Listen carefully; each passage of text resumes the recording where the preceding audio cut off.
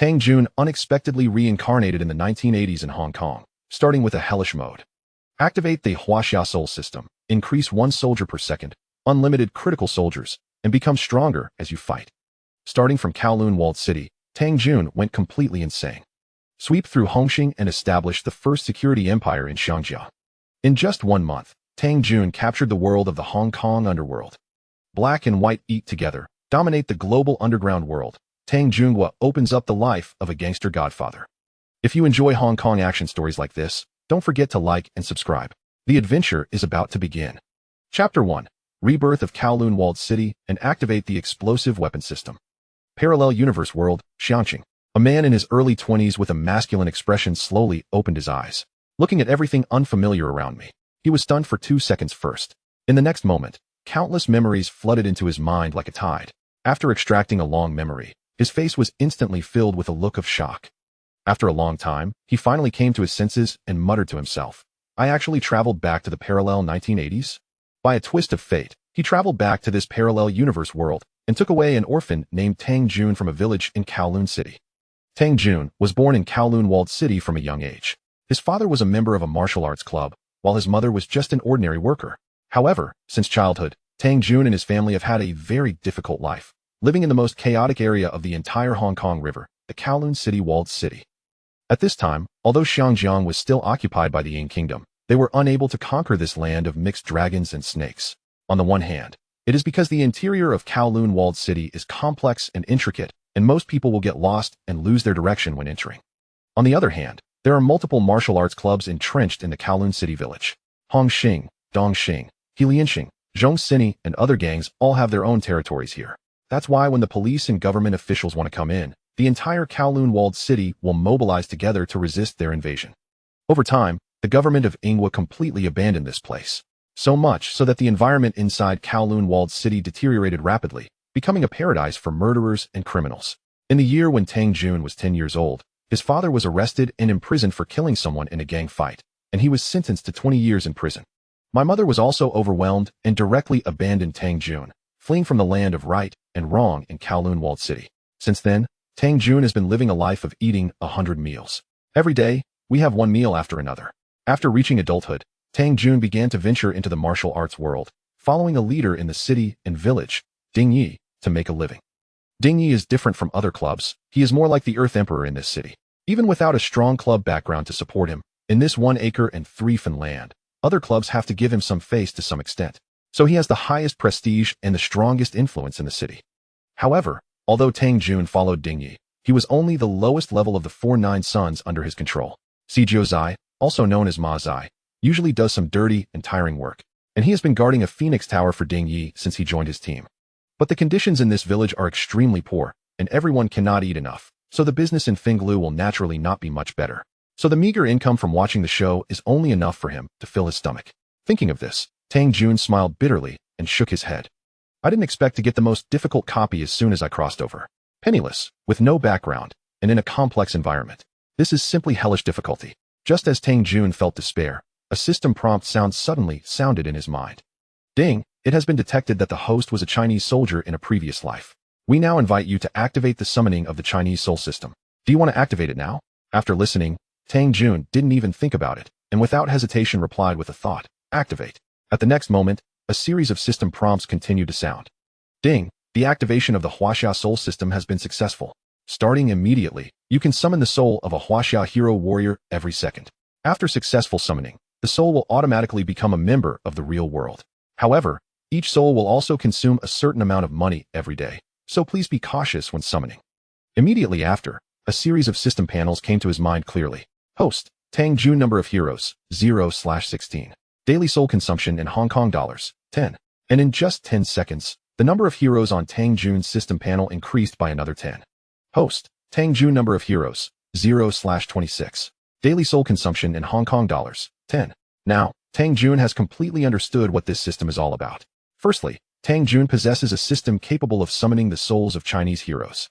This system summons a soul every second and stores it in the system. Once Tang Jun summons it, this hero soul will need to spend 10 Hong Kong dollars on him every day. If not summoned, Tang Jun does not need to bear any costs. This is really great for him. After all, I only have a few hundred Hong Kong dollars on me now. If you have to deduct money, even if you don't summon, the steel coins in your pocket won't be enough to sustain you for a minute. At this moment, a loud noise came from outside the house. Damn it, Tang Jun, why are you hiding at home? Hurry up and open the door. Tang Jun squinted his eyes at the words, and an ugly face appeared in his memory. Damn it, Chong. Chong belongs to the 49th generation of Dongxing society. Relying on his cousin being one of the 5 tigers of the Eastern Star, the mountain tiger Crow, he is arrogant and likes to bully others in the city. Especially for people like Tang Jun who don't have a strong identity, have extremely low status in the martial arts world, and don't have many friends on the road, he likes them even more. Over the past period of time, Wang Chong has repeatedly extorted Tang Jun. Although Tang Jun initially sought out his elder brother, Tony, one of Ding Ye's subordinates, to uphold justice for him. But Tony is unwilling to offend Dongxing society for Tang Jun. In addition, Chong has always only threatened Tang Jun verbally, so the matter ultimately came to nothing. Now Chong has come knocking on the door again, obviously for the agreement made 2 days ago. A few days ago, Chong came to Tang Jun again after losing money in gambling, demanding that he raise 2,000 Hong Kong dollars within 2 days, otherwise he would make Tang Jun look good. At that time, Tang Jun dared not refuse and reluctantly agreed. Now that the 2 deadline has passed, the other party can't wait to come knocking on their door. However, Tang Jun is no longer the same as before. Don't say you have the incredible bug soul system in your hands. Just the fighting memories he had as a soldier in his past life were enough to beat the opponent violently. Thinking of this, Tang Jun stood up and swaggered open the door. When he saw Tang Jun, Chong sneered and said contemptuously, Tang Jun, have you got the money ready in the hell? If you don't hand over the money today, don't blame me for not being polite to you. After speaking, Chong rubbed his fists and began to move his muscles, with a hint of wanting to do a big job. Upon seeing this, Tang Jun simply said lightly, I'll give you one last chance. If you don't want to die, just leave quickly. Chapter 2. Slaying the Boss Tony, you are finished. Chong was momentarily stunned, but soon fixed a fierce gaze upon Tang Jun and declared, Tang Jun, it seems you truly have a death wish. Even if the esteemed Lord Ding were to arrive today, I would not spare you. With that, Chong clenched his fists and lunged forward. Tang Jun, no longer willing to endure, transformed his palm into a fist and dove straight at Chong. As the two clashed, Tang Jun's fist, as large as a sandbag, struck Chong's head with tremendous force. Bang! Chong felt a sudden, deafening buzz in his skull, and the next moment, he collapsed to the floor. Instinctively, he attempted to rise, but in the blink of an eye, Tang Jun's foot pressed down on his face. Suppressing the excruciating pain, Chong shouted, Get your foot off me, or I'll chop it off. Oh, so brazen even as death approaches? Do you truly believe I am a sickly cat? Even if your brother, the crow, were to arrive today, he could not save you. In response to Tang Jun's threat, Chong defiantly retorted, You think you dare to kill me? Do I not?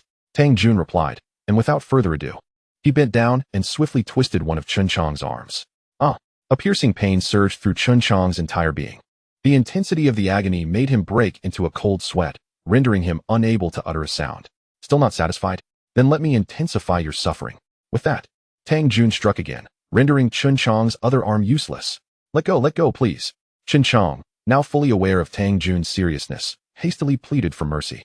But Tang Jun was indifferent to his cries, striking once more to snap both of Chong's leg tendons. In that instant, Chong could no longer endure and lost consciousness entirely. Observing Chong lying unconscious on the floor, Tang Jun understood that his fate was sealed.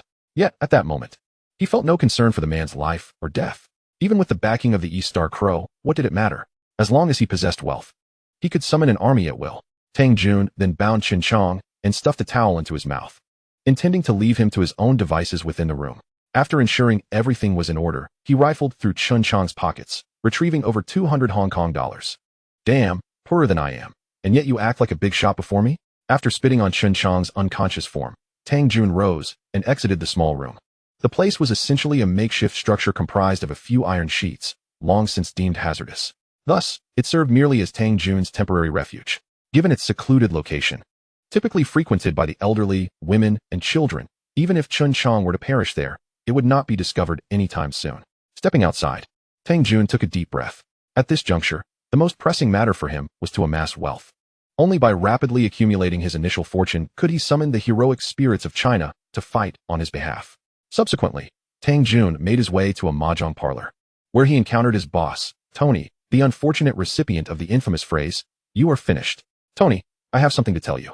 That brat Chong came looking for money again, but I sent him packing. Tony, already having a terrible day, erupted in anger. Do you not realize his backing is the Crow? Though he doesn't operate in Kowloon City, he holds a high position within the East Star. What if he orders the brothers in the city to trouble us? Let me make it clear.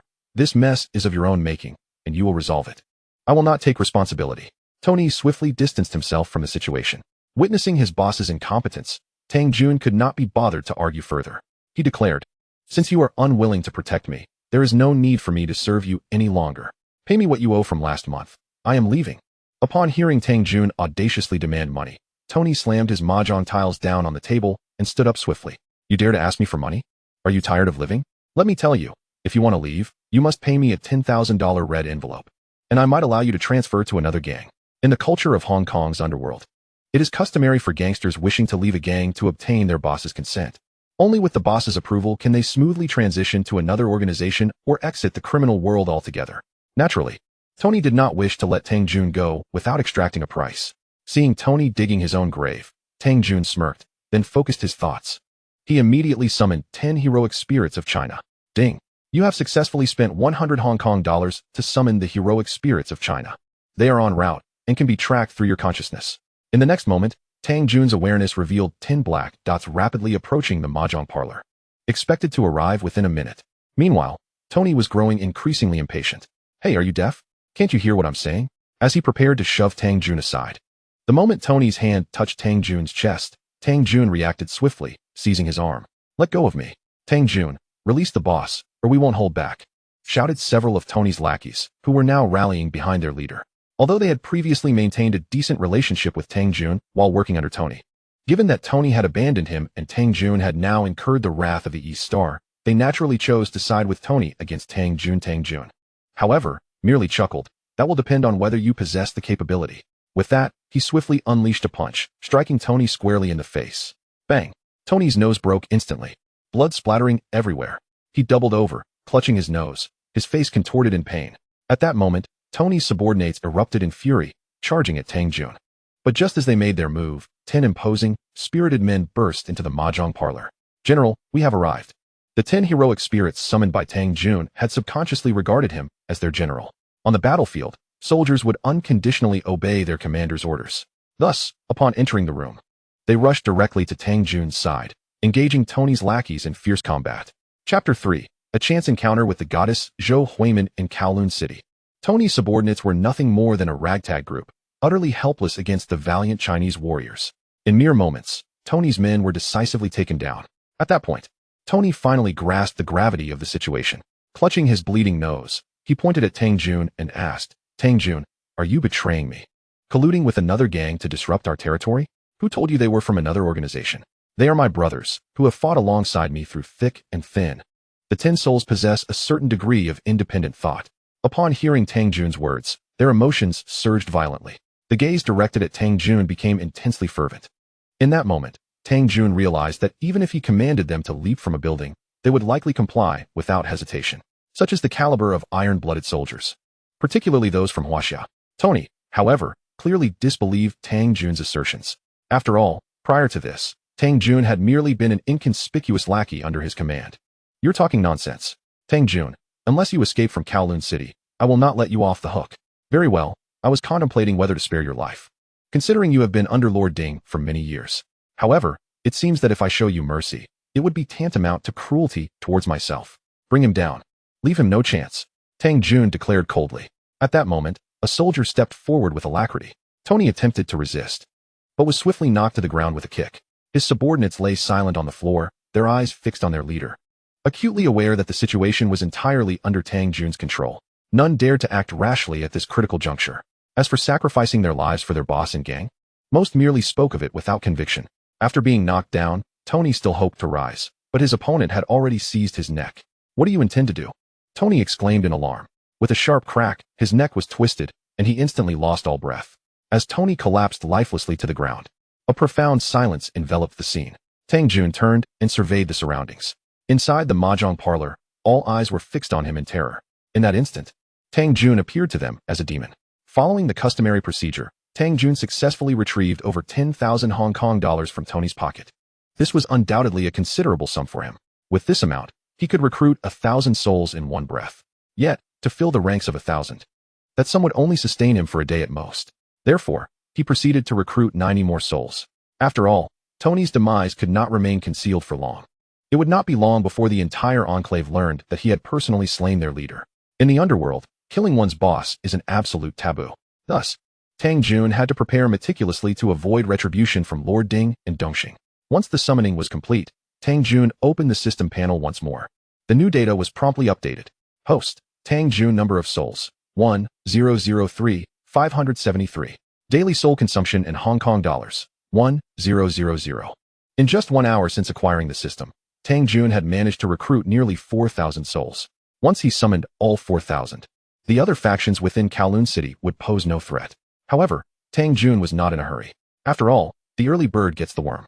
Should other gangs discover that he had suddenly amassed thousands of subordinates, he would undoubtedly become a target. Subsequently, Tang Jun gathered 100 souls and awaited Lord Ding's notification. As anticipated, within half an hour, a group of subordinates dispatched by Lord Ding found Tang Jun. They were taken aback upon seeing the followers surrounding him. Yet, the leader mustered the courage to say, "Tang Jun, Lord Ding seeks your presence." "Huh, what does he want with me?" Tang Jun feigned ignorance. The subordinate awkwardly trembled his lips before cautiously replying, "Lord Ding requests that you clarify the matter regarding Brother Tony in person. After all, you killed your own boss in front of everyone, and if this is not explained, he will struggle to maintain his standing in the Enclave." This subordinate was astute. Recognizing Tang Jun's ascendance, since he had dared to eliminate a figure like Tony, he would not hesitate to dispose of the likes of himself. Hence, he spoke with utmost caution, fearful of inadvertently offending this formidable individual. I was just about to pay Lord Ding a visit myself. It's been a while since I last saw him. I wonder how he has been." Tang Jun replied nonchalantly, then instructed the subordinates to lead the way. With the news of Tony's murder spreading swiftly, the Enclave became unusually lively. Along the way, many individuals gathered by the roadside, eager to witness the unfolding drama. "Look, that's the guy who killed Tony. I remember he used to manage the Phoenix Lounge. Who knew he had the audacity to take such a risk? I wonder who he is with now, having amassed so many subordinates. It seems something significant is about to unfold at Lord Ding's today." Tang Jun paid no mind to the chatter of these minor figures. After all, the more fervently they discussed, the louder his reputation would resonate. However, as he passed through a narrow alley, he spotted a young woman clad in a flowing white dress. Though she bore no makeup, her complexion was a delicate shade of rosy white. Coupled with her exquisite, flawless features and alluring curves, she immediately captured Tang Jun's attention. When she turned her head, Tang Jun was taken aback. Was this not Zhou Huimin? According to his recollection, Zhou Huimin was just in her early 20s and had yet to participate in the new talent singing contest, still residing in Kowloon City with her parents. A girl of her beauty would undoubtedly be preyed upon by local ruffians. Just as Tang Jun passed by her, a brazen thug approached, attempting to flirt. "I'm in. Come with me to a hotel. I've liked you for a long time." Zhou Huimin coldly retorted, "Go away. I have no time for you. Don't. The more you refuse me, the more excited I become," he said, grabbing her delicate wrist, intent on taking liberties with her. But at that moment, Tang Jun stepped forward and forcefully slapped the thug on the head. The thug spun around, initially ready to retaliate, but upon seeing Tang Jun and his entourage, he was struck dumb. "Who are you?" "Beat him senseless and toss him into the nearby sewage," Tang Jun replied, not bothering to answer the question, merely issuing a calm command to his subordinates. The next moment, several warriors swiftly pounced on the thug, dragging him aside and commencing a brutal assault. Soon, the air was filled with cries of agony and pleas for mercy. "Stop, please. I was wrong." Tang Jun did not call for a halt. Instead, he turned his attention to Zhou Huimin. "Are you all right?" "I'm fine, thank you," Zhou Huimin replied with a tremor in her voice. "My name is Tang Jun. In the future, if anyone bullies you, just invoke my name." "All right, Brother Tang Jun, thank you." Zhou Huimin expressed her gratitude once more. "You're welcome." Upon concluding his words, Tang Jun elegantly turned on his heel and swiftly vanished into the depths of the alley. Gazing at the retreating figure, at that moment, Zhou Huimin's heart began to race with fervor. Before long, Tang Jun arrived at a spacious and brightly lit house.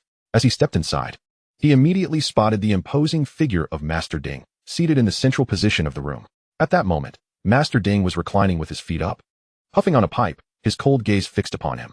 Surrounding him were numerous subordinates, and a cursory glance revealed that at least several dozen people filled the room. Though the atmosphere was intimidating, Tang Jun took solace in the fact that he had summoned 100 valiant warriors from Huaxia to aid him. Thus, even if a confrontation ensued, he was confident in his ability to vanquish Ding's entourage. "Master Ding, what brings me to your presence?" Tang Jun inquired with a smile as he approached. In stark contrast, Master Ding's expression was exceptionally grim, particularly upon noticing the formidable followers accompanying Tang Jun, which soured his mood considerably. He had never anticipated that a rival would emerge from his own ranks. One who not only eliminated his trusted aide but also summoned 100 reinforcements from unknown origins. Consequently, even as Tang Jun approached, Ding refrained from commanding his subordinates to bind him. After exhaling a plume of smoke, Master Ding spoke slowly. Tang Jun, what do you mean by this? Why have you slain your leader, Tony? He deserved to die. To put it plainly, he is unworthy of being my leader, and even less so of being your subordinate. At this juncture, Master Ding remained the most respected figure in the enclave. Tang Jun, intent on not severing ties with other factions just yet, chose his words carefully. Ding was momentarily taken aback, then erupted with indignation. What gives you the right to say such things? Humph. Let us see if Tony truly possesses the qualifications to be my leader. Tang Jun then recounted the entire sequence of events with clarity.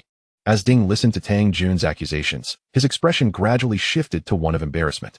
According to the codes of the Underworld, Tony's actions were indeed dishonorable. However, he was still his subordinate, well known within the enclave.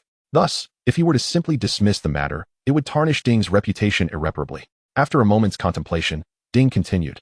Even so, you cannot deal a fatal blow to a fellow member. In Ding's view, he had extended a lifeline to Tang Jun. He believed that if Tang were to merely concede an apology, the matter could be resolved amicably. As for how Ding would procure new subordinates, and what his future intentions were, those were matters to be discussed privately later. Yet, Tang Jun clearly had no intention of acquiescing. He scoffed disdainfully. In my dictionary, the words to apologize do not exist. If you summon me today to punish me or enforce your family rules, then I must decline. With an air of authority, Tang Jun's presence exuded an undeniable charisma, the essence of a valiant Huaxiao warrior radiating from him.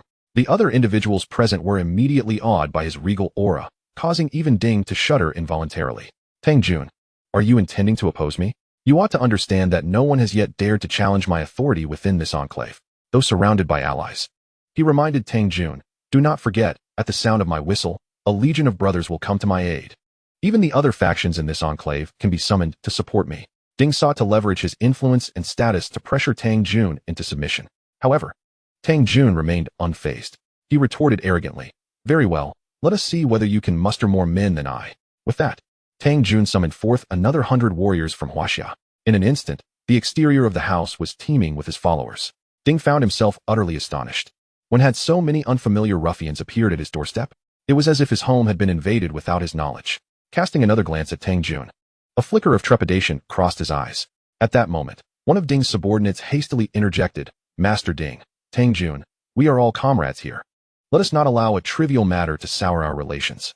In truth, Tony deserved his fate. We have long held disdain for him. Even without your intervention, we would have sought an opportunity to cast him out. Now that you have dealt with him, you have saved us quite a bit of trouble, haven't you, Master Ding? He gestured fervently towards Ding, recognizing the shift in power dynamics. In the current situation, it was no longer Tang Jun who needed to acquiesce to Ding, but rather Ding who had to create a pathway for himself to descend gracefully. Fortunately, Ding's subordinate was astute enough to concoct a rationale to allow Ding to save face. As expected, Ding responded promptly. Indeed, Tony was treacherous and often bullied his peers. I have long grown weary of him. Tang Jun, your elimination of Tony is commendable. I hereby declare that from this moment forth, his territory shall be entrusted to your management. How does that sound? Tang Jun internally scoffed, recognizing that Ding was indeed astute. However, he was also aware that this was merely a stalling tactic on Ding's part. After all, having navigated the enclave for so many years, Ding would never willingly allow a subordinate to overshadow him, especially in front of such a large audience. Tang Jun had similar intentions. He smiled and replied, I appreciate your generosity, Master Ding. Chapter 5. Wreaking Havoc, Targeting He-Ji's Losses. In an instant, the atmosphere in the room lightened considerably. Master Ding quickly gestured for his subordinates to offer Tang Jun a seat. No sooner had he sat down than Ding eagerly inquired, Tang Jun, are those outside your newly recruited subordinates? Tang Jun waved his hand in dismissal, clarifying, they are my brothers who have fought alongside me through thick and thin. They are not mere subordinates. Upon hearing this, Ding and his associates were perplexed. Were it not for Tang Jun's long-standing presence in the enclave and his years of guarding the Feng Lu, Ding might have suspected him to be an undercover agent from another faction. Clearing his throat, Ding continued, Tang Jun, since they are your brothers, we are all family now. In the future, should any issues arise, I believe it is vital that we communicate first, wouldn't you agree? Tang Jun understood Ding's implication and, in front of the prominent figures gathered, declared, from this day forth, your matters are my matters. Should any troubles arise within the Enclave, feel free to seek my assistance, and I shall gladly lend a hand. Conversely, if anyone foolishly seeks to oppose me or conspires with outsiders against me, they should not expect mercy. Upon hearing this proclamation, the expressions of those present darkened once more. After all, they each held a measure of standing within the Enclave, while they might not rival Ding. They were certainly not to be trifled with. Witnessing Tang Jun threaten them so openly left them feeling rather uncomfortable. Tang Jun discerned the ulterior motives of those around him and subsequently moderated his tone to explain, I do not belong here, and before long, I shall take my leave. What you choose to do thereafter is of no concern to me. However, for the time being, I have certain matters to attend to within the walled city. The matters he referred to were, of course, a grand scheme to amass wealth. After all, without money in his pocket, he would be unable to accomplish anything once he stepped outside. It would be absurd to lead his followers into a bank heist. So he must leverage the platform of Kowloon Walled City to secure his initial fortune. Upon hearing this, Master Ding asked with confusion, what exactly do you intend to do? I aim to seize Kowloon Walled City and earn 1 million. In Tang Jun's estimation, accumulating 1 million would suffice to sustain him and 1,000 loyal spirits for 3 months. During that time, he could seek new avenues for profit. Yet, Master Ding gasped in surprise. Although he himself possessed more than 1 million Hong Kong dollars, he would not simply hand it over. In an environment where daily expenditures barely exceeded a few dollars, Tang Jun's quest to amass 1 million would undoubtedly require him to engage in less than reputable enterprises. However, these ventures were firmly under the control of various factions. Thus, if Tang Jun wished to profit, he would have to carve out a piece from their dominion. Tang Jun, do not act recklessly. There are many powerful figures in this city, particularly from the East Star Gang, whose influence is substantial. Provoking them will lead to relentless troubles. Even if you manage to escape the city, they will undoubtedly pursue you. Master Ding expressed his concerns, knowing that Tang Jun was still under his employ. If the latter were to create a significant mess, Master Ding would be implicated as well. Humph, Master Ding. It seems that age has made you timid. Tang Jun reassured him, rest assured, I shall bear the consequences of my actions alone. Once I have taken control of Kowloon Walled City, I will gladly hand everything over to you, as a token of my gratitude for your kindness in taking me in during my time of need. In the past, when Tang Jun was on the brink of starvation, it was Master Ding's compassion that provided him sustenance. Coupled with Tang Jun's deep disdain for Kowloon Walled City, he had no intentions of lingering once he had made his fortune, as this place could not remain without a master for long. It would be most fitting to return it to Li Wending. Upon hearing Tang Jun's words, Master Ding was elated, though he maintained a facade of composure. Ah Jun, I always knew you were destined for greatness. You can count on my full support from here on out. Whatever you wish to do is acceptable. To Master Ding, having someone willing to charge into battle for him was a welcome relief. Even if Tang Jun were to cause a significant debacle, he could easily distance himself from the situation. Thus, from any angle, he stood to gain immensely. After a brief exchange, Tang Jun hastily took his leave, for he had resolved to restore order within Kowloon Walled City, beginning with its most formidable figure, Sang Bo, the owner of the largest gambling den. Sang Bo was a key player within Kowloon City, and his stronghold was located within the walled city. It was only a matter of time before the East Star Gang learned of Chun Chang's predicament. So Tang Jun needed to act swiftly to accumulate as much wealth as possible before confronting them. Once he dispatched Sang Bo, he would gain control over the largest gambling establishment in the city. Thus, Tang Jun assembled 200 warriors, taking out a piece of paper and pen to quickly sketch the layout of the walled city based on his memories from this lifetime. He circled the location of Sang Bo's establishment on the rough draft. It was a gambling den where Sang Bo presided daily. Based on his calculations, there would likely be no more than a dozen thugs inside. However, once a confrontation began, he could not guarantee how many of Sang Bo's men would be lurking nearby. I will divide you into 3 teams. I shall personally lead one team to storm Sang Bo's gambling den. The other 2 teams will flank and intercept, ensuring none of Sang Bo's henchmen enter. Sang Bo, having control over the largest casino in the walled city, undoubtedly possessed some skill. However, if Tang Jun could eliminate him, the remainder of his followers would quickly devolve into a disorganized mob. Yes, General. Do not call me General any longer. Refer to me as Brother Jun. Tang Jun found the title awkward, especially since they were not on a battlefield, and thus issued his command. Yes, boss. The group echoed in unison. All right. Let us commence our operation. With Tang Jun's command, the 3 teams advanced in separate directions. Tang Jun personally led 50 men directly into Sang Bo's gambling den.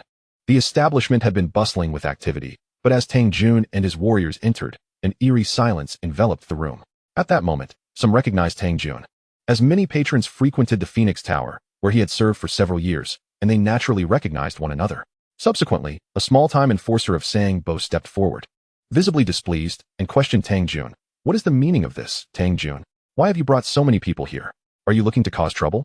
Where is your boss, Sang Bo? Tang Jun's gaze was icy as he spoke. How dare you utter our boss's name? The enforcer waved his hand, signaling for a dozen thugs to emerge from behind him. This enforcer had been in the gambling den all day, unaware of the events that had transpired just an hour prior. Seeing Tang Jun approaching with hostility, he immediately called for backup. In response to the sight of armed thugs, Tang Jun merely turned to his comrades and asked, "Are you afraid?" As descendants of the illustrious Huaxia spirits, his words elicited expressions of mockery from the group. "Brother Jun, just give the order. If we cannot defeat them, there is no need for us to follow you." Tang Jun nodded in satisfaction. "That is the spirit I seek. However, there is no need for bloodshed. I have already taken enough lives today. If we continue down that path, it may incite panic throughout the entire walled city. Just incapacitate them." With that, his warriors eagerly charged forward. "Brothers, let us fight back." The thugs on the opposing side rushed to meet them, and chaos erupted within the gambling den. Despite the tumult, Tang Jun swiftly instructed his remaining men to block the exits. "We're merely here to gamble. We have no business with them," a patron lamented. Yet, Tang Jun approached him with a smile, stating, "You may leave, but the money stays." Upon hearing this, the patron was taken aback, but after a moment's contemplation, he obediently emptied his pockets. Turning to the throng attempting to flee, Tang Jun coldly warned, "None of you will leave with a single cent."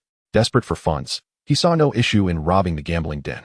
After all, within the confines of the walled city, there exists neither law nor morality, only the might of a fist. At that moment, a furious voice erupted from within. "Who the hell dares to tread upon my territory?" No sooner had the words left his mouth than Sang Bo burst forth from the inner chamber, brandishing a mountain cleaver alongside several of his subordinates. Charging into the gambling hall, Tang Jun immediately responded, "It's me, Tang Jun.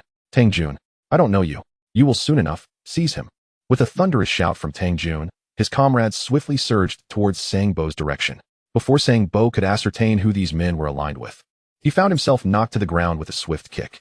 Just as he attempted to rise, a blade was pressed firmly against his throat. The entire sequence transpired in a seamless and rapid manner, leaving him utterly bewildered. The onlooking lackeys, witnessing their leader being so easily subdued, froze in fear, hesitant to continue their resistance. Once the situation was firmly under control, Tang Jun gradually approached, seizing Sang Bo's hair and yanking his head back.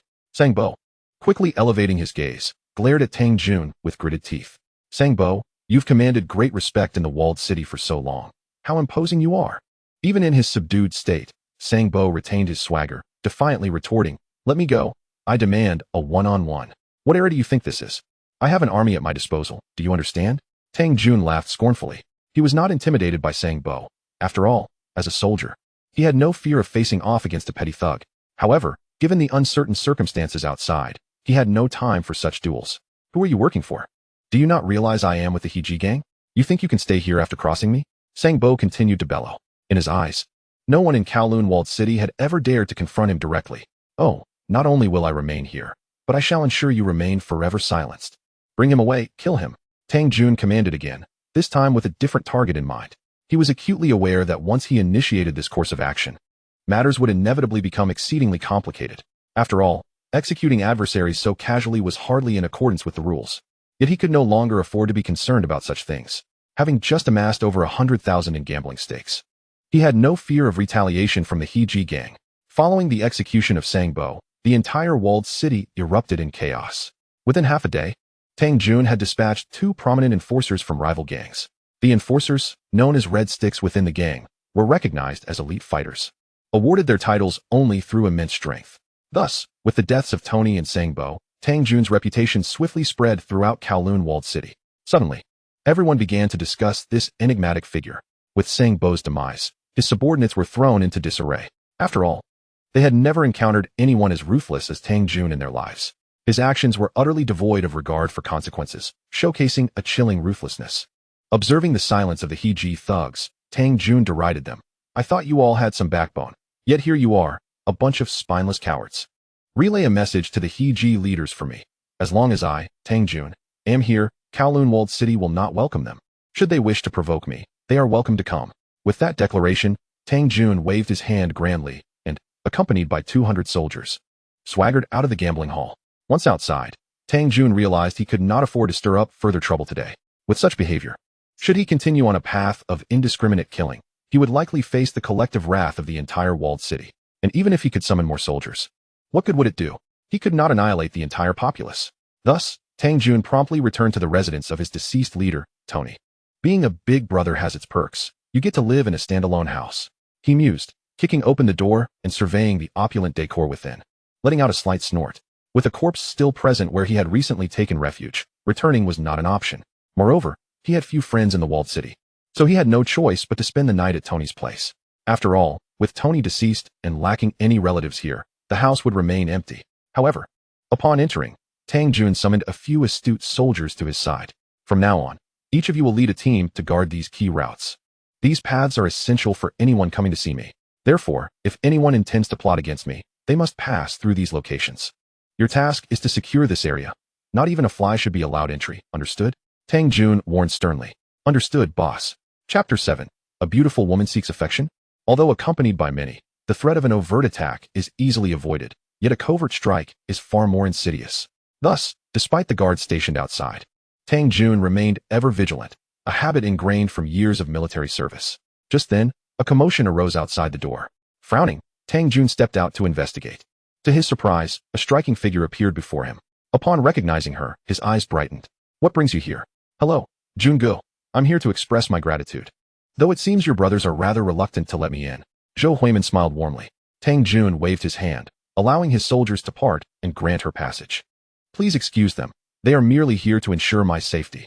Given the events of today, I must exercise caution. Since Zhou Huimin dared to come, it was evident she was well aware of the unfolding situation. I've heard about it. You've killed several people, she stated candidly. Upon hearing this, Tang Jun chuckled. Noting her apparent lack of fear, he teased, now everyone in the walled city avoids me like the plague. Yet here you are, willingly coming to me. Aren't you afraid I'll devour you? Zhou Huimin smiled sweetly. I trust you won't, for you are not like them. In what way am I different? If they truly intended to harm me, they would have acted directly. Yet you, on the contrary, are willing to help me without asking for anything in return. Moreover, although you've taken lives today, I understand they were no good people. At least that gambling den owner deserved his fate. Tang Jun's interest was piqued. Oh, do you know Sangbo? I don't know who he is, but I despise that gambling den. Tang Jun quickly deduced that her family must be entangled with that establishment. Let me guess, your parents are deep in debt to that gambling den? You guessed correctly. Both my parents are addicted gamblers, and they've accrued significant debts there. If they were to work normally, they might never repay it in a lifetime. Well then, consider it my good fortune to have aided you today. After all, with him dead, he won't be coming after you for repayment anymore. Yet Zhou Huimin shook her head. It's not that simple. My father said that even with Sangbo dead, another leader will inevitably rise to take his place. As long as their organization still exists, the debts owed by my parents will remain on the books. It remains to be seen whether they dare to confront us. Tang Jun remarked dismissively. Observing Tang Jun's unwavering confidence, Zhou Huimin, however, wore a worried expression and cautioned, do not underestimate them. Before I came here, I inquired. NHG Society is a formidable organization. They have brethren all across Hong Kong. Moreover, these individuals act recklessly, without regard for the consequences, so do take care. Huh? Did you come all this way just to inform me of this? Tang Jun teased. Indeed. And I also brought you a bag of fruit as a small token of my appreciation. Please don't turn your nose up at it. This is my humble intention, Zhou Huimin said, handing Tang Jun the bag of fruit she had been carrying. Tang Jun had complete trust in Zhou Huimin. After all, she was a lady of good character and would not harbor ill intentions towards him. At least for now, no one knew of their acquaintance. Thank you. By the way, since you know my name, I suppose I should also know yours? Tang Jun continued to jest. My name is Zhou Huimin. Zhou Huimin, what a lovely name. Which school do you attend? I don't attend school. I work at a tea house and ice room in Kowloon City. A waitress in a tea house and ice room? It seems unlikely that you would earn much there. Zhou Huimin sighed helplessly. There's no alternative. After graduating from high school, I did not pursue university, so I had to enter the workforce. In this society, lacking connections, background, or education, how could I possibly secure a job in an office? Hence, I can only work as a waitress. Tang Jun nodded, aware of how chaotic the world could be, and understood that it was quite difficult for a young woman to establish herself in society. Yet, he also recognized that Zhou Huimin had another path available to her, participating in a singing competition. In fact, it was precisely because of her outstanding performance in the competition, coupled with her exceptional presence, that she entered the entertainment industry, resulting in a dramatic transformation in her life. He then suggested, actually, you possess a lovely appearance. You might consider trying your luck in the entertainment industry. Zhou Huimin immediately shook her head in response. In this industry, my looks are hardly noteworthy. Besides, I have no connections to enter the entertainment realm. Moreover, I have heard that the industry can be quite dark, so I think it best to continue working. Tang Jun scoffed. If He truly comes knocking, you will never repay your parents' debts working for a lifetime. Based on my extensive experience living in the city, I can assure you that your parents will inevitably pressure you into a life of solicitation due to their inability to repay the debts. Upon hearing this, Zhou Huimin's expression instantly dimmed. Indeed, these were thoughts she had harbored but had never dared to confront. Now that Tang Jun had exposed the harsh reality, she found herself at a loss for what to do. How about this? I will keep an eye out for you, and if an opportunity arises, I will sign you up for the singing competition. How do you know I can sing? Zhou Huimin asked in surprise. Beautiful women can all sing, so I assumed you could as well.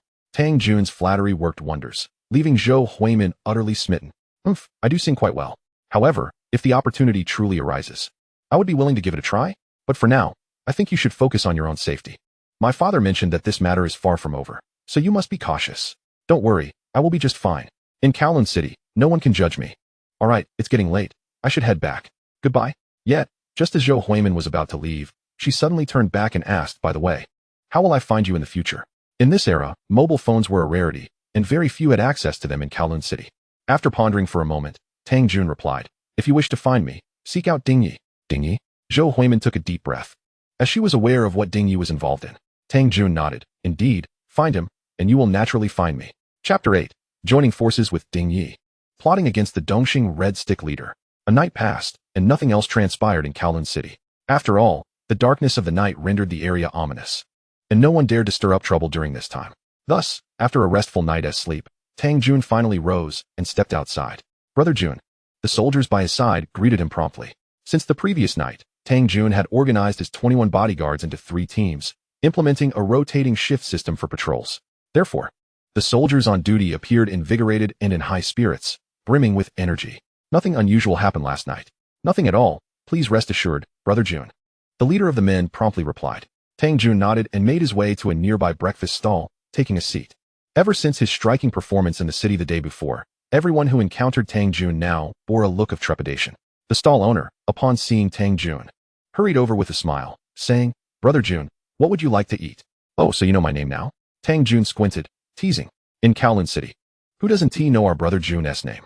What Dingyi or Sangbo, they are nothing. Tang Jun scoffed, thinking to himself how this fellow truly had no fear, even if Sangbo had perished. The old adage that a dead camel is still larger than a horse holds true. If the news reached Heji's ears, he would be in for it. However, Tang Jun was disinclined to concern himself with such trivial matters. His primary focus was on making money. Although he had amassed over 100,000 in cash from the gambling den, he was still far from his goal of 1 million. He could not simply go around robbing every establishment. Thus, starting today, Tang Jun resolved to gradually wage war against the profit-seeking entities in Kowloon City. After finishing his breakfast, Tang Jun tossed a few coins onto the table.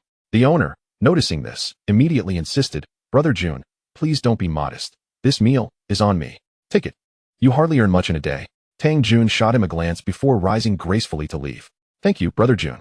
Thank you, Brother Jun. The owner bowed deeply, expressing his gratitude. Tang Jun felt elated. Taking a deep breath, he couldn't help but reflect. The feeling of power and influence is truly delightful. Due to Heji's silence the previous night, all establishments operated by Heji in Kowloon City had closed their doors. Thus, to outsiders, it appeared that Tang Jun had thoroughly driven Heji's forces out of Kowloon City. Leaving Kowloon City was easy, but encroaching upon its territory was another matter entirely. Hence, in everyone's minds, it seemed that Heji could no longer penetrate this place. Go, seize control of all of Heji's establishments. Yes, Brother Jun. Subsequently, numerous soldiers set out, and within half a day, they had taken control of all of Heji's venues. According to statistics, Heji had 3 brothels, 2 gambling dens, and 4 food stalls in Kowloon City. Indeed, they were a professional organization dealing in the flesh trade. It is no longer a secret that Heji has long been involved in the smuggling and sale of narcotics. Particularly, Heji's formidable presence has come to dominate nearly half of the drug trade in Hong Kong. In this era, no industry proves to be more lucrative than the sale of illicit substances. However, for Tang Jun, he has no desire to entangle himself with such dealings. Furthermore, Heji's associates had already received wind of the situation. Thus, although Tang Jun had taken control of the drug stall, the narcotics within had naturally been removed by others. Presently, with no supply channels available to him, the drug stall no longer holds any necessity for continued operation. Conversely, the situation with the brothels and gambling dens is quite different, especially concerning the brothels. For the women working there, it is of little consequence who holds control over the establishment. Their primary concern is merely to survive. Hence, they remain indifferent to whether Heji or Tang Jun is in charge. After a brief discussion, the operations of the 3 brothels resumed without delay. As for the gambling dens, following the commotion from the previous day, no one dared to approach Heji's establishment to gamble for the time being. Therefore, at present, the only source of income for Tang Jun is the 3 meager brothels, a situation that he finds utterly humiliating. Just as he contemplated seeking out another target for his endeavors, he received a notification from Master Ding. Upon learning that the latter wished to speak with him, Tang Jun narrowed his eyes. Simultaneously, he discreetly summoned 100 valiant warriors from Huaxia. When he reopened the system panel, the data refreshed once more. Host, Tang Jun. Number of spirits, 30, 063, 312. Daily spirit consumption in HKD, 3000. At this moment, his spirit count had surged to an impressive 60,000. Moreover, as long as he remained alive, this number would continue to escalate at a rate of 1 spirit per second. After closing the system panel, Tang Jun, accompanied by his followers, made his way to Master Ding's quarters. Upon their next encounter, Master Ding appeared flabbergasted. He realized that overnight, Tang Jun's entourage seemed to have multiplied significantly. As he surveyed the throngs of people inside and outside the room, beads of sweat began to form on Master Ding's forehead. Master Ding, what brings you to seek me out so early in the morning? Tang Jun asked with a cheerful smile. Ah Jun, I have no desire to intrude upon you, but Heji's people have been pursuing me relentlessly. I had no choice but to summon you to discuss a strategy. Heji? It appears they have come regarding the matter of Sangbo. Indeed, Sangbo's operations generate substantial daily revenues. You have severed their financial lifeline and even eliminated their gang leader. If you were in Heji's position, would you simply let it go? Humph. And what if they refuse to relent? Do they dare to invade Kowloon Walled City? Tang Jun retorted dismissively. Yet Master Ding suddenly lowered his voice, speaking mysteriously. Ah Jun, the current issue lies in the fact that they are planning to join forces against you. Join forces? With whom? Tang Jun furrowed his brows. From what I gather, Sangbo and Ba Bai are sworn brothers, and he operates several drug stalls within the walled city.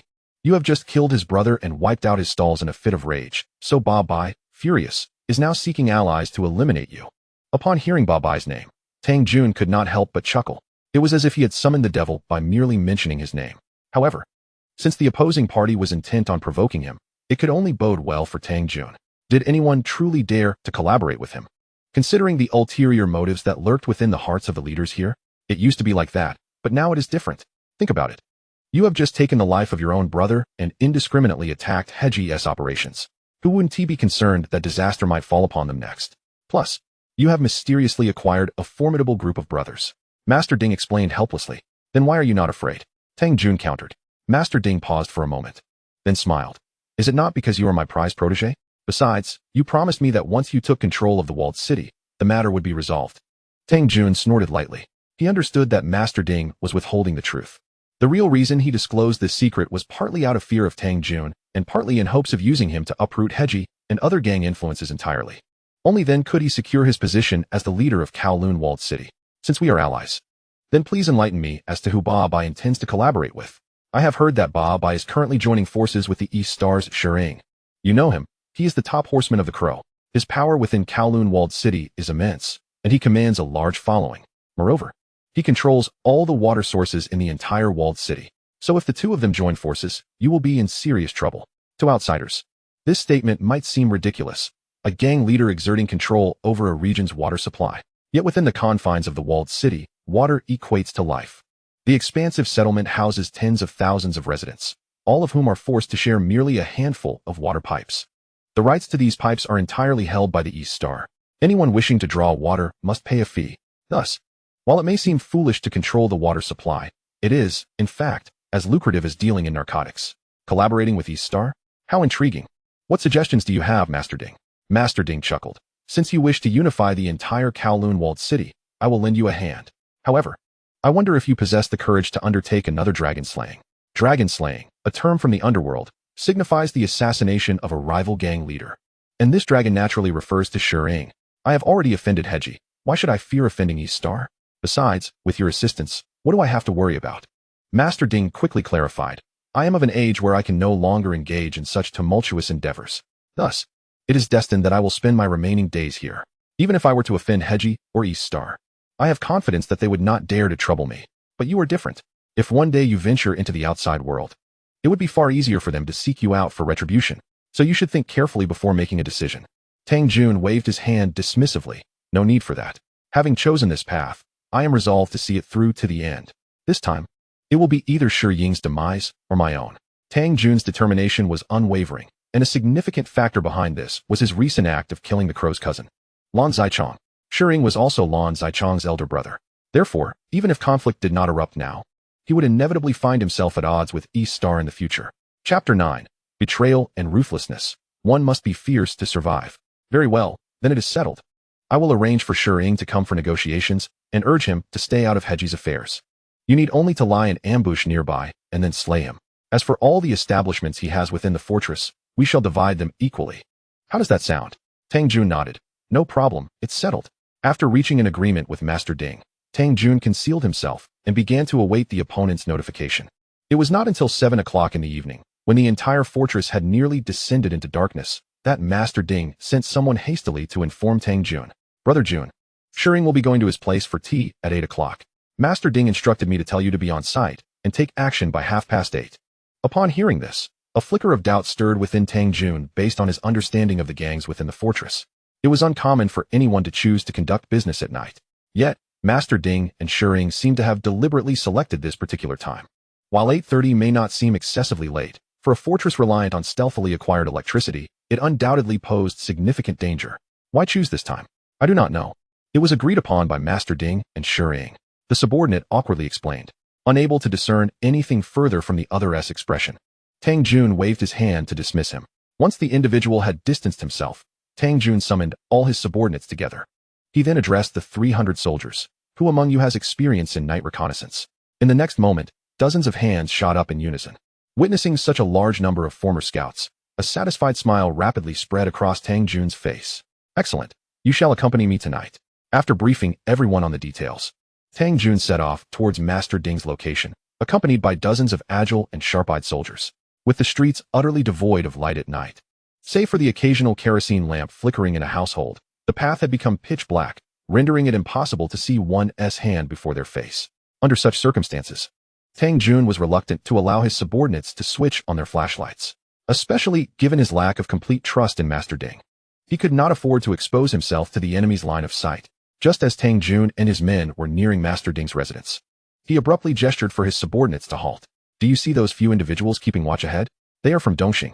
They were sent by Shi Ying to stand guard. Their purpose is to prevent any unforeseen incidents, allowing them to alert those inside at the first opportunity. Tang Jun pointed towards a few ruffians not far ahead, who were gathered together smoking and chatting. As Tang Jun was familiar with Master Ding's subordinates, it was evident these individuals were indeed Shi Ying's lackeys. Brother Jun, let us quietly deal with them. Tang Jun nodded. Remember, be swift and do not alert anyone inside. Understood. Several soldiers with reconnaissance backgrounds stealthily approached. Just as they were about to reach the adversary, taking advantage of their unawareness, they suddenly sprang into action, pouncing simultaneously. The Dongxing ruffians were taken aback, instinctively forgetting to shout for help. By the time they regained their composure and attempted to call out, they had already been rendered unconscious by the powerful soldiers. Brother Jun, all dealt with. Tang Jun glanced at the incapacitated individuals on the ground and calmly stated, leave no survivors, eliminate them all. The soldiers behind him initially froze for a moment before quickly responding. Yes, Brother Jun. They then drew daggers from their waists and swiftly slashed the throats of the incapacitated ruffians. In the next instant, they were all neatly dispatched. After eliminating the watchers, Tang Jun and his subordinates swiftly approached Master Ding's house. The interior was brightly lit, where Master Ding was engaged in jovial conversation with a burly man adorned with a face full of excess flesh. However, when Tang Jun and his subordinates arrived, the man was taken aback. He immediately turned to Master Ding with a grim expression and questioned, Master Ding, what is the meaning of this? Are you planning to betray me? Master Ding chuckled. How could I dare to betray you, Shi Ying, especially since you are a member of Dongxing? In truth, I summoned Tang Jun today to facilitate a proper discussion between you, to explore potential collaboration. After all, in the fortress, Tang Jun's strength and influence far surpassed those of Heji. Although Shi Ying was aware of Tang Jun's formidable power, he remained highly wary, stating, this fellow's origins are unclear, and his methods are ruthless, leaving no room for mercy. Collaborating with him, I fear I may have wealth, but no life to spend it. Despite also being ruthless, Shuying was not as decisive as Tang Jun. Thus, upon hearing the proposal for collaboration, he was naturally averse. Yet, Tang Jun had already stepped into the room.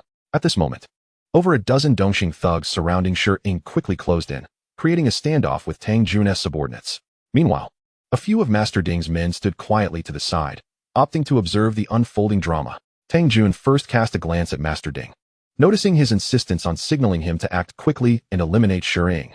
However, Tang Jun simply shook his head with a smile, then turned to Shuying and said, Shuying, you are indeed a standout among the younger generation, yet you come to negotiate with this old relic, Master Ding? Upon hearing this, everyone present, including Master Ding, was left dumbfounded. After all, Tang Jun's implication seemed to mock Master Ding for being past his prime. Realizing he had been outmaneuvered by both Master Ding and Tang Jun, Shuying shot a fierce glare at Master Ding before coldly retorting, It seems I have been played by you both. However, it won't be so easy for you to take my life. With that, Shuying drew a dagger from his pocket, and his subordinates swiftly brandished their weapons as well. The atmosphere instantly thickened with tension. Yet at that moment, Tang Jun unexpectedly made a startling declaration. Shuying, I admire you greatly.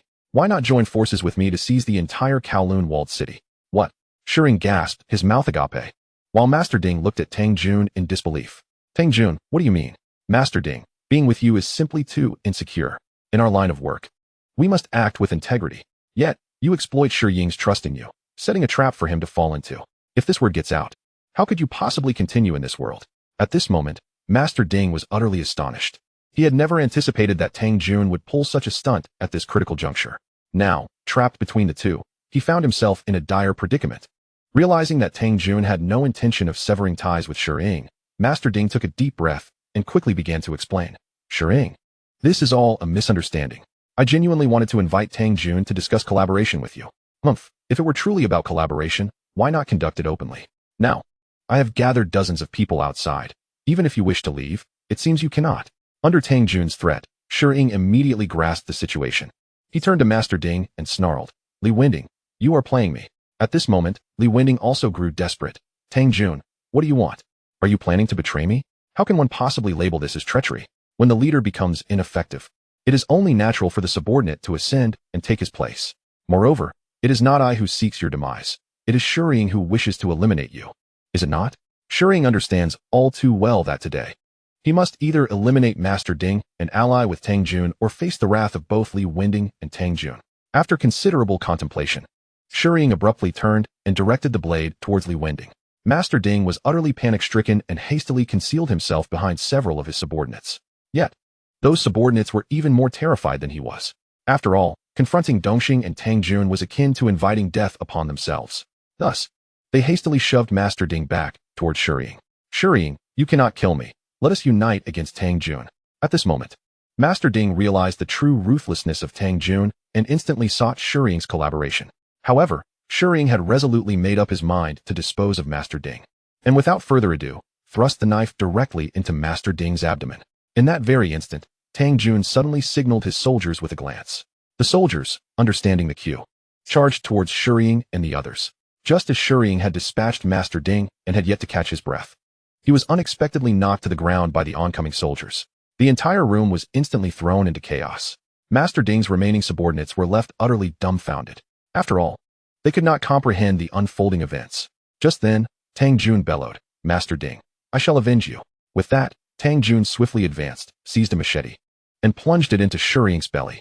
As the skin split open, blood gushed forth, nearly splattering Tang Jun. Meanwhile, Shuying's henchmen were no match for the soldiers.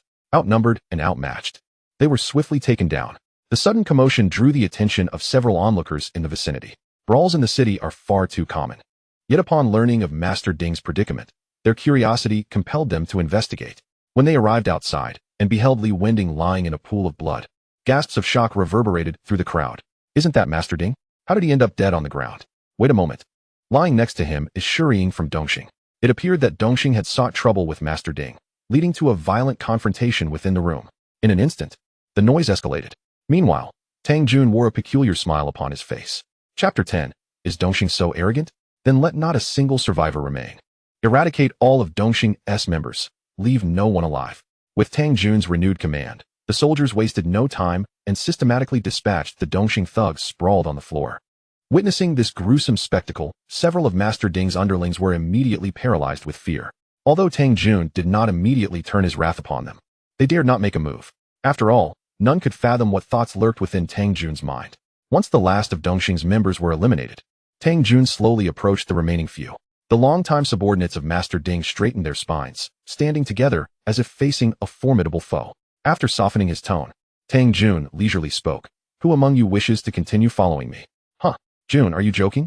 The group was clearly taken aback by Tang Jun's inquiry. Just moments ago, they believed they were destined to meet the same fate as Master Ding.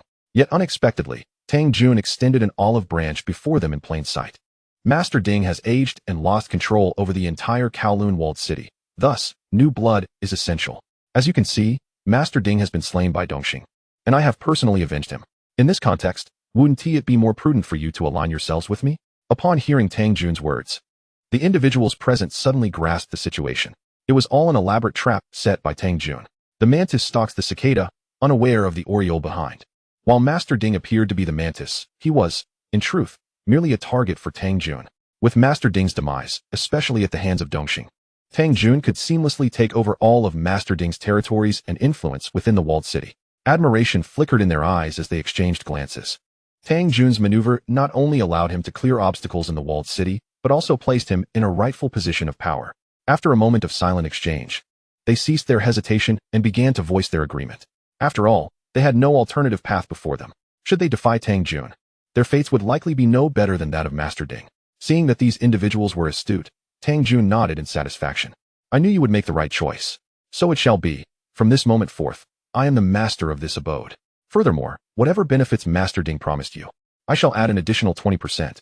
What say you? Tang Jun's ploy was truly masterful. Not only did it ensure the continuation of benefits for the others, but he was also willing to offer even more. What sort of leader would T1 wish to serve? At that moment, the group promptly knelt before him. Thank you, Brother Jun. Meanwhile, the onlookers outside, witnessing this scene, naturally deduced that Tang Jun had avenged Master Ding, leading to his subordinate support for his ascension. Thus, Tang Jun's name resonated throughout the Kowloon Walled City once more. Zhou Huimin had just returned home from work when her father, Zhou Yuan, suddenly pulled her aside. Dad, what is it? I have good news for you. Your acquaintance has risen to power, succeeding Master Ding as the leader here. Zhou Huimin was taken aback for a moment before hastily denying, I am not acquainted with him. We are merely friends. However, Zhou Yuan mysteriously replied, as a father, I can tell you, he is interested in you, and you don't dislike him. Now that Master Ding has been eliminated by Dongxing, and he has expelled all of Dongxing's members, many matters within the walled city are now dictated by him. Thus, you must seize this once-in-a-lifetime opportunity. While he still harbors some affection for you, ensure you keep him close. Zhou Huimin immediately grasped her father's intentions. Dad, you are overthinking this. I have no connection with him. Moreover, he would never be interested in someone like me. It doesn't matter if he is not interested. Even if it's just for fun, it's worth it. Once you establish a relationship, I believe he will still be willing to assist our family. At the very least, we wouldn't have to repay the gambling debts to Heji. Zhou Huimin furrowed her brows, her expression turning sour at the thought of her father wanting her to seduce Tang Jun and share a bed with him. Just as she contemplated how to argue her case to her father, a familiar yet somewhat foreign voice called out from outside. Is Miss Zhou here? Zhou Huimin quickly turned around. Upon seeing Tang Jun, a look of astonishment flickered in her eyes. Meanwhile, Zhou Yuan's expression brightened with excitement. Isn't that Brother Jun? Please, come in and have a seat. Let us talk over some tea. Zhou Yuan swiftly ushered Tang Jun into the modest abode. Observing the Zhou family of three crammed into the few square meters of their dilapidated dwelling, Tang Jun couldn't help but shake his head. It seemed that Zhou Huimin's circumstances were not much better than his own past. Once seated, Zhou Yuan cautiously inquired, Jungu, you are here to see my daughter, aren't you? Well, I happen to have an errand to run, so please, carry on without me. With that, he hastily exited, not allowing Zhou Huimin a chance to interject. Closing the door behind him as if fearing Tang Jun might not treat his daughter with the utmost care. Tang Jun perceived Zhou Yuan's apprehensions and subsequently shifted his gaze to Zhou Huimin. After all, in his previous life, she had always been one of the goddesses in his heart. If she were willing to accompany him, it would be nothing short of ideal. However, everything hinged on her willingness. He had no desire to coerce her, as a forcibly plucked fruit is never sweet. Your father is quite amusing, Zhou Huimin immediately clarified. Jungu, please don't overthink it. My father has some issues. Oh, where did you think I was going with that? Tang Jun casually rose and sauntered closer to Zhou Huimin. She suddenly felt a wave of nervousness wash over her and began to retreat until she found herself cornered by Tang Jun against the wall. Gazing into his fervent and gentle eyes, her heart raced, leaving her momentarily speechless. Do you like me? Zhou Huimin's head shot up in surprise.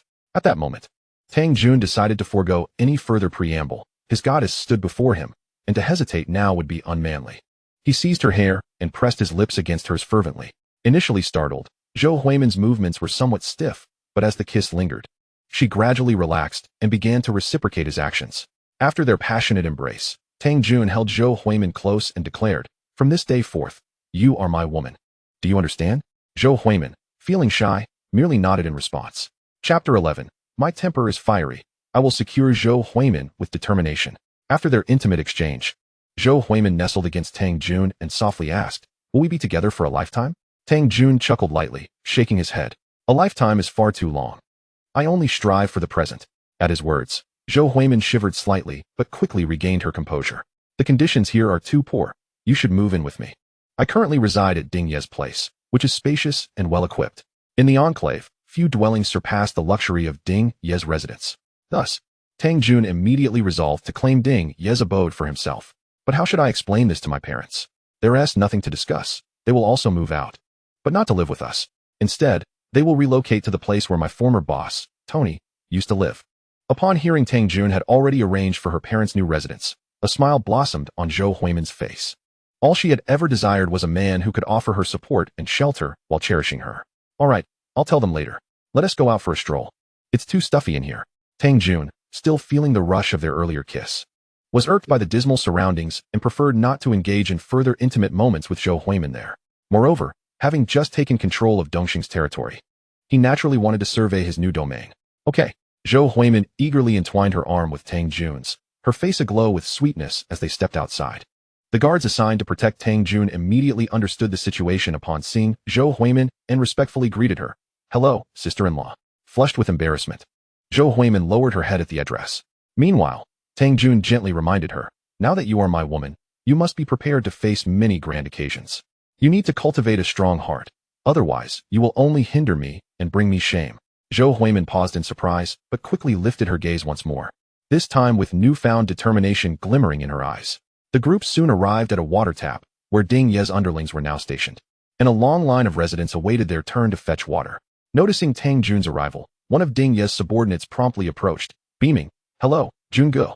Since Ding Ye's demise, Tang Jun had taken over his territory and influence, and it was now clear to all that he was the true master of this domain. "How are the revenues?" "Quite good. After all, this is a necessity. Even if we raise the prices, these people will still pay without complaint." Tang Jun understood that these water pipes had been illicitly connected by Dongxing through external channels. To ensure a steady water supply, he would need to venture out and establish connections. However, for the time being, he was not overly concerned about any immediate disruptions. Observing the queue of residents, which included both the elderly and children, Tang Jun declared, "From now on, the water price will be reduced by 30%. "Ah, Junge, did I hear you correctly?" One of his subordinates exclaimed in disbelief, for to him, merely not raising the price was already a tremendous act of kindness. Yet, they were astonished that he advocated for a price drop. Upon hearing this, the waiting residents immediately displayed expressions of joy, with some unable to contain their excitement and applauding. However, Tang Jun's demeanor remained stoic as he added, "While the water price has decreased from today onwards, every household in the Enclave will be required to pay a monthly sanitation fee." "A sanitation fee? I've never heard of such a charge before. If it's a sanitation fee, it would be better to raise the water price instead. Isn't this just a roundabout way of squeezing money from us?" Some older residents began to murmur discontentedly among themselves. As one of his subordinates admired Tang Jun's shrewdness, Tang Jun made another startling proclamation. "Ladies and gentlemen, the reason for the sanitation fee is that the environmental conditions in the Enclave are simply abysmal. To rejuvenate and bring a fresh atmosphere to our community, I will invest substantial manpower and resources into a comprehensive overhaul." Initially, Tang Jun had been reluctant to remain in the Enclave, given its dire conditions. Yet, following a series of events, he gradually revised his stance. Because compared to the outside world, with power in hand, he could become the local sovereign here. Should he ever be wanted outside or encounter trouble, this place could serve as his refuge. Furthermore, having eliminated Ding Yi and others, most obstacles had vanished, prompting Tang Jun to contemplate improving the living conditions here. Despite Tang Jun's explanations, many citizens remained unconvinced, and the news of the sanitation fee spread like wildfire throughout the enclave within a mere half-day. Consequently, public sentiment began to shift, and discontent with Tang Jun's policies started to brew. As I lay in bed that night, even Zhou Huimin could not help but inquire, "Jun, do you truly wish to change the current state of the city? With tens of thousands residing here, is it feasible to expect them all to behave?" Tang Jun glanced at Zhou Huimin. "Do you hope for the city to improve?" "Of course I do. After all, this is the place where I grew up," she replied. "However, I am concerned that such changes may be difficult to achieve in the short term." "Huh, as long as there is money, anything can be altered," Tang Jun chuckled. "Furthermore, I have made up my mind. Since everyone seems to have objections to my ideas, I shall cover the sanitation fees for the first month myself. Since I have nearly taken control of the entire city, it would not be unreasonable to invest some funds for foundational improvements." Upon hearing this, Zhou Huimin's admiration for Tang Jun intensified immensely. "If you truly intend to do this, I believe you will succeed." After speaking, she leaned against Tang Jun's arm, her fingers playfully tracing over his chest. Once again stirred by Zhou Huimin's teasing, Tang Jun felt a rush of blood surge through him. In that moment, he could no longer restrain himself and swiftly turned Zhou Huimin onto the bed. Though she had never been in a relationship, her experiences in the city had certainly exposed her to some worldly matters. Instinctively, she closed her eyes, bracing herself for the impending storm. Noticing her readiness, Tang Jun narrowed his eyes and charged into the fray. Soon, the room was filled with the sounds of passion. Chapter 12, Transforming Kowloon Walled City. Initiating the doorstep responsibility policy.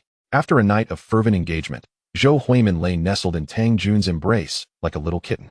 As he gazed upon the bloodstains on the sheets, Tang Jun inhaled deeply. The once unattainable goddess had now become his woman. Truly, having a system is advantageous. "Did it hurt last night?" he asked. Zhou Huimin shyly buried her head in his chest and nodded gently. "Then rest at home for a while. I will have someone bring you breakfast." "No need. I have to go to work at the ice room soon. If I'm late, my perfect attendance for the month will be ruined." Tang Jun chuckled and shook his head, then pulled out a stack of cash from his pocket. "Since you are now with me, I naturally won't let you work as a waitress anymore. Take this money for now. Let me know if it's not enough." However, Zhou Huimin did not reach for the money. Instead, she spoke earnestly. "I know you have wealth, but your money is yours. I have hands and feet. I want to earn money through my own efforts." Tang Jun couldn't help but smile. He had not anticipated Zhou Huimin to possess such integrity, which garnered his newfound respect. Considering her simple lifestyle, he realized that even if he forced money upon her, it might ultimately end up in her father Zhou Yuan's hands. Thus, he gently suggested, "All right, you can work at the ice room for now, and I will find you a better job." "Okay," Zhou Huimin replied sweetly. After Zhou Huimin departed, Tang Jun promptly summoned several of Ding Ye's subordinates. Previously, Ding Ye's business was managed by you all. Now, with the addition of Heji and Dongxing's industries, your burdens will be significantly heavier. The leader of the group eagerly responded, "Jun, no matter how heavy the load, we are willing to go through fire and water for you." Tang Jun silently scoffed. Ding Ye had met his demise right before their eyes, yet they had not dared to utter a word. Now, they came before him professing loyalty, and he was naturally skeptical. However, although he had a loyal group of Huaxia heroes at his side, they were still unfamiliar with the intricate environment and relationships within the city. Thus, to continue operating within the city, he would need to rely on these individuals. Enough of such words. Let us focus on achieving tangible results. How prepared are you for the tasks I assigned yesterday? We are all set. Today, we have arranged for 50 people to conduct a thorough cleaning of every corner of the city. Additionally, the new water prices have been announced, and the residents are now aware of it. Good, then let us get to work. No one anticipated that Tang Jun, the newly appointed leader of the city, would embark on his first major task of cleaning the city. In no time, the city buzzed with activity. 8 water pipes flowed simultaneously. Even some residents living in the city voluntarily joined the cleaning efforts. After all, they too could no longer tolerate the filthy environment. The once grimy streets underwent a remarkable transformation within the span of a day. That evening, upon returning from work, Zhou Huimin was utterly astonished to see the tidy streets. Upon spotting Tang Jun, she immediately wrapped her arms around his neck and planted a fervent kiss on him. "I knew you could do it. I just saw that the roads are much cleaner than before." Tang Jun smiled. "This is just the beginning. People are inherently lazy. While it seems everyone is enthusiastic about maintaining the city's cleanliness today, who knows if tomorrow someone will start to relieve themselves in public or litter. Therefore, we must have patrols every day to ensure the implementation of the doorstep responsibility policy." "What is the doorstep responsibility policy? I've never heard of that term." Zhou Huimin asked curiously. Tang Jun thought to himself that she certainly wouldn't know about it, and patiently explained, "In essence, It means that every household in the city must ensure that the area in front of their door is clean. If there is a large pile of garbage in front of a house and they do not know who is responsible, then that homeowner is negligent. And I will send someone to clean it up and charge them for the service. That's a good proposal, once fines are involved. I believe everyone will become more proactive. By the way, there's one more thing I'd like to discuss with you. What is it? Tang Jun inquired. Now that you have considerable influence and authority in the city, I would like to ask if you could put a stop to some of the illegal activities within the city, especially the vices of gambling, drugs, and prostitution. None of these are good things. Once a person gets involved, it's all over for them. Upon hearing this, Tang Jun gently shook his head. At this stage, it is impossible to alter the current situation. Why not? As long as you give the order, I believe these establishments will surely close down. Zhou Huimin expressed her confusion. Closing these places is the easy part. The real challenge lies in the aftermath. Think about how many single men reside in the city. If I shut down the brothels, some may not be able to withstand the loneliness. And this is a haven for crime. Won't the living conditions for women here become even more perilous? Zhou Huimin had never considered this aspect before. Upon Tang Jun's explanation, she found his reasoning quite sound. What about the gambling dens and drug dealers? The drug dealers are the same. Those who are already addicted cannot quit their habit. If they are deprived of drugs, they will inevitably emerge to threaten society, leading to many unstable factors within the city. As for the gambling dens, they cannot be prohibited either. After all, human desires are insatiable. Even if you impose restrictions, they will quietly establish clandestine gambling houses in private. Is there truly no way to alter this? Zhou Huimin spoke with a hint of dejection. Of course there are ways. By ensuring that the younger generation remains untouched by such vices, the prevailing atmosphere will gradually transform. Hence, I have devised a plan to establish a primary school within the walled city, dedicated to educating the children residing there. I firmly believe that once they are immersed in formal education, they will naturally shy away from these detrimental habits.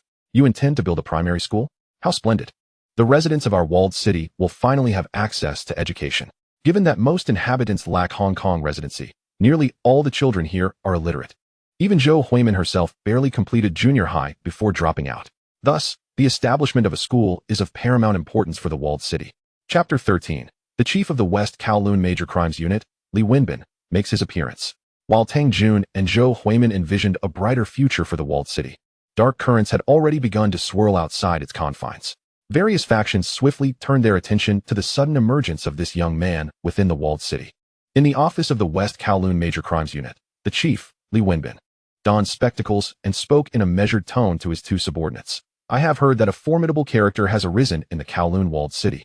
One who has not only eliminated his own boss in a matter of days, but has also uprooted the forces of Hyungki and Dongxing, expelling them from the walled city.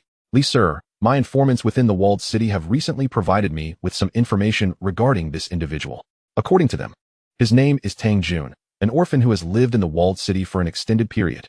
Upon reaching adulthood, he became a subordinate of the former leader of the walled city, Li Wending, known in the underworld as Ding Yi, and served as one of his lackeys. For several years, he has been running a nondescript brothel in the walled city, displaying no remarkable skills whatsoever. Consequently, he has garnered little notoriety in the underworld. Had it not been for the recent turmoil he stirred, no one would have paid attention to his existence. Upon hearing this, Li Wenbin's expression grew serious. So, you mean to say that this Tang Jun seemingly emerged overnight? Exactly. The residents of the walled city themselves are perplexed as to how Tang Jun achieved his rise. However, according to my informant's intelligence, it appears he has clandestinely amassed a considerable number of henchmen over these past few years. How could someone in such a small place as the walled city possibly recruit an army in secret? Li Wenbin expressed his disbelief. My informants are equally baffled and cannot ascertain where the error lies. Do you think he may have secretly colluded with external gangs, receiving their backing to ensure his takeover of the walled city? Li Wenbin voiced his concerns. Initially, we thought so as well. Yet, after he seized control of a significant territory, he went on to perform several astonishing and unbelievable acts. What acts? Li Wenbin's curiosity was piqued. The first being that he personally funded a major cleanup of the Kowloon Walled City. It is said that the residents wholeheartedly praised his efforts. He even proposed a policy concerning cleanliness in front of households, essentially encouraging residents to take responsibility for maintaining the area in front of their homes. Moreover, he hired several respected elders from the walled city to patrol and monitor the sanitation conditions. Upon hearing this, Li Wenbin developed a keen interest in Tang Jun. I have dealt with many small-time thugs, but this is the first time I have encountered a character like him. What else? There are rumors that he plans to establish a school within the walled city. What? A school? How could that possibly be profitable? Li Wenbin furrowed his brow in inquiry. It likely won't yield much profit, but the motives behind his actions remain uncertain. However, Li Sir, he has caused over 10 homicides during his brief ascent. Should we not take action against him? Li Wenbin shot his subordinate a glare. Are you tired of living? Have you forgotten the disastrous incident where we recklessly entered the walled city to apprehend suspects? When Li Wenbin first assumed the role of chief of the West Kowloon Major Crimes Unit, he was filled with ambition, eager to make a mark. However, a murder case erupted within his jurisdiction, and the perpetrator fled into the Kowloon Walled City upon realizing his identity was compromised. At that time, Li Wenbin held the residents of the Walled City in contempt and forcibly led a team into the area to conduct an arrest operation. To his surprise, they were encircled by the inhabitants of the Walled City. In a moment of desperation, he found himself separated from his team and ended up being invited to tea by Ding Yi at his residence.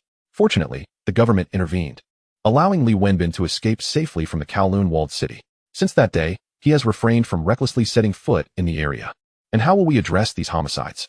Has anyone reported them? Li Wenbin pressed for answers. Not at all. After all, black-on-black crime is commonplace in the Walled City. And typically, victims' families do not come forward to file reports. The absence of reports indicates that nothing has occurred. Our current task is to resolve the major cases that have been reported but remain unsolved before we consider other matters. Understood. His subordinate promptly grasped the directive. All right. Return to your duties. Additionally, have your informants gather more information on Tang Jun. I want to know the details of his background from birth onward. Yes, Li Sir. Meanwhile, in a private dining room of a restaurant in Kowloon City, the leader of Dongxing, known as Camel, sat at the head of the table. His expression dark as he gazed at his subordinate. One of the 5 tigers of Dongxing, Wuya. I have heard that your younger brother, Shering, has been eliminated in the Walled City, resulting in the loss of several brothers and the seizure of your territory. Shering, being a red pole within Dongxing, though not as prominent as Wuya, still held considerable significance. His death had stirred considerable unrest, prompting Camel to personally inquire into the matter. Wuya replied grimly, Boss, it was a brash young upstart who did this. Not only did he eliminate Shering, but he also killed his own boss, one of the big brothers of the Kowloon Walled City, Ding Yi. Furthermore, he swept through the Hyung Ki territory without so much as a word. Thus, I suspect this individual possesses some background and strength. Are you implying that he has the support of another gang? That seems likely, though we currently have no information on which gang might be involved. At this moment, a strategist known as Smiling Tiger, Wu Zhuwei, interjected. There are dozens of gangs of varying sizes throughout Hong Kong. Even if he does have backing, it may take us some time to uncover the truth. Camel nodded. Regardless of which gang he is affiliated with, Tang Jun must not be allowed to remain. If we cannot subdue him, how can our Dongxing brothers continue to operate in this realm? Camel was unconcerned about Shi Ying's fate, nor did he care for the minor enterprises within the Kowloon Walled City. His primary concern lay in preserving his own reputation and the standing of Dongxing. Thus, today he personally arrived at Kowloon City to confront Crow over a meal, demanding an immediate resolution to the matter at hand. Chapter 14, Legends of the Underworld, the 9-Pattern Dragon, a godlike man. Although Crow is ruthless in his dealings, much like Tang Jun, he is certainly no fool. He is well aware of the perils that abound in Kowloon Walled City. Previously, Shi Ying expended considerable effort to penetrate the stronghold, securing a foothold within. Yet now, he has been slain by Tang Jun within its confines. This implies that Tang Jun has nearly attained a level of omnipotence within the Walled City. If Crow were to recklessly storm in with his subordinates to seek someone, he might find himself following in Shi Ying's tragic footsteps before he even locates his target. Thus, Crow could only offer an excuse. Boss, we must approach this matter with caution. Kowloon Walled City is unlike any other place, without a guide. Entering could lead to being trapped indefinitely. Moreover, we are currently unaware of their numbers. Should we act impulsively, I fear calamity may ensue. Luo Tua cast a dissatisfied glance at Crow. Back when they were dealing drugs in Helan, he did not exhibit such timidity. Crow awkwardly chuckled, hesitant to retort against Luo Tua. After all, the current Luo Tua holds considerable prestige within Dongxing, and his words carry significant weight. Noticing Crow's silence, Luo Tua continued his reprimand. I am giving you 1 week's time. If you cannot resolve this matter by then, I shall hand over the territory of Kowloon City to someone else. Upon hearing that Luo Tua intended to reclaim his territory, Crow grew anxious. Boss, rest assured, I shall resolve this matter within a week. After receiving Crow's satisfactory response, Luo Tua left the private room contentedly. Once Luo Tua departed, Crow settled down and lit a cigarette. As he ruminated, his anger intensified, and he abruptly overturned the dining table. Damn it, I'm not eating anymore. Wu Zhiwei was taken aback, but quickly regained his composure. Having worked alongside Crow in Helan, he was well aware of his temperament. When Crow was enraged, tables were bound to be flipped. Therefore, Wu Jiwei promptly attempted to placate him. You know how our boss can be temperamental. Damn it. I am furious at that Tang Jun. How dare he lay a hand on my people? Crow cursed vehemently. Since he has harmed your people, and you cannot retaliate against him, then you may very well target his subordinates instead. Wu Jiwei, being the strategist and the brains of Dongxing, spoke up. And Crow's eyes lit up with a sudden realization. You're absolutely right. Since I cannot touch him for now, I shall make those around him pay the price. You are well informed in the underworld. Please investigate who is in his circle, Crow declared. I refuse to believe they will remain hidden in the walled city forever. Wu Jiwei waved his hand dismissively. You needn't worry about that. The day Shih met his demise, I dispatched someone to gather intelligence. Although I cannot unearth overly private secrets, I certainly know the matters that are common knowledge within the walled city. I can tell you now that Tang Jun has a woman, and she happens to work right in Kowloon City. Her name is Zhou Huimin, and she is currently employed at a tea house called Kowloon Ice Room. Upon hearing this, Crow's eyes narrowed, revealing a sinister expression. Humph, Tang Jun. I shall ensure your demise is most unsightly. With that, he hastily rose and exited the private room, preparing to move against Tang Jun's woman, Zhou Huimin. Meanwhile, Zhou Huimin remained blissfully unaware of the impending danger. After bidding farewell to Tang Jun, she cheerfully headed to work. As soon as Zhou Huimin left, Tang Jun immediately summoned a squad of warriors. He was acutely aware that the place Zhou Huimin was heading to was none other than the very tea house where the protagonist of the film Kowloon Ice Room, the Nine-Pattern Dragon, worked. Both the Nine-Pattern Dragon and the tea house owner, Lin Kong, were once affiliated with He Ji. Years prior, the Nine-Pattern Dragon had been dispatched to Thailand to collect debts for the gang, only to fall into an ambush, resulting in the loss of a leg. When he found himself at a dead end, seeking the gang's assistance to return home, He Ji's sitting boss unhesitatingly betrayed him, leading to his arrest and a 7-year prison sentence. Now, having been released, he returned to Kowloon City to manage the tea house alongside his old friend Lin Kong. Yet, despite the Nine-Pattern Dragon's commendable character, Tang Jun remained concerned for Zhou Huimin's safety. After all, he had offended many in the underworld lately, each with increasingly formidable connections. If they could not find an opportunity to strike at him, they might very well resort to targeting those close to him. Thus, he had to ensure Zhou Huimin's safety. You all follow her discreetly and ensure Miss Zhou's safety. Should any unforeseen events arise, and you find yourselves unable to handle them, immediately dial this number. With that, Tang Jun handed over the sole fixed phone number for Ding Yi's residence. Understood, Jungu. Zhou Huimin arrived at Kowloon Ice Room for work, greeting everyone cheerfully upon entering. Hello, Konggu. The owner Lin Kong smiled and nodded. Ah, you seem particularly radiant today. Is there a joyous occasion? Oh, it's nothing. Just that I've started dating someone. She replied. What a pity. If the other staff find out you have a boyfriend, they might be heartbroken. Lin Kong feigned regret. Stop teasing me. Right, Longu? At that moment, a strikingly handsome man, albeit with a limp, approached. He was the Nine-Pattern Dragon, Wen Nua Yin. The Nine-Pattern Dragon chimed in. I believe Konggu is correct. Who is your boyfriend? Where does he work? Introduce us. Zhou Huimin, unaware of the past affiliations between the Nine-Pattern Dragon and Lin Kong, cautiously replied. Well, he is involved in the underworld, but he is really a good person. Unlike other petty thugs. Upon hearing this, the Nine-Pattern Dragon exchanged a knowing glance with Lin Kong. They both understood the implications of her words. While they were aware that few in the underworld were genuinely good, they did not wish to discourage Zhou Huimin. Thus, Lin Kong responded with a smile. Then we shall rely on your boyfriend to look out for our ice room. Sure. But he hasn't made a name for himself outside the walled city yet. However, I believe one day, he will surely rise to prominence. Zhou Huimin remarked. I truly wish to see what your man looks like. Why weren't we the object of such fascination from girls back when we were still small time? Lin Kong lamented. You're too overweight and rather unseemly, which is why no one likes you. The Nine-Pattern Dragon quipped. Hey, that is too much. We can discuss the topic at hand without resorting to personal attacks. Lin Kong retorted, prompting peals of laughter from those present. Just then, the door to the ice room was kicked open. Chapter 15. The recruitment of heroic spirits continues. Confronting Dongxing's Heyong. Everyone turned around to see a group of thugs wielding sticks rushing in. The Nine-Pattern Dragon was taken aback and immediately shielded Zhou Huimin behind him. Lin Kong shouted urgently, Who are you? What do you want here? The leader, with a malevolent gaze directed at Zhou Huimin, slowly proclaimed. I am Heyong of the East Star. We have come today solely to retrieve Zhou Huimin. The rest of you are of no concern to us. Zhou Huimin, come along quietly. At that moment, Tang Jun received a call from his subordinates. Upon learning that a group of unidentified individuals had invaded the Jiolong Ice Room, he instinctively surmised that someone was targeting him through Zhou Huimin. Although he was still within the confines of the city, and even a flight would be insufficient for timely rescue, he remained remarkably composed. How many are they? approximately several dozen. Upon hearing this, Tang Jun commanded in a low voice, "No matter what, hold them off for 1 minute. Reinforcements will arrive shortly." "Understood, Brother Jun." After hanging up, Tang Jun swiftly accessed the system panel.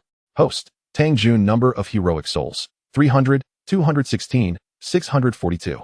Daily heroic soul consumption in HKD, 3000.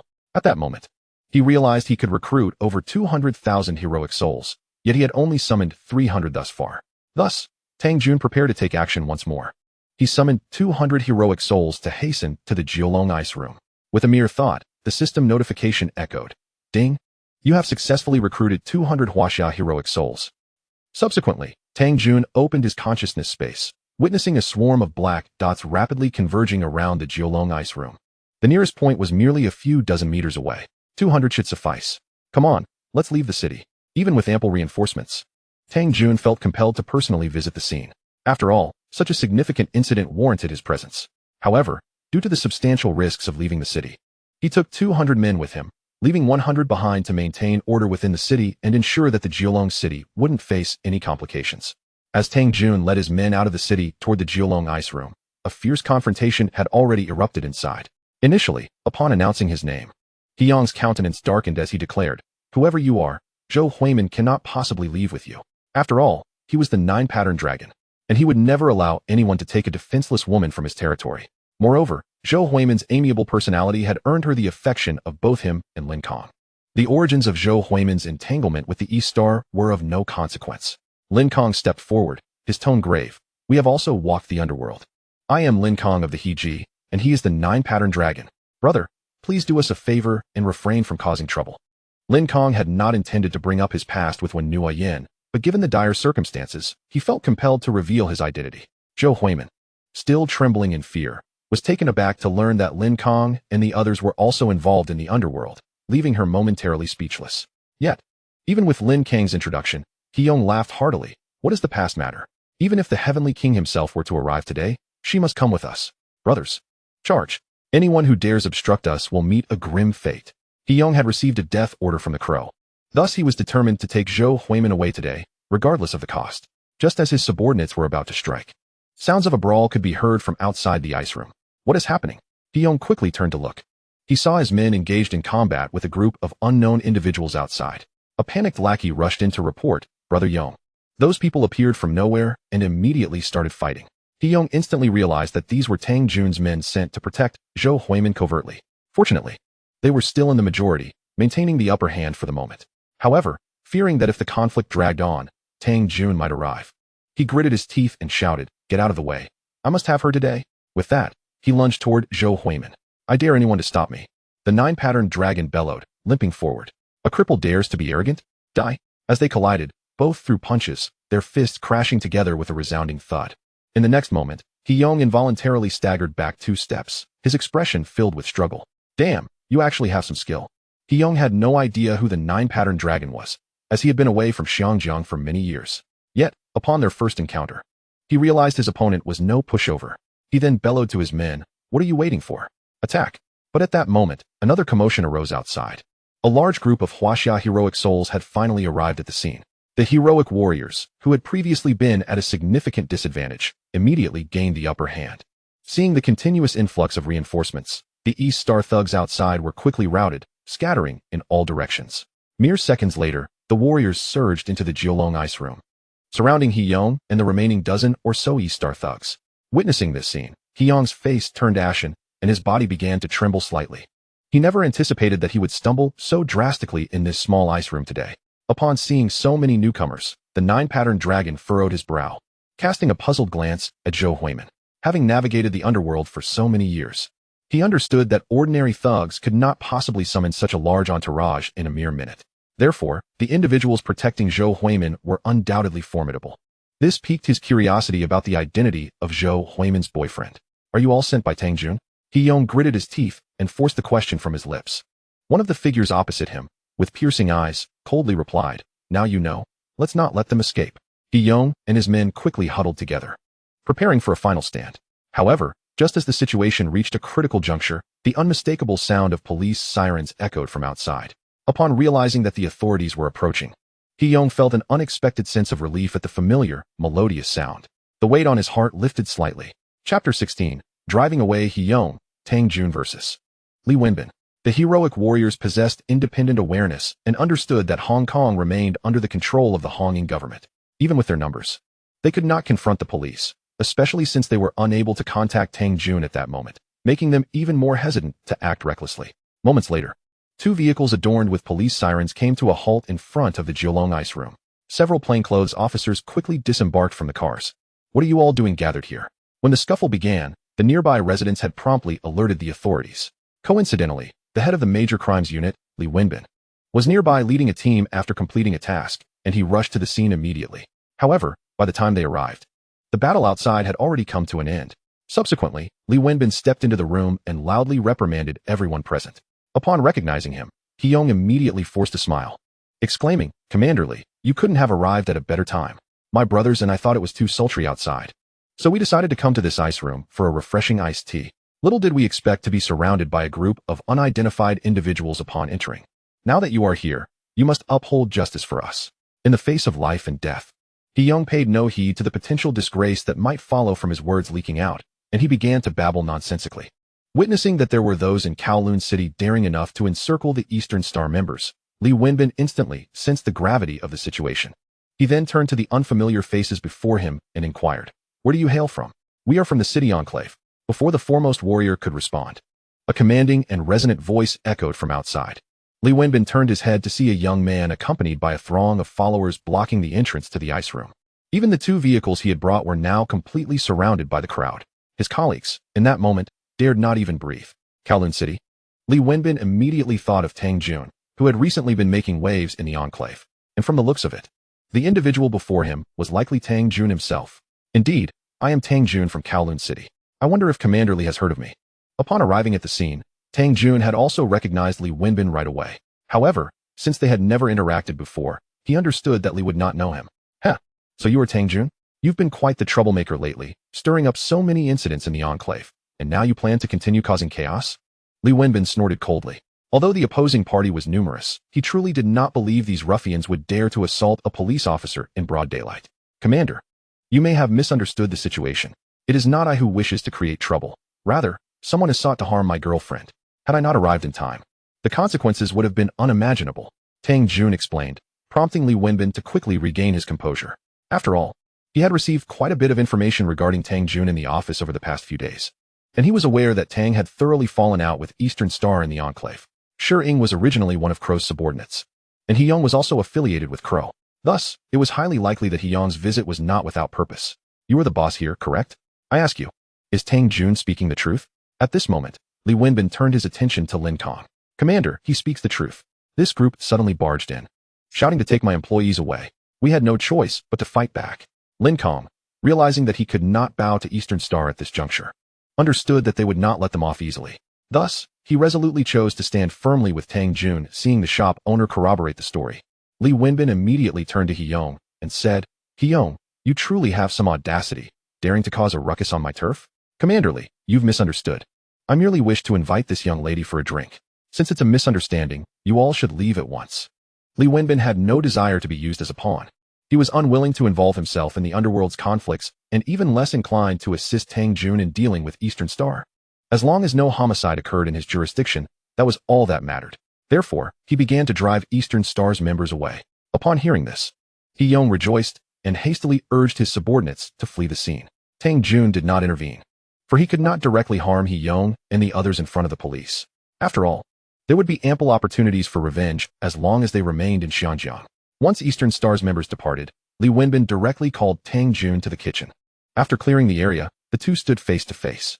"Commander Li, did you summon me to this small room to give me special treatment?" Tang Jun jested with a smile. However, Li Wenbin's expression was grim as he coldly replied, "I am fully aware of the petty deeds you have been engaging in within the enclave, so do not feign ignorance before me. What misdeeds have I been involved in? How could I possibly be unaware?" Tang Jun retorted, unimpressed. I have no time to bicker with you. Now I warn you. While I may not currently concern myself with your activities in the enclave, should you wish to continue causing trouble outside, I, Li Wenbin, will be the first to object. Therefore, it would be wise for you to behave and refrain from giving me any leverage against you." Seeing the confrontation escalate, Tang Jun dropped his pretense, scoffing. If Commander Li has any evidence of my wrongdoing, I am ready to accompany you to the station for an investigation right now. But if you have nothing, then there is nothing to discuss. Tang Jun's brazen challenge ignited Li Wenbin's temper. Do you truly believe I wouldn't dare to arrest you? Commander Li, although you are a police officer, even the police must abide by the law. Even if you forcibly take me away now, according to the current legal provisions in Xinjiang, you must release me without charge within 48 hours. At that point, who would be embarrassed, I cannot say. Li Wenbin felt a weight in his heart. He had not anticipated that the young Tang Jun would possess such clarity of thought and intelligence, far surpassing that of other ruffians. Indeed, he could use any charge to classify him as a suspect and bring him to the station for questioning. However, he currently lacked any evidence of wrongdoing against Tang Jun, meaning that after 48 hours, Tang would be automatically released. After taking a deep breath, Li Wenbin shifted his tone to be somewhat gentler, stating, I know you have done quite a bit of good in the Enclave. Our police are not averse to allowing you to make a living. But you must not bring us trouble. Otherwise, the Major Crimes Unit will not easily overlook you. That is the right attitude. On this matter, our thoughts align. I desire to see Kowloon City thrive even more than you do, but there are always some troublemakers intent on harming me. If I do not take action, they will only become more brazen and attempt to trample over me. Li Wenbin was well aware of whom Tang Jun referred to. As for the internal chaos of the underworld, he was more than willing to see such occurrences. After all, the demise of a few mob bosses or thugs would only benefit him and the citizens. I have no interest in involving myself in your issues with Eastern Star. But as long as citizens report incidents, I must intervene. Do you understand? Li Wenbin's implication was clear. You may continue to act against Eastern Star, but you must not attract any negative attention, especially not to the point where it reaches him. I will handle it from here. Additionally, if there is nothing else, I must go and reassure my girlfriend. Tang Jun had no desire to waste time with Li Wenbin any longer. He was acutely aware that given Li Wenbin's character, he would never be swayed by money or women. Thus, he preferred not to squander too much time on him. Wait, here is my business card. Make sure to share your contact information. You never know when I might need to reach you in the future. Li Wenbin called out to Tang Jun, simultaneously retrieving a small white card from his suit pocket. Although Tang Jun was somewhat reluctant, he felt compelled to provide his phone number due to the other's status. If I can't even remember a few digits, how can I call myself a police officer? Li Wenbin stated confidently. That's settled then. Goodbye, Officer Li. The two exited the room together, while Li Wenbin's subordinate took a brief statement from those present at the scene. Has the statement been completed? Yes. The shopkeeper indicated there were no losses, and they do not intend to file a report, opting instead for a private resolution. Li Wenbin nodded. Since no one is filing a complaint, it is no longer our concern. However, you must clean up the rubbish outside, otherwise, the sanitation department will come looking for you. The area outside had been left in disarray during the scuffle. Naturally, this responsibility fell on Lin Kong. He quickly assured, Rest assured, officer, I will have it cleaned up immediately. We absolutely will not cause trouble for the government. That's good to hear. All right, brothers, let's disperse. With a wave of his hand, Li Wenbin departed from the Kowloon ice room. At this moment, Tang Jun finally found the opportunity to approach Zhou Huimin. Overcome with emotion, she could no longer hold back and threw herself into Tang Jun's embrace, weeping. Tang Jun gently stroked her hair, continuously offering comfort. It's all over now, don't worry. He further assured her, I promise, such incidents will never occur again. Zhou Huimin softly replied, continuing to nestle against him. Tang Jun understood that her anxiety was merely a temporary reaction to the fright she had experienced, and it would ease with time. He then turned his gaze to another man present, who happened to be the renowned Juanlong, Wen Nguyen. Chapter 17. A formidable move to recruit Juanlong. He had already received reports from his subordinates, and was aware that Juanlong had stood up to He Yong from Dongxing for Zhou Huimin's sake. Therefore, he felt a sense of gratitude towards Juanlong. You are Juanlong, correct? Do you know me? Juanlong responded, somewhat surprised. In Kowloon City, who hasn't heard of your illustrious name? Tang Jun flattered him right from the start, ensuring that subsequent discussions would be more agreeable. Those are matters of the past. Juanlong replied coolly, seemingly reluctant to revisit old memories. Yet, to Tang Jun, despite Juanlong's current disability, he remained an invaluable talent. At this stage, Tang Jun particularly needed someone with street smarts to help him manage the vast expanse of Kowloon City. Although he had a few trusted aides of Ding Yi assisting him, they ultimately were not his people. Hence, having them around made it difficult for Tang Jun to rest easy at night. Tang Jun then spoke up. Have I caused you any trouble? There is bound to be trouble. Those fellows from Dongxing will not let this go easily. This situation has indeed become quite troublesome. Before Juanlong could respond, shopkeeper Lin Kong began to complain. Although he too was unwilling to see Zhou Huimin taken away, he was even more concerned about becoming embroiled in underworld affairs again. Especially after provoking Dongxing, they would certainly not treat them kindly. Upon hearing this, Zhou Huimin grew anxious as well, since the entire affair stemmed from her. She leaned towards Tang Jun and murmured, "Brother Jun, you must help Kong Gu and the others." Tang Jun nodded. Even without her prompting, he would not stand idly by. "Since this incident arose due to me, I will certainly take responsibility for the aftermath. I now propose 2 options for you to choose from. First, you can close the shop and come back with me to the city. I will entrust all matters concerning the city to both of you to manage. After all, you have experience in the underworld, so it should be easier for you to adapt. Second, you can continue operating the shop, and I will assign a team to protect your safety around the clock. Until I completely eliminate those from Dongxing, they will ensure you are safe and sound." Tang Jun's 2 proposals left everyone astonished, particularly the second one, which caused Zhuanlong to gasp in shock. From his perspective, Tang Jun's claims seemed excessively audacious. Although he had been away from Hong Kong for years, he was still aware of Dongxing's formidable reputation, which surpassed even that of Heji. How could a mere underling of the city dare to declare intentions of annihilating Dongxing? Moreover, how many subordinates did he have to be able to mobilize a team for 24-hour surveillance? Upon hearing the suggestion to go to the city, Lin Kong immediately shook his head. "We prefer our lives out here. We do not wish to go in. Kong Gu, the environment in the city has changed significantly," Zhou Huimin reminded him. However, Zhuanlong shook his head in agreement. "Regardless, we still wish to lead a normal life. Therefore, we appreciate your goodwill. But we do not wish to continue this entanglement with Dongxing, so we hope you will not disturb us further." Zhuanlong's intent was clear. He did not wish to be involved in underworld matters any longer. Upon hearing Zhuanlong's desire to dismiss them, Zhou Huimin's tears flowed anew, clearly still burdened by guilt. At this moment, Tang Jun realized that gentle persuasion would not suffice. Thus, he decided to take a more direct approach. "Zhuanlong, do you truly believe you can completely extricate yourself from the underworld? Have you not heard the saying after all these years on the streets? In the world of the underworld, one is never truly free. I can hide. You cannot escape. Your woman is part of this world. And you have a son to consider. If you do not think of yourself, at least think of your son. If you spend your entire life as a servant, will your son return to live by your side?" Tang Jun's words struck like a bolt of lightning, leaving Zhuanlong visibly shaken. While it was not unusual for him to have had relationships, the mention of a son took him by surprise. After all, he had been away from Hong Kong for many years. Where could such a child come from? Even Lin Kong beside him could not help but interject. "Tang Jun, stop talking nonsense. Along has only been back in Hong Kong for less than a year. Where would he have had time to father a child?" "Huh. I never said that this child was conceived during his return to Hong Kong. Your woman is named Ma Jiaohong, correct?" Upon hearing this familiar name, Zhuanlong's heart tightened. He fixed a sharp gaze on Tang Jun, filled with confusion and questions. "How do you know all this? Is it so difficult to inquire about your affairs? In truth, I have always held you in high regard, which is why I wish to invite you back to the city to assist me. Of course, this invitation does not entail engaging in violence. Rather, I seek your help in managing the city's affairs to ensure that no issues arise." Despite hearing these words, Zhuanlong remained unmoved. His primary concern was still the matter of the supposed son. "You say I have a son with Ma Jiaohong?" Tang Jun nodded slightly. "When you left Hong Kong to carry out your mission all those years ago, your woman was already with child. Subsequently, she gave birth to the child all on her own. Thus, barring any unforeseen circumstances, she will soon come looking for you. What reason do I have to believe you?" Qiu Wenzhong pressed further. "Whether you believe me or not, the answer will soon reveal itself. The commotion here today has undoubtedly reached the underworld of Kowloon City. If your woman hears of your grand display today, she will certainly come to find you, urging you to re-enter the fray." Qiu Wenzhong felt that Tang Jun was merely spouting nonsense. After all, he had returned for quite some time without ever encountering Ma Jiaohong. How could she possibly seek him out at this critical juncture? "What if I say I don't believe you? Then we shall wait and see," Tang Jun replied.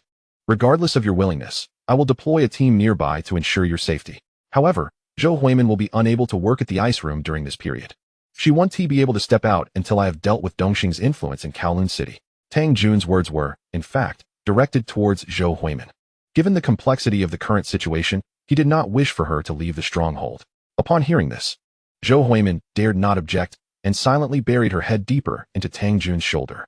Chapter 18. The Emergence of Wolf Warrior Lung Feng. Tang Jun's Power Surge. After resolving the matters at the Kowloon Ice Room, Tang Jun prepared to return to the stronghold with Zhou Huimin. However, as he stepped out of the ice room, his peripheral vision suddenly caught sight of a figure nearby. Upon discerning the individual's appearance, Tang Jun was momentarily taken aback, then filled with joy.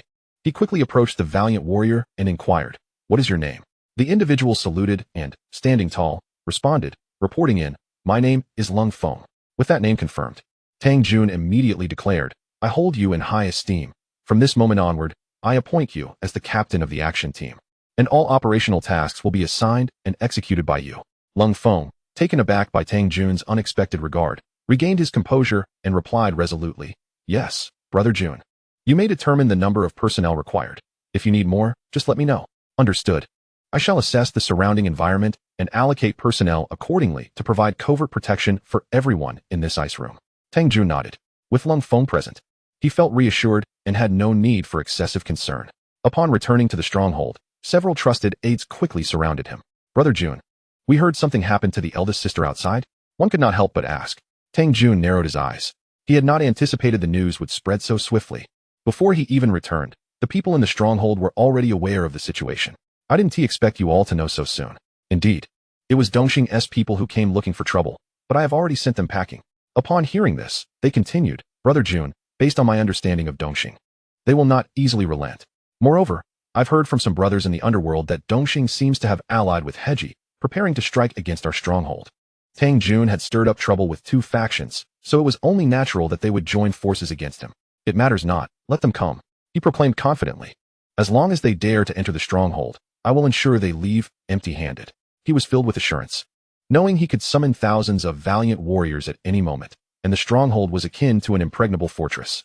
He had organized multiple teams, maintaining a 24-hour rotation at various key entrances of the stronghold. Any suspicious individuals would be approached for questioning, and if they were found to be from external factions, they would be driven away. Thus, his only concern now was guarding against betrayal from those closest to him. Hearing Tang Jun's words, his subordinates felt considerably relieved. After all, to them, Tang Jun was akin to a divine presence. Simultaneously, outside Kowloon City, the atmosphere was equally tumultuous. Following the initial failure, He-Young could only hang his head in resignation as he went to meet Crow. Upon learning that He-Young had failed to capture anyone and had instead injured over 20 of his brothers, Crow erupted in fury. "Damn you, He-Young. You can't even handle such a trivial matter. Do you no longer wish to follow me?" He-Young was taken aback, and with a thud, he fell to his knees. "Boss, I swear before Guan Er-Yi that I truly did my utmost." Who knew that Tang Jun had laid an ambush with over 100 men nearby?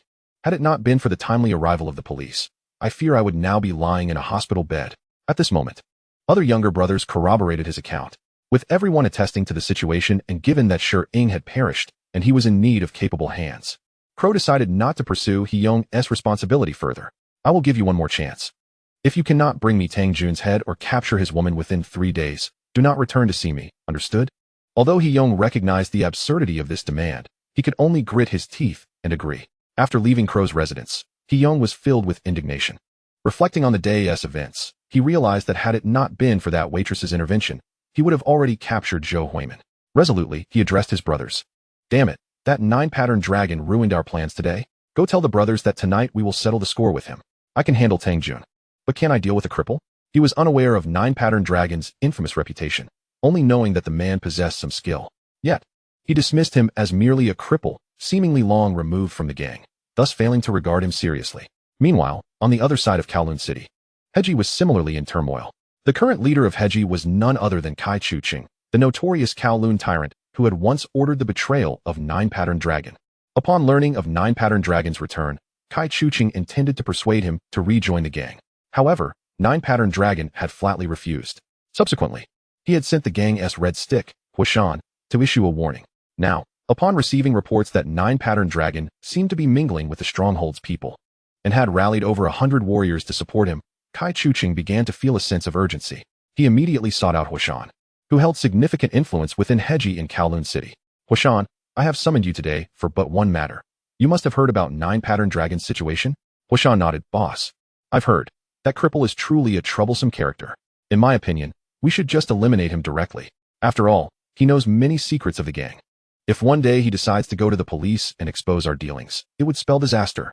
Huashan was determined to eliminate 9-pattern dragon, thus leading him to advocate for the latter's death.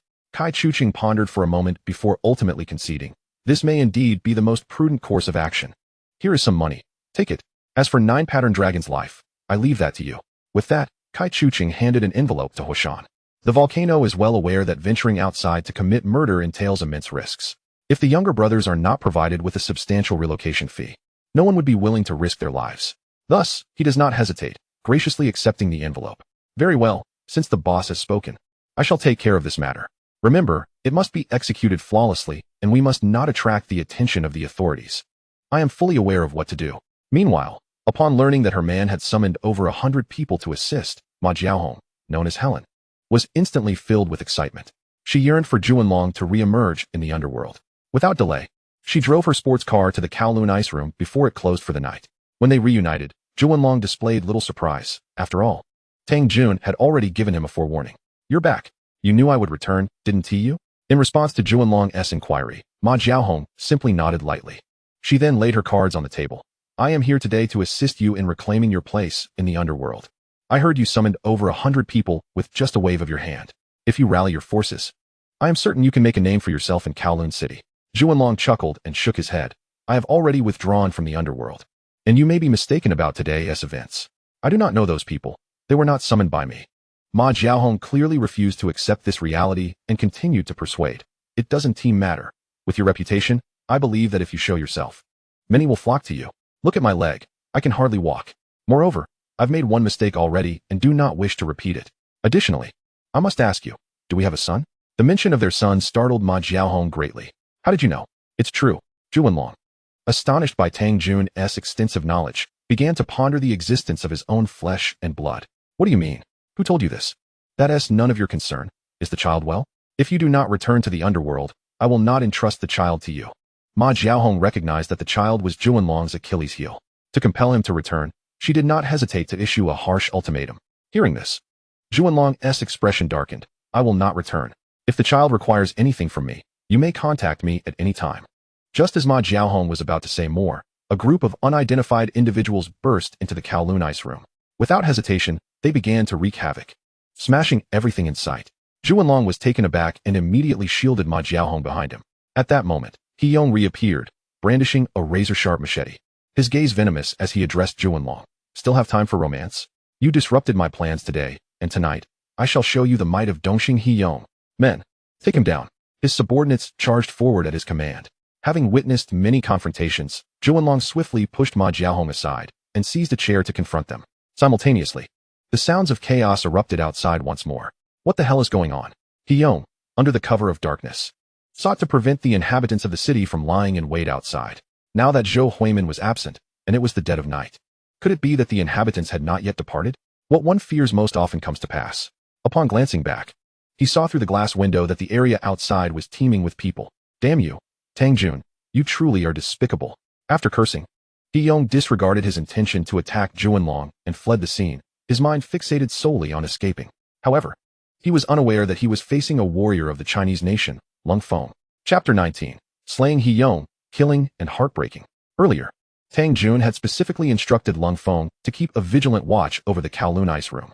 Should any trouble arise, the instigator must be apprehended.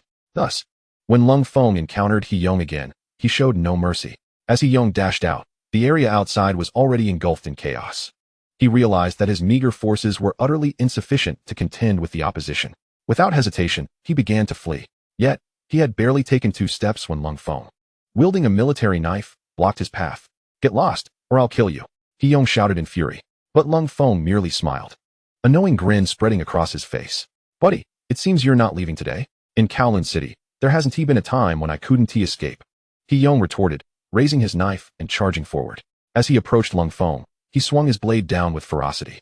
Lung Feng effortlessly parried with his own weapon. Clang. The 2 blades clashed, producing a sound akin to metal colliding. Immediately afterward, Lung Feng delivered a swift kick to He Yong's calf. He Yong lost his balance and fell to one knee. Subsequently, Lung Feng unleashed a powerful punch to He Yong's chest. Thud. With a dull thud, He Yong collapsed, dropping his machete beside him. Just as he attempted to rise, Lung Feng closed in once more. Still want to resist? You're courting death. In the next moment, a torrential barrage of fists rained down upon He Yong's face. After enduring a severe beating, He Yong lost consciousness on the spot. At this juncture, the other Dongxing thugs, witnessing the scene, lost the will to continue fighting, discarding their weapons and fleeing into the nearby alleys. Observing this, Lung Feng shouted, "Do not pursue. Let them go." Shortly thereafter, Juanlong emerged alongside Ma Jiaohong. With the assailants driven away, he breathed a sigh of relief. Approaching Lung Feng, he spoke earnestly. "Brother, thank you for your help. No need to thank me. Jungu has stated that from this day forward, Anyone who dares to cause trouble here will be opposing our city. Upon hearing this, Zhuanlong felt warmth in his heart.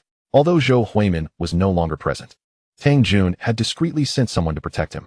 This demonstrated that Tang Jun was at least a competent leader, especially in comparison to his previous boss, Kai Chucheng, who paled in comparison. Please extend my gratitude to our boss. By the way, what do you plan to do with this guy? Zhuanlong inquired, gesturing towards the unconscious He Yong. We'll take him back to the city, and Jun Ge will decide his fate. Men, drag this scoundrel away. Let us get him back before the police arrive. With Lung Feng's command, several valiant warriors swiftly stepped forward to lift He Yong and began making their way toward the city. Before departing, Lung Feng added, Jun Ge said that whenever you come to your senses, you are always welcome to seek him out. He will be waiting for you in the city. With that, Lung Feng quickly exited the scene. As he gazed at the departing crowd, the nine-striped dragon felt a tumult of emotions within him. When He Yong awoke, he was astonished to find himself ensconced within the confines of a fortified settlement. Upon casting a glance at the person seated before him, He Yong was instantly gripped by a wave of panic. Tang Jun. Haha, He Yong, you have finally awakened. I thought you might sleep indefinitely. Tang Jun jested. At this moment, He Yong was thoroughly alarmed. After all, he was acutely aware that Tang Jun was not one to be trifled with. Shuying had perished at his hands, and now he feared he might not escape unscathed. Overwhelmed by a powerful instinct for survival, he hastily knelt before Tang Jun, exclaiming, Brother Jun, I was mistaken. It is entirely my fault. Please do not hold it against me. Furthermore, this matter was instigated by Wu Ye. I had no choice but to heed his commands. Therefore, if there is anything to discuss, I implore you to confront him directly. After speaking, He Yong even bowed his head in reverence. This spectacle amused Tang Jun greatly. Haha, you truly are spineless, so quick to surrender? Earlier, in the ice room, you were rather audacious, were you not? Now, I shall ensure you dance to my tune. Guards, strike him across the face until his lips bleed. Yes. One of his subordinates swiftly approached, wielding a wooden board, and began to strike He Yong mercilessly. Ah, it hurts. Stop. I beg you, do not strike me again. After only a few blows, He Yong's mouth was already a bloody mess, rendering his speech increasingly incoherent. Meanwhile, Tang Jun was not idle. He picked up the phone and dialed Wu Ye's number. Initially, Wu Ye did not answer, but upon realizing it was Tang Jun calling, he immediately summoned Wu Ye. Soon, a chilling voice echoed through the receiver. Tang Jun, what do you want? But before Tang Jun could respond, Wu Ye was met with He Yong's anguished cries. Did you hear your little brother's pleas for help? Just moments ago, he was bowing and apologizing to me. I truly wonder how you, as his leader, managed to command such spineless subordinates. By the way, I distinctly remember that before Shuying met his demise, he was not so cowardly. Tang Jun's words were laced with a venom that incited Wu Ye's fury, leading him to silently curse Tang Jun's lineage. He had never anticipated encountering someone even more unreasonable and ruthless than himself. Tang Jun, I harbor no animosity towards you. Yet you repeatedly provoke me and have even taken my men. Do you truly believe I am beneath your notice? Haha, to be honest, I never intended to cause trouble. However, your cousin is simply too blind to recognize his place and insisted on seeking me out. Thus, I had no choice but to eliminate him. Do you think our enmity can be resolved? Upon hearing this, Wu Ye's face turned ashen. He was well aware that his cousin, Qin Chong, had long been using Wu Ye's name to swindle others. Now, upon hearing Tang Jun's words, he realized that Qin Chong must be dead. Coupled with the fact that he had not seen Qin Chong in recent days, Wu Ye was consumed by rage. Tang Jun, you will pay for this. If I do not kill you, I am not Wu Ye. With that, he disregarded He Yong's fate and angrily hung up the phone. Watching as Wu Ye seemed disinclined to plead for his life, despair washed over He Yong once more. With his resolve shattered, he fainted again. Brother Jun, he has fainted again. What should we do? Then let us just kill him and casually discard his body in front of Dongxing's establishment in Kowloon City. Chapter 20. Subduing the Nine-Striped Dragon, Wu Ye's Fury. An hour later, Wu Ye received a notification. His cousin Qin Chong and He Yong lay quietly in front of his Dongying bar. Tang Jun, I curse your entire family. Wu Ye roared to the heavens in fury. Simultaneously, the events of that night rapidly escalated, reaching the ears of various gangs and the police. Upon learning that Tang Jun had swiftly dispatched He Yong, Li Wenbin felt no surprise. Instead, he was quite pleased. Li Sir, He Yong is dead, and 2 more lives have been lost in our jurisdiction. Why are you so happy? A detective could not help but inquire. Li Wenbin shot him a glance. You know nothing. Those who died were all scoundrels. They deserve their fate. Now, we do not need to intervene, nor do we require a court trial. They have received their just punishment. To Li Wenbin, the demise of the gangsters was a blessing. Their internal strife was a boon for both the police and the citizens. Yet, was Tang Jun's rise not a bit too rapid? If he were allowed to continue, he might indeed unify the entire underworld of Kowloon City. When the time came to confront him, it would be all the more challenging. Li Wenbin waved his hand dismissively. If that day ever comes, we shall address it then. Besides, do you think the other gangs in Kowloon City will allow him to continue his expansion? Perhaps those big shots are already scheming against him in the shadows. That was indeed a possibility. Meanwhile, after seeing Ma Jiaohong off, the nine-striped dragon was greeted by an old acquaintance, Jie Zai, one of his former subordinates. What brings you here? Brother Long, I have come to warn you. The gang seems to be planning to take action against you. Upon hearing this, the nine-striped dragon furrowed his brow. Since his downfall, his subordinates had sought refuge with other big shots in the gang. Jie Zai worked under Huashan, and upon hearing his words, the nine-striped dragon felt a surge of alertness. Is it Huashan who intends to move against me? The orders must come from higher up. But Huashan is executing them. He has already gathered a group to draw lots for life and death. It seems they plan to act imminently. Taking a deep breath, the nine-striped dragon realized that even after stepping back from the underworld, he was still not free from the clutches of the He gang.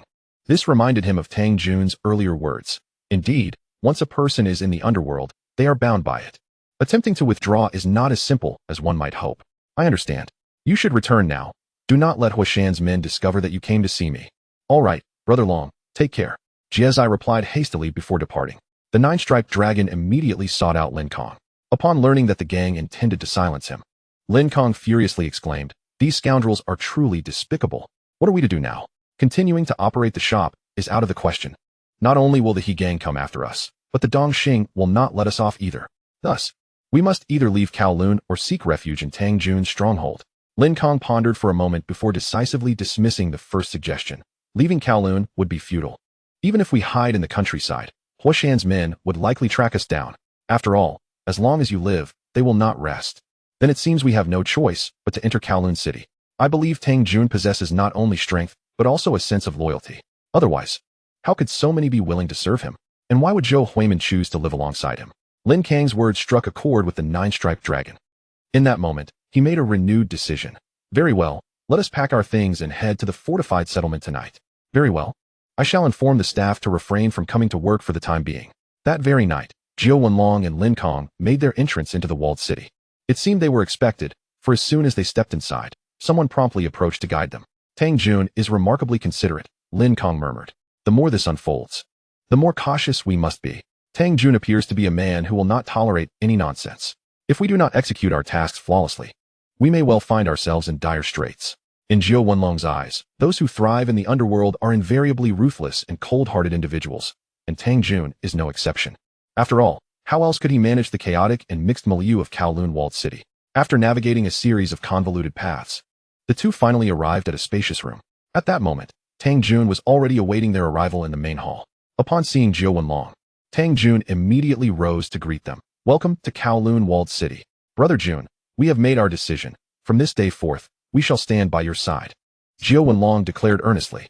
Haha, is it due to Hiyang's affairs? If you fear trouble from the Dongxing, fret not, for I shall soon eradicate them. Tang Jun proclaimed with authority. However, Jiao Wenlong shook his head. It is the He family. They do not intend to let us off the hook. Tang Jun was not particularly surprised by this revelation, as the He family were indeed a notoriously narrow-minded group. With Jiao Wenlong's reasonable explanation, Tang Jun gradually extended his hand. Since you have made your choice, I welcome you to Kowloon Walled City. Very well, should you require anything, do not hesitate to command.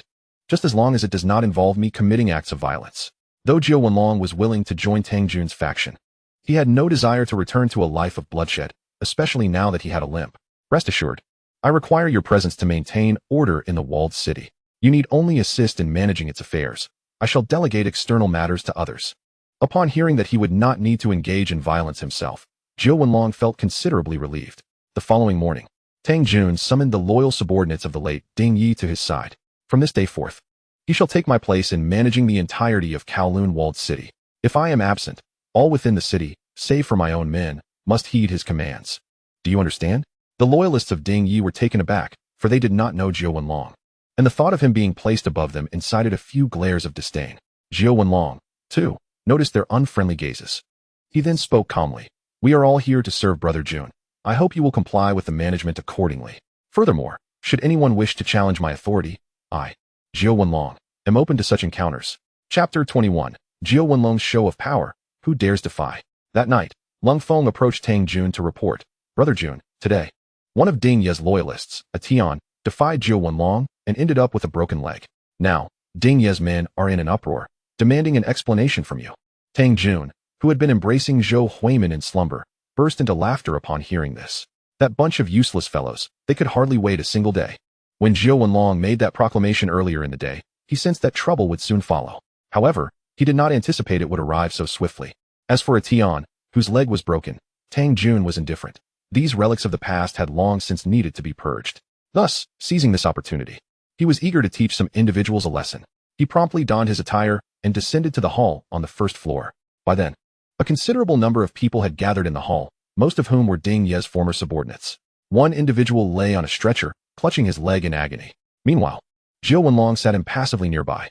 Upon seeing Tang Jun, everyone rose and greeted him, Brother Jun. Tang Jun waved his hand, signaling them to be seated. However, just as they settled down, one person sprang to his feet, accusing, Brother Jun, this Zhou Wenlong is utterly outrageous. On his very first day, he shows no respect for others.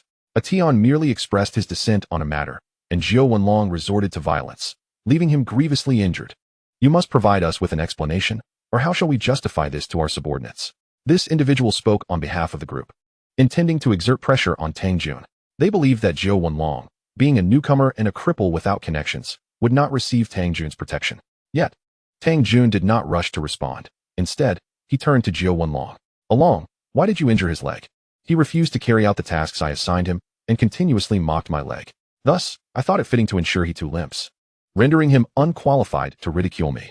Zhou Wenlong replied calmly, How dare you? You know nothing of the situation, and yet you expect us to heed your words? Tang Jun, intrigued, asked, Along, please clarify what you said to provoke such anger among them. It was nothing significant. I merely asked them to report the revenue from the venues they managed over the past month within 2 days.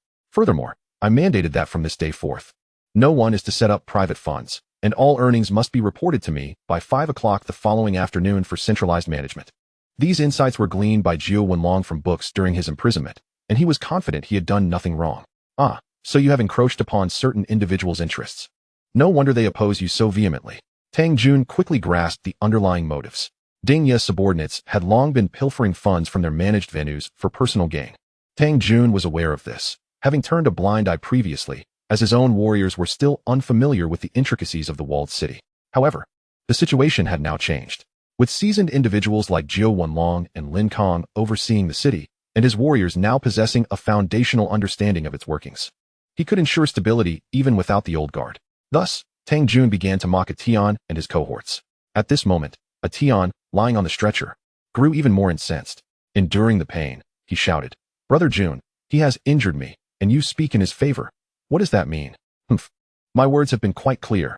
In my absence, Zhou Wenlong may command you to undertake any tasks. Moreover, I see no fault in his proposal, so in this matter, you are the one at fault. As for Zhou Wenlong, he not only acted correctly, but deserves commendation. Hearing this, a Tian nearly choked with rage.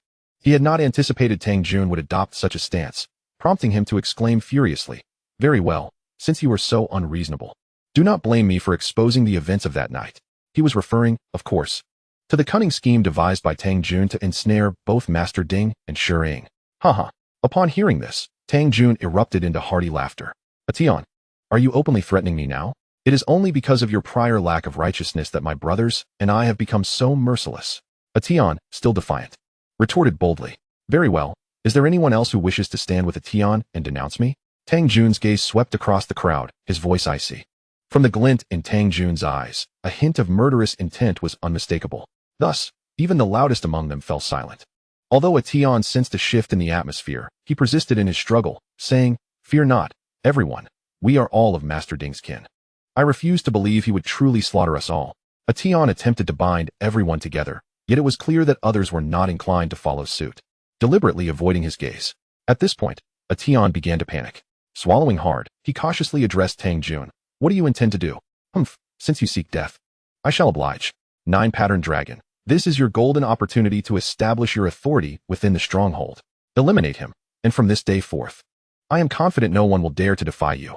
Upon hearing this, 9-pattern dragon did not hesitate. He swiftly advanced, brandishing a dagger, and slashed at Tian's neck, who lay helpless on the stretcher. Blood erupted from the wound in an instant. In the following moment, Tian's pupils dilated rapidly, and after a couple of gasps, his eyes closed forever. Witnessing this scene, the remaining onlookers collectively inhaled sharply. Yet, Nine-Patterned Dragon remained impassive, although he was reluctant to kill. He understood that if he did not act decisively today, similar incidents would inevitably recur. Thus, he resolved to make an example of this case. Such an action would ensure that his future days within the stronghold would be somewhat more manageable. At this juncture, Tang Jun spoke again. Bring this wretch's corpse to the most conspicuous spot in the stronghold and display it for a day, so that all may witness the fate that befalls those who defy orders. Upon hearing these words, Master Ding's subordinates could no longer remain composed and promptly knelt before Tang Jun. Chapter 22. 1,000-strong battle in the stronghold, the crow's demise. Tang Jun's cold gaze swept over the crowd, and he slowly declared, "This time, I shall let it slide. Should anyone else dare to challenge my authority, their fate will not be any better than his." The few former confidants of Master Ding shivered at his words, cold sweat pouring down their backs.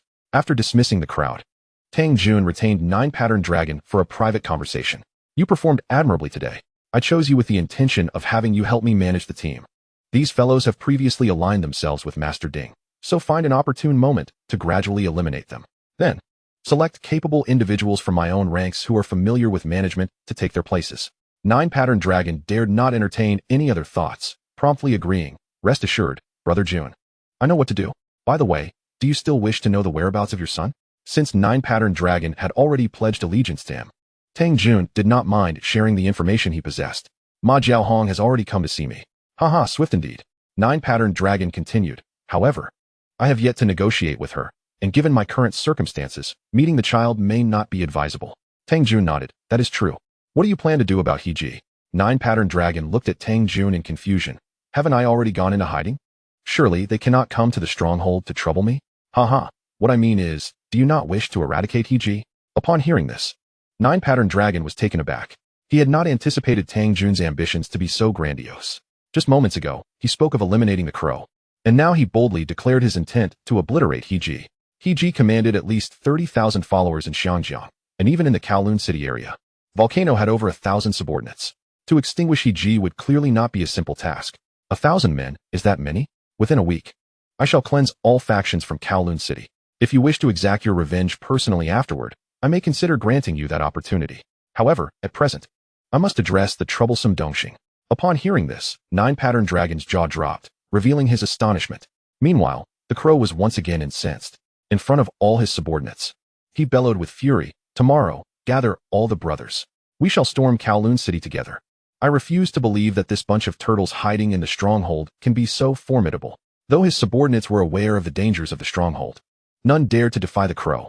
Consequently, by the following morning, the crow had amassed hundreds of men, along with an additional 100 borrowed from Wu Jiwei. He had gathered at least 500 men.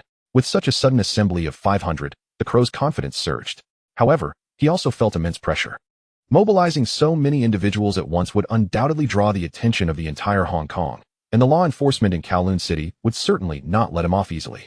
Moreover, ensuring that so many would fight for him would entail substantial compensation in terms of settling down and medical expenses. Thus, this battle was akin to burning the boats behind him, intending to eliminate Tang Jun once and for all.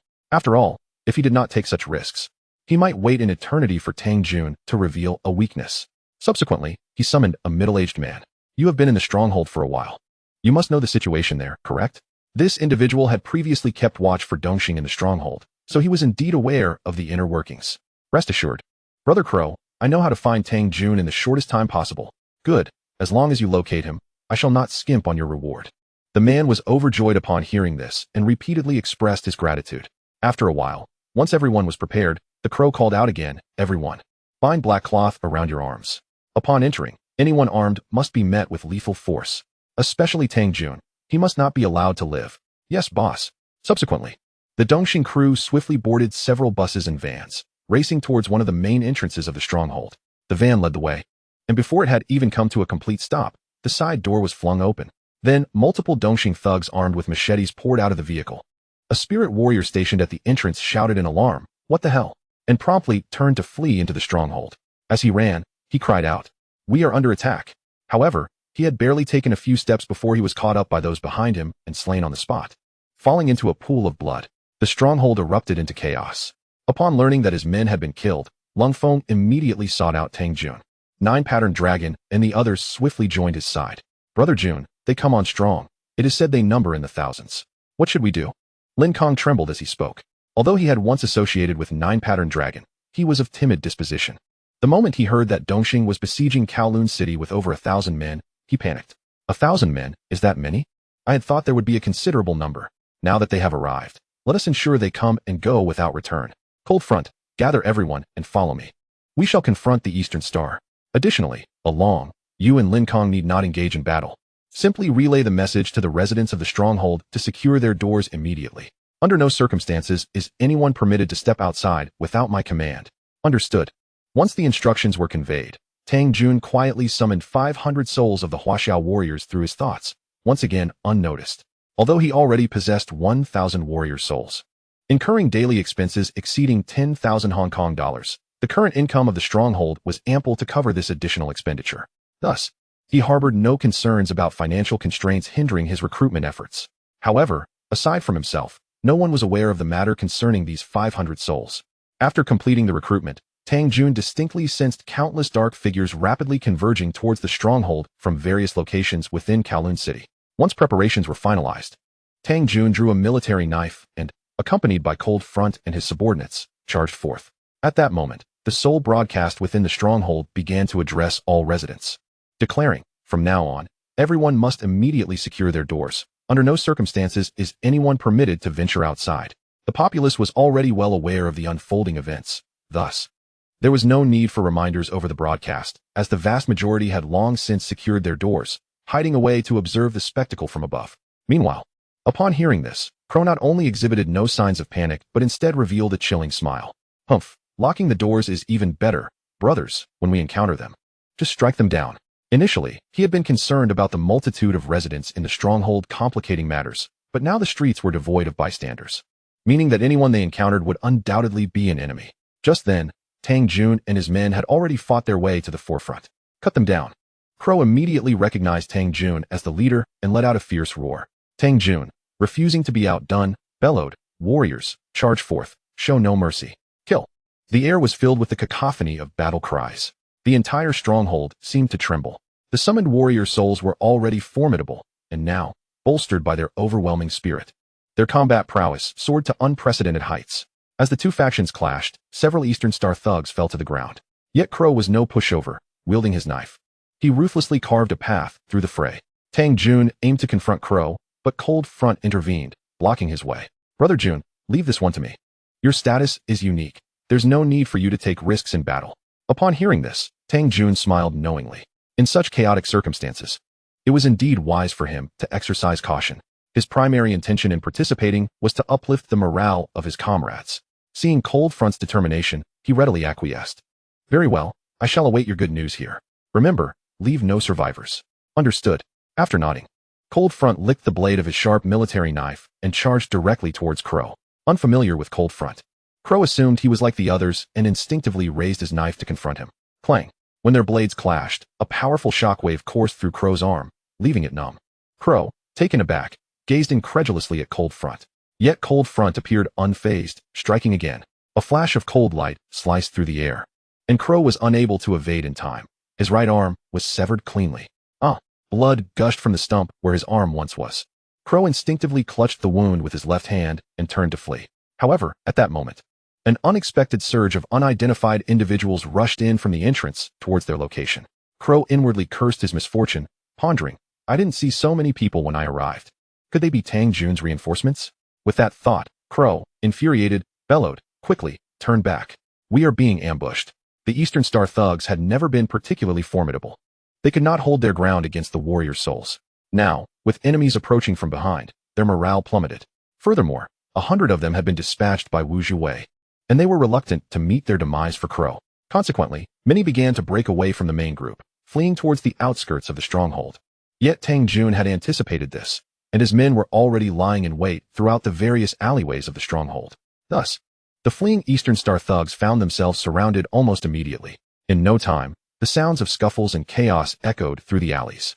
Witnessing this scene, Crow fell into utter despair.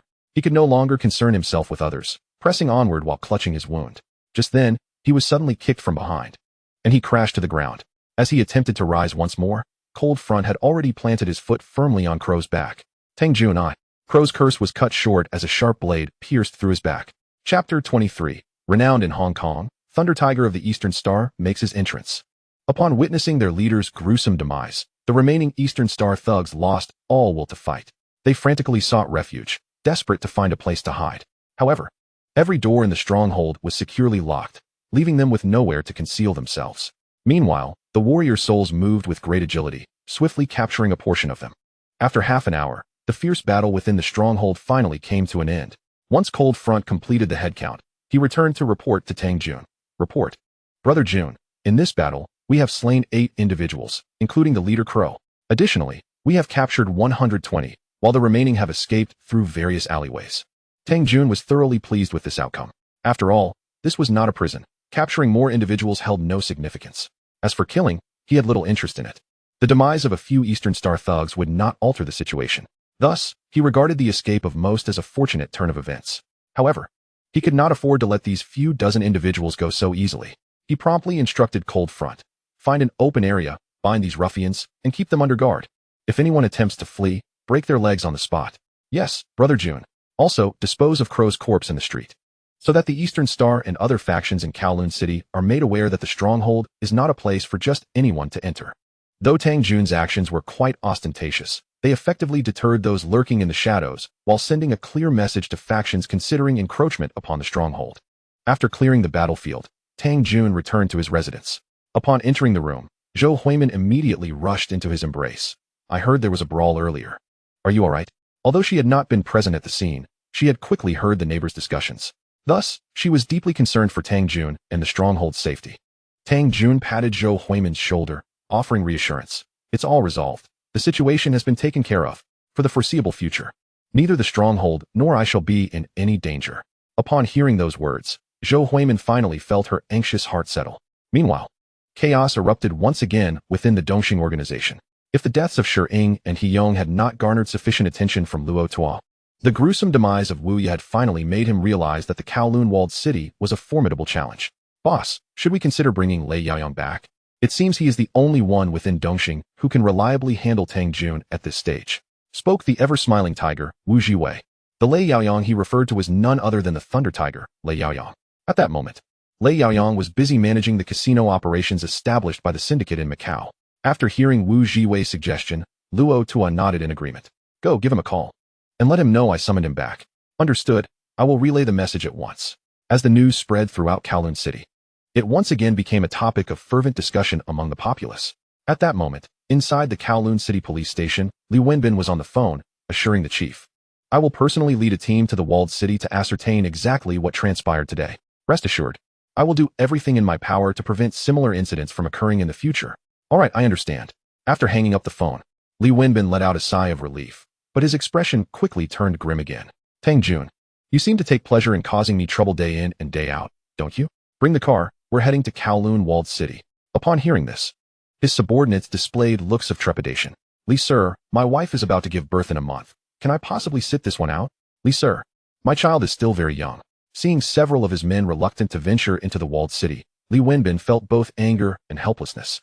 He understood that police officers were human too, and these were brothers who had fought alongside him for many years. It would be unreasonable to penalize them for such minor concerns. Doing so would only alienate them further and discourage them from risking their lives for him in the future. With this in mind, Li Wenbin immediately decided to phone Tang Jun for a proper discussion. Luckily, the number Tang Jun provided was genuine. Before long, a familiar voice echoed through the phone. This is Tang Jun. Who is this? Few people knew this number, so if someone was calling, it must be for an important matter. This is Li Wenbin. Upon hearing the name, Tang Jun's eyes narrowed instantly. Commissioner Li, what brings you to call me today? Did you finally remember I exist? You must already know the reason for my call. You're not suggesting this is about those East Star lowlifes, are you? Commissioner Li, I'm merely ridding the streets of scum. They stormed into the walled city armed and began attacking the residents without provocation. It was only through our collective efforts that we managed to drive them out. Surely, the police should award us a medal for this. And if you could also provide a little cash reward, that would be splendid. Li Wenbin had never encountered such shamelessness before. To kill a man and then expect a reward from the police was outrageous. He replied with displeasure. Have you lost your mind? You left that crow in the street, instigating panic among the citizens, and now you come to me seeking benefits? I want to waste my breath on you. The walled city must provide me with an explanation for this incident, or I will have difficulty justifying it to my superiors. Heh. How you explain it to them is your concern. My stance is simple. Whoever offends me, I will retaliate. Li Wenbin was infuriated. After all, no gang leader in Kowloon had ever dared to speak to him in such a manner. However, given that the other party was safely ensconced within the walled city, he had no means to contend with Tang Jun. After a moment of contemplation, Li Wenbin could only relent and say, Tang Jun, this matter has already drawn the attention of higher authorities. If we cannot provide the government with a satisfactory response, they will only find ways to continue harassing the walled city. So, shall we meet to discuss this properly? Tang Jun understood that today's incident had escalated significantly. Fortunately, it had occurred within the walled city. Otherwise, a mass brawl in a bustling area would have likely drawn the attention of the Flying Tigers and the stationed British military forces. However, the meeting must take place within the walled city. You know my current situation. I cannot afford to step outside its bounds. Although Tang Jun could currently recruit an army of 100,000 spectral warriors, without firearms and ammunition, he could not engage in combat with regular forces. Thus, he needed to maintain a low profile for the time being. After a brief hesitation, Li Wenbin suddenly blurted out a statement that left Tang Jun both amused and exasperated. Meeting in the walled city is acceptable, but you must ensure my personal safety. Haha. Commissioner Li, are you making an international joke? I cannot bear the weight of the accusation of attempting to murder the head of the homicide unit. Tang Jun understood well that the reason the British government had not decisively eradicated the Kowloon Walled City was not due to a lack of capability. Rather, they viewed such a place as not entirely detrimental. If the walled city were to be destroyed, its inhabitants would return to the city, ultimately destabilizing society further. Thus, having a natural prison to contain a significant number of criminals was not entirely a bad thing. However, this was contingent upon the walled city not challenging the government's authority or threatening its existence. Otherwise, should they resort to force, even 10 walled cities would be obliterated in an instant. After all, the British still maintained a formidable station force in Hong Kong, ready to engage in battle at any moment. Very well, you may choose the time and place for our meeting. I will send someone to escort you. Just wait for my man at the police station. You certainly have some audacity, sending someone to the police station. Li Wenbin was somewhat speechless. Other lowlifes would avoid the police station like the plague, yet Tang Jun was willing to approach it. What of it? One day, I might even visit you for a cup of tea. Agreed. I will ensure you receive a warm welcome. By afternoon, while Li Wenbin was in his office reviewing documents, one of his subordinates walked in. Li, sir, there is someone outside looking for you. Upon hearing this, Li Wenbin immediately realized it was someone sent by Tang Jun to escort him. Without further ado, he rose and exited the police station. He spotted a stern-faced young man standing beside a car. Approaching him, he asked, "Are you from the walled city?" "I am Lung Feng. Jun Ge sent me to bring you back to the walled city." The young man nodded in response. Li Wenbin took a deep breath and then entered the car. Soon, they arrived at the entrance of the walled city. The narrow pathways within necessitated that they disembark and walk inside. After parking the car, Lung Feng explained. Li Wenbin had been here before, so he was well aware of what awaited him inside. As he stepped out of the car and followed Lung Feng into the walled city, he was immediately taken aback by the scene before him. In his memory, the Kowloon Walled City had been a dilapidated, chaotic place, an utterly desolate environment. However, nowadays, a tremendous transformation has occurred here. The roads are not only clean and tidy, but the people passing by are also remarkably amiable. Some elderly individuals, upon seeing Li Wenbin, even take the initiative to nod in greeting. This left Li Wenbin somewhat puzzled. How did the city become like this? Ever since Brother Jun took charge of the city, life here has been improving day by day.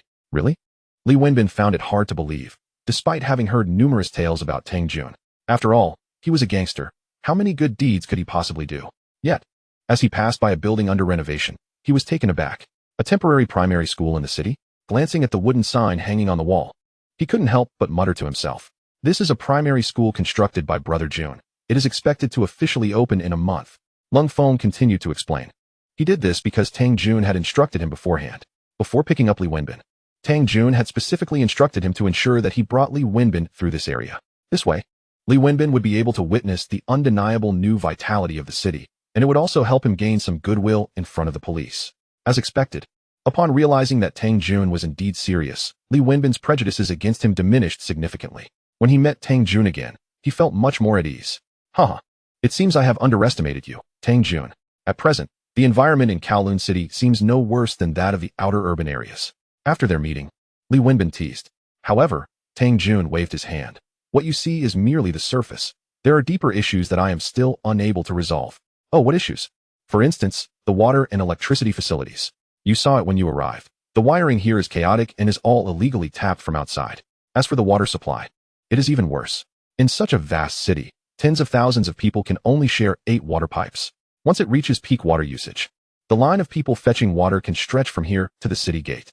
Therefore, as long as the water and electricity facilities remain unresolved, the quality of life for the residents of the city cannot improve. Upon hearing this, Li Wenbin's heart sank. He already sensed what Tang Jun's true purpose for calling him here was. Subsequently, Li Wenbin reminded him, after all, the city has been deemed an illegal structure by the Kowloon city government, so it seems unrealistic to report the water and electricity facilities through normal procedures. Precisely. But if your police force intervenes to help us communicate, or turns a blind eye, then I believe some matters could still be resolved quite easily. Damn, I guessed it right. You little rascal, didn't he have good intentions in calling me here? Tang Jun chuckled. You are mistaken. I called you here not only for collaboration, but also to ensure a win-win situation for both of us. Li Wenbin, puzzled, responded, how can we achieve a win-win situation? It seems to offer me no benefits at all. Really?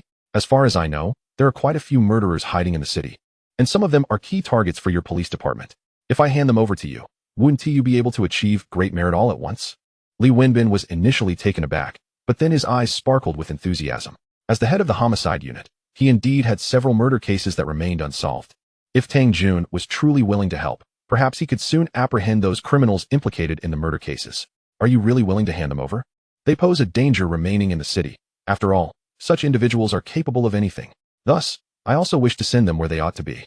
However, I cannot simply hand them over without securing benefits for the city. Otherwise, my position as the leader would be unstable. Wouldn't you agree? Li Wenbin understood his meaning. But after weighing the pros and cons, he felt it was worth a try. All right, I will instruct my subordinates to interfere as little as possible in the city's affairs. But as for where you obtain water and electricity, that is none of my business. Upon hearing this, a smug smile spread across Tang Jun's face. Deal. May our cooperation be fruitful. The next morning, Tang Jun, accompanied by Lung Feng and several subordinates, swiftly apprehended several wanted murderers hiding in the city. Armed with the resident information previously collected by Jiao Wenlong, one of the murderers, upon being captured, immediately shouted, Tang Jun, you have broken the rules of the city and colluded with the police. May you meet a terrible fate. Tang Jun sneered and slowly replied, I do not know what the rules of the city were before.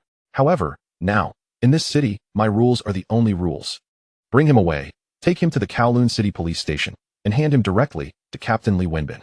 Yes, Brother Jun, Li Wenbin too, was taken aback by Tang Jun's swift and decisive actions.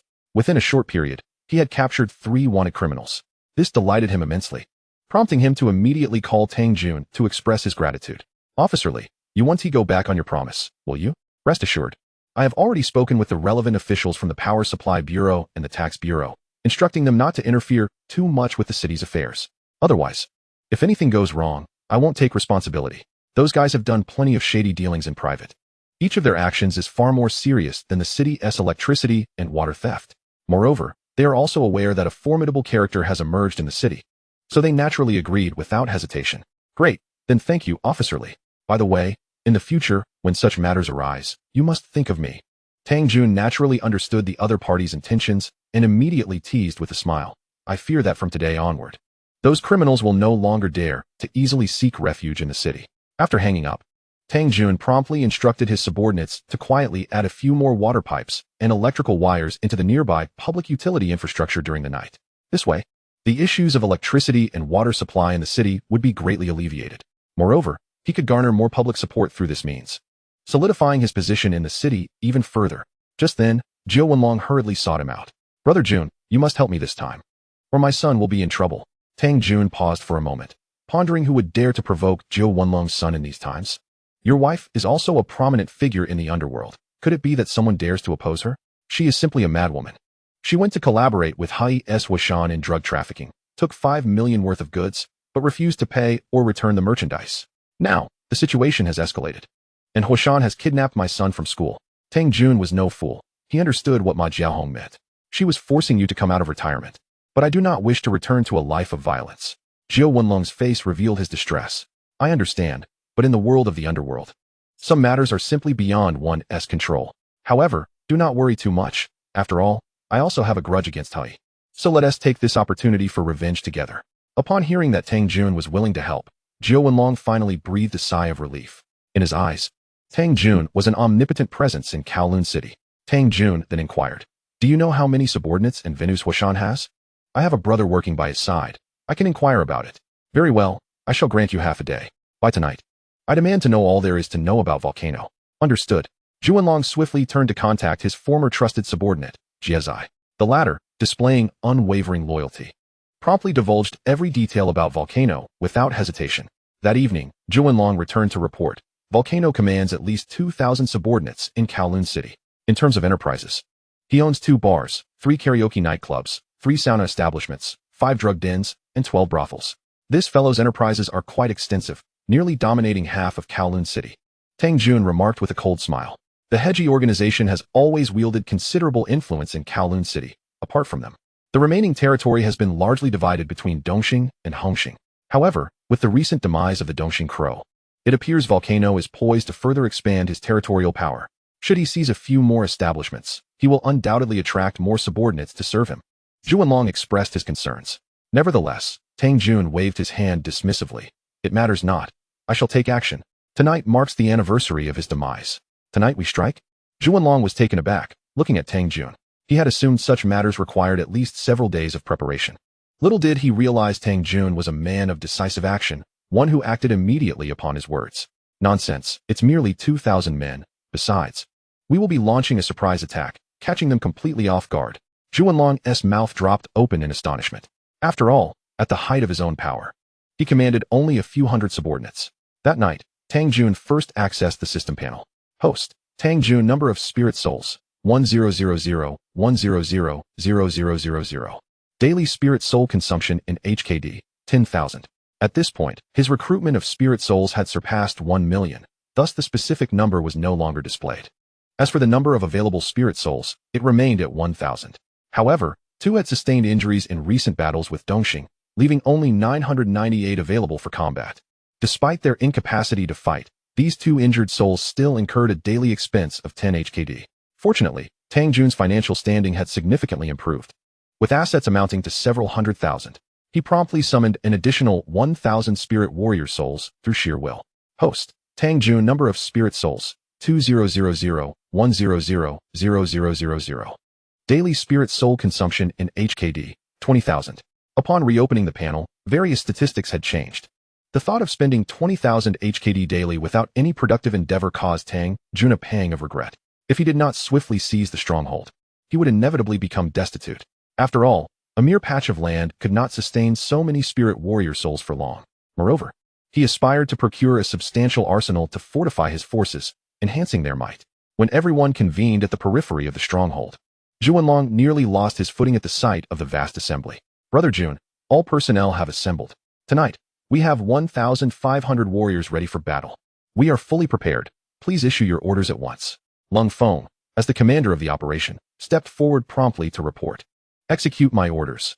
Leave no establishment of Volcano unscathed, and ensure his subordinates receive a thorough beating. As for Volcano himself, I must see his corpse tonight." "Understood, Brother Jun."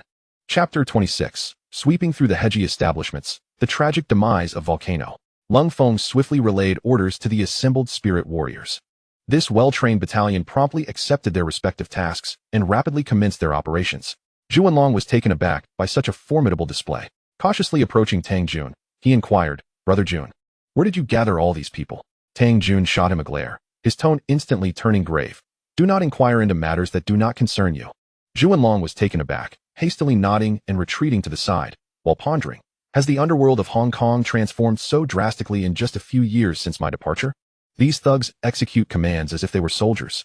Nevertheless, this bodes well for him, as it implies that Volcano is undoubtedly facing imminent peril tonight. As night fell, Kowloon City remained bustling with activity. Being a thriving locale, the municipal lighting was relatively well maintained. Coupled with the abundance of karaoke bars and nightclubs, it naturally became a paradise for the youth. At that moment, Volcano was indulging in red wine at a bar when his long-haired subordinate rushed in, flustered. "Brother Volcano, we have a situation. Our establishments are being raided." Volcano, already agitated by the Ma Jiaohong incident, felt his temper flare upon hearing this news. "Who the hell has the audacity to wreak havoc on my territory? I do not know, but they seem to be outsiders." Volcano's heart sank at this revelation. He was well acquainted with the underworld figures in Kowloon City, and if the intruders were unrecognizable to his subordinate. It could only mean two things.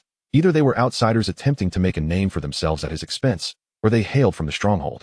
Remembering Tang Jun's recent rise to prominence, Volcano felt a twinge of unease.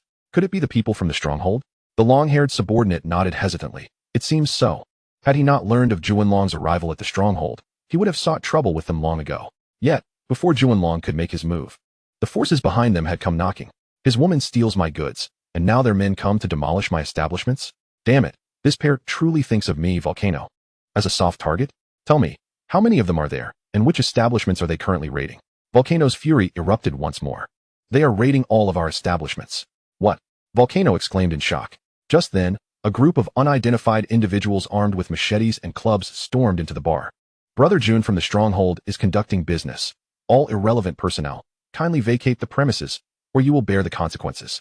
The leader, Lung Feng, bellowed. He had received word that Volcano was present in the bar, hence his decision to personally lead the charge. The objective was to capture him and bring him back to the stronghold. Upon seeing the enemy at his doorstep, Volcano shed his suit and seized a cleaver from the bar, shouting, "Heji members, listen up. Slay them, and I, Volcano, shall reward you handsomely." However, before his words could settle, Lung Feng lunged toward him. Volcano hastily raised his blade to strike. Yet, Lung Feng was faster, launching a swift attack, his blade slicing downwards. The glint of the military knife cut through the air, instantly leaving a gash across Volcano's chest. Pain surged through him as he staggered backward. Upon witnessing the situation, the long-haired figure nearby was eager to lend a hand, only to be obstructed in his path by other heroic spirits. After securing his footing, Huashan prepared to grit his teeth and strike again. Yet, after taking only 2 steps, he suddenly felt a chill in his lower abdomen. Huashan instinctively lowered his head, only to find a sharp blade had already pierced through his belly, its tip stained with his own blood. Slowly, he turned his head and was taken aback to discover that it was none other than his subordinate, Ajie. "Ajie, how could you betray me?" he exclaimed in disbelief. Ajie let out a cold laugh. "I'm sorry, Brother Huashan, but I've always followed Brother Long." Ajie was no fool. It was evident to anyone that Huashan's fortunes had dwindled. Should his treachery be exposed, he would certainly face retribution from the Heji. Thus, he saw this opportunity to eliminate Huashan as a means to pledge allegiance to Jiao Wenlong and Tang Jun. "Damn you!" Huashan cursed angrily as he succumbed to the pool of his own blood. With Huashan's demise, the brawl in the bar came to an abrupt halt. At that moment, Huashan's men, having lost their leader, were quick to flee the scene. Simultaneously, the emergency hotline at the Kowloon City police station was inundated with calls. Apart from ordinary citizens reporting the chaos, even members of the Heji called to seek assistance. After all, the only force capable of quelling the turmoil in the city was the police. However, the operator responded with exasperation. "We're understaffed. Please hold on. We are requesting backup from other districts." Prior to the operation, Tang Jun had specifically provided Li Wenbin with a lead, instructing him to capture the mastermind behind a series of murders in Tsiyun Mountain. Little did he expect that just as Li Wenbin departed from Kowloon City, chaos would erupt in his own territory. While en route, Li Wenbin received the notification and erupted in furious curses. "How dare you play me, Tang Jun? Surly, the target's location is just a few kilometers ahead. Should we turn back to assist the scene or continue pursuing the criminal?" Li Wenbin hesitated momentarily before gritting his teeth and commanding, "Proceed. As long as we capture that suspect, we can absolve ourselves of responsibility. Otherwise, prepare for the possibility of being dismissed." Fortunately, Tang Jun's intelligence proved accurate. Ultimately, Li Wenbin and his team successfully apprehended the suspect in a residential house. However, upon returning to the police station, he learned that Tang Jun had mobilized over 1,000 men that night, wreaking havoc on all establishments under Huashan's control. Preliminary estimates suggested losses amounted to at least 10 million Hong Kong dollars. Fortunately, Tang Jun's subordinates exercised restraint, avoiding damage to public facilities and solely targeting Huashan's venues. Moreover, no innocent civilians were harmed, which significantly alleviated the pressure on Li Wenbin's shoulders. Nevertheless, he feigned authority and promptly ordered the apprehension of all individuals involved in that night's events across the city. As the night deepened, the city was aglow with lights. In the lobby beneath Tang Jun's residence lay a lifeless body, with a child in school uniform standing nearby. Upon arrival, Jiao Wenlong immediately recognized that the figure sprawled on the ground was indeed Huashan himself. A glance at the boy beside him enlightened him to the entire situation. He swiftly approached, gathering his frightened son into his embrace. The boy, startled and confused, cried out, but after Lin Kong provided some explanation, his distress began to ease. After ensuring his son was settled, Jiao Wenlong turned to Tang Jun. "Brother Jun, What are your plans moving forward? Tang Jun smirked. Now that we've swept through He-Ji's establishments and the Eastern Star escrows have been dealt with, it's time for us to exit the city and make a grand entrance. Zhou Wenlong inhaled deeply, realizing that Tang Jun intended to launch a full-scale offensive to seize control of the entire Kowloon region. Shortly thereafter, Lung Feng returned to report on the Night S operations. Brother Jun, all identified targets were successfully destroyed. In this operation, we suffered 68 casualties, 12 of whom were severely injured, while the rest sustained varying degrees of minor injuries. Tang Jun nodded. Although this group of heroic spirits was formidable, it was unrealistic to expect 0 casualties in such a chaotic melee. He retrieved some cash from the safe to aid the injured brothers. Furthermore, convey my message. Every participant in tonight's operation will receive substantial rewards. Thank you, Brother Jun. After Lung Feng departed, Zhou Wenlong continued, Brother Jun, since we've decided to move forward, why do we still need to keep those Eastern Star thugs around? At that moment, dozens of individuals remained imprisoned in the city, all subordinates of the Eastern Star's Crows and Wu Jiwei. Uncertain of Tang Jun's intentions, Zhou Wenlong couldn't help but inquire. If we were to kill them recklessly, it would undoubtedly draw the government's intense scrutiny. However, releasing them would unwittingly create obstacles for ourselves. So let us keep providing for them daily. Once our plans are realized, we can reassess. Hearing this, Zhou Wenlong suddenly conceived a clever idea. What if I ask around to see if we can turn some of them into informants? Informants, also known as traitors, are individuals in the underworld who betray their comrades. Having tasted the benefits from Jiazai, Zhou Wenlong believed that inciting betrayal could be a viable strategy, hence daring to suggest it to Tang Jun. Tang Jun had no objections, nodding while adding, we can certainly make use of those individuals. But remember, any informant must be discarded after their utility is exhausted. They cannot remain close by. Otherwise, you may find yourself betrayed one day. Zhou Wenlong quickly nodded, I understand, Brother Jun.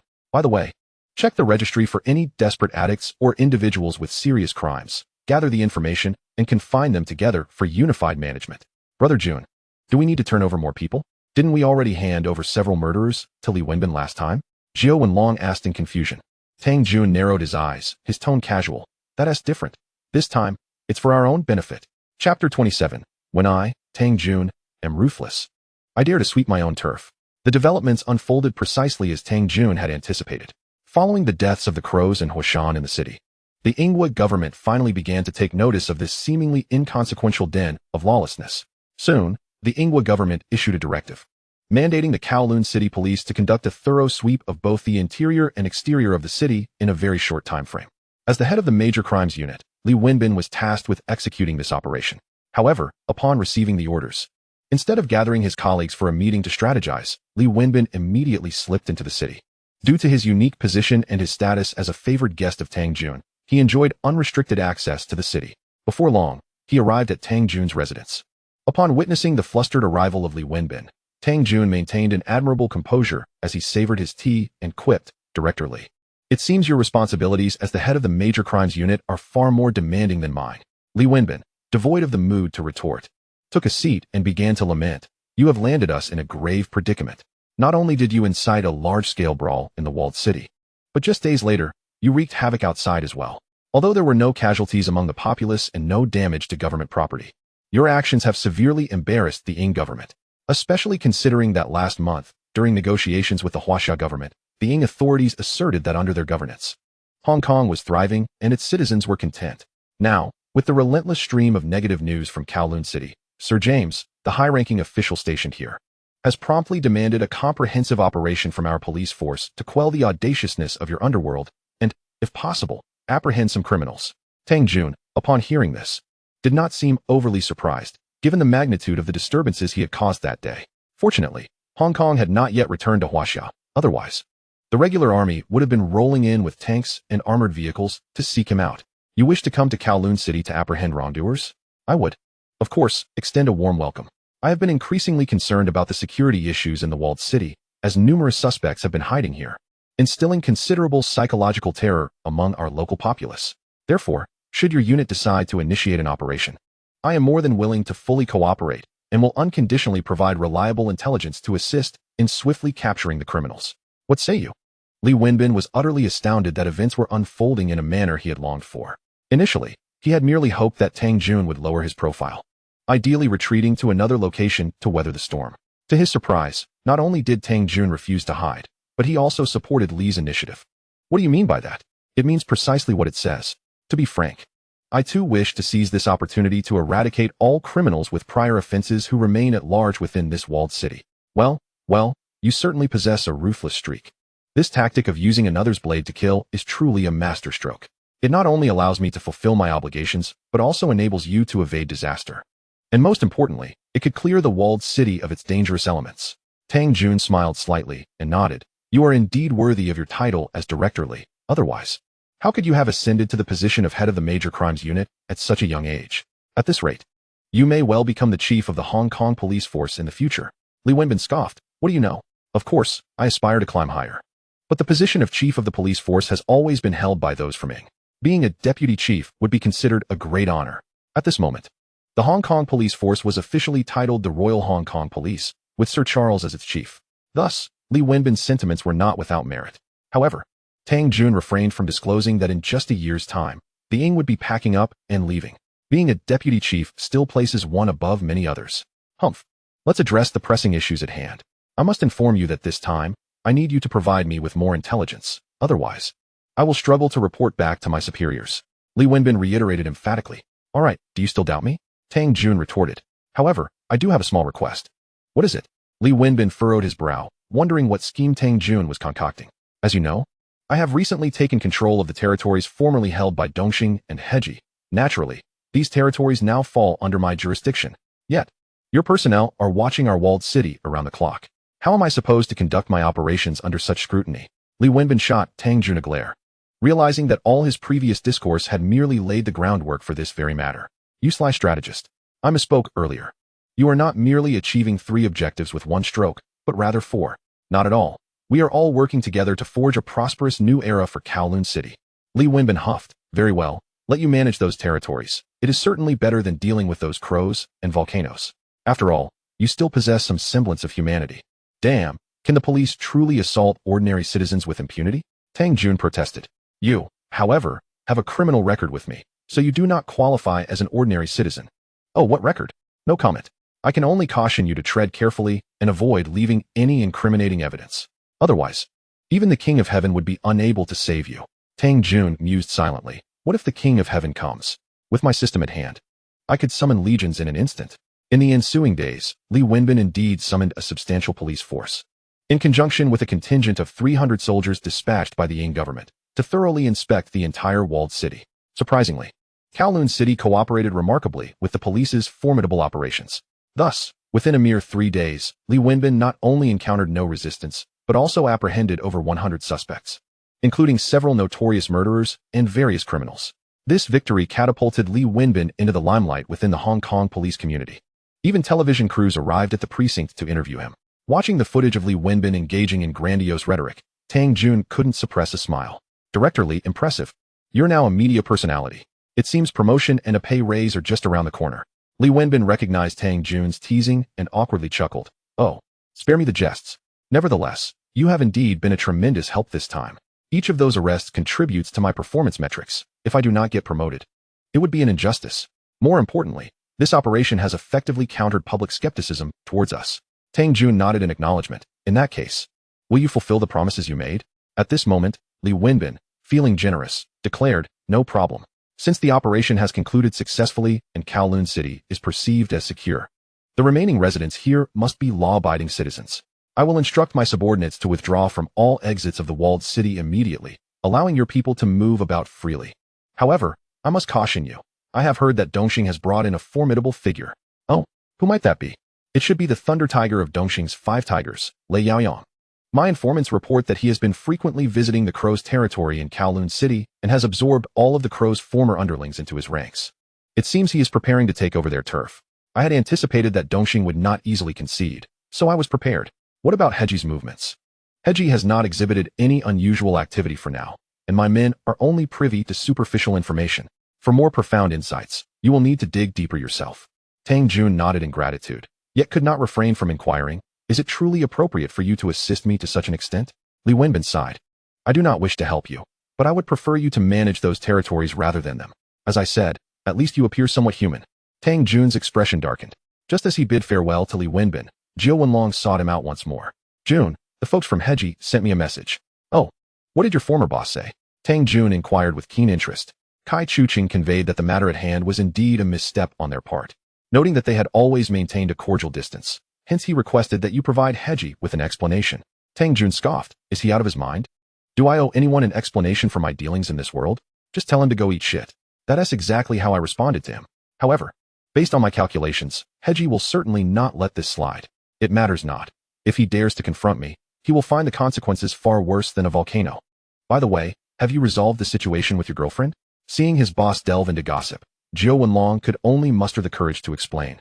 She has been persistently urging me to step back into the fray, even claiming she would rally support and provide financial backing.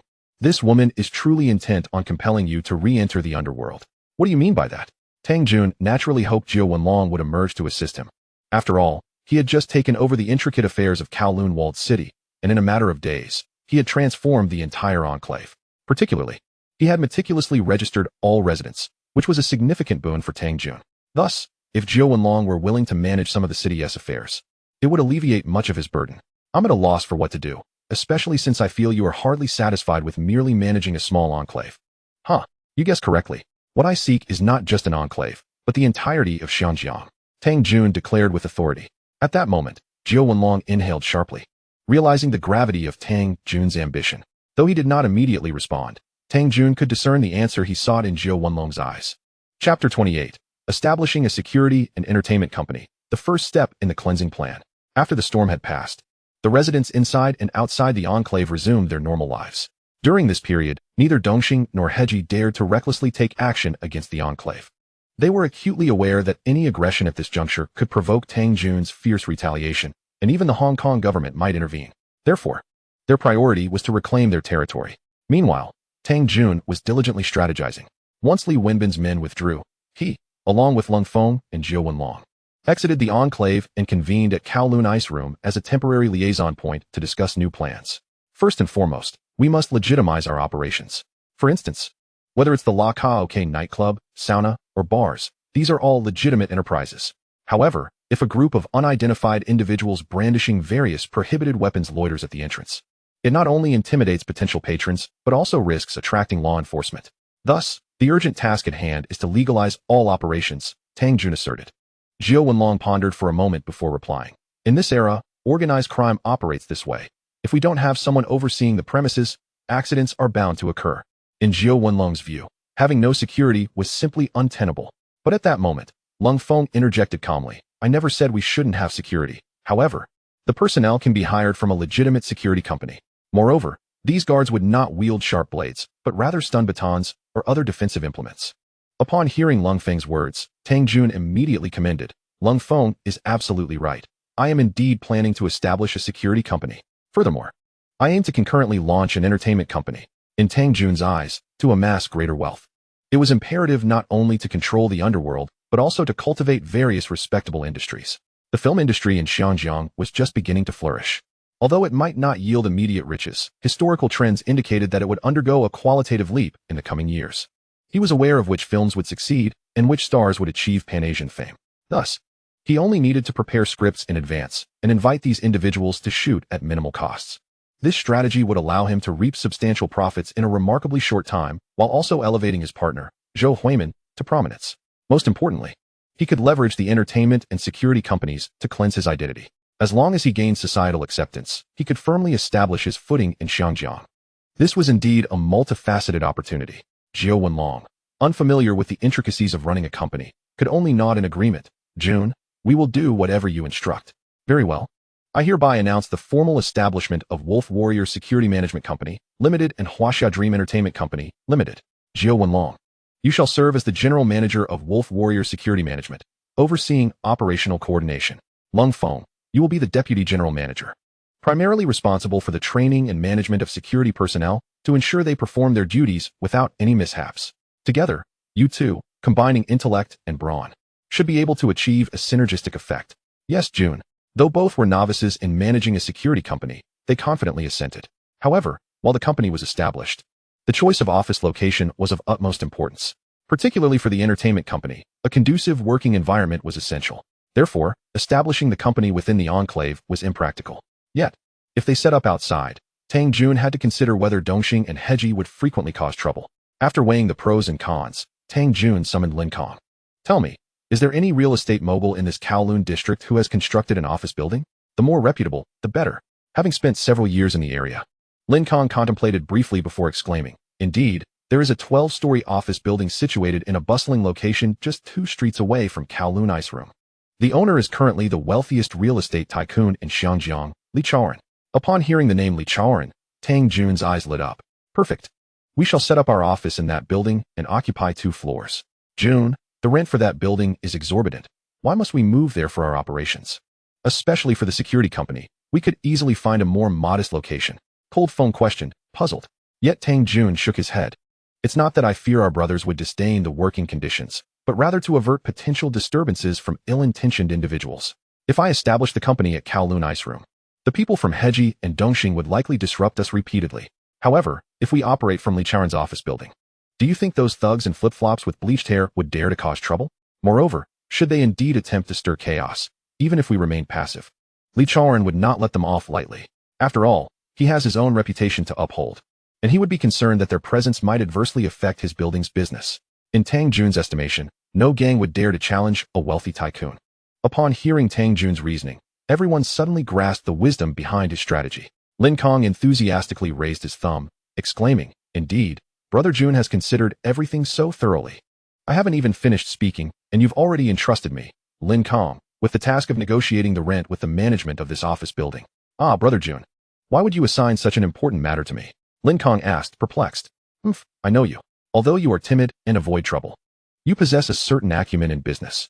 Moreover, given our prominent reputation, I am concerned that the management might recognize us and refuse to lease the office to us. Thus, it is entirely appropriate for an unknown like you to handle the rental. Upon hearing this, Lin Kong not only felt no anger, but instead broke into a cheerful smile, saying, thank you, Brother Jun, for recognizing my potential. I, Lin Kong, finally have a chance to prove my worth. Tang Jun waved his hand dismissively. I believe you are talented. It is merely a matter of applying your skills in the right context for them to shine. This statement provided Lin Kong with immense encouragement, and he responded with excitement. Rest assured, Brother Jun, not only will I secure the office space, but I will also negotiate a favorable rent. Very well. I await your good news. 2 days later, Lin Kong returned with promising news. He had successfully rented 2 interconnected floors of office space at a relatively advantageous price and was able to move in immediately. Without further ado, Tang Jun instructed his subordinates to establish the 2 companies. A few days later, the Wolf Security Management Company and Huaxia Dream Entertainment Company were officially registered in the Wanghai building. To ensure everyone was aware of the existence of these 2 companies, Tang Jun hosted a grand opening ceremony on the day of the launch, even inviting a lion dance troupe to perform at the entrance of the building. Such a high-profile display naturally caught the attention of the various gang leaders in the area. What? That kid actually came to the city to start a company? This country bumpkin, instead of staying in his village, wants to act like a city dweller? Kai Chuching scoffed. However, the uncles around him cautioned, Big Brother Chung, Tang Jun has been stepping all over us for quite some time. If you cannot handle him, we will all be embarrassed as a gang. Indeed, boss. It is time to take action. The Huashan members chimed in. Yet Kai Chuching felt a deep sense of frustration. The battle with Huashan had drained the entire Heji gang's resources in Kowloon City. Now, to confront Tang Jun, they would have to call in reinforcements from outside. After taking a deep breath, he looked at the crowd and asked, who among you can deal with Tang Jun? Upon hearing this, everyone immediately lowered their heads, afraid to meet Kai Chuching's gaze. Babe, didn't you say last time that you would personally avenge Sang Bo? Here is your chance. If you can truly eliminate Tang Jun, I can introduce you to the notorious drug lord General Kai Ba of the Golden Triangle. Babe's heart raced. He desperately wanted to meet Kai Ba. After all, Kai Ba controlled a significant portion of the Golden Triangle's opium cultivation land. Establishing a partnership with him could allow Babe to dominate the drug trade in all of Xiangjiang. However, he was acutely aware that Tang Jun was not easily dealt with. Even Huashan had met a gruesome end, so after a moment of hesitation, he shook his head. Boss, I recently lost a drug den to the police, and they are now watching me closely. My teams are too afraid to show their faces and are hiding in the shadows. If I engage with Tang Jun at this critical juncture, I fear it would be a costly mistake. Kai Chuching fell silent, knowing that these people were no longer reliable.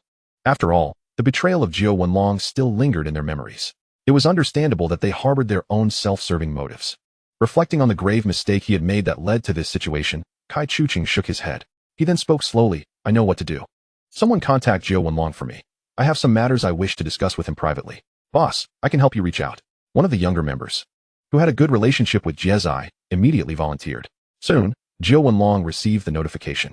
Upon learning that Kai Chuqing wished to meet him, he promptly reported the matter to Tang Jun. Tang Jun smiled slightly upon hearing this. Go. Why not? Since your former boss has invited you, you must attend.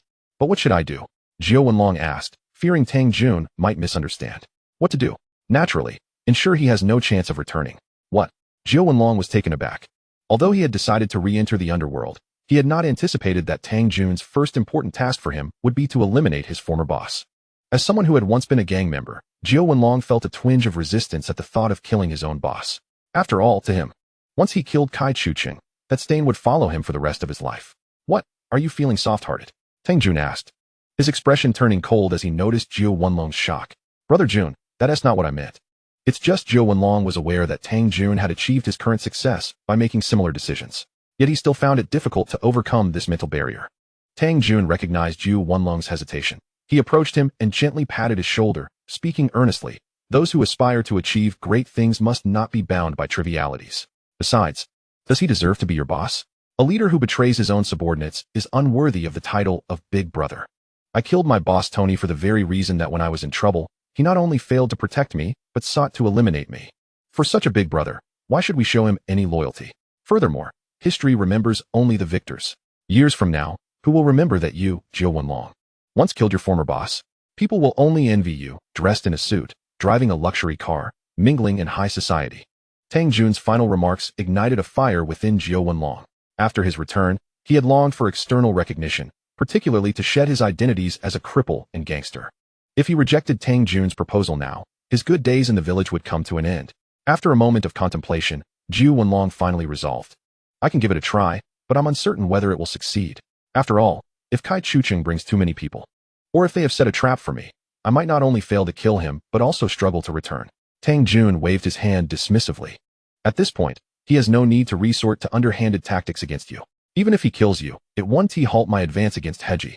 So, the likelihood is that he wishes to recruit you, either to return to Heji and serve him or to act as a mediator for negotiations between us. Regardless of the outcome, I trust you will make a wise choice. Additionally, I will send Lung Feng with you. His combat skills are exceptional and his reflexes sharp. With him by your side, you should find it quite easy to eliminate Kai Chuqing. Upon hearing this, Jiao Wenlong did not waste any more words. He nodded deeply in understanding. He is not foolish. He understands that Tang Jun summoned Lung Feng not only to help alleviate his burdens, but also to keep an eye on him. After all, the world of martial arts is fraught with treachery, and one can never tell when those close by might betray for personal gain. That very night, Jiao Wenlong accompanied Lung Feng out of the city fortifications, heading to a private dining room in a restaurant in Simsha Sui, adjacent to Kowloon City, to meet with Heji's sitting master, his former boss, Kai Chuqing. Chapter 30. Heji's sitting master is slain. Tang Jun discusses collaboration with the smuggling arms chief. While Tang Jun remained oblivious to the particulars of the conversation between Kai Chuqing and Jiao Wenlong, the outcome was grim. Kai Chuqing perished at the dining table within 10 minutes of their meal.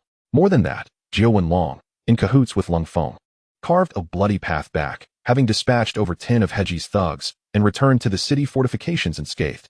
When he next encountered Tang Jun, Jiao Wenlong, with unwavering resolve, declared, Brother Jun, I have no path of retreat left. From this day forth, my life is yours. Tang Jun merely nodded in acknowledgement, stating, Do not venture out for the next few days. Heji will undoubtedly be frantically searching for you. What about you, Brother Jun? Jiao Wenlong was acutely aware that Heji would not easily let him go, not only because he had slain Kai Chuqing, but also due to the provocation posed to the entire Heji organization. Should Heji's elders fail to respond swiftly, they would find it impossible to maintain their reputation in the martial world. A bloody retaliation was inevitable. I will procure some valuable items and prepare for a direct confrontation with Heji. Tang Jun was well aware that merely securing a small stronghold like Kowloon City was insufficient to solidify his position in the underworld of Hong Kong. He needed to leverage the Heji name to send a message to other factions, demonstrating his power. Jiao Wenlong was unaware of Tang Jun's ulterior motives. Yet he recognized his temperament. If Tang Jun did not volunteer information, he would not inquire further. Thus, Jiao Wenlong suppressed his curiosity and obediently remained hidden within the stronghold, daring not to step outside. Everything unfolded as Tang Jun had anticipated. Upon learning of the massacre at the sitting master's establishment, several prominent figures, including the formidable Ba Bai, vociferously vowed to dismember Jiao Wenlong, the traitor. However, Neither Ba Bai nor the other thugs dared to set foot in the stronghold, resorting instead to mere threats from a distance. This posed no significant threat to either the stronghold or Jiao Wenlong. Meanwhile, Tang Jun was not idle. Through connections with Ding Ye's former confidants, he identified one of Hong Kong's largest illegal arms smuggling leaders, Zun and I Wang. In this world of cinematic fusion, Tang Jun was already aware of Zun and I Wang's existence from the film The Enforcer. His subordinates further confirmed that Zun and I Wang was indeed engaged in clandestine arms trafficking. However, Zun and I Wang was known for his ruthlessness and reckless disregard for consequences. Dealing with such a person was fraught with peril, especially since Tang Jun knew he possessed a vast armory. The location of this armory was particularly concealed, situated beneath a comprehensive hospital that he himself had funded. This was precisely why Zun and I Wang had evaded police capture repeatedly. The Hong Kong government had yet to uncover the whereabouts of his arms cache. Upon contacting Zun and I Wang by phone, the latter's tone was laced with disdain. You, a mere pawn from the stronghold, think you can negotiate business with me? Do you even qualify? Tang Jun, unfazed, merely chuckled softly. If you wish to test my capabilities, I would not mind showcasing a fraction of my strength. Zun and I Wang scoffed. What do you intend to do, little man? Nothing much. In 10 minutes, my 1,000 subordinates will surround your Ming Xian hospital. The objective is simple, to seize all the weapons and ammunition hidden beneath the hospital. Initially, Zun and I Wang had dismissed Tang Jun. However, upon hearing this proclamation, he was taken aback, eyes wide in shock. Apart from a select few core personnel, no one else knew of the armory's existence. Not even many doctors and nurses working at Ming Xian Hospital. The fact that someone so seemingly unrelated to him could accurately deduce the location of his armory sent a chill down Zun and I Wang's spine. After all, if Tang Jun reported this to the police, no amount of weaponry would save him. The ultimate outcome would be the destruction of his armory, leaving him to flee Hong Kong, never to return.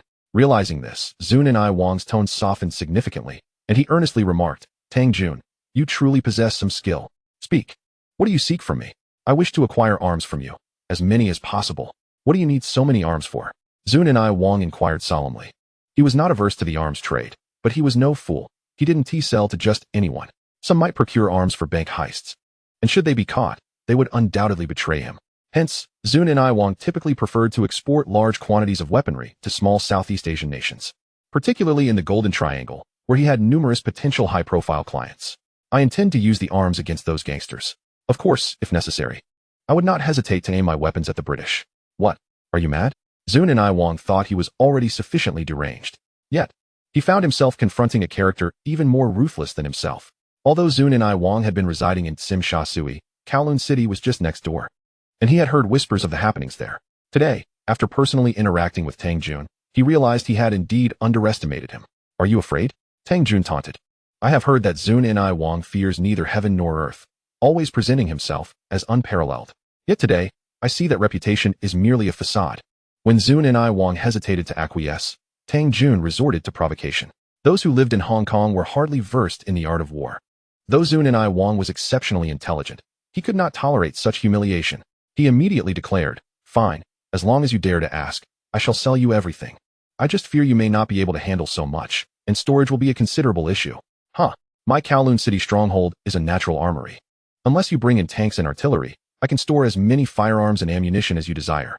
Of course, in terms of pricing, you should offer a discount. I won't take advantage of you. Furthermore, I can provide you with intelligence that you could not acquire even with infinite wealth.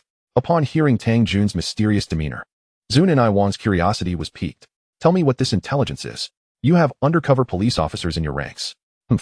I believe discussing such matters over the phone is inconvenient. Let us meet in person to elaborate. Were it anyone else making such claims, Zun and I Wang would have dismissed them outright. However, Tang Jun's words carried weight. He had accurately pinpointed the location of Zun and I Wang's armory, leaving him no choice but to exercise caution.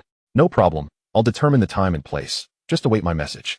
The following night, Tang Jun changed into casual attire and stealthily slipped out of Kowloon Walled City under the cover of darkness. Due to the recent relentless pursuit by He Ji, he intended to remain low-key until he acquired the arms from Johnny Wong, to avoid arousing suspicion. Subsequently, Tang Jun made his way to a lounge in Tsim Sha Tsui, where he met Johnny Wong. True to his reputation as an arms dealer, Johnny Wong, upon taking a seat, immediately unbuttoned his suit jacket, revealing a black pistol holstered at each side of his waist. This caused the ever-cautious Lung Feng, standing behind Tang Jun, to grow anxious. Although he was adept with firearms, he found himself unarmed, leaving him uncertain of his ability to protect Tang Jun should a confrontation arise. However, Tang Jun remained unfazed, teasingly remarking, "Johnny, are you jesting? Meeting with me while armed with 2 guns. Are you afraid I might devour you?" Johnny Wong replied coldly, "It's my first time dealing with you. Precautions are necessary. After all, I've heard you even dared to kill your own brother." Tang Jun recognized the sarcasm in Johnny Wong's words and retorted with a dismissive expression. "If I wished to take you down, hiding in an armory would be futile. Remember, I'm here solely to discuss a partnership in arms trade." Sensing Tang Jun's irritation, Johnny Wong refrained from further provocation and shifted the topic, lowering his voice to inquire, "Do you have an idea who the mole among us is?" Tang Jun glanced up and spotted a familiar figure among Johnny Wong's subordinates. "Have your men step aside." Johnny Wong, though concerned, gestured for his men to disperse. Once they were alone, Tang Jun began, "That fellow is named Lang, and he's a cop." Taken aback by Tang Jun's revelation, Johnny Wong burst into laughter. "I thought you might suggest someone else. Let me tell you, he cannot be a mole. He is someone I recruited from another arms dealer's side. He has always been one of my most trusted aides. Your claim only makes me suspect you're trying to sow discord." Tang Jun was resolute in his intention to use Lang as a stepping stone. On one hand, Lang, being a cop, stood opposed to him. On the other, he was never known for his compassion. Thus, regardless of the circumstances, Lang was destined to meet his demise. Tang Jun proceeded to elaborate. Lang, full name Liang Jialong, was once an assistant to Uncle Hai. One day, after you took over Uncle Hai's territory, you made him execute Uncle Hai before your eyes. From that moment, Lang gained your absolute trust and became one of your confidants. Although he's always appeared loyal and competent, doesn't it strike you as odd? How does he consistently obtain obscure intelligence? Moreover, doesn't he frequently seek opportunities to subtly probe about the location of your armory? Chapter 31, A Visit to the Armory. Shall we fire an RPG? Upon hearing Tang Jun's words, Johnny Wong's expression shifted to one of realization. Now that you mention it, Lang has indeed been inquiring about my armory recently. Initially, I thought he was just being considerate, wanting to share some of the burden. It seems this kid truly poses a problem. But where did you glean this information? Johnny Wong, not one to be easily fooled, needed to ascertain how Tang Jun had acquired such knowledge. Tang Jun had already prepared his response. "I have connections within the police force. Otherwise, why would the major crimes unit in Kowloon keep letting me off the hook?" Johnny Wong furrowed his brow in thought, ultimately conceding that Tang Jun's reasoning was sound. After all, Tang Jun had nearly overtaken the Kowloon government in recent days. Had there not been insider assistance within the police, he would have been apprehended long ago. With this in mind, Johnny Wong fully trusted Tang Jun's assertion. "What do you suggest I do now? Should I eliminate Lang directly? Killing him is easy. But it mustn't be too obvious. If the police behind him discover your involvement, they'll only retaliate more fiercely. Therefore, you need to orchestrate an accident without anyone being the wiser." Recognizing that Tang Jun had thought this through, Johnny Wong couldn't help but feel relieved that he had severed ties with this individual. He was fortunate to have seized the opportunity to meet today. Otherwise, he might have been betrayed by Lang without ever realizing it. "I know what to do now. I'll find someone to drink with. Then cause a fatal accident by hitting him while driving under the influence." Indeed, you grasp the concept quickly. No wonder your smuggling operations thrive. Don't jest with me. Consider this a favor owed to you from Johnny Wong. If you ever need my assistance in the future, feel free to ask. Tang Jun inwardly scoffed, thinking that Johnny Wong was hardly worthy of friendship. Furthermore, given his cunning and ruthless nature, Tang Jun had no intention of forming a true alliance with him. In fact, if necessary, he would not hesitate to consume Johnny Wong's arms empire entirely. Yet, as he lacked the capability to do so at present, he merely smiled and replied, "Thank you kindly. Also, if you genuinely wish to repay me, perhaps you could sell me some arms at a bargain? I've recently crossed paths with He, and it seems there will be a confrontation soon.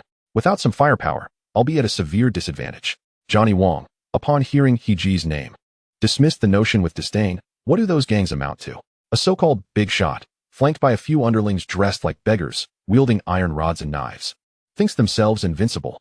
To me, they are nothing but a pile of dung. Tang Jun recognized that Johnny Wong indeed had the arrogance to back it up. He operated on a higher echelon and had little regard for squabbling with street gangs like He over scraps. Moreover, groups like He lacked the capacity to encroach upon the arms trade, which had always kept them at a distance. Even if he sold arms to Tang Jun for the purpose of confronting He, Johnny Wong remained indifferent. After all, as long as Tang Jun stayed out of trouble, no one would dare hold him accountable. Tang Jun continued, "How about you guide me to your armory for a visit? Were it anyone else, Johnny Wong would not only refuse, but would likely draw his weapon to eliminate them." However, Tang Jun was different. Johnny Wong had no valid reason to decline. He promptly stood and led Tang Jun to Ming Xian Hospital. Along the way, he discreetly sent A Lang away and made a mysterious phone call. Tang Jun understood that Johnny Wang intended to hire a hitman. As for how A Lang would meet his end, he was unconcerned. Soon, they arrived at Johnny Wang's underground armory. Upon seeing rows of neatly arranged AK-47 assault rifles and PPSH-41 submachine guns, Tang Jun immediately displayed a knowing smile. After a cursory glance, he was astonished to find that Johnny Wang had even procured 2 RPG rocket launchers. Although the displayed weaponry was of World War II vintage. In the context of the 1980s warfare, such arms still undeniably represented the mainstay. The ancient rascals wielding machetes and clubs need not even be mentioned. With just this submachine gun, I could turn everyone from that so-called PG into a sieve, Zun and Wang confidently proclaimed as he picked up a PPSH-41 submachine gun. Tang Jun nodded in agreement, acknowledging, "These weapons are indeed commendable. You certainly possess some skill to manufacture such a plethora of weapons of mass destruction here." Zun and Wang, clearly flattered by Tang Jun's praise, promptly revealed a secret. "I have connections with those in power." Upon hearing this, Tang Jun's eyes lit up, realizing that Zun and Wang had formidable connections, and he immediately stepped forward, extending his hand with enthusiasm, saying, "Zun and after our conversation, I find you to be quite amiable, so I consider you a friend." Chapter 32. A chance encounter with the stock god Dongxing in the walled city that evening. Tang Jun acquired 10 AK-47s, 5 PPSH-41 submachine guns, along with 10,000 rounds of ammunition and 2 boxes of grenades from Zun and Wang, paying a mere $100,000. In Zun's words, this was merely the first collaboration, and with Tang Jun having gifted him a substantial present. The price was naturally somewhat discounted. Yet, even so, Tang Jun felt a pang of regret. After all, in early 1980s Hong Kong, $100,000 could accomplish many things. If he were to venture into mainland China, that would place him firmly among the local elite. As he made his way back to the walled city with the firearms, Tang Jun pondered the means of generating wealth. Although the walled city yielded a steady income of tens of thousands of Hong Kong dollars daily, it was but a drop in the bucket for Tang Jun. With the responsibility of supporting several thousand valiant souls, his minimum daily expenses surpassed 20,000. Not to mention, future territorial expansions would necessitate hiring more personnel and procuring additional arms. As for the security and entertainment companies he established, they were not yet thriving. Thus, he urgently needed to discover a swift, preferably lawful, avenue for income. Just as he navigated through an alley, preparing to proceed deeper into the walled city, he suddenly spotted a familiar figure approaching. After brushing past, Tang Jun instinctively halted and turned, calling out, "Hold on." The individual turned back, recognizing Tang Jun, and promptly responded with respectful formality, "Hello, Jun Ge." Upon seeing this bespectacled man with an innocuous demeanor, Tang Jun squinted, revealing a peculiar smile. Wasn't this Dongxing, the stock god from the Great Era? However, to Dongxing, Tang Jun's smile appeared rather menacing, sending shivers down his spine. After all, everyone knew that within this walled city, Tang Jun wielded the power to determine one's fate. "Are you Dongxing?" The other party hesitated momentarily before responding, "Jun Ge. You know me? Aren't you the one who got turned into an idiot and subsequently apprehended by the police?" Tang Jun recalled that Dongxing had returned to the walled city to evade the law. Yet, Dongxing was unaware that Tang Jun had collaborated with the police to execute a thorough sweep of the walled city, resulting in his capture by Li Wenbin during a previous police crackdown. Scratching his head, Dongxing awkwardly confessed, "Well, I was released without charge." Tang Jun took a deep breath, fully aware that this individual before him was undoubtedly a child of fortune. Without the aid of any system, he not only managed to evade legal repercussions, but, according to Tang Jun's recollection, would later go on to reap substantial profits from the stock market, effectively draining the pockets of all Hong Kong investors. Thus, if he could secure Dongxing's loyalty, leveraging his luck alongside his own past experiences, it would be nearly impossible not to profit in the stock market. With that thought, Tang Jun gestured for Dongxing to follow him. Though fear gripped Dongxing's heart, he dared not defy Tang Jun and cautiously trailed behind him. Upon arriving at Tang Jun's residence, Tang Jun invited him to sit. As soon as he settled down, Dongxing, still visibly anxious, spoke up, "Jun Ge, you aren't planning to turn me over to the police, are you? They've already lifted my warrant, and my case is closed, so turning me in would be pointless."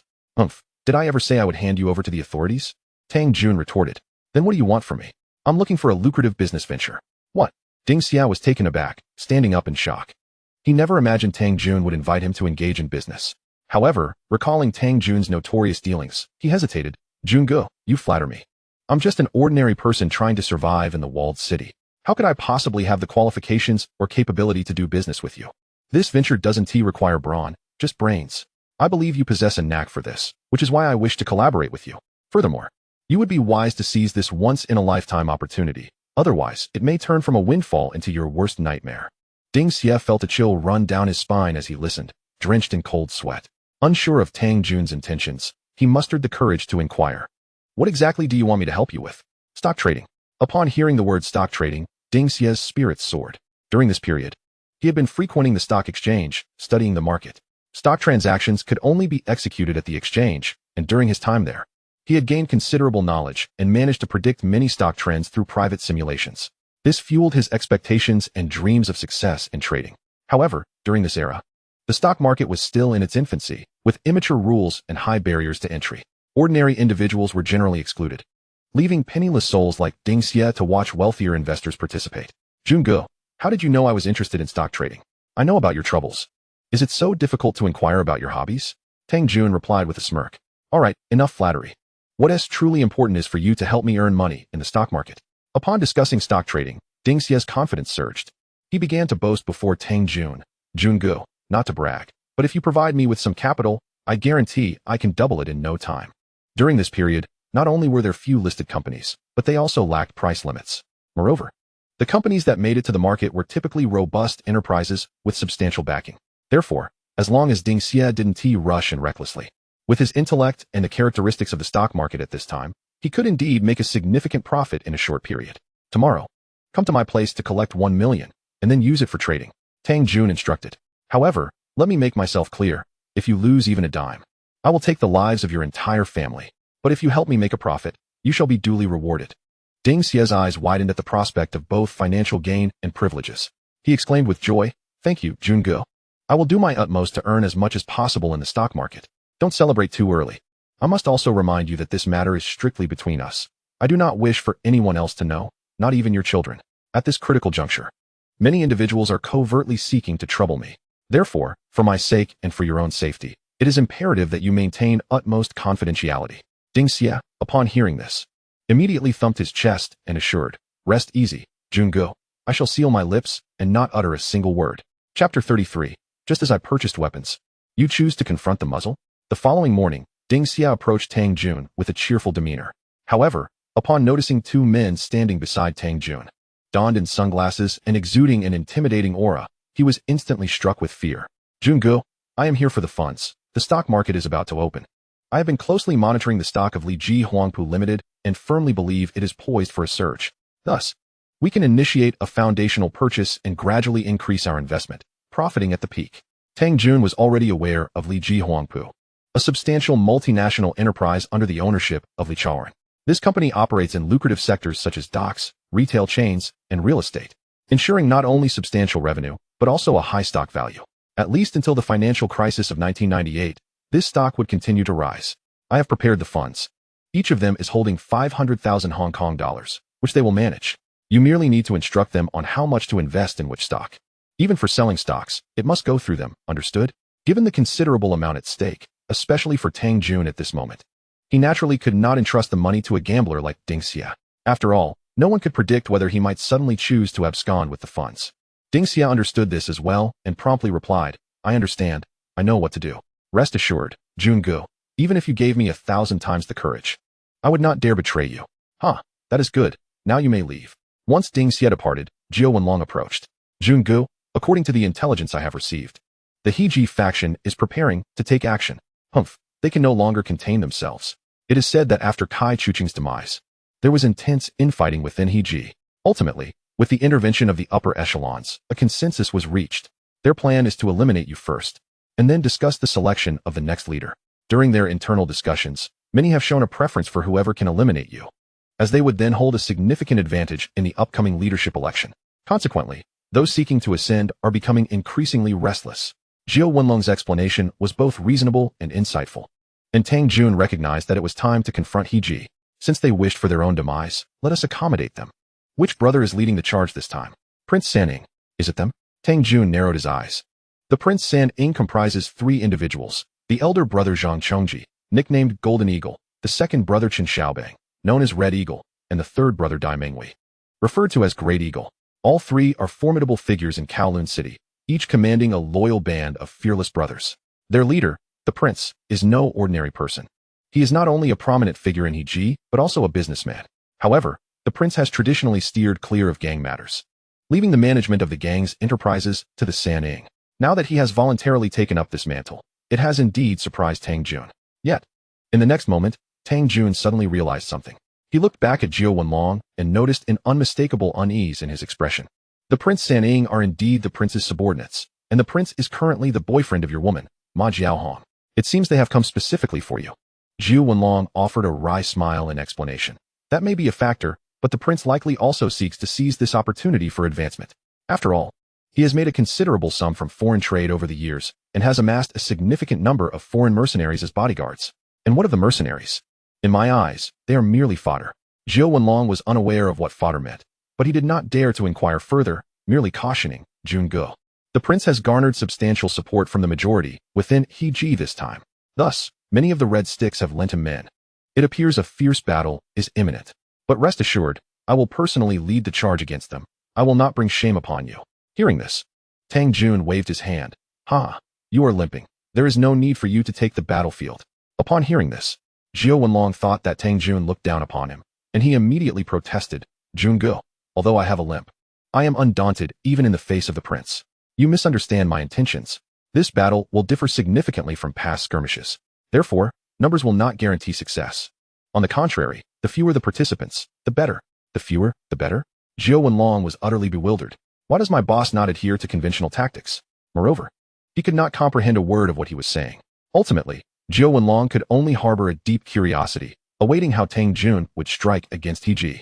That afternoon, Heji suddenly sprang into action. The Prince San'ing, each leading their own team, launched a surprise attack on the stronghold. With a three-pronged assault, the stronghold quickly found itself encircled. This time, the strategy of the Prince San'ing differed from that of the previous Dongxing crows. They did not seek to charge recklessly. Instead, they secured the main thoroughfares, advancing steadily into the stronghold. This unconventional skirmish was facilitated by the fact that the stronghold remained a no-man's land. Even if the police were notified, they likely would not arrive on the scene during the fierce conflict. After all, they earn but a meager wage each month. Why risk their lives for gangsters? Thus, the strategy of the Prince San'ing proved effective in the early stages, swiftly dismantling the outer defenses of the stronghold. This success greatly bolstered their confidence. Zhang Chongji boisterously declared to his underlings, "Today, we seize the stronghold, and from now on, you can enjoy a life of luxury following our three brothers. Good, let us storm the stronghold, eliminate Tang Jun." But just as they envisioned a bright future, a sudden barrage of deafening gunfire erupted from a nearby rooftop. Rat-a-tat-tat. In an instant, several of Zhang Chongji's subordinates collapsed into pools of blood. By the time Zhang Chongji reacted, he realized that two men armed with submachine guns had appeared on the rooftop unbeknownst to him. The gunfire erupted once more, and Zhang Chongji hastily attempted to flee to the side, yet was struck in the thigh and fell to the ground. Upon witnessing someone wielding a submachine gun within the stronghold, his subordinates were left utterly dumbfounded. After all, they had all agreed to engage in a melee, only for the opposition to abandon the rules and resort to firearms. This was certainly no longer a fair fight. Consequently, Zhang Chongji's men quickly scattered, desperately attempting to escape. "Damn it, I am still here." One loyal subordinate, hearing Zhang Chongji's desperate shout, paused and turned back to assist. Yet in the next second, he was riddled with bullets. As Zhang Chongji gazed at the myriad bullet holes adorning his younger brother's chest, he was so terrified that he urinated in his trousers right then and there. The other younger brothers, witnessing this harrowing sight, were instantly deterred from contemplating any rescue attempts for Zhang Chongji. Instead, they scattered in a frantic escape. Fortunately, this time, they were not met with misfortune from the Dongxing members, as there were no guards at the entrance of the fortress, allowing them to flee the stronghold with remarkable ease. The other two sides encountered similar circumstances, particularly when Lung Feng personally led the sniper assault against the Red Eagle, Chen Xiaobang. He wielded his AK-47 without a thought for the repercussions, pressing the stock against his shoulder and unleashing a torrent of bullets towards the individuals ahead. In an instant, over 10 people collapsed to the ground. Even Chen Xiaobang was not spared, succumbing alongside the gunfire within the stronghold. On the rooftop of the highest building in the fortress, Jiao Wenlong observed the unfolding chaos through binoculars. Upon witnessing such a gruesome spectacle, he could not suppress a shiver of dread. After a brief moment, his racing heart began to calm. He could not help but inquire, "Brother Jun, why did you choose to let them go this time?" Jiao Wenlong was acutely aware of Tang Jun's prowess. With only a few hundred subordinates within the stronghold, it implied that Tang Jun had at least 1,000 more concealed in the shadows. Any few of them armed with submachine guns could have completely sealed off the escape routes for the Sanning. Yet, he chose not to do so, instead allowing the enemy to flee. Tang Jun replied nonchalantly, "The last time we drew our knives, it stirred the higher echelons of the Hong Kong government. If I were to open fire and kill so many this time, do you think the Hong Kong government would let the stronghold go unscathed?" At that moment, Jiao Wenlong fully grasped that every step Tang Jun took was meticulously calculated. While he marveled at Tang Jun's strategic genius, he also grew increasingly curious about the origins of the weaponry wielded by Tang Jun's subordinates. The news of Tang Jun's subordinates ruthlessly pursuing and attacking the Heji prince, Sanning, spread swiftly. Not only did it shock the Heji hierarchy, but it also caused a stir in the outside world. Li Wenbin, who had just been promoted to deputy chief of the Kowloon City Police, found himself embroiled in this alarming situation, leaving him utterly frazzled. After all, he was now practically in league with Tang Jun. It would be inconceivable for him to take severe action against Tang Jun. Thus, he resolved to wait a few days for the commotion to subside before discreetly entering the stronghold to discuss the aftermath. Meanwhile, Zhu Niwang, who had supplied arms to Tang Jun, was drenched in cold sweat upon realizing the extent of Tang Jun's bloodshed. This fellow was utterly reckless. It was fortunate that he had not sold him RPGs or grenades. Otherwise, he might have dared to blow up the police station. Simultaneously, Lei Yaoyang, who had initially planned to resolve matters with Tang Jun through violent means, had now completely composed himself. When confronted by Dongxing's representative, Camel, he calmly replied, "Boss, when dealing with such individuals, one must not be hasty. If you act in haste, then Heji will be our fate." Chapter 34. Threatening Zhu Niwang, robbing the armory. After this battle, Tang Jun's reputation resonated throughout the entirety of Hong Kong Island once more. Particularly in Kowloon City, the ruffians from various gangs received directives from their superiors, instructing them to refrain from engaging in conflicts with anyone from the stronghold. Especially when encountering Tang Jun's subordinates, they were to take a detour. In a flash, Kowloon Walled City became a new emblem of Kowloon City. However, this very development left the Hong Kong government in a state of agitation. After all, Tang Jun had indeed slapped them in the face. Consequently, the current commissioner of police, Charles, personally ordered the mobilization of detectives from all police stations across Hong Kong, intending to launch a comprehensive sweep of Kowloon Walled City. Even Li Wenbin could only be considered the captain of a small team in this operation, devoid of any decision-making authority. Once the news broke, it incited widespread panic within Kowloon Walled City. Even Lin Kong hurriedly sought out Jiao Wenlong, exclaiming in distress, "It's over. We're in big trouble. Did you not see the news? The commissioner has personally stated that they will eradicate Kowloon Walled City.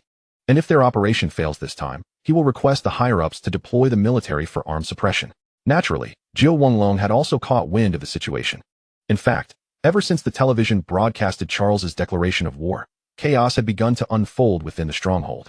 Some individuals, paralyzed by fear, swiftly gathered their families and fled the stronghold for safety. Meanwhile, many others remained hidden in their homes, watching the situation unfold. Jiao Wenlong understood that these individuals bore no emotional attachment to the stronghold. Rather, they were acutely aware that even if they escaped, they had nowhere to go. After all, those with any semblance of capability would never consider living in the stronghold. With a sigh, Jiao Wenlong lamented, "Ever since the news broke, Brother Jun has not shown his face. I have no idea what he is up to. Could it be that he has already fled in advance?" Lin Kong muttered softly. He had always been a fearful individual, and in this era, all gangsters firmly believed that regardless of how powerful their organization or how numerous their subordinates were, they could never oppose the Hong Kong government or the Royal Hong Kong Police. Thus, Tang Jun had no better option than to escape. Yet, Jiao Wenlong shook his head.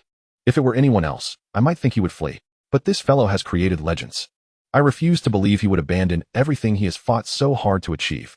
Jiao Wenlong had long recognized Tang Jun's strategic acumen. In his view, Tang Jun would never act without considering the consequences beforehand.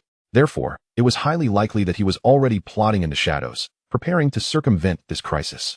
After hearing Jiao Wenlong's words, Lin Kang's anxiety began to ease slightly.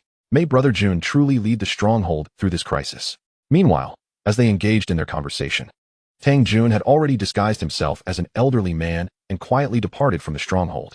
However, instead of heading to any dock to escape by water, he sought out Zhu Niwang. Upon meeting Tang Jun, Zhu Niwang displayed no hint of fear. Instead, he approached with palpable enthusiasm, patting Tang Jun's shoulder. "You've got some guts. You really don't fear death. The entire Hong Kong police are on the hunt for you. And yet you dare to come out and meet me?" Tang Jun scoffed. You're rather bold yourself, willing to meet me at such a critical juncture. Zun Niwang dismissed the concern. What of meeting you? Do those cops dare to trouble me over this matter? Unless they wish to court death. Tang Jun was acutely aware that Zun Niwang's social standing was entirely distinct from his own. The Mingxin hospital he operated was dedicated to caring for women and infants. A charitable institution devoid of profit motives that had earned him considerable reputation and esteem. Zun Niwang had even forged connections with many high-ranking officials in the Hong Kong government through this hospital, which was a significant reason for his confidence. Haha, Zun and I. Since I have come to find you, you must surely understand the purpose of my visit, right? Do not tell me you intend to confront the police. That would surely be a path to self-destruction. In Johnny's view, regardless of how formidable Tang Jun might be, it was inconceivable for him to oppose the entire Hong Kong police force. Yet, Tang Jun shook his head defiantly, stating, I have never known how to write the character for death. As long as you, Johnny, assist me with a small favor, I shall fear no one. Even if the entire Hong Kong police force stands against me. Upon hearing this, Johnny felt convinced that Tang Jun had truly lost his mind. Do not even think about asking me to help you deal with the cops. I am not ready to meet my end just yet. You need not provide manpower. All I require is access to an arsenal.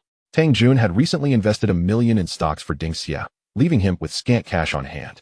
The idea of purchasing Johnny's arsenal was utterly ludicrous. Thus, he could only resort to borrowing in his quest for weaponry.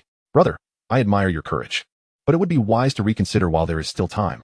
Although the streets are crawling with cops, I can still leverage my connections to ensure your safe exit from Hong Kong. After some time has passed, you could return without consequence.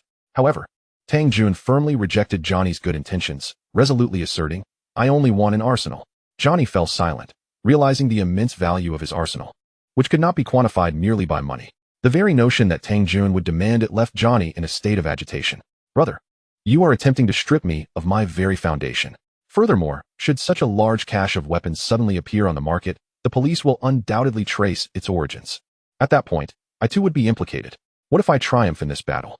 Do you think the police would dare to continue their investigation? In other words, would they even have the means to investigate further? Johnny concluded that Tang Jun was beyond redemption. Any rational person would never acquiesce to such an absurd request. Thus, without further ado, Johnny flatly refused, saying, Tang Jun, I cannot assist you. Tang Jun seemed to have anticipated this outcome. He exchanged a knowing glance with Lung Feng. In the blink of an eye, Lung Feng drew a Desert Eagle from his pocket and fired 2 shots at Johnny's bodyguards, who fell to the ground before they could even react. The entire sequence unfolded with lightning speed, and Johnny barely registered when Lung Feng had drawn his weapon. Once he regained his composure, Johnny erupted in fury. Tang Jun, what is the meaning of this? He reached for his gun, but at that moment, Lung Feng had already aimed his weapon at Johnny's forehead. Johnny, should you make another move, the bullet in this chamber will instantaneously penetrate your skull. Tang Jun calmly reminded him. Johnny, incensed, felt as if he might bleed from the mouth. The Desert Eagle had originated from his own arsenal, yet now it was being wielded against him. At this moment, he understood that he had no retreat left. Tang Jun was resolute in acquiring his arsenal. And even if Johnny was reluctant, he had no choice but to relent. Otherwise, given Tang Jun's character and the madness with which he operated, it was entirely plausible that he could be shot on the spot. Moreover, Tang Jun was already aware of the arsenal's location. Killing Johnny would only enable him to obtain the weapons regardless. With this in mind, Johnny had no choice but to soften his tone, saying, Tang Jun, please lower your weapon. Let us discuss this calmly. You merely wish to intimidate the police with the weapons I possess, correct? I can provide them to you. However, do bear in mind that there are still thousands of troops from the British Army stationed in Hong Kong. If the Royal Hong Kong Police gain nothing from you, they will promptly dispatch their forces to suppress you. Tang Jun, unfazed, replied, rest assured, I have my own methods of dealing with that. Shall I send my men to retrieve the weapons from your hospital now? Johnny inquired. But with so many weapons, how do you intend to smuggle them into the walled city? The police are currently monitoring the area closely. Any suspicious individuals or vehicles attempting to enter the walled city will undoubtedly be scrutinized by the police. Thus, the task of transporting such a large cache of weaponry into the walled city is virtually impossible. However, Tang Jun had already devised a strategy. You can assist me. Do you take me for a deity? Even if I have connections with the government, they would never allow me to openly transport a cache of controlled weapons into the walled city. At this point, Johnny felt utterly despondent. Having been ruthless throughout his life, he now found himself utterly defeated by Tang Jun. You may not be a deity, but your ambulances from Mingxin Hospital are akin to divine intervention. Upon hearing the word ambulance, Johnny's eyes brightened. You even thought of that? Tang Jun, I find you increasingly formidable. I have learned from you, after all. You have quietly smuggled quite a bit of weaponry through various medical ambulances, have you not? Johnny chuckled awkwardly, choosing to neither confirm nor deny this. Soon, several ambulances emerged from the underground parking garage of Mingxin Hospital. 2 ambulances headed toward the Walled City, while others dispersed to various corners of the city, awaiting Tang Jun's men to rendezvous with them. Once the ambulances arrived at their designated locations, Tang Jun slowly activated his will, summoning 1,000 warriors of the Huaxia spirit. Host, Tang Jun, number of spirits, 3000-100-00000. Daily spirit consumption in Hong Kong dollars, 30,000. At this moment, he held in his possession 3,000 spirit warriors, while his adversary, the police chief of Hong Kong, Charles, could muster barely 2,000 officers for combat. Chapter 35. Blow up the police station, kidnap British officials. Before long, the 2 ambulances arrived at the police-guarded checkpoints. The entrances had been entirely blocked by police vehicles, necessitating that any vehicle wishing to enter the walled city secure permission from the officer in charge on site. A detective stepped forward to inquire of the commanding officer, "Sir, there is an ambulance. It seems there is a patient in the walled city. Should we let it through?" The officer frowned as he glanced at the ambulance, recognizing it as belonging to Mingxin Hospital, and immediately waved his hand dismissively. "That is the Women and Children's Charity Hospital. There is no way they would conspire with Tang Jun. However, to be safe, we must conduct a thorough inspection when the vehicle exits to ensure Tang Jun has not slipped through." The officer only worried that Tang Jun would exploit various means to escape. He never considered that he might use an ambulance to infiltrate the walled city. Following orders, the subordinates raised their hands in a signal. The officers in the police car promptly started their vehicles to clear a narrow path. Seated in the passenger seat, wearing a mask, Tang Jun couldn't help but smirk with satisfaction at this turn of events. The ambulance swiftly entered the walled city, but soon found itself at a standstill, as the walled city was simply too cramped. Even ambulances struggled to reach many areas. However, they had crossed into Tang Jun's territory, and once the vehicle halted, the soldiers stationed nearby quickly converged, opened the rear doors. After Tang Jun issued his command, 2 soldiers swiftly opened the doors on either side of the vehicle. In the next moment, what greeted everyone's eyes were an array of brand new submachine guns and assault rifles, along with multiple crates of ammunition and grenades. Among them were even 2 RPG rocket launchers, which Tang Jun regarded as his most prized weapons. After all, with these at his disposal, he would stand a fighting chance even against approaching tanks. The crowd quickly unloaded the weaponry and distributed it according to Tang Jun's intent. Meanwhile, another ambulance successfully entered the fortified enclave. Soon, a portion of the weapons seized from Johnny Wong was entirely allocated to the valiant warriors. Brother Jun, according to the latest statistics, our enclave currently houses 1,400 individuals, of which 100 are armed and ready for battle. The remaining 1,100 possess no modern firearms and can only engage with machetes and clubs. Although Tang Jun had commandeered hundreds of firearms and ammunition, he refrained from transporting all of these weapons back to the enclave. He understood well that to seize the initiative in this war, he must strike first and launch a surprise assault on Charlie's backyard. Inform the brothers to secure all strategic high points within the enclave. Should the cops dare to forcibly invade the tower, they must be dealt with mercilessly. Tang Jun declared with commanding authority. Yes, Brother Jun. Lin Kong and Jiu Wenlong were equally astonished. They had genuinely believed Tang Jun had vanished without a trace. However, upon witnessing him return in the ambulance, they were utterly convinced that he was anything but ordinary. Thus, even in dire straits, Jiu Wenlong remained steadfastly confident in Tang Jun. Noticing Lin Kong appeared somewhat flustered, Tang Jun, after dispatching his orders, jested, "Lin Kong, you're not afraid, are you?" "Ah, no, Brother Jun. How could I possibly be afraid?" Although Lin Kong endeavored to maintain his composure, his expression and the beads of sweat on his forehead betrayed his inner turmoil. "Humph, do not fret. Since I dare to return, we shall certainly emerge victorious in this battle. Just wait and see. It won't be long before Charlie is pacing in frustration." Upon hearing Tang Jun's words, Lin Kang's anxious heart finally settled. When Tang Jun returned indoors, however, Zhou Huimin was already in a state of utter panic. Upon seeing Tang Jun, she was momentarily taken aback, then exclaimed in astonishment, "How did you return? You must leave quickly, the police are outside, and they are determined to apprehend you this time." Tang Jun smiled and inquired, "Why are you still here? Didn't your parents leave already?" On his way back, Jiu Wenlong had promptly reported on the situation regarding Zhou Huimin's family. Everything unfolded as he had anticipated. Upon learning of the impending danger, Zhou Huimin's parents, fearing repercussions, hastily packed their belongings and temporarily departed the enclave. Yet, Zhou Huimin refused to leave, choosing to stay home and await Tang Jun's return. After clarifying matters, Tang Jun ascended to find her. I wanted to wait for you to leave together. Upon meeting Zhou Huimin's sincere gaze, Tang Jun felt a softening in his heart. I never imagined you would be so fearless. Have you not considered that should I fail to escape, you might very well follow me to the grave? Zhou Huimin bit her red lip and replied, I have contemplated the worst-case scenario, yet regardless of the outcome, I am willing to face it alongside you. Even if it means dying together, I would find contentment.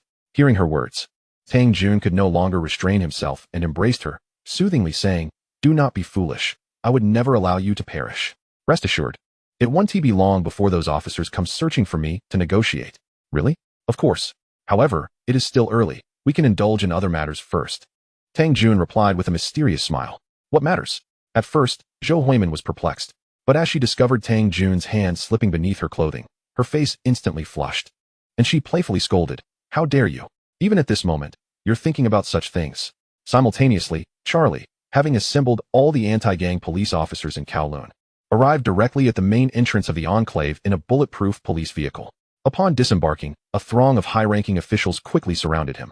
Present were senior officials from the police department, and even Li Wenbin, the deputy chief of the Kowloon police, lacked the standing to intervene, merely standing aside and silently observing the discussions. At this juncture, one of his subordinates could not help but ask, Sir Li, you are aware that Tang Jun is ruthless and has even dared to kill police officers. If the higher-ups order us to take the lead, what should we do? Noticing the genuine fear on his subordinate's face, Li Wenbin felt compelled to remind him sternly, Remember, you are a police officer. Upon hearing this, the subordinate ceased his remarks, closing his eyes to pray that Tang Jun would not resort to extreme measures. Just as Charlie brimmed with confidence and prepared to issue orders for a large-scale assault, he suddenly received an urgent satellite call. In this era, vehicle-mounted satellite phones were exclusive communication tools for the military. As the highest-ranking official in the Hong Kong police force, Charlie naturally enjoyed such privileges. However, it was precisely because of this that an incoming call indicated serious matters were at hand. Upon answering, Charlie's heart sank. He feared something had gone awry. Yet, as he connected the call, his expression shifted dramatically, revealing shock. The officials surrounding him were taken aback, yet none dared to inquire. After a moment, Charlie slowly spoke. I understand. You must first maintain control of the situation. After hanging up, he explained to the deputy commissioner and others. A grenade was thrown at the entrance of the central police station, resulting in an explosion that shattered the glass doors. Additionally, 2 officers sustained minor injuries and are being transported to the hospital for treatment. Upon hearing Charlie's account, everyone displayed expressions of astonishment. Chief, we can no longer delay. This is undoubtedly a demonstration of power from Chun Jun's criminal organization. We have already mobilized such a significant force and surrounded the enclave. If we show weakness at this critical juncture, all will be lost. Someone immediately declared. However, others voiced concerns. We still do not know how many of Tang Jun's subordinates are outside. More importantly, what types of weapons do they possess? If we truly push them to the brink, it could lead to disaster. Witnessing the emergence of differing opinions, Charlie furrowed his brow. He was not afraid of death, but he was already in a precarious position. Tang Jun had repeatedly provoked the authority of the royal police. If he did not act, Sir James from the Security Bureau would hold him accountable. Yet, he was acutely aware of the consequences of enraging Tang Jun. The latter's act of launching a grenade at the central police station served as a stark warning for them to refrain from rash actions. Otherwise, the next explosion could very well occur within the police station. After weighing the pros and cons, Charlie ultimately resolved to take action. Convey my orders to all divisions. They must engage immediately and capture Tang Jun in the shortest time possible. As long as we act swiftly, they will not have time to mount any resistance. Before Charles's message could be relayed through the intercom to the ears of the other team leaders, his dedicated satellite phone rang once more. This only heightened his anxiety. Taking a deep breath, he answered the call. This is Charles. Please go ahead. What? Yes, I understand. I comprehend. After hanging up, a palpable sense of panic was evident in Charles's eyes. One of his subordinates hurriedly inquired, What has happened? Director James has been kidnapped at the entrance of the Security Bureau's office building by a group of armed, unidentified individuals. What? This is utterly unbelievable. It must be Tang Jun's doing. The room erupted with a flurry of voices. At that moment, someone could not restrain their curiosity and asked, Director, shall we continue with our operation? Charles, meeting the gaze of those around him, ultimately shook his head in resignation. Relay my orders. The operation is cancelled. Everyone is to return to your posts immediately. Furthermore, find a way to get in touch with Tang Jun. I have matters to discuss with him. Chapter 36. A calamity strikes at home. As trouble descends from the heavens, the camel drivers are left bewildered. After numerous attempts, Charles finally managed to reach Tang Jun by phone. Hello, this is Charles. the commissioner of the Hong Kong police force. Having lived in Hong Kong for many years, Charles was now fluent in the Mandarin language. Tang Jun, holding the phone with an air of calm, replied, "Commissioner Charles, what can I do for you? Let us dispense with the pleasantries. You must be aware that kidnapping is a serious crime, especially when the victim is the chief of the Security Bureau of the Hong Kong government. The Security Bureau holds authority over the police force, which is why Charles was so anxious to rescue his superior. Any mishap regarding James would not merely result in dismissal for him. Commissioner, are you suggesting that I am joking with you? I have been residing in the Kowloon Walled City, and your people have effectively sealed off all entrances and exits. At this point, even if I wanted to go out and commit a kidnapping, it would be impossible." Upon hearing this, Charles's composure began to fray. After all, the alibi for Tang Jun's whereabouts had been crafted by him. Given that the adversaries remained within the walled city, as long as Tang Jun did not confess, the police would be powerless against him. After a moment of contemplation, Commissioner Charles abruptly shifted his tone and earnestly requested, "Tang Jun, since you have not abducted anyone, could you assist me in finding out the current whereabouts of my superior, Sir James? Now that is more like it. I have always been inclined to assist the police in their investigations. Especially in such a significant case, I would certainly be willing to lend my full support. However, you can see for yourself that my walled city is completely surrounded by your men. I cannot even step outside to find anyone." Charles was nearly apoplectic with rage. Tang Jun was incessantly testing his limits. Yet, in this situation, he felt utterly powerless. "I have ordered the withdrawal of all police forces from the entrances. From now on, everyone in the walled city will be free to come and go." "That is good to hear. In that case, I can mobilize my brothers to help you search for your missing person. Tang Jun, are you toying with me?" Upon realizing that the other party was still unwilling to release the hostages, Charles grew increasingly agitated. "Rest assured, in Hong Kong, there is nothing I cannot accomplish. However, I will need some time. Please be patient." "Fine, but I must warn you. If anything happens to Sir James, this matter will not be easily resolved." Tang Jun scoffed internally. The situation had long since spiraled out of control. Yet he remained unperturbed, already formulating a strategy in his mind. Soon, Tang Jun, accompanied by his entourage, made a grand exit from the walled city. Meanwhile, numerous tabloid journalists from the island flocked to witness the man who had single-handedly crafted the legend of the walled city. As soon as Tang Jun emerged, he was immediately surrounded by reporters. "Mr. Tang Jun, could you elucidate the recent spate of shootings in the walled city?" One tabloid journalist opened with a provocative question.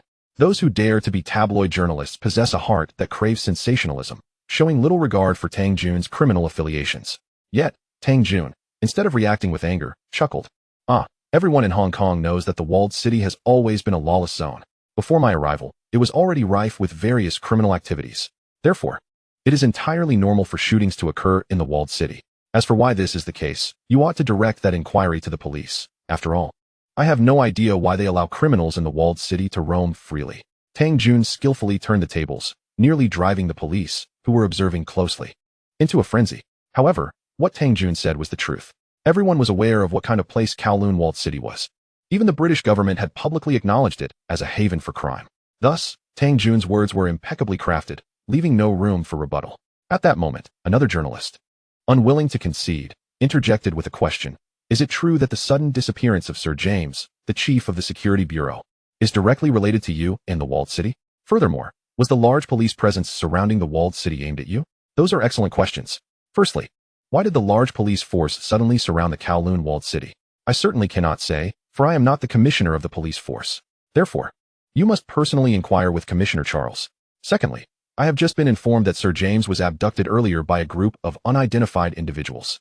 Upon receiving the request for assistance in the police investigation, I immediately brought my brothers out to help shoulder some of the responsibility." The journalists immediately sensed a developing story and pressed on with their inquiries. "Are you suggesting that Commissioner Charles personally called you for assistance?" "Of course. If you don't believe me, I can contact Commissioner Charles right now to clarify." The journalists on site recognized that a bombshell was about to drop. A serving commissioner of the Hong Kong police force had requested a crime lord to assist in locating a high-ranking official of the Security Bureau. Should this news be confirmed, it would undoubtedly shake the entire island.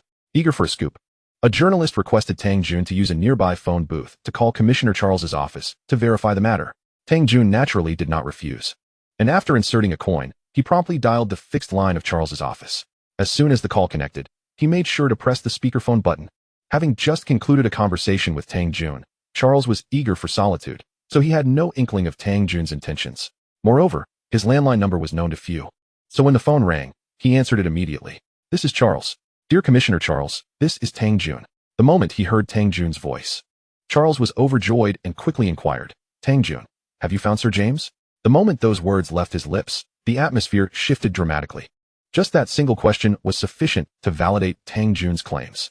At that moment, Charles also heard the commotion on the other end of the line. He immediately, with heightened vigilance, asked, Tang Jun, is there anyone around you? Tang Jun smiled faintly and remarked, Director Charlie, not only do I have people around me, but I have a multitude of them. Rest assured, they are all journalists from various newspapers, magazines, and periodicals. They are not malicious individuals. Upon hearing this, Charlie was instantly rendered speechless, frozen in place. Tang Jun had not only exposed himself, but had also made the entire Hong Kong aware of the situation in an instant. At that moment, a reporter hurriedly pressed on, Director Charlie, may I ask if you are truly seeking Tang Jun's assistance in locating Director James? Charlie found himself utterly at a loss for words. After all, his previous tone and content had implicitly acknowledged this matter. Thus, he could only muster the courage to explain. Indeed, however, I am not solely requesting Tang Jun's help. I have also mobilized numerous renowned figures from various sectors of society, hoping to leverage everyone's strength to swiftly locate Director James. Despite his efforts to clarify, the reporters were entirely uninterested in any justifications. They merely sought to confirm the veracity of the situation. That afternoon, the news spread to every corner of Hong Kong via television and some hastily printed gossip magazines. In an era where entertainment was still scarce, most ordinary citizens of Hong Kong naturally discussed the news from newspapers and magazines after work. Consequently, the news of Charlie seeking assistance from the Underworld immediately sparked widespread discussion among the island's populace. If even the Commissioner of Security could be captured, how dire must the public security in Hong Kong have become? The royal police were indeed the subject of ridicule, resorting to requesting the Underworld for assistance in investigations. What madness was this? The British could not possibly manage Hong Kong effectively. It seemed the Chinese government needed to take over, so that everyone could enjoy better lives.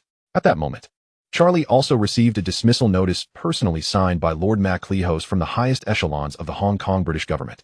Upon learning of his immediate dismissal and that he would be subjected to an investigation, Charlie sank into despair, slumped on the sofa. His greatest wish now was for Tang Jun to honor his promise and return James unharmed. Otherwise, he could genuinely face imprisonment. Fortunately, later that night, James was returned to the police station in Wan Chai. Following his rescue, James issued a statement the next morning. He revealed that he had been kidnapped by members of a criminal organization with the intent to extort a substantial ransom. Thankfully, Mr. Tang Jun, accompanied by a group of brothers, had risked their lives to rescue him. As for the identity of the suspects, he mentioned in his statement that he had only vaguely heard them utter the name Eastern Star. In conclusion, he urged the police to apprehend the culprits promptly, so that the citizens of Hong Kong could regain their faith in the Royal Hong Kong Police. This brief statement once again ignited a firestorm in Hong Kong. Not only had Tang Jun successfully rescued James, but he had also cunningly led James to mention Eastern Star. This was indeed one of Tang Jun's clever schemes. After James was abducted, he had immediately instructed Lung Feng to signal his subordinates to put on a show in front of the kidnappers. By inadvertently mentioning the name of the Eastern Star organization, they aimed to direct James's attention towards them. Although James had a rough understanding of the situation, he lacked any evidence to prove that Tang Jun's subordinates were involved. More importantly, upon returning to the police station, he discovered that it was Charlie who had dispatched Tang Jun to rescue him. Thus, he quickly realized that for this matter to conclude satisfactorily, someone had to take the blame. Naturally, the hero Tang Jun could not be that person. Therefore, whether or not Eastern Star was truly responsible had become irrelevant. What mattered was that Eastern Star could perfectly shoulder the blame for Tang Jun. Chapter 37. Bury Eastern Star and continue to rob Johnny Wong. The Royal Hong Kong Police Force immediately sprang into action. Within a mere day, they had brought in all the leaders of Eastern Star, led by the Camel, for questioning at the police station. Camel had been enjoying a peaceful soak in the sauna when a British officer barged in with a group of plainclothes officers. Without uttering a word, they shackled Camel and took him away. Wu Jiwei and Lei Yaoyang were similarly escorted to their respective police stations for questioning. Meanwhile, Eastern Star's establishments became the focus of police scrutiny. In this era, any venue operated by a gang was well known to the local anti-triad and serious crimes units. Thus, when higher-ups issued a directive for a sweep of all establishments linked to Eastern Star across the island, any that were found to have issues were immediately sealed, forcing them to close for rectification. Establishments that were cleared faced no reprieve either. The police dispatched uniformed officers to stand guard at Eastern Star's venues. Consequently, no one dared to approach Eastern Star's premises, fearing they might attract trouble and controversy. In stark contrast, Tang Jun gained considerable attention due to the abduction of the Commissioner of Security. Particularly, it was his own Wolf security company that had executed the rescue operation. Thus, inadvertently, he had also elevated the reputation of Wolf Security Company. Moreover, with everyone now aware that Tang Jun was undeniably the underground emperor of Kowloon City, the proprietors of the entire Kowloon City began to seek him out, expressing their willingness to pay protection fees in exchange for his safeguarding. Even the manager of Li Chaoren's office building management company approached Lin Kong, indicating that the company was willing to continue renting space to Tang Jun for office use by reducing the rent. As a result, Tang Jun's income began to grow at an astonishing rate. Brother Jun, that fellow camel is still locked up. The Hong Kong British government is thoroughly enraged this time, and they are taking severe measures, regardless of the potential for social unrest.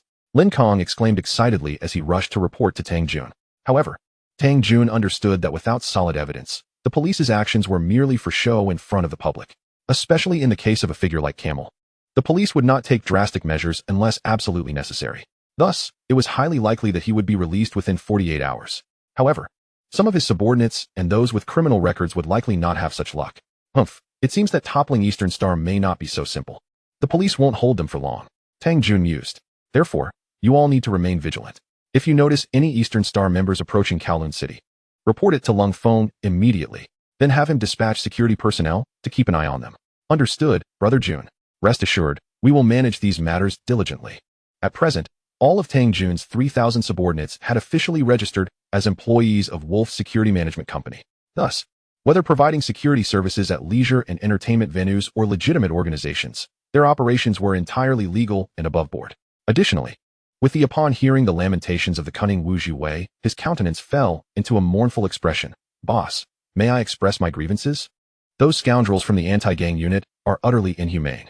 They bound me, depriving me of food and drink, and incessantly shone blinding lights into my eyes, robbing me of sleep. As if that were not enough, they subsequently resorted to physical coercion.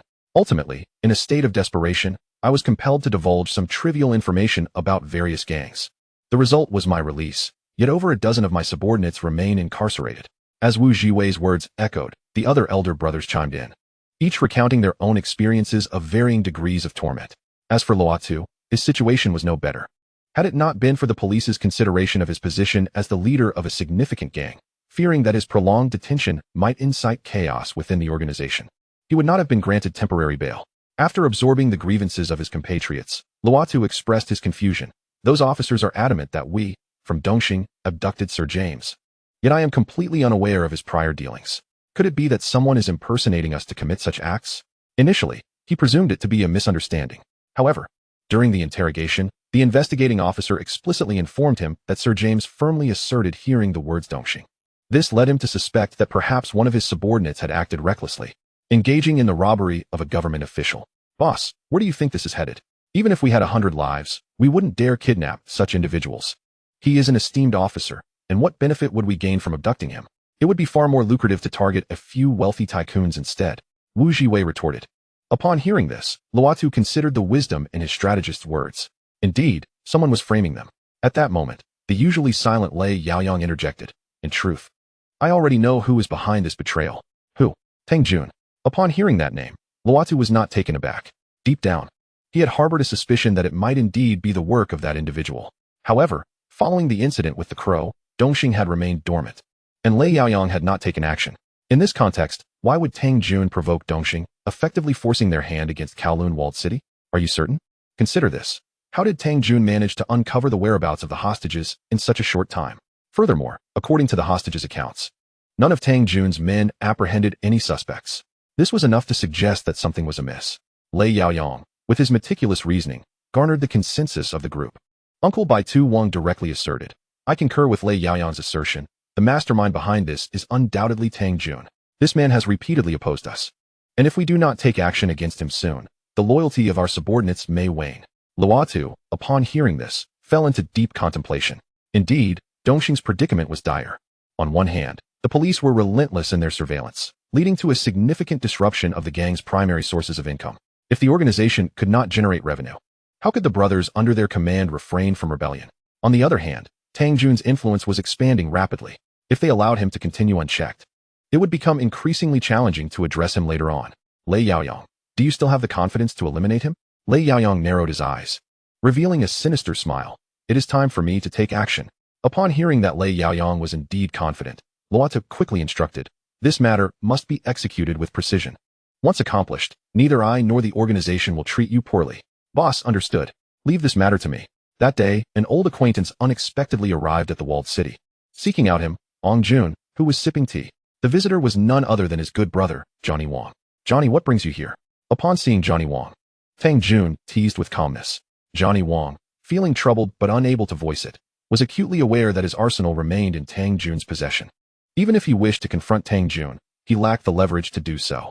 Moreover, considering Tang Jun's audacity to detonate a police station and abduct high-ranking officials without flinching, he had never encountered such a ruthless individual. Thus, Johnny Wong mustered his courage to speak. Ah Jun, our collaboration has always been pleasant. You mentioned previously that you intended to borrow from my arsenal. Now that the situation seems to have resolved, could you perhaps return some of those weapons? My buyers are eagerly awaiting their shipment. If they learn that the goods have vanished, I might find myself lifeless on the streets in a matter of days. Hearing Johnny Wong's lament, Tang Jun bluntly countered, your buyers would never dare cause a ruckus in Hong Kong. Besides, with your vast enterprise, you must have some inventory stashed away elsewhere. So why should you expect to reclaim these weapons from me? Johnny Wong, upon hearing this, grew anxious, thinking Tang Jun was genuinely plotting against him. He quickly retorted, Tang Jun, if you refuse to return them, at the very least, you must provide me with some form of financial compensation. I did not acquire that batch of arms for free. If you do not offer me a single penny, I will find myself utterly without recourse. Tang Jun let out a cold laugh, then spoke with composure. Johnny, there is no need for you to rush. I am fully aware that your primary concern is whether you will receive payment. I can assure you that I am willing to provide you with money. Really? Johnny Wong's spirits lifted in an instant. But in the next breath, Tang Jun shifted his tone. However, you know that my enterprises are currently in a phase of expansion, requiring funds in various locations. Therefore, I cannot provide you with cash at the moment. However, if we can collaborate on a venture, I believe I will be able to repay you swiftly. Upon realizing that Tang Jun sought to partner with him, Johnny Wong's guard went up. Through his encounters with Tang Jun, he had come to understand that the man was even more unscrupulous and unreliable than himself. Thus, he needed to tread carefully in dealings with him. Ah Jun, please don't jest. I am merely a smuggler of arms. You surely do not intend to join me in the arms trade? Ah, you are indeed correct. I genuinely wish to partake in your arms enterprise. However, my intention is not to sell arms, but to manufacture them for personal use. Chapter 38, An Inside Man. Halt all transactions. At this moment, even Johnny Wong, despite his naivety, realized Tang Jun's intentions. Upon learning that Tang Jun genuinely sought to unlawfully maintain a private armed force, he displayed an expression of shock once more. Tang Jun, have you lost your senses? Possessing a private army is a capital offense. Moreover, the Hong Kong government will not spare you. He continued, furthermore, where do you intend to find the funds to sustain such a large contingent? Tang Jun dismissed the concern. Money can be earned gradually. But if I do not swiftly establish a private army, calamity will soon befall me. Surely you do not naively believe that the police have decided to abandon their pursuit of me? If I am not mistaken, the Hong Kong government is currently convening to discuss strategies for dealing with me. Johnny Wong had indeed not contemplated such far-reaching implications. He originally believed that the matter had come to a close, yet it now appeared that he had underestimated the complexity of the situation. However, Zhu Niwang was reluctant to be dragged into Tang Jun's schemes. After all, the actions he had taken were capital offenses. A moment's carelessness could lead to dire consequences for him as well. Thus, Zhu Niwang promptly and tactfully declined, saying, Ah Jun, the arms trade is fraught with peril, and it is not something just anyone can dabble in. How about this? In the future, should you wish to procure arms from me, I shall offer you the utmost discount. What say you? Tang Jun shook his head. I desire too much, and it is a long-term need. Thus, you must cooperate with me. At this, Zhu Niwang's displeasure grew. Tang Jun, do not overstep your bounds. Since I am unwilling, no one can compel me. Zun and I. Let me make this clear. One day, when my power is formidable enough to challenge the entire Hongyan government, do not come seeking my aid. Let us wait for that day to come. Zhu Niwang understood that retrieving that cache of weapons was impossible, so he chose not to linger any longer in the city. He rose and stormed out in a huff. At that moment, Lung Feng beside him inquired, Brother Jun, should we have our men outside detain him? Tang Jun waved his hand dismissively. No need. This fellow is of use to us. After all, we will still need to rely on him for arms in the future. But what if he refuses to yield? Do not fret. There will come a day when he seeks me out. If he delays in doing so, we shall take the initiative and find a way to make him come to us. Upon hearing this, Lung Feng suddenly understood. To him, It was clear that Tang Jun had already meticulously planned everything.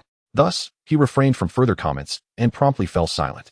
Just then, Zhou Huimin excitedly returned from outside. Upon seeing Tang Jun, she immediately threw herself into his embrace. Observing this, Lung Feng and the others discreetly exited the room. Once Lung Feng was gone, Tang Jun swiftly slipped his hand into Zhou Huimin's undergarment and began to caress her. "Stop it. Don't be so reckless. I want to discuss something serious with you. What I'm doing right now is serious business to me." Tang Jun leered. Zhou Huimin was utterly defeated by Tang Jun's shameless actions and could only allow him to take advantage while she spoke. "I signed up for the newcomer singing competition." "Oh, so you really went ahead and entered. What song do you plan to sing?" "Of course, it will be a song by Sister Deng. I feel her image and temperament are quite remarkable and align with mine. Besides, I have always enjoyed singing love songs. So I will simply choose one of hers to perform." In this era, Deng Lijun's songs had indeed become immensely popular across the land, even in mainland Huaxia, where she was a household name. Thus, Zhou Huimin's choice was entirely understandable. However, Tang Jun, being a time traveler, immediately remarked, "What is the point of a cover? How about I compose an original Cantonese song for you?" Zhou Huimin initially thought Tang Jun was joking and shot him a glance. "You know how to compose songs? Do you even know what a musical note is? What? Do you look down on your man so much?" Tang Jun retorted, pinching Zhou Huimin's backside playfully. "Ah."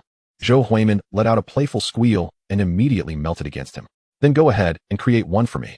Zhou Huimin only said this casually. But Tang Jun astonishingly replied, "Actually, I've already composed this song in my mind. How about I hum a few lines for you now?" Zhou Huimin was taken aback, followed by a look of skepticism directed at Tang Jun. "You're not joking, are you? Do I seem like I'm joking? All right then, sing a bit for me." "Okay." Tang Jun cleared his throat and softly hummed. "Even if 1,000 songs come in the future, they will drift far away on my path. Even if 1,000 evening stars appear, they will shine brighter than tonight's moon." Just these 2 lines of lyrics and melody instantly captivated Zhou Huimin, who had previously been indifferent. "It sounds beautiful. Sing 2 more lines," she urged eagerly. However, Tang Jun decided to keep her in suspense. "For now, I can only sing this much. After all, this is an original song I poured my heart into. If I sing it for you now and you perform it, wouldn't that be a loss for me?" Zhou Huimin paused for a moment and then pouted. "Are we really that separate? Besides, who just said this song was created for me?" "Well, it's not that I can't sing it for you, but I just had a failed negotiation with someone. So I'm a bit irritable. If you can find a way to soothe my temper, once I'm in a good mood, I might just sing for you some more." Having spent time with Tang Jun, Zhou Huimin was well aware of his tactics. Upon hearing this, her cheeks flushed crimson. "You're being shameless in broad daylight. You can refuse. I am not one to force others." Tang Jun feigned indifference. Zhou Huimin shot him a glare, but, deep down, she was unfazed. After all, he was her man. Without Tang Jun, she might have already been compelled by her father to entertain clients. Thus, after adjusting her posture, Zhou Huimin slowly lowered her head. After a while, Tang Jun took a deep breath. Phew. After a lengthy pause, he finally sat up contentedly. Zhou Huimin wiped her mouth and then lamented. "So, can you sing now?" "Yes. Listen carefully. I will sing from start to finish. Of course, my singing may not be the finest, but just bear with it." "All right." Without delay, Tang Jun began to sing the yet-to-be-released famous Cantonese song, Qian Qian Ke Go. As he sang, memories of the nights that once belonged to them drifted back. "Red is still you, the bright sun you gifted to my heart." As Tang Jun finished his song, Zhou Huimin found herself utterly entranced. After a moment, she finally came back to her senses. "Is this really your original composition?" she asked incredulously. After all, to her, Tang Jun was merely a rough man who only knew how to fight and kill. "What? Do you doubt my talent? If I had been born into a wealthy family, I would have long taken my guitar and backpack to enter singing competitions and make my way into the Hong Kong entertainment scene." Tang Jun's words held a ring of truth. Given his repertoire of songs, had he come from a more privileged background, he would never have chosen the path of a gangster. Zhou Huimin, though somewhat skeptical, had indeed never heard this song anywhere else. "Could you write down the lyrics and melody for me? I want to practice before the preliminaries." "No problem. With my song and your pure image. Winning the championship in this competition will be no easy feat." "Humph, don't flatter me too much. I can't handle such praise." Zhou Huimin huffed lightly. "Not at all. My woman is exceptionally talented. I believe in you." Seeing Tang Jun's unwavering encouragement, Zhou Huimin resolutely pledged, "All right, I will do my best and won't bring you shame." In the following days, Kowloon City became unusually tranquil. Dongxing and Heji seemed to have vanished from the world, leaving no trace or news behind. This silence caused Tang Jun to feel increasingly perplexed. Logically, having just eliminated the prince's subordinates and inflicted significant losses upon them, the prince himself could not simply swallow this grievance. Even if the prince lacked the strength to seek revenge, would the formidable Dongxing truly refrain from taking action against him? After all, despite having faced police crackdowns recently, a dying camel is larger than a horse. Should Dongxing decide to act, they could easily muster an army of over 10,000. Therefore, the lack of movement from both sides only served to heighten Tang Jun's unease. Subsequently, he summoned Lung Feng. Lung Feng, have there been any unusual occurrences within Kowloon City these days? Lung Feng shook his head. Nothing has happened. Everything is normal. However, upon hearing this, Tang Jun sensed that Lung Feng had more to say. Do not hesitate. Speak freely. It appears that Lin Kong has been somewhat distracted lately and frequently leaves Kowloon City to visit other places. As a scout, Lung Feng was adept at observing people's expressions and demeanor, especially someone like Lin Kong, whose emotions were readily apparent. Has that fellow encountered some trouble? Tang Jun furrowed his brow. Lin Kong was notorious for his cowardice. Had it not been for his connection with the nine-patterned dragon, Tang Jun would not have kept him around. I'm unsure. He hasn't mentioned anything to me, nor will I pry. All right, I understand. You may leave. I will keep an eye on this matter. Understood. However, just as Lung Feng was about to depart, Tang Jun called him back. Wait a moment. Send 2 sharp-witted newcomers to discreetly follow him for a few days. Investigate what troubles he is facing and report back to me. Got it, Jun-go. I will arrange it right away. Less than a night later, Lung Feng hurried back with an urgent report. Jun-go, trouble is brewing. Someone is betraying us. Who? Chapter 39. To annihilate completely, a family must depart together. Although Tang Jun had already speculated on the identity of the traitor, he still held onto a glimmer of hope. It's Lin Kong. Our men witnessed him secretly meeting with Dongxing's people. Upon hearing this name, Tang Jun took a deep breath. His fears had indeed come to pass. Despite considering Lin Kong to be insignificant, he was, after all, a lifelong friend of the nine-patterned dragon. Should he betray Tang Jun, the execution of familial justice would inevitably create a rift with the nine-patterned dragon. Before the situation spiraled out of control, Tang Jun promptly summoned the nine-patterned dragon to his side. Upon learning of Lin Kong's collusion with Dongxing and its discovery by Tang Jun's men, the nine-patterned dragon's expression turned grave. Jun-go, if this is indeed true, I will provide you with an explanation. Tang Jun raised his gaze to meet the nine-patterned dragoness. You should understand that I do not intend to target anyone specifically. However, as the group grows, a lack of rules will make management increasingly difficult. I understand. With that, the nine-patterned dragon departed. That afternoon, he returned, dragging a visibly shaken Lin Kong, whose legs trembled with fear, to Tang Jun's presence. Upon seeing Tang Jun, Lin Kong fell to his knees, exclaiming, Jun-go, I realize my mistake. I truly erred this time. Please, have mercy and spare me this once. Tang Jun maintained a calm demeanor, his voice icy as he inquired, where did you err? I should not have contacted Dongxing's people, nor should I have plotted against you. As he spoke, Lin Kong began to slap his own face in remorse. After several resounding slaps, Tang Jun waved his hand dismissively. Enough. I have no interest in witnessing your self-inflicted punishment. If you wish to harm yourself, do so in private. What I want to know is why you chose to betray me.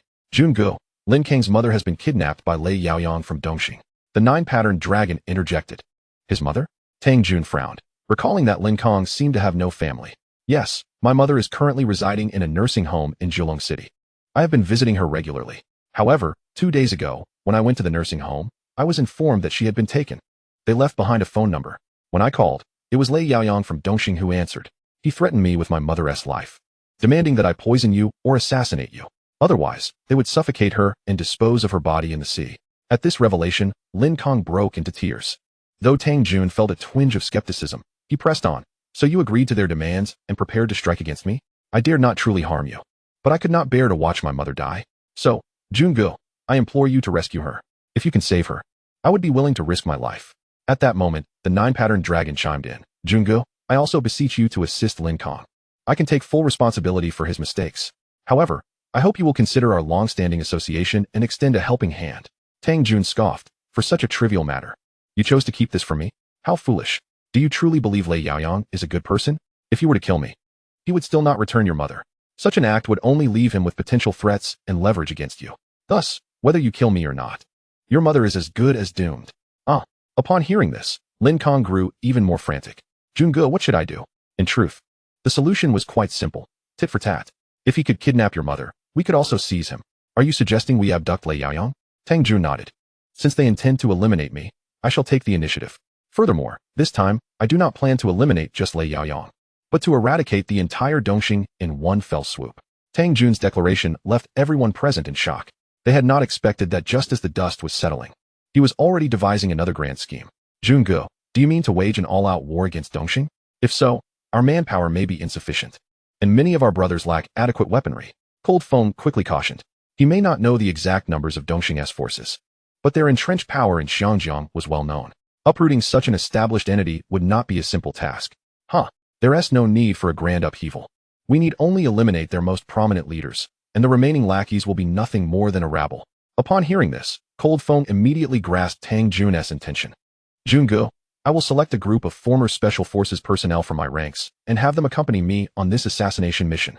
Tang Jun nodded, a satisfied smile gracing his face. You truly understand me. Throughout the entire exchange, Lin Kong and the nine-pattern dragon remained silent, merely standing to the side, watching the two converse. Subsequently, Cold Front took a day to meticulously select 100 formidable spirit soldiers from the ranks of 3,000 valiant souls. Jungu, their skills are extraordinary. They should be able to accomplish the mission. Excellent. Then let us proceed with our separate actions. Remember, tonight our targets are merely 3 individuals. One is the Eastern Star leader, Camel. Another is the Eastern Star's white paper fan, Wu Jiwei. And the third, of course, is the Thunderous Tiger, Lei Yaoyang. These 3 individuals hold substantial power within Eastern Star, and once we eliminate them, we will have the opportunity to assimilate the entirety of Eastern Star. At this moment, Tang Jun did not wish to eradicate Eastern Star entirely. After all, their numbers were vast, and should a full-scale conflict erupt, the Hongyan government would undoubtedly intervene once more. He also feared that the observing Heiji would seize this opportunity to exploit the situation.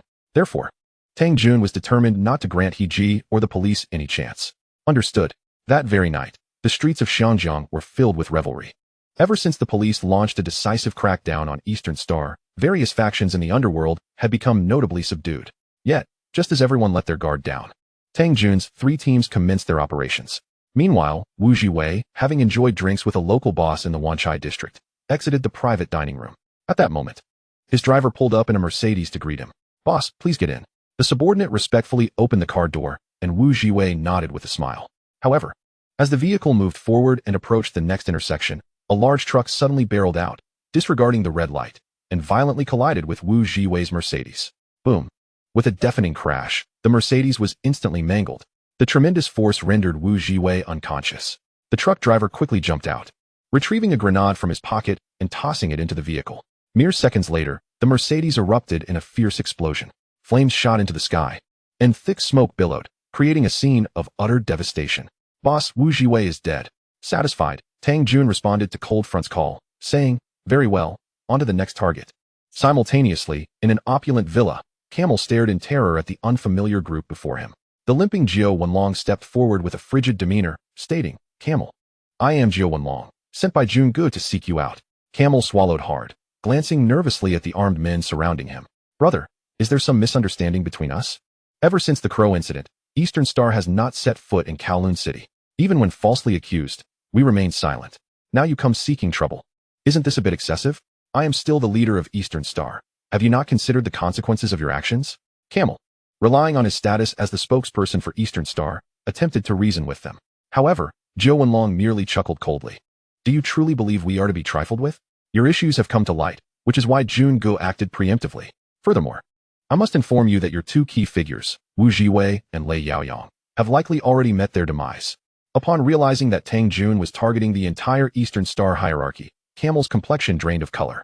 After a moment, regaining his composure, Camel pleaded, I have long anticipated this day in my line of work. I accept my fate this time. However, could you spare my family? My wife and children are innocent. Jiao Wenlong remained silent. Generally, those who live a life of crime avoid involving family in their misdeeds. Yet, he dared not make unilateral decisions and instead used Camel's home phone to call Tang Jun personally for clarification on the matter. But Tang Jun's response was dispassionate. His wife and children have already seen your faces. Can you guarantee that after releasing them, they won't report to the police? Once the authorities acquire evidence, no one can rescue you. Thus, he concluded, whether to spare them is entirely up to you. With that, Tang Jun ended the call. Jiao Wenlong exhaled sharply. He understood that Tang Jun's words were a clear threat. When he glanced back at Camel, his gaze turned sinister.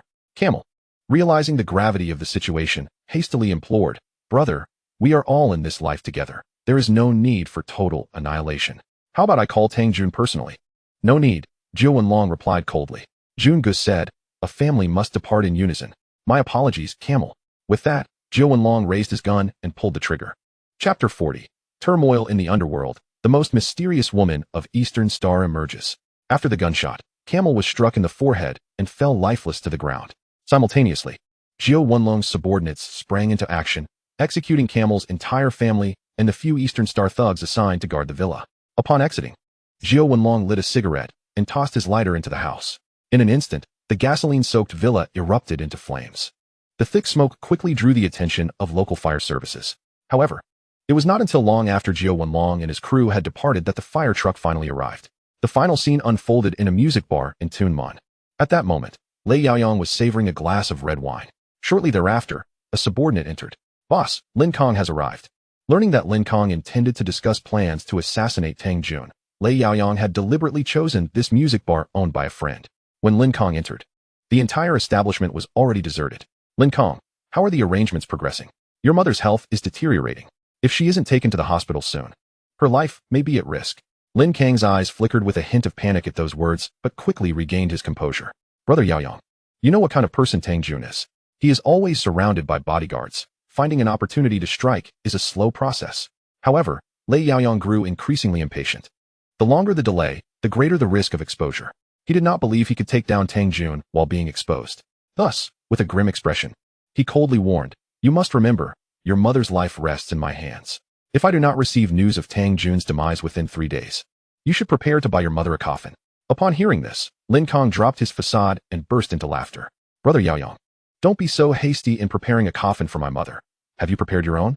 At this, the thugs surrounding Lei Yaoyang erupted with fury. "Lin Kong, what the hell do you mean?" "What do I mean? Let me tell you exactly what I intend to do."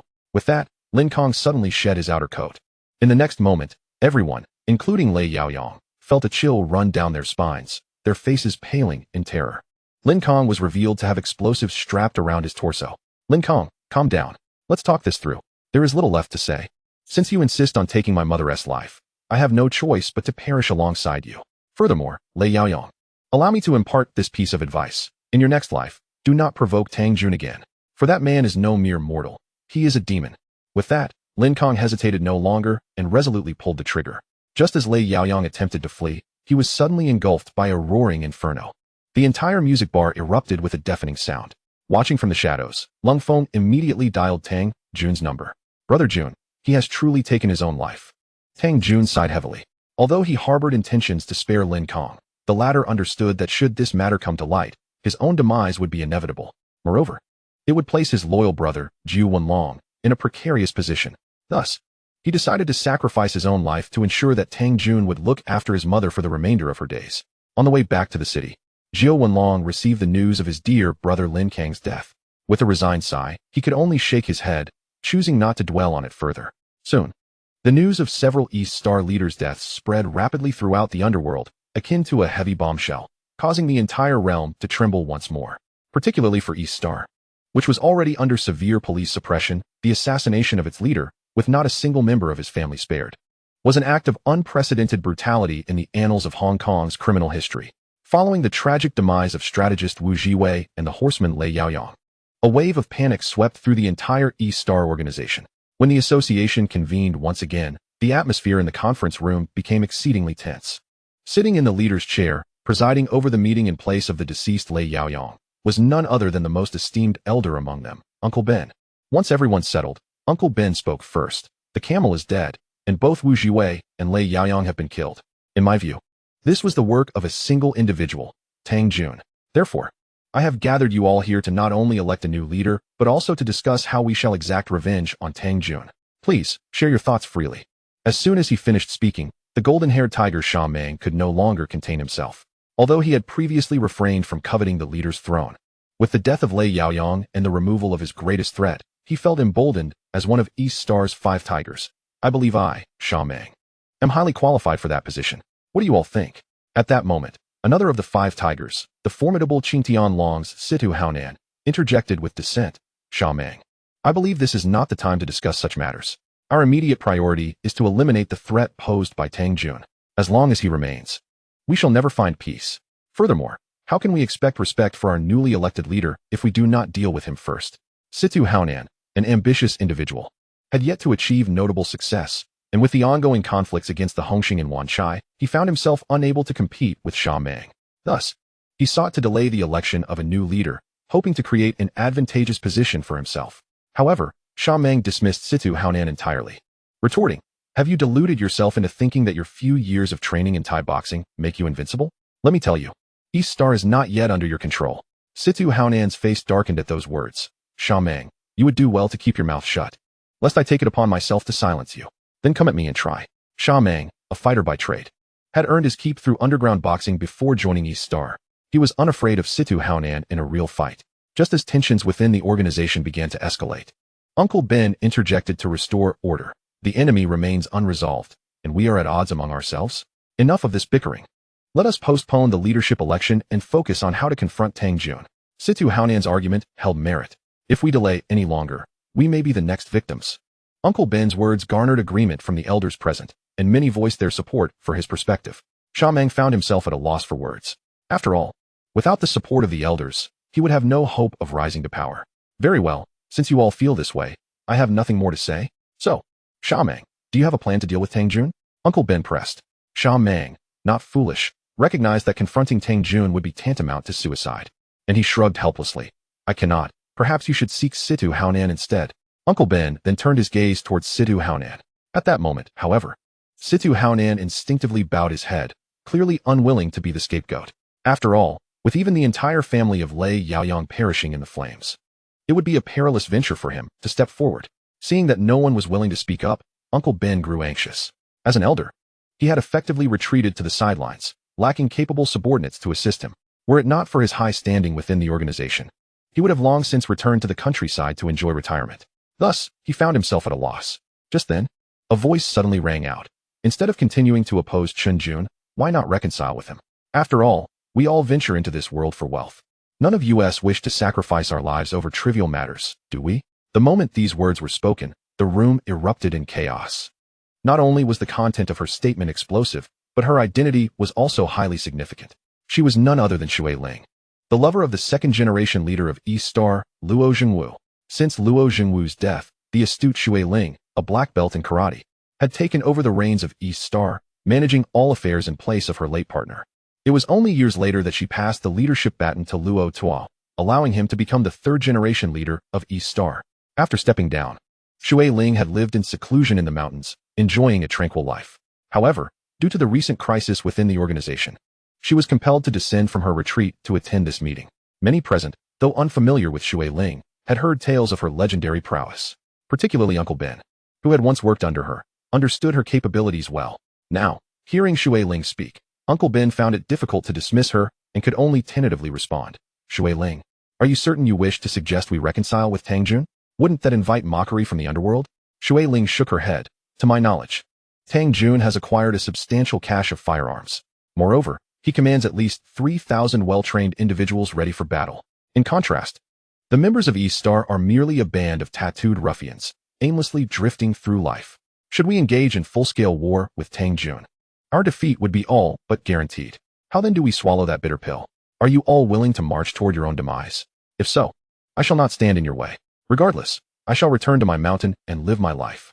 The matters of Dongxing are no longer of my concern." As Shui Ling's words echoed, a profound silence enveloped the scene. Indeed, everyone began to ponder the weight of Shui Ling's statement. Chapter 41. The Colossal Figure from Across the Seas. After a considerable pause, noticing the silence among the crowd, Uncle Ben felt compelled to speak once more.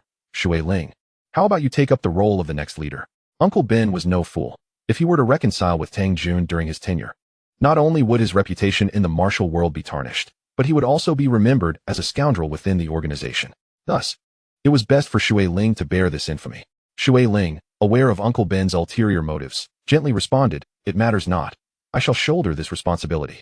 I will personally negotiate with Tang Jun, so you need not worry." Upon hearing this, the others collectively sighed in relief. Soon, Shui Ling found herself alone within the fortified city. However, as she entered, she was immediately scrutinized by two elite guards. "Miss, are you here to find someone? Or do you have other intentions?" During this period, Tang Jun had explicitly instructed them to question any outsiders entering the city. Those who could not provide a satisfactory explanation were to be promptly ejected. Shui Ling, unfazed, replied, "Take me to Tang Jun." One guard scoffed, "Miss, our Jungu is not someone just anyone can meet. Am I not qualified to see the leader of Dongxing?" She then produced her newly acquired leader's staff. Realizing the gravity of the situation, the guards no longer dared to delay. One remained with her, while the other went to summon Tang Jun.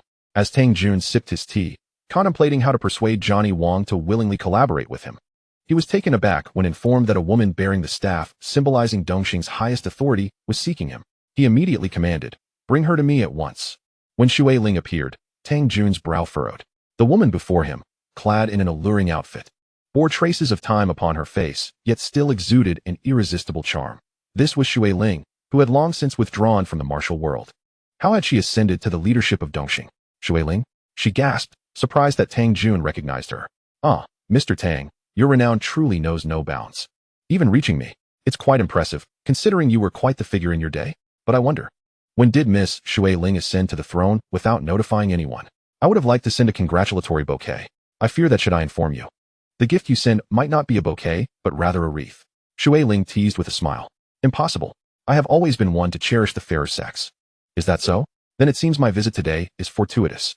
All right, Shui Ling, we are both astute individuals. Let us dispense with the pleasantries. Speak your mind." Tang Jun, eager to avoid unnecessary conversation with such a woman, knew that with her, it was best to be straightforward. One misstep could lead him into a precarious situation. "Excellent. I shall be forthright. I wish to formally reconcile on behalf of Dongxing, and from this point forth, we shall maintain our separate affairs. What say you?" Tang Jun had not anticipated that Shui Ling came with intentions of reconciliation. However, he was wary that this might be a delaying tactic on her part.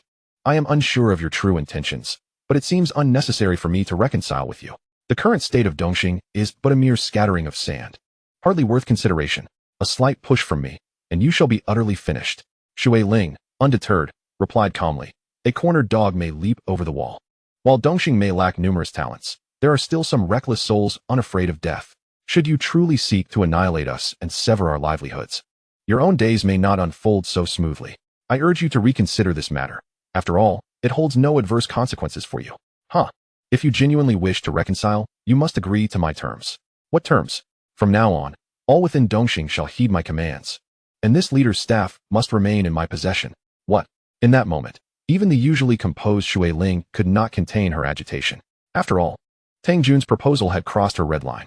"You must understand what Dongxing signifies to me. Then you should also recognize that Dongxing now hangs by a thread. Even if I cannot eradicate you, I shall ensure you suffer significant losses. At that juncture, it will not solely be I who confronts you. Other factions will seize the opportunity to claim your territory." Tang Jun's words struck home, leaving Shui Ling in a state of panic. Her greatest fear was indeed that other organizations would take advantage of their vulnerability. Given Dongxing's current predicament, they could scarcely endure further turmoil. She was compelled to explain, "But I cannot make such a decision unilaterally. Dongxing is currently under intense scrutiny from the authorities. Continuing under its banner serves no purpose. Thus, it would be prudent to seize this opportunity and come under my aegis, ensuring your operations can persist. Once your subordinates earn their keep, they will not cause unrest. Wouldn't you agree?" At this moment, Shui Ling realized that Tang Jun was far more cunning than she had initially perceived. He had deftly identified her weakness and was now employing blatant coercion against her. Should she refuse, he would undoubtedly resort to any means necessary. After all, he was the type to hurl bombs at police precincts. I shall return to deliberate. I will consult with the elders in the organization and then provide you with a response." "Very well, I can wait, but do not keep me waiting too long. My patience, too, has its limits." "Understood." With that, Shui Ling rose slowly and, under the escort of the elite guards, departed the fortified city. In the ensuing days, Dongxing remained silent, lacking any further news. Meanwhile, before Tang Jun could receive Shui Ling's response, he unexpectedly encountered a mysterious figure.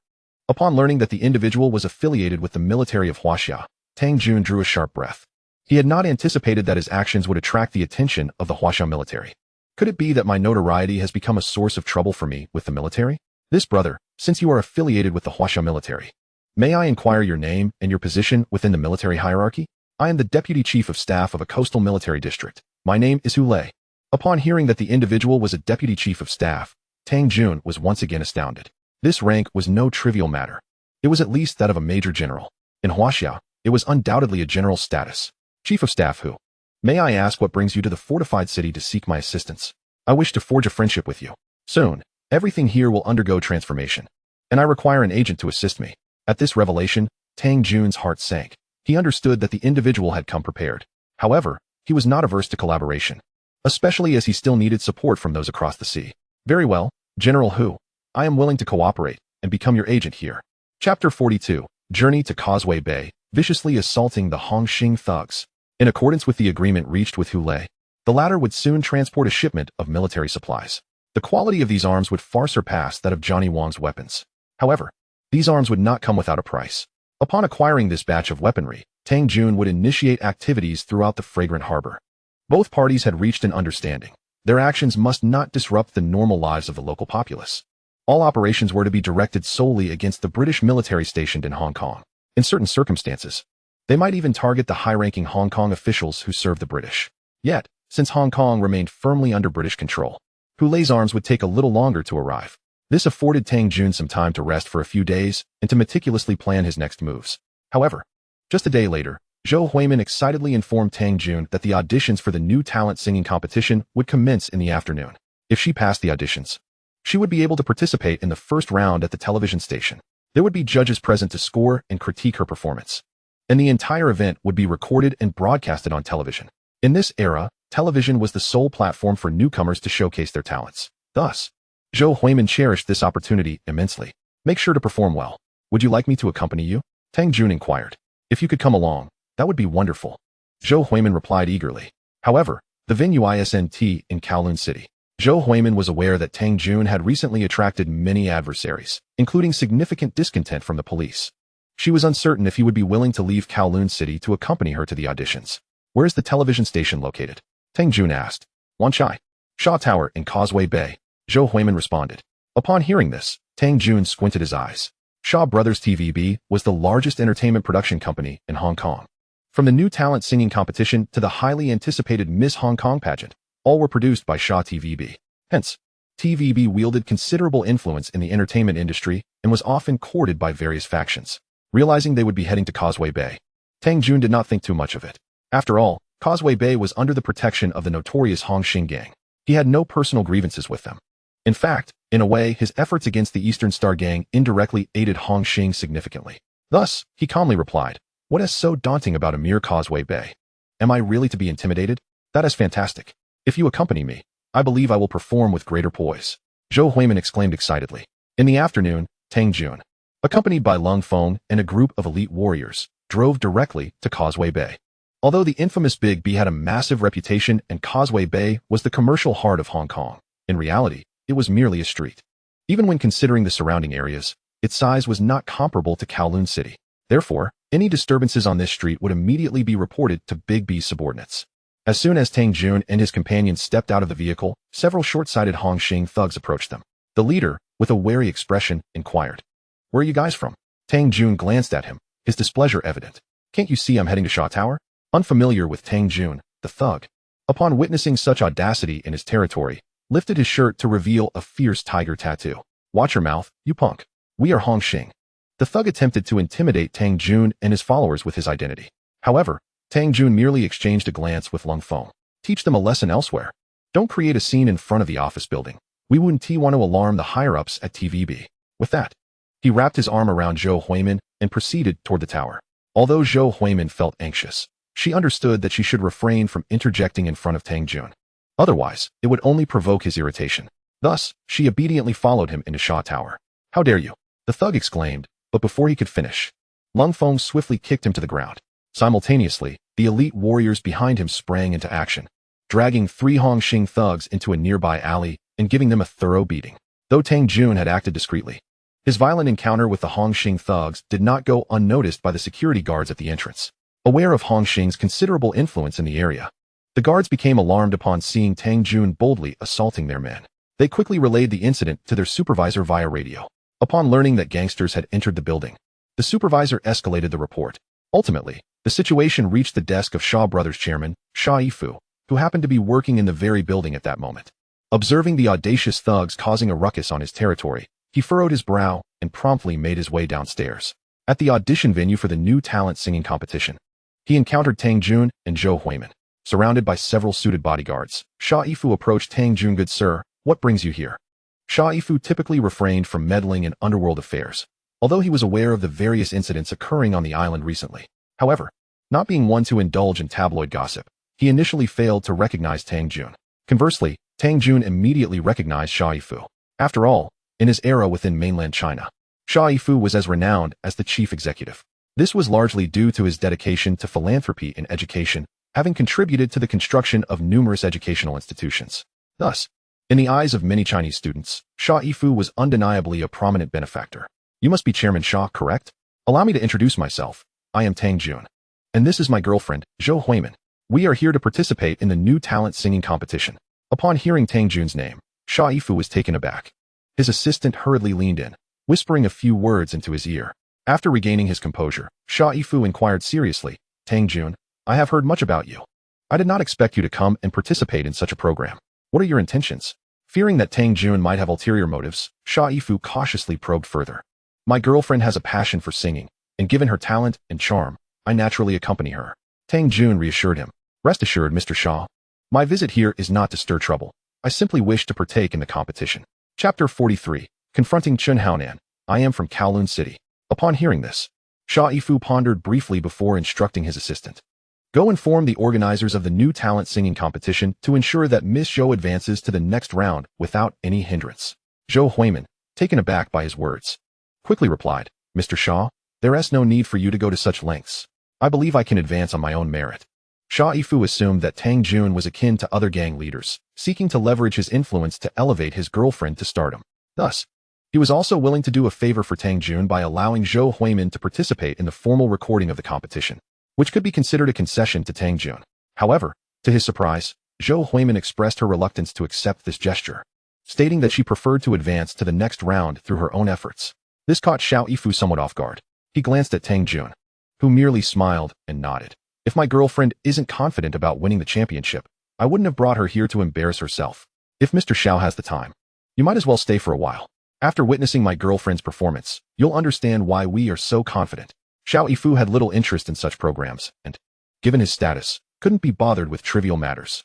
However, since Tang Jun had already made such a statement, and considering that the other party had the audacity to kidnap even the director of the Hong Kong Security Bureau, Xiao Yifu was reluctant to offend Tang Jun over something so minor.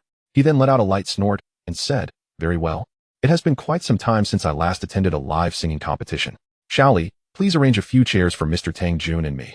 I wish to observe the program for a while. His assistant immediately nodded respectfully, replying, yes, Mr. Xiao. Before long, the staff hurriedly brought over several chairs. Simultaneously, the chief director of the audition scampered over. Upon learning that Xia Yifu wished to watch Zhou Huimin's performance, the director immediately understood and promptly directed Zhou Huimin to take the stage. Initially, Zhou Huimin felt somewhat nervous. However, once she stepped onto the stage and spotted Tang Jun below, making a heart gesture towards her, her mood lightened considerably. Taking a deep breath, she grasped the microphone and began to sing softly, gently looking back at the evenings that belong to us. The red still remains in my heart. Gifted by the bright sun, the melodious and clear voice emanating from Zhou Huimin electrified the atmosphere in the venue. Many contestants wore expressions of astonishment upon hearing her song. Even Xiao Yifu's eyes brightened, as if he had just discovered the next superstar of the entertainment industry. Mr. Tang Jun, your girlfriend sings remarkably well, but I must ask, how come I haven't heard this song before? It's an original of mine. Oh, I didn't expect Mr. Tang Jun to possess such artistic talent. Xiao Yifu was unsure of the truth, but since Tang Jun had proclaimed it, he felt obliged to offer a compliment. You're too kind, Mr. Xiao. What do you think of my girlfriend's qualities? Quite impressive. She embodies a pure and innocent image, which is rare in the entertainment industry, coupled with her angelic voice and original song. To be frank, even if she doesn't win the championship, I believe she could at least secure a spot in the top 3. Haha, with your words, I feel much more at ease. Although Tang Jun had faith in Zhou Huimin's abilities, he understood the depths of the entertainment industry. Xiao Yifu wouldn't concern himself with the program's details.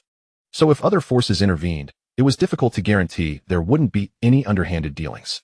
With Xiao Yifu openly expressing his stance in front of the director, it implied that the latter must think twice before attempting to undermine Zhou Huimin. After Zhou Huimin finished singing, the judges announced her successful advancement to the next round. She then joyfully approached everyone. Mr. Xiao, how did I do? Not bad at all, quite impressive.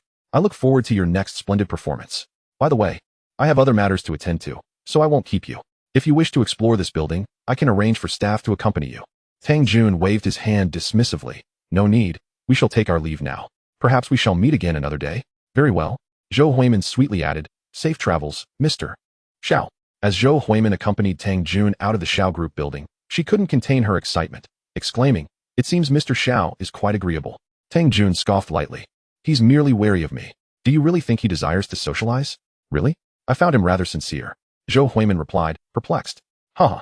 If he truly wished to get to know us, he wouldn't have left without even exchanging business cards. It dawned on Zhou Huimin that despite their extensive conversation, they had not exchanged any contact information. Clearly, this indicated Xiao Yifu's reluctance to become too entangled with them. I see, but that's all right. As long as we hold ourselves in high regard. Furthermore, when the day comes that I become a major star, even if he wishes for me to join TVB, I shall not acquiesce. Noticing Zhou Huimin's optimistic spirit, Tang Jun felt considerably relieved. After all, achieving fame in the entertainment industry inevitably attracts a multitude of controversies. Only those with robust mental and physical fortitude can survive in this realm. Just as the two were preparing to leave Causeway Bay, a group of young men wielding sticks and knives charged towards them. Leading the pack was Chun Haonan of the Hung Hing Society. Accompanying him were his associates, including De Tian Air and Shan Ji, as well as a few thugs who had just been soundly beaten by Lung Feng and his crew. Upon seeing this commotion, Zhou Huimin instinctively recoiled behind Tang Jun. At that moment, Lung Feng and his companions stepped forward to block Chun Haonan's path. The thug who had just taunted Tang Jun while nursing his injured face shouted to Chun Haonan, Brother Nan, it's that guy. Upon noticing that Tang Jun was flanked by over 10 bodyguards, Chun Haonan realized that his opponent's status was likely significant. Approaching Lung Feng, Chun Haonan did not act immediately, but instead darkened his expression and said, I am Chun Haonan of Hung Hing. Which faction do you belong to? Damn it. Must everyone who approaches ask me where I hail from? Since you are so eager to know, I shall tell you. I hail from Kowloon Walled City. Recently, the name Kowloon Walled City had become exceptionally prominent in the Underworld, known far and wide. Upon hearing that Tang Jun and his entourage were from the Walled City, Chun Haonan's followers immediately panicked. Even Chun Haonan's expression grew somewhat unnatural. Chapter 44. The commander of the British garrison provokes Tang Jun, and a great battle is imminent. Just at that critical moment, a camouflage military jeep and a truck filled with soldiers arrived on the scene. The vehicles halted right in front of the two groups. Subsequently, an officer clad in standard British military attire leapt out of the passenger seat of the jeep. He approached both parties with a serious demeanor, questioning, what are you trying to do? This is territory governed by our great British Empire. Do you ruffians intend to cause trouble? Should anyone wish to stir up trouble here, I would not hesitate to have all of you arrested and taken back to the barracks. Although the officer's command of Chinese was not particularly fluent, Tang Jun, Chun Haonan, and the others could understand him. Upon realizing that they were facing personnel from the British military, Chun Haonan immediately straightened his posture, not daring to utter a word. However, Tang Jun, upon seeing the officer, sneered, even if this area falls under your British military's jurisdiction, I would like to ask, what law have we violated? Is there a stipulation in your British law that ordinary citizens cannot appear on the streets? The other party had not anticipated that Tang Jun would dare to confront him, and he was immediately filled with fury as he strode toward him. You there, what is your name? I am Tang Jun. Upon introducing himself, Tang Jun noticed a brief moment of surprise on the other man's face, followed by a slow narrowing of his eyes. He had certainly heard of Tang Jun's illustrious reputation. In fact, Tang Jun had nearly taken military action against Kowloon City. Fortunately, the situation had been resolved in a dignified manner, and with ongoing negotiations with the Huaxia government, the Ying government decided to temporarily halt any military operations against Kowloon City. Yet, he was taken aback to find Tang Jun standing before him today, which greatly displeased him. So you are Tang Jun. I had yet to seek you out, and here you are, presenting yourself at my doorstep. It seems you are truly tired of living. Seeing the other man equally arrogant, Tang Jun could not help but retort, May I inquire your esteemed name? I am Colonel Modibi, the commander of the 51st Infantry Brigade stationed in Hong Kong. Modibi proudly proclaimed his name and title. Tang Jun, having previously gathered some information regarding the Ying military, was aware that apart from a portion of Hong Kong natives, the 51st Infantry Brigade constituted the core of the Ying forces in Hong Kong. This brigade likely boasted a strength exceeding 5,000 troops, equipped with many of the most advanced weaponry. Thus, its combat capabilities were formidable, presenting the greatest threat to Tang Jun. At that moment, Tang Jun was quite surprised to encounter the commander of this brigade. Although Modibi was merely a colonel, he was likely the highest-ranking officer in the land forces of the Ying military stationed in Hong Kong. Taking a deep breath, Tang Jun continued, Colonel Modibi, I am unaware of any transgression that could warrant your animosity toward me. Of course, if I have indeed violated the laws of the Great Ying or the regulations of Hong Kong, I am willing to accept any punishment. However, If I am innocent, then you cannot lay a finger on me. Modibi recognized this truth as well. Otherwise, he would have already commanded his soldiers to apprehend Tang Jun and his companions. After all, no one dared to defy him in this territory. He then approached Tang Jun, delivering a pointed threat. Tang Jun, you best tread carefully. Should you create any disturbances that affect our great Qing Empire's governance over Hong Kong, I shall not spare you easily, even if you hide in some desolate corner. My armored division will reduce that land to rubble. Tang Jun smiled faintly at this. Then I shall await your tanks to come find me. Now, if there is nothing further, I shall take my leave. After all, it is quite stifling here, and I wish to return to my desolate little spot for some respite. Tang Jun understood that continuing this confrontation would surely lead to his disadvantage. Emir Chen Haonan and the gang behind him were of no concern to him. He merely needed to wait for Hu Lei's arms shipment to arrive, and then he could unleash a grand offensive. Modibi, not intending to obstruct Tang Jun, gestured for his soldiers to allow them to depart freely. Chen Haonan and his associates respectfully acknowledged Modibi before swiftly dispersing. Humph. These worthless fellows should be governed by our great Qing Empire. After uttering this, Modibi turned and returned to his jeep. Soon, the convoy vanished down the streets of Causeway Bay. Upon returning to Kowloon City, Lung Feng could no longer contain himself and said, Brother Jun, shall I devise a plan to make that fellow pay a price? Tang Jun chuckled and shook his head. Now is not the time. Let us bide our time. Maintaining a low profile and appearing as compliant as possible toward the Qing government. This will lull them into a false sense of security, leading them to believe we harbor apprehension toward them. Once our arms arrive, we shall swiftly organize our forces and launch a devastating strike. Seeing Tang Jun genuinely intent on taking action against the Qing military filled Lung Feng with anticipation. As a valiant soldier of Huaxia, he naturally could not bear the presence of foreign troops on the soil of his homeland. He then solemnly saluted and declared, I am willing to lead the charge against our enemies. Tang Jun patted him on the shoulder. There will come a day when you shall take to the battlefield and slay our foes. In the following days, Tang Jun indeed remained inactive, confining his movements within the Kowloon district. Meanwhile, news of his encounter in Causeway Bay spread rapidly. Among the underworld, Chun Haonan emerged as the biggest victor. Upon learning that Chun Haonan had audaciously confronted Tang Jun in the streets and forced him to retreat in disgrace, the underworld circles immediately sang his praises. As for Colonel Modibi, he was not particularly well known in those circles, and thus, he was not a subject of discussion. At this moment, in a nightclub in Causeway Bay, Chun Haonan brandished a microphone, arrogantly declaring to his subordinates, What of Tang Jun? Is he truly formidable? If he dares to return to Causeway Bay, I shall make him kneel and beg for mercy. Brother Nan is mighty. Brother Nan is imposing. I raise a glass to you. His subordinates, Shan Ji and De Tianair, chimed in with fervent flattery. While they indulged in revelry, Tang Jun, accompanied by Lung Feng, made his way to the Kowloon City ferry terminal. Upon arriving at the scene, they spotted several fishing boats slowly approaching them. Brother Jun, these should be the fishing vessels sent by General Hu. Tang Jun nodded, having awaited this shipment of arms for quite some time. Finally, on this night, it had arrived in his possession. Soon, the boats began to dock. From the first fishing boat, a young man disembarked.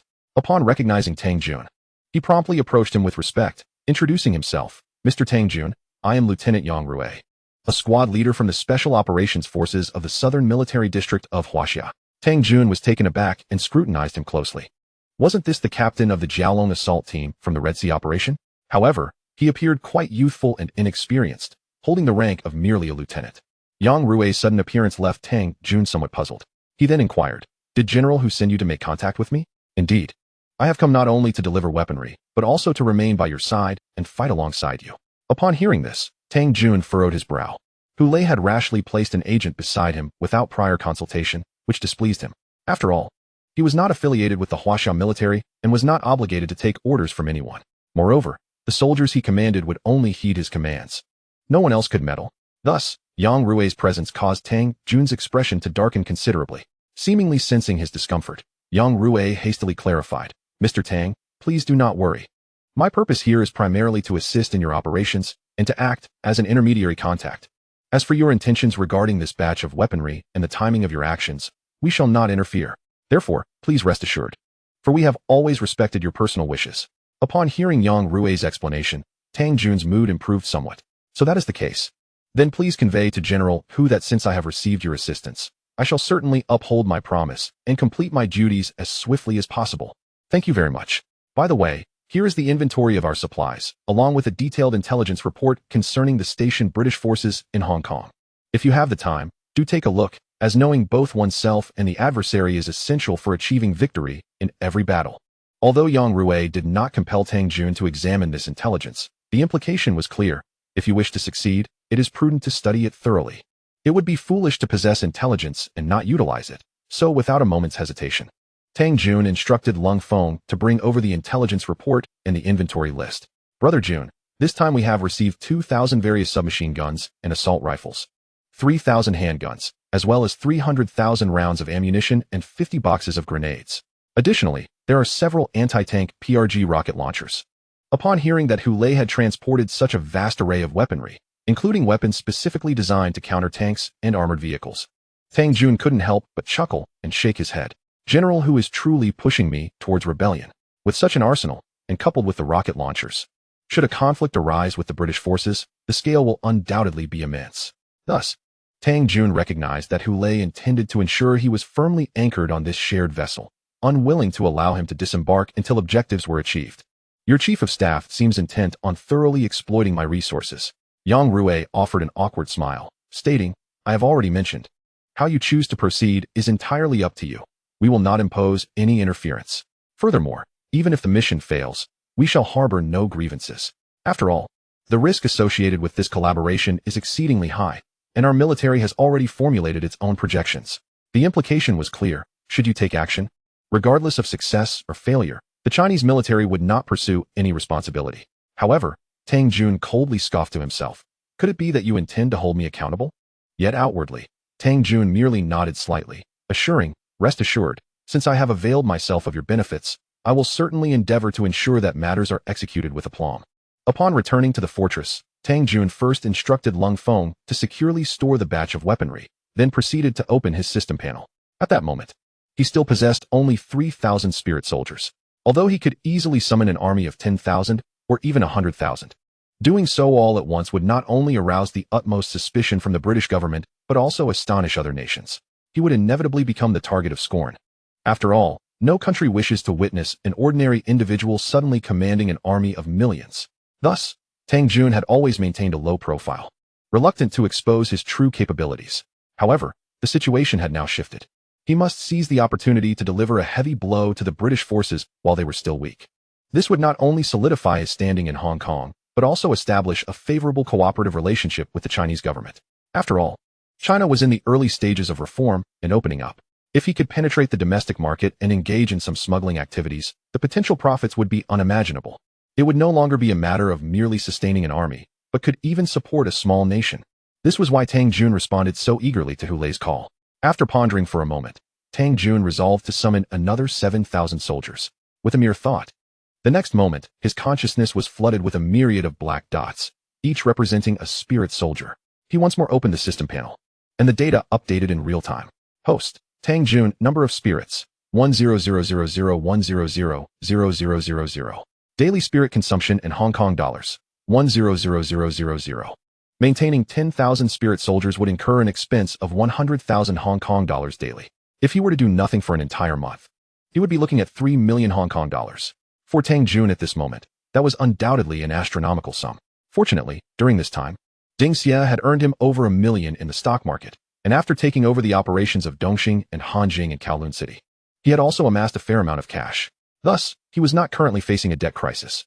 However, the crux of the matter lay in the fact that out of his 10,000 soldiers, only 6,000 to 7,000 had weapons.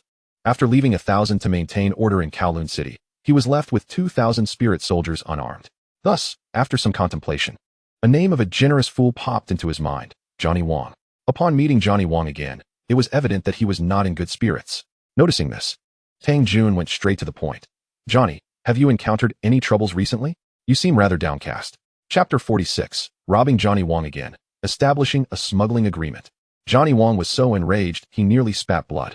However, Tang Jun's current strength was no longer what it once was.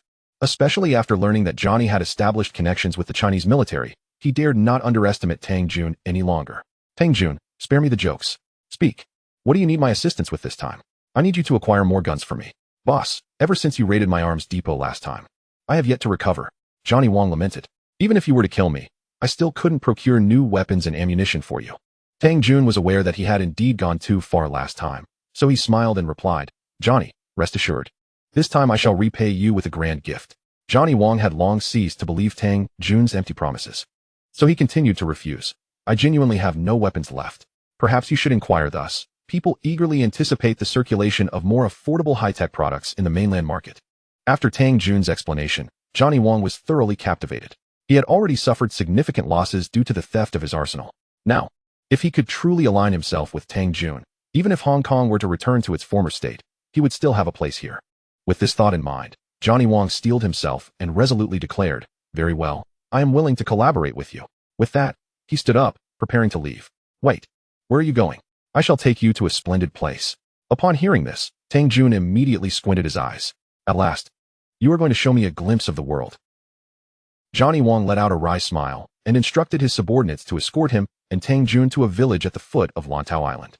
When they arrived at a large poultry farm, Tang Jun felt quite perplexed. "Johnny, please don't tell me you brought me here just to catch a couple of chickens to replenish my strength?" Johnny Wong replied with pride, "You'll find out shortly." Tang Jun, intrigued, followed Johnny Wong into the poultry farm. Upon entering the building, his eyes widened in astonishment. Instead of chicken coops, he found a complete weapons production assembly line. At that moment, several technicians were operating machinery, working overtime to produce various weaponry. "Is this your production line?" He had always suspected that Johnny Wong had something up his sleeve, but he never anticipated that the latter had indeed established a weapons production line in Hong Kong. Johnny Wong nodded. "This is but one of the locations specifically dedicated to producing AK-47s and 7.62mm ammunition. Good heavens, how do you procure your raw materials?" "It's simple. I acquire the necessary materials from various warlords or governments in Southeast Asia and then process them in factories dispersed throughout Hong Kong. I truly did not make the wrong choice in partnering with you. Johnny, you have done me a tremendous favor this time. I'll take as many weapons as you have. Name your price." Johnny Wong waved his hand dismissively. "Let's not discuss money between us. After all, this is your first time taking advantage of me. You can take all the weapons and ammunition produced here. All I seek is to engage in smuggling operations with you. Rest assured, if I benefit, you shall certainly receive your fair share." "Well, since you've said so, I shall not hold back." Johnny Wong thought to himself. "When have you ever been courteous to me?" He then nodded subtly in agreement. Tang Jun promptly called Cold Blade over and instructed him to discreetly transport all the weapons from the site. After taking stock, Tang Jun acquired a total of 2,000 various weapons and several crates of ammunition from Johnny Wong. With this batch of weaponry, Tang Jun's army of 10,000 was finally established. Once everyone was equipped with arms, it was time to strategize their next actions. Tang Jun summoned Cold Blade, Yang Rui, and Nine-Patterned Dragon to his side. The four convened to discuss their tactics. "Our current objective is to create a stir to let the outside world know of our prowess. At present, Causeway Bay is the optimal location for us to take action." As soon as Tang Jun finished speaking, Nine-Patterned Dragon immediately responded, "Brother Jun, I am willing to take on Hung Hing." Chapter 47, Launching an Attack, Annihilating Chan Honam. Everyone turned their attention to Nine-Patterned Dragon. "I have had some grievances with those rascals from Hung Hing as well. Moreover, Causeway Bay is their territory. Therefore this time, take your brothers and sweep through all of Hung Hing's establishments in Causeway Bay." "But won't this offend Hung Hing?" Cold Blade inquired. Tang Jun scoffed. "They are nothing but a minor group." "Understood." Cold Blade ceased further questioning, fully aware that Tang Jun had another agenda, to seize complete control of the entire Hong Kong underworld. That night, the youth of Causeway Bay remained immersed in a world of neon lights and revelry. Meanwhile, Nine-Patterned Dragon had already arrived in Causeway Bay with 1,000 warriors armed with clubs. After disembarking from the bus, Nine-Patterned Dragon raised his machete and shouted towards the new Peacock nightclub ahead. "Brothers, smash it." This was the stronghold of Hung Hing's Big B in Causeway Bay, where Big B was currently drinking and singing with Chan Honam and his underlings. In the next moment, countless warriors surged into the venue, wreaking havoc. The sudden onslaught caught Big B and the others off guard.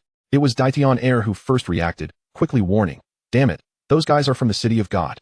Upon learning that their attackers hailed from the City of God, everyone suddenly understood. "Damn it, it's Tang Jun's men coming to wreck the place. Brothers, let us go." As Tang Jun intended to stage a black-on-black performance for the world to witness, he specifically instructed his warriors not to use firearms.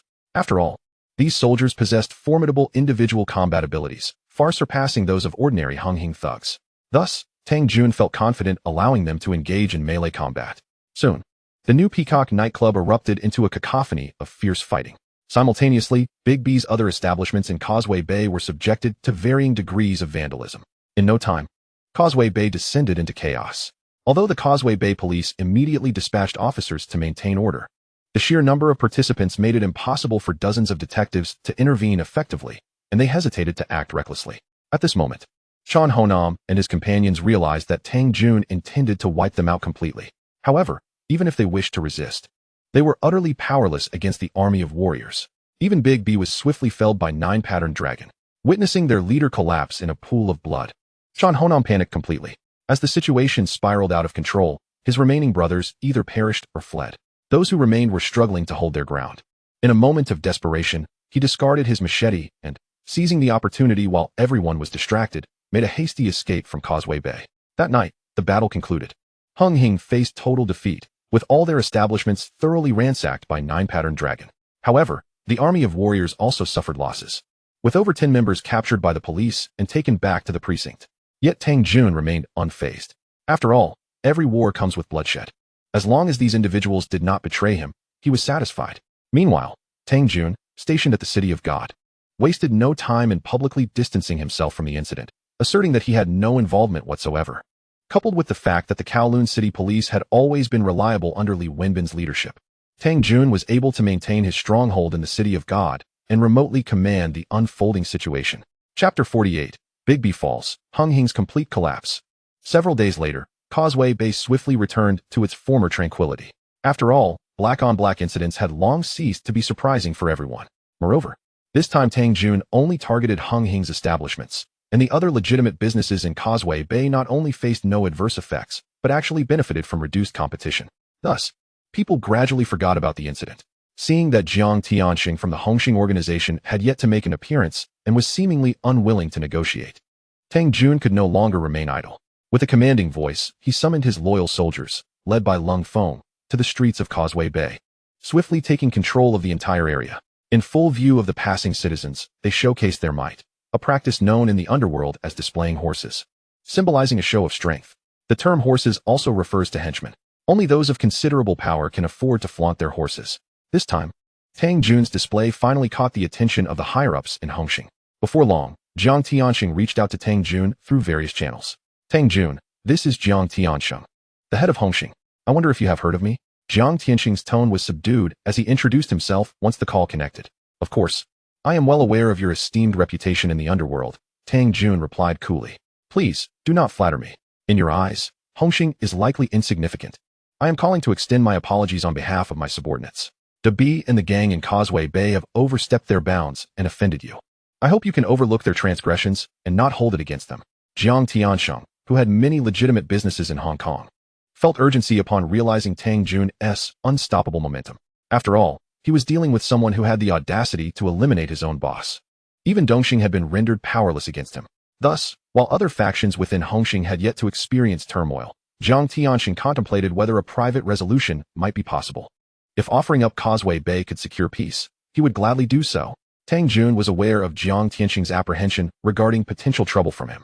After a moment of deliberate silence, he slowly spoke. This matter is straightforward. My subordinates suffered considerable losses during the recent conflict with your men. If Mr. Jiang genuinely wishes to settle this amicably, how about compensating us with some monetary restitution?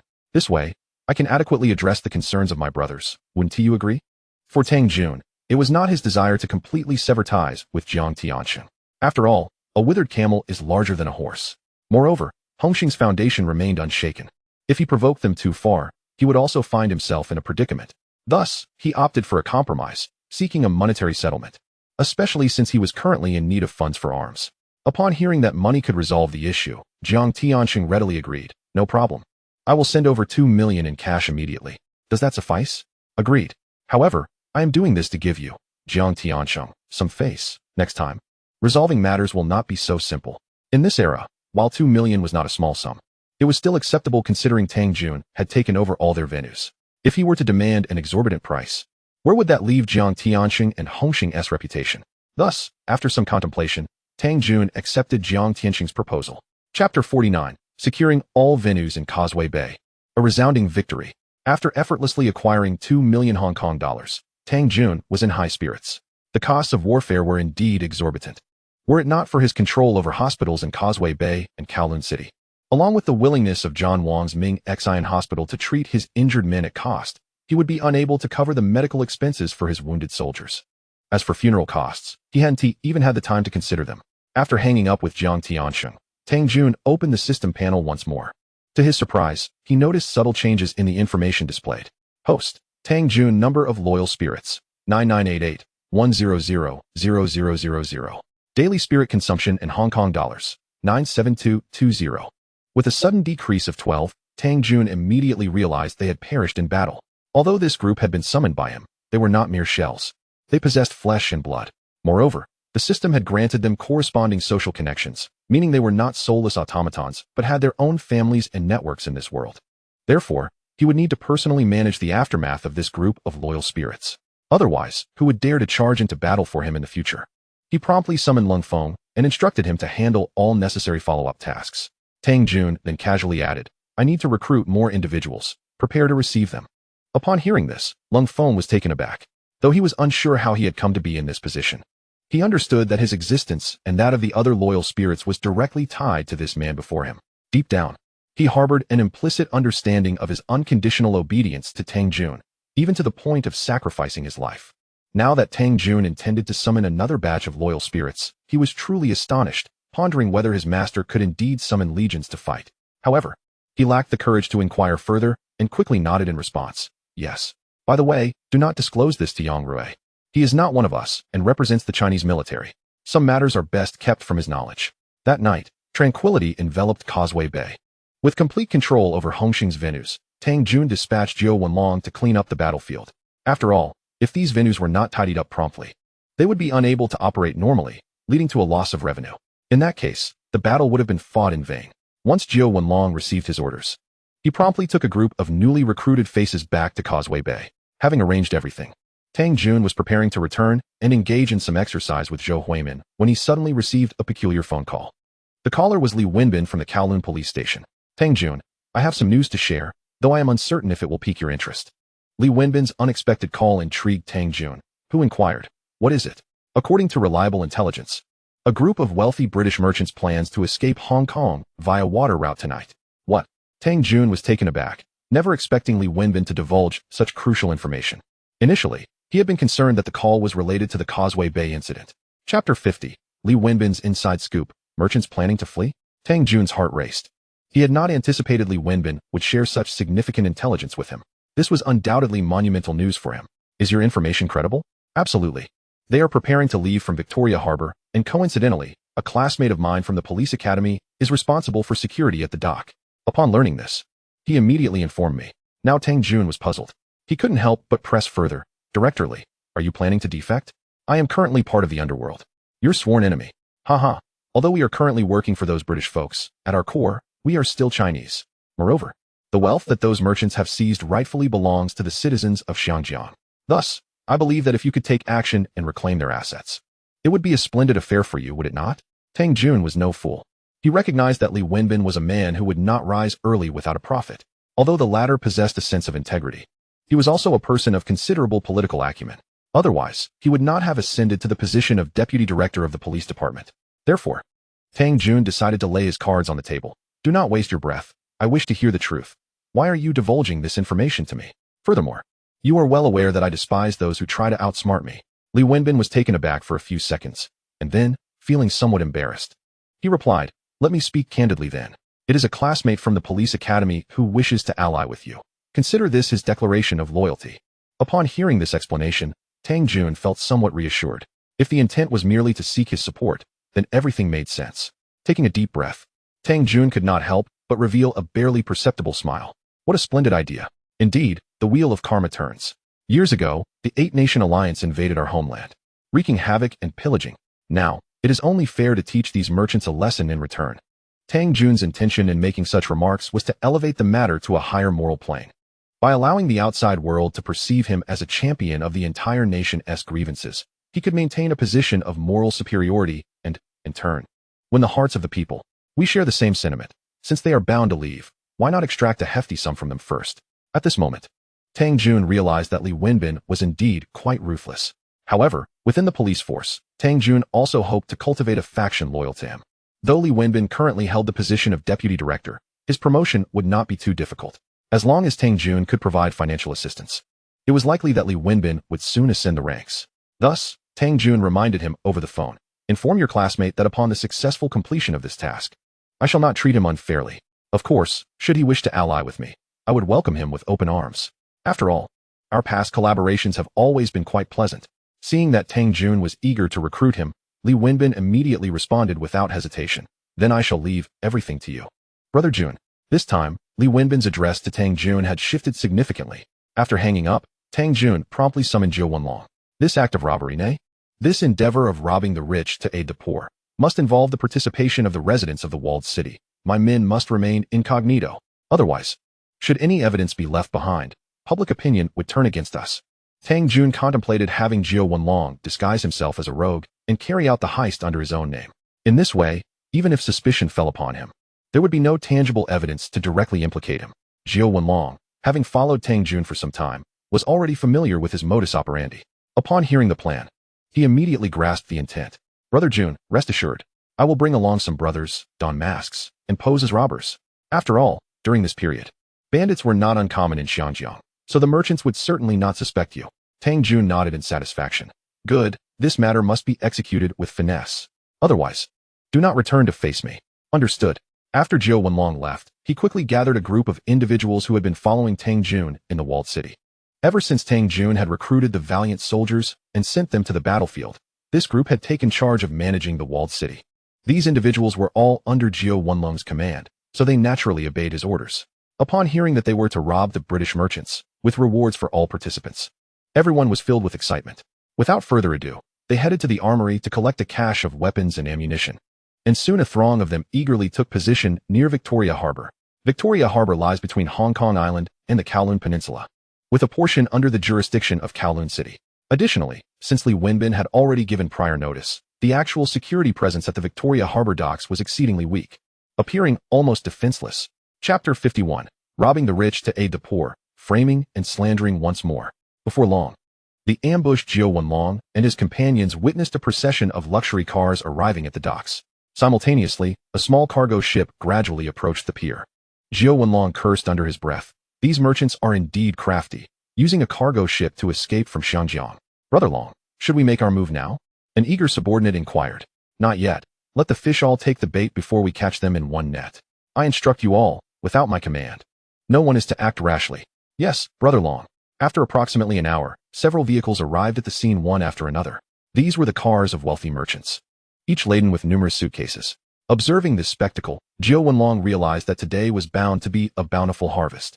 When the timing was right, Jiu Wenlong suddenly raised his hand and shouted to his men, now? In an instant, numerous thugs armed with firearms leaped out from the bushes and behind public buildings. The uniformed police officers stationed at the docks, upon witnessing this scene, promptly turned and fled. Seeing this, the individuals on the ship were thrown into a panic, urgently shouting, "Quick, start the ship, start the ship." However, starting such a cargo vessel required some time, so taking advantage of this window, Jiu Wenlong and his crew successfully boarded the deck. The ship erupted into chaos. Apart from the sailors aboard, the rest were individuals of notable status from the British community. Normally, they would not even harm a chicken. Now, facing armed thugs, resistance was utterly unrealistic. In no time, Jiu Wenlong had complete control of the situation. The ship, which was about to depart, returned to the dock once more. Soon, his men gathered all the luggage belonging to these officials onto the deck. Jiu Wenlong casually opened a few of the suitcases. Without exception, they were filled with gold, silver, and precious jewelry. In fact, one suitcase even contained several bars of gold worth a fortune. Ah, splendid treasures indeed. Jiu Wenlong scoffed, then commanded his men to transport all the suitcases off the ship. Fortunately, everyone was terrified for their lives, so none dared to resist. Once everything was moved, Jiu Wenlong waved his hand. Withdraw, brothers. Yes, Brother Haonan. One of them suddenly called out. Jiu Wenlong instantly erupted in fury. Who the hell told you to call my name? Are you seeking death? The other party quickly lowered their head to apologize. Hurry, stop dawdling. With that, Jiu Wenlong displayed a facade of panic, hastily leading his men to flee the scene. Once the vessel had completely departed from the dock, the individuals aboard finally breathed a sigh of relief. Yet at that moment, someone could not help but voice a complaint. Our property has been robbed. What are we to do about this?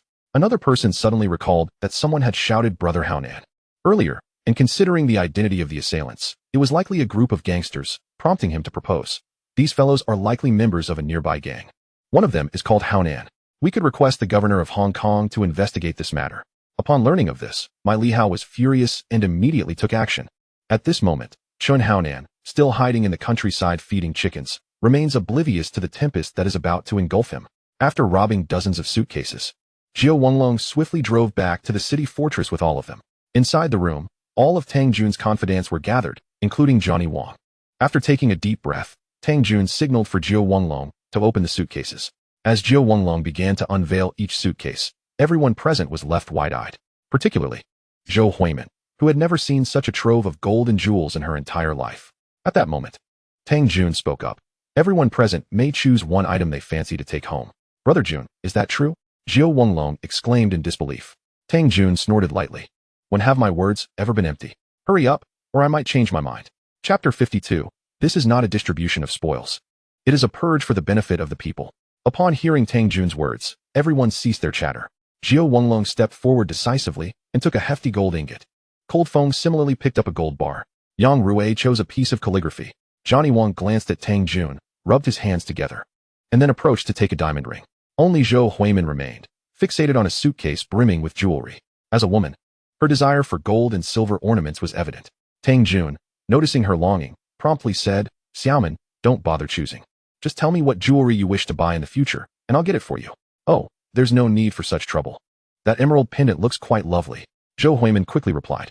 However, Tang Jun shook his head. Do you think the items chosen by everyone here were simply picked at random? These individuals are astute. They know the immense value of those jewels. Upon hearing this, the others exchanged awkward smiles. Zhou Huimin was puzzled, still staring blankly at Tang Jun.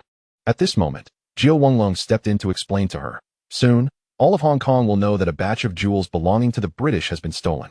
If anyone were to sell or wear these items now, it would be a clear declaration that they were the thieves. Therefore, the most prudent course of action would be to sell these jewels abroad, and then use the proceeds to purchase other gold and silver items through legitimate channels. After hearing Jiao Wenlong's explanation, Zhou Huimin suddenly understood. Simultaneously, she was relieved that she hadn't planned to wear any of the jewelry to the upcoming singing competition. Otherwise, if exposed by the media, it would have been a grave predicament. Tang Jun was quite pleased with Jiao Wenlong's clarification, as he had been discreetly testing the intentions of those present. Jiao Wenlong and Cold Feng had no choices. They would certainly remain by his side. So they simply selected items that were easy to store and possessed significant value. As for Yang Rui, he was not known for his greed. Thus, his choice of a painting likely meant a gift for a superior. After all, gifting has always been a form of etiquette, especially for someone ambitious seeking to ascend the ranks. Johnny Wang's choice of a diamond also made sense. Being in the arms trade, he associated with warlords, and possessing a diamond would easily allow him to liquidate it or use it as collateral for valuable exchanges. Hence, each of them had carefully considered their selections. With such individuals working alongside him, Tang Jun felt reassured. Turning to Johnny Wang, Tang Jun remarked, Johnny, I know you have extensive connections with various governments. Could you assist me in handling these items? Johnny Wang's face lit up at the suggestion. Tang Jun's willingness to entrust such valuable items to him was clearly a sign of trust. Moreover, Johnny Wang had come to recognize Tang Jun's formidable power. With representatives from the Chinese military present, it was evident that Tang Jun had strong ties to the mainland. If he could navigate this political storm successfully, perhaps he could even take Johnny Wang to the mainland for profitable ventures. Without hesitation, Johnny Wang agreed. Brother Jun, rest assured, I will take care of this. When the time comes, whether you need US dollars or currency from other countries, it will be no problem. Let's go with US dollars, after all. It's universally accepted and convenient for spending. In this era, the financial order was dominated by the dollar, with only gold being somewhat comparable. Therefore, whether conducting business with China or engaging in transactions with Southeast Asian nations, using US dollars was undoubtedly the best choice. All right, I'll convert it to US dollars. However, it will take some time to sell off this entire batch. I can wait, but you mustn't try to pull any tricks behind my back, understand? Otherwise, it will only lead to your own downfall. Tang Jun cautioned. Johnny Wang was no fool. He quickly grasped the underlying message. After all, the profits from smuggling far outweighed the value of these items. Understood, I comprehend. Now, let us keep this matter under wraps. Along, have you settled your men? Jiao Wenlong nodded. They've all been sufficiently compensated, and their families are staying in the city fortress, so they shouldn't dare to spread rumors. Tang Jun was highly satisfied with Jiao Wenlong's arrangements. After all, with hostages in hand, those who benefited would naturally refrain from drawing attention. Then let us disperse. All right. Chapter 53. Warriors from all quarters gather at the Legion of Heroic Souls. However, once everyone had departed, Tang Jun gradually furrowed his brow. Since he would not be participating in the negotiations, the immediate priority was to ensure his personal safety. Although he had Cold Foam and Jiu Wenglong, both of whom were capable aides, Cold Foam often had to charge into battle, commanding from the front lines. As for Jiu Wenglong, he was limited to engaging in unsavory dealings. Thus, it was imperative for him to assemble a personal guard that could protect him at all times. The next day, Tang Jun reviewed his troops at the military camp. Along with the thousands of heroic souls summoned through the system yesterday, he now commanded a legion of 20,000. As such, the cramped military parade ground was filled with 20,000 soldiers standing in perfect unison, a magnificent spectacle indeed. This scene was fervently captured by the media reporters Tang Jun had invited. This was also part of Tang Jun's strategy. At this stage, he needed to demonstrate his military might to the outside world, especially to the British government, so they would think twice before challenging him. By doing so, he could avoid unnecessary troubles. After the journalists dispersed, Tang Jun began to scan the crowd with his keen gaze. Soon, he identified several individuals of particular interest within the group. Gao Gang, a narcotics officer from the Mekong River operation and also the captain of the Special Task Force, stood out. This individual possessed extensive combat experience and had long been engaged in battles against drug traffickers, making his capabilities formidable. Appointing him as the captain of his personal security team was undoubtedly the most fitting choice. After all, a security team does not require battlefield command over thousands, so he was better suited for this important role than Lung Feng. Once the captain was finalized, the next task was to select the team members. In a security team, those responsible for intelligence gathering and surveillance are crucial. By fortunate coincidence, Fang Xinwu, who had also demonstrated outstanding performance in the Mekong River operation, was present in the lineup. As a reconnaissance officer with extensive experience operating behind enemy lines, he possessed formidable counter-surveillance skills. It was only natural to appoint him as the eyes in the shadows. Next, he needed a guard capable of taking out an enemy with a single shot. In the event of any unforeseen circumstances, this individual would need to execute a swift decapitation operation. Thus, Tang Jun settled on Gu Gu, who had also shown commendable performance during the Red Sea operation. After selecting these three individuals, Tang Jun signaled for everyone to disperse, delegating the reorganization of the newly formed team to Lung Feng. Given the professional nature of these matters, Tang Jun preferred to leave them entirely in Lung Feng's capable hands. Subsequently, he led the three into an office belonging to Colonel Mo Debi, the commander of the 51st Infantry Brigade. Do you know why I summoned the three of you? Gao Gang glanced at the other two before speaking up. Mr. Tang Jun, are there tasks you wish for us to execute? Tang Jun nodded. Indeed, there is a daunting and prolonged task that I need to assign to you three. The question is, are you willing? All three, having been summoned by Tang Jun, were naturally loyal to him. Thus, they responded in unison. We pledge our unwavering loyalty to Mr. Tang Jun. They had only known Tang Jun by name, possessing no knowledge of his identity or other details, which explained their formal titles. Very well, I am now assigning your mission.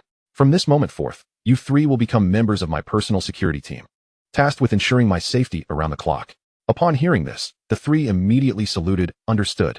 I have conducted my research on you. Tang Jun continued. Gao Gang, you come from a narcotics background, possess extensive combat experience, and excel in team management. Therefore, you will be the captain of this security team. Fang Xinwu, as a reconnaissance specialist, you will be responsible for counter-surveillance. Lastly, Gu Gu, as a sniper, I require you to remain concealed at all times, monitoring my surroundings. Should you spot any suspicious targets, eliminate them immediately. And from now on, just call me Brother Jun. Let us not stand on ceremony. After all, we are brothers. As these individuals were destined to become Tang Jun's closest confidants, he sought to win their hearts, ensuring they would willingly devote themselves to his cause. This strategy proved effective. Their inherent loyalty, combined with Tang Jun's respectful treatment, left the three feeling profoundly grateful and moved. At that moment, Gao Gang cautiously inquired, Brother Jun, if I may speak candidly, with only the three of us to protect you, I can't help but feel our strength is somewhat lacking. If possible, could we recruit 1 or 2 additional team members to bolster our ranks? However, Tang Jun shook his head. Having more individuals could lead to greater exposure. Moreover, I currently have no suitable candidates, so we shall proceed as is for now. Additionally, you need not worry too much, at least for the time being. I am relatively safe here in Hong Kong. I believe no one would be foolish enough to seek trouble with me during this period. Chapter 54. Convening a meeting of the Hong Kong Underworld to win hearts. After assembling his team, Tang Jun convened a special meeting in Hong Kong. The attendees were all individuals of notable stature. Leaders from major organizations such as Hongxing S. Jiang Tiansheng, East Star S. Luo Tua, and Liansheng S. Deng Bo were all invited to attend. Given Tang Jun's immense power, no one dared to miss this gathering. Despite harboring deep-seated grudges against Tang Jun, Luo Tuo was the first to adopt a conciliatory stance as he greeted Tang Jun with a bow, saying, "Brother Jun, you truly are a hero among men. I, Luo Tuo, admire you greatly." Satisfied with this display of flattery, Tang Jun nodded approvingly. "You, Luo Tuo, are my senior. I should learn more from you." "Not at all. If you don't mind, I, Luo Tuo, shall follow your lead from now on." The other gang leaders gasped in astonishment at Luo Tuo's immediate submission. They realized that Luo Tuo had essentially capitulated. Only Luo Tuo understood that the East Star organization was on the verge of collapse due to Tang Jun's machinations. If Tang Jun were to apply further pressure, even he, the sitting leader, would have to flee. Thus, Luo Tuo was the first to express his allegiance. Hoping to curry favor with Tang Jun and ensure that East Star could continue to survive in Hong Kong, Tang Jun was well aware of Luo Tuo's intentions. He waved his hand dismissively. "We are all brothers in this line of work. Discussing such matters feels overly formal. If you ever need anything, just let me know, and I will certainly oblige." Upon hearing this, Deng Bo stepped forward, his large belly protruding as he smiled. "Brother Jun, I am Deng Bo. If you don't mind, we at Liansheng would also like to establish a good working relationship with you." "Absolutely." At this point, Jiang Tianxing and the others could no longer remain passive. Seeing everyone else pledge their allegiance, they would be remiss to stay silent. Thus, the other gang leaders also voiced their support for Tang Jun. With the collective pledges of support, Tang Jun wasted no time. He took a seat and stated directly, "The reason I have gathered you all today is to request your assistance with a particular matter. Brother Jun, whatever you need, just say the word." Luo Tuo exclaimed, brimming with enthusiasm. In truth, it was not a significant matter. He simply needed some manpower. "As you may know, I've stirred quite a commotion in Causeway Bay. The locals have strong objections against me. Therefore, if possible, I would appreciate your help in winning over the support of the community there." The attendees, being the heads of their respective organizations, were not naive. As soon as Tang Jun made his request, they understood what was being implied. Luo Tuo quickly reassured, "Brother Jun, you can count on us. We know what to do." Jiang Tianxing immediately chimed in. "We at Hongxing will not cause any trouble." Seeing this, the others also spoke up, expressing their unconditional support for Tang Jun. Witnessing this display, Tang Jun raised his hand slightly. Immediately, Zhou Wenlong directed several subordinates to bring forth a box. When the box was opened, the crowd gasped in astonishment. Inside lay a trove of gold bars. "Take these and divide them among yourselves. Consider it a token of goodwill from me." However, he issued a stern warning.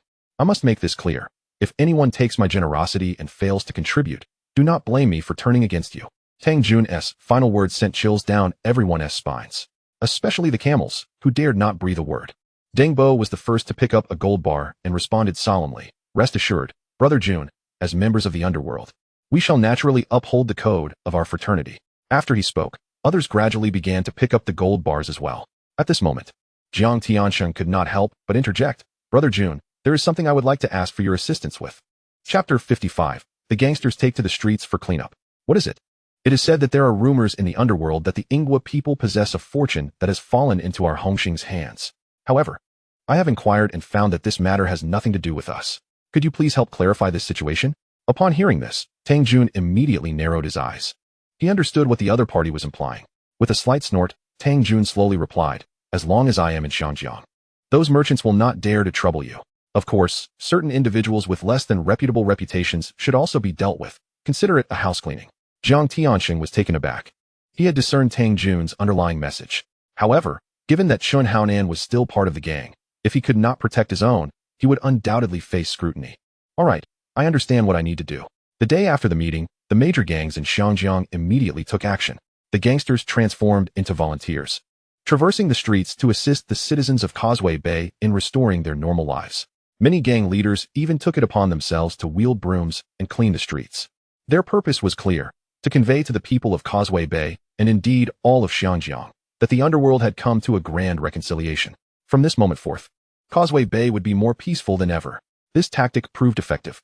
Even the Causeway Bay police station contacted Tang Jun, conveying that they hoped he would conduct himself well and refrain from causing further disturbances. They also expressed a desire to collaborate closely with him to ensure the management of Causeway Bay. Naturally, Tang Jun welcomed the opportunity to befriend such law enforcement personnel. Thus, he promptly had Zhou Wenlong deliver a generous gift. Shortly thereafter, Tang Jun received a special phone call. It was from Hulei. However, his position had now changed. From Yang Rui, Tang Jun had learned that Hulei had been promoted to a major general in the Huaxiao army. becoming the chief of staff for the Southern Military Region. Tang Jun understood that Hu Lei's promotion was certainly in part due to his own contributions. Yet, he could not guarantee whether Hu Lei would remember this favor. Nevertheless, during the call, Tang Jun politely said, "Congratulations, General Hu. I never expected your promotion to come so swiftly." "It's nothing to congratulate," Hu Lei replied. "With greater power comes greater responsibility." Tang Jun chuckled. "That is indeed the case. However, with your newfound power, I can now enjoy the shade of a great tree. By the way, General Hu, you haven't forgotten our initial agreement, have you? After all, my brothers and I are wholeheartedly eager to conduct business in mainland Huaxia. You say that, but I genuinely hope for the prosperity and development of our nation. If you wish to do business, how could I possibly refuse to assist? Rest assured, I would never engage in any treachery against friends. Of course, you must not overreach. If your requests exceed my authority, I would be powerless. Moreover, I cannot single-handedly control everything, can I?" Hu Lei knew of Tang Jun's considerable influence. And given Xinjiang's current prosperity, he naturally wished to encourage more Hong Kong merchants to invest in the mainland, facilitating the swift rise of Huaxia's economy. Upon hearing this, Tang Jun smiled. "I have always been a law-abiding citizen.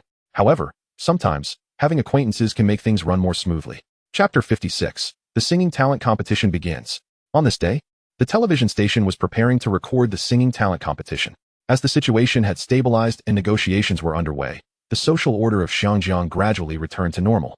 Due to Zhou Huimin's special status, this edition of the TVB singing competition garnered significant attention from all sectors.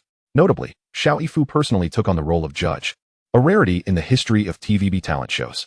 When Tang Jun accompanied Zhou Huimin to the backstage area, Xiao Yifu immediately visited in person, accompanied by senior executives from the station. "Mr. Tang, rest assured, with Miss Zhou's talent, she will undoubtedly advance to the next round. And winning the championship is well within reach." Upon meeting, Xiao Yifu provided Tang Jun with a reassuring promise. Tang Jun understood that if Xiao Yifu were foolish enough to eliminate his girlfriend, the station would be doomed. He then replied with a smile, "Thank you for your assistance, Mr. Xiao." After a brief exchange of pleasantries, Tang Jun suddenly shifted the tone of the conversation and stated solemnly, "Mr. Xiao, I have a favor to ask of you." "What is it? When will this episode be broadcast?" "Approximately 2 to 3 days for post-production," Xiao Yifu replied thoughtfully. "Excellent. Now, I would like to discuss a matter with you regarding a special speech I need to deliver after the competition concludes." Xiao Yifu was taken aback. During such a sensitive time, Tang Jun's desire to speak through the television station carried significant implications. At that moment, Xiao Yifu found himself in a moral quandary. Allowing Tang Jun to speak would entangle him with the underworld. However, to refuse would be to slap Tang Jun in the face openly, risking his own standing in Xinjiang. For a moment, Xiao Yifu was deeply conflicted and unable to make a decision.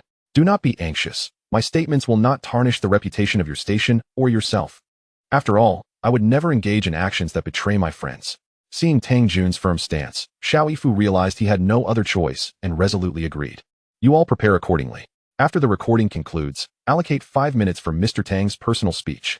"Understood. We will relay this immediately." Several senior executives promptly sprang into action. After some idle chatter, Xiao Yifu finally departed the room. Once everyone had left, Zhou Huimin asked in confusion, "Brother Jun, at this critical juncture, what do you intend to convey through this talent show?" "Leave that to me. If all goes as planned, my identity will be somewhat vindicated once the program airs. It will make it easier to engage in legitimate business thereafter." Seeing Tang Jun's confidence, Zhou Huimin couldn't help but feel a surge of anticipation. With everything set in place, the entire recording of the talent show proceeded exceptionally smoothly.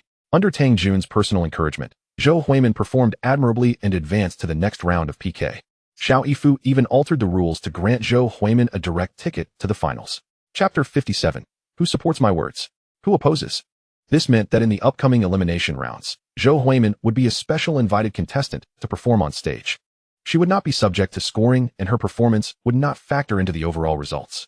Although Zhou Huimin recognized that this was largely due to Tang Jun's efforts, what could she possibly say? She could hardly refuse the goodwill extended by Xiao Yifu and the television station. After all, she would still need their support to navigate the entertainment industry in the future. Therefore, on stage, Zhou Huimin graciously expressed her gratitude towards Xiao Yifu and TVB, wholeheartedly acknowledging their recognition. Consequently, the new talent singing competition was deemed a resounding success. Once all the performances concluded, Xiao Yifu promptly ordered the venue to clear, leaving only Tang Jun on the stage. After clearing his throat, Tang Jun slowly began to speak. "Hello everyone, I am Tang Jun. I would like to take a moment of your precious time to address the citizens of Causeway Bay. First of all, I apologize for any confusion my actions may have caused in recent times. I believe that this situation will soon pass. During these days, I have mobilized all my resources to assist in restoring the normal social order in Causeway Bay. Of course, my capabilities remain limited, and my considerations may not be exhaustive. Therefore, I must extend my sincerest apologies and hope for your understanding. Additionally, I am here to announce that, effective immediately, I will establish a charitable foundation in my personal capacity. The purpose of this organization is to aid those in Causeway Bay who are still suffering, enabling them to lead better lives. Thus, anyone in need of assistance can reach out to our foundation for help. Finally, I hope that the fragrance of Hong Kong will flourish and that everyone can afford a meal and enjoy a beautiful life. Thank you all.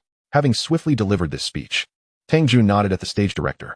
Thank you for your hard work, Mr. Tang. The director effusively praised as he escorted Tang Jun off the stage. Meanwhile, Xiao Yifu and Zhou Huimin, who had been listening nearby, were left in a state of astonishment. Tang Jun's impassioned and generous speech had profoundly moved them. Mr. Xiao, did my speech cause you any discomfort? Tang Jun teased. Not at all. In fact, I must thank you for your unwavering dedication to the people of Hong Kong, something I cannot aspire to. Xiao Yifu immediately showered him with compliments.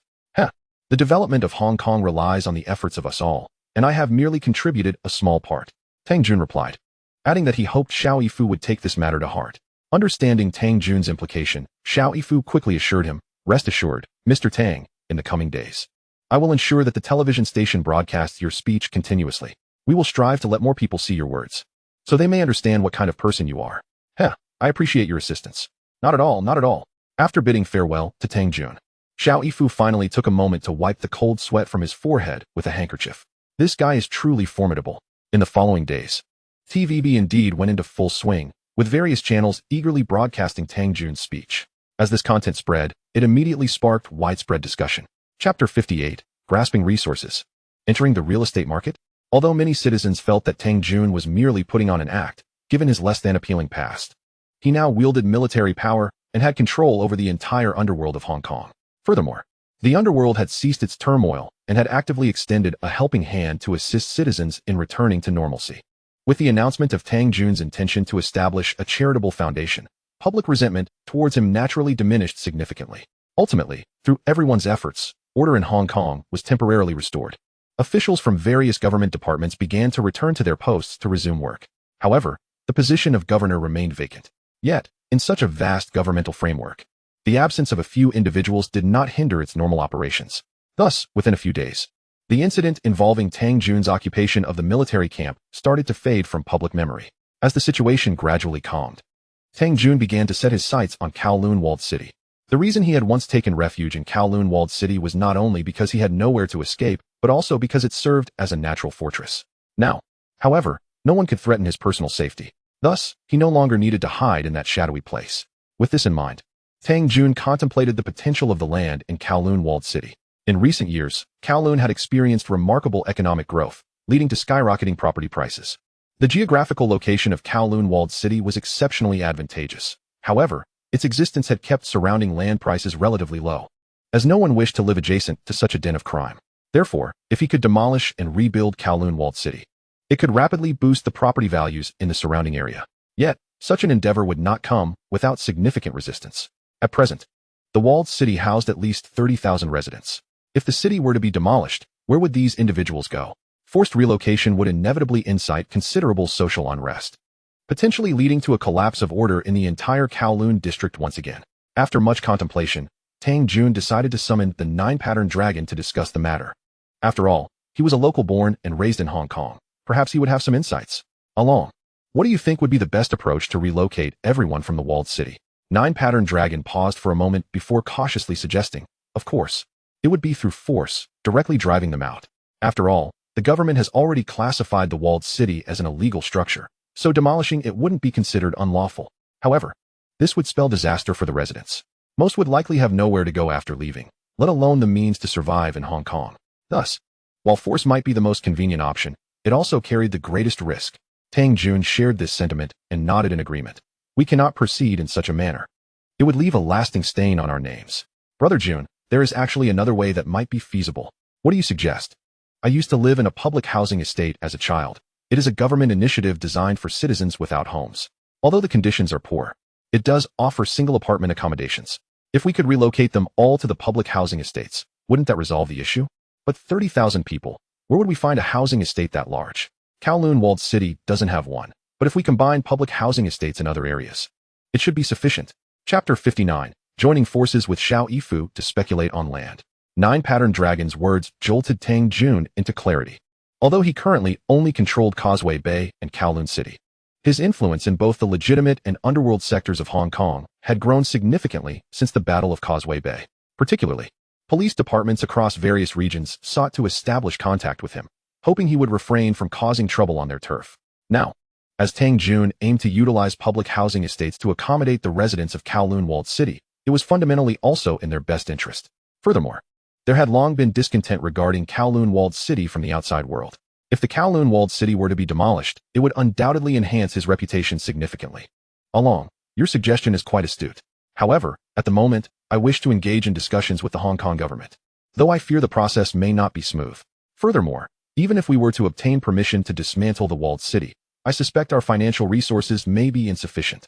Therefore, the most critical task at present is to find a partner, a businessman who is willing to invest both financially and physically, without seeking any return.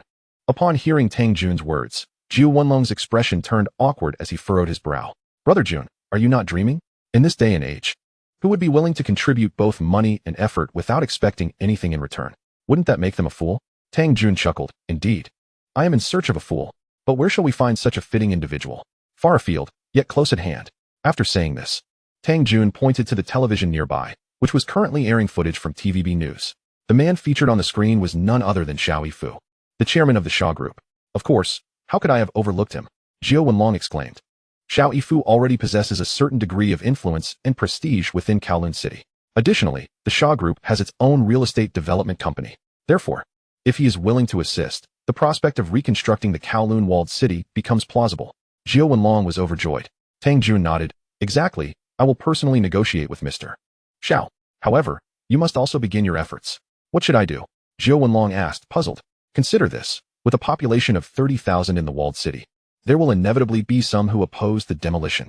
After all, some people have become accustomed to living here for an extended period and have even started small businesses. Naturally, individuals like them would be reluctant to relocate. Furthermore, I suspect many others will have various reasons for not wanting to leave easily. Thus, your task is to engage with everyone and strive to ensure that all are willing to vacate the walled city. This way, once I finalize matters on my end, we can commence the relocation immediately. Jiu Wenlong instantly grasped Tang Jun's intent. Although Tang Jun explicitly stated that he wanted him to talk to everyone, he was subtly implying that Jiu Wenlong must find a way to win over all the residents of the walled city. Once he reaches an agreement with Xiao Yifu, the relocation could proceed without delay. No problem, Brother Jun. I will take care of this. However, given the vastness of the walled city, I fear I might be overwhelmed. Tang Jun waved his hand dismissively. I will have Lung Feng assign a team to assist you, and you will coordinate and allocate tasks. At this point, Tang Jun's legion of spirits was still under his sole command. Even though thousands of spirits were stationed within the walled city, they were entirely subservient to Tang Jun and Lung Feng. While Jiu Wenlong was deeply trusted by Tang Jun, he had no authority to command any spirits. Now that Tang Jun was willing to let him lead a team of spirits, Jiu Wenlong felt a sense of astonishment at this unexpected favor. He quickly replied, rest assured. Brother Jun, I will fulfill the task. 2 days later, TVB held another round of its new talent singing competition. Although Zhou Huimin had successfully advanced to the finals, she was eager to seize any opportunity to appear on television, as her current fame was still relatively modest. With Tang Jun's girlfriend status bolstering her profile, she hoped to reach a wider audience and enhance her recognition through her efforts. Tang Jun also seized this opportunity to visit TVB once more. However, this time, he did not accompany Zhou Huimin to the recording site, but went directly to Xiao Yifu's office. After becoming familiar with each other, Xiao Yifu was less tense. Especially after witnessing Tang Jun's tangible contributions for the people of Causeway Bay, he had developed a newfound respect for this underworld figure. Thus, upon their next meeting, Xiao Yifu chuckled and teased, Mr. Tang, what an unexpected pleasure to see you in my office today. Aren't you accompanying Miss Zhou to record the singing competition? Tang Jun waved his hand. Now that she's reached the finals, what is there for me to worry about? Moreover, her advancement is thanks to you. So I thought it appropriate to express my gratitude in person. Haha, Mr. Tang is too kind. We are friends, after all. Helping each other out is only natural. Oh, since Mr. Xiao considers me a friend, I do have a matter I would like to discuss with you. What is it? At that moment, Xiao Yifu suddenly felt a pang of regret. He was concerned about being drawn into underworld affairs, which would do nothing for his reputation, especially since he was currently managing numerous legitimate businesses. Sensing Xiao Yifu's unease, Tang Jun casually explained, "No need to be anxious. I am here to propose a collaboration on a land development project. This land is located within Kowloon City and is a prime location. If we succeed in developing it, not only could we reap significant profits, but we might also leave a lasting legacy." Xiao Yifu was taken aback. He had anticipated Tang Jun's interest in entering the real estate sector, as it was indeed the fastest route to wealth in this era of Hong Kong. However, the latter part of Tang Jun's statement left him puzzled. Developing real estate and leaving a legacy? Are you not aware that many grassroots citizens in Hong Kong resent the soaring property prices?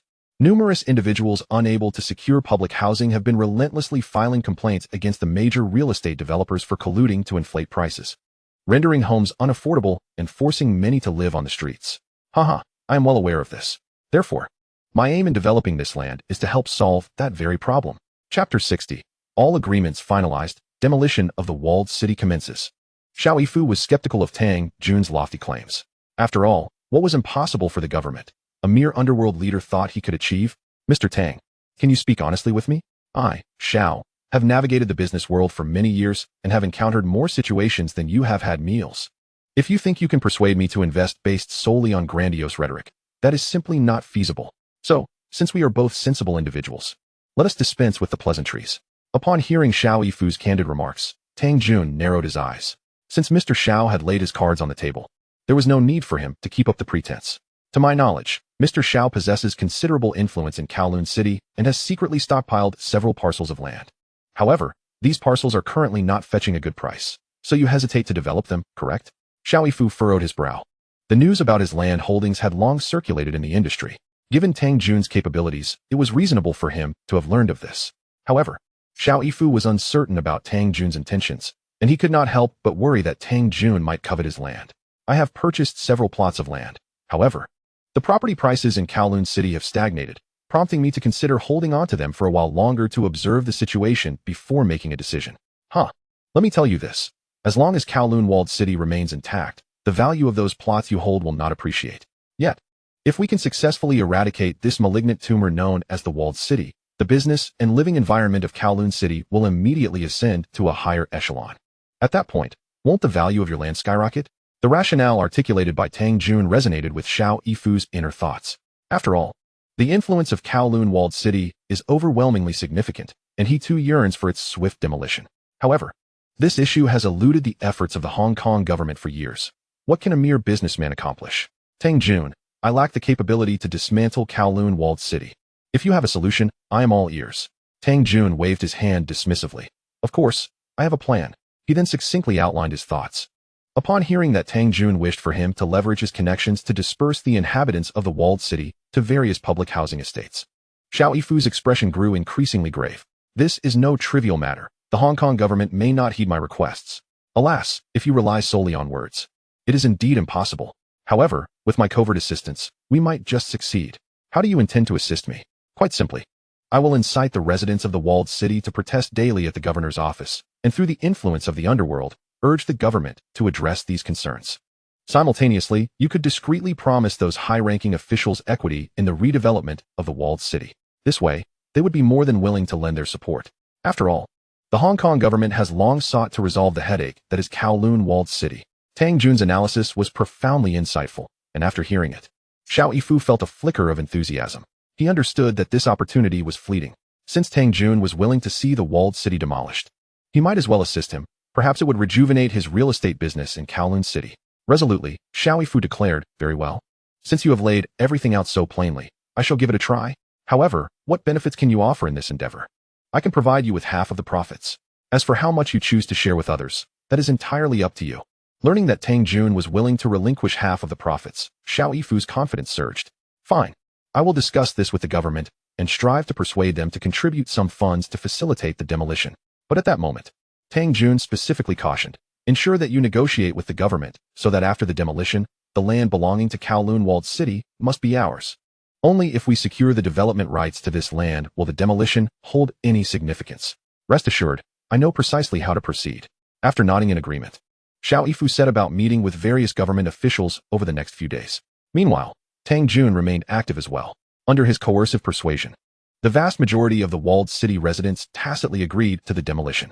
As for the few obstinate individuals, they were driven out of the walled city by Jiao Wenlong through some unconventional methods. Brother Jun, here is a signed agreement from all the residents of the walled city. In this document, they all consent to vacate Kowloon Walled City. However, the prerequisite is that they must be provided with new accommodations. Jiao Wenlong approached Tang Jun with a stack of papers. Tang Jun glanced at it and countered. How many households are there in the walled city? Approximately 30,000.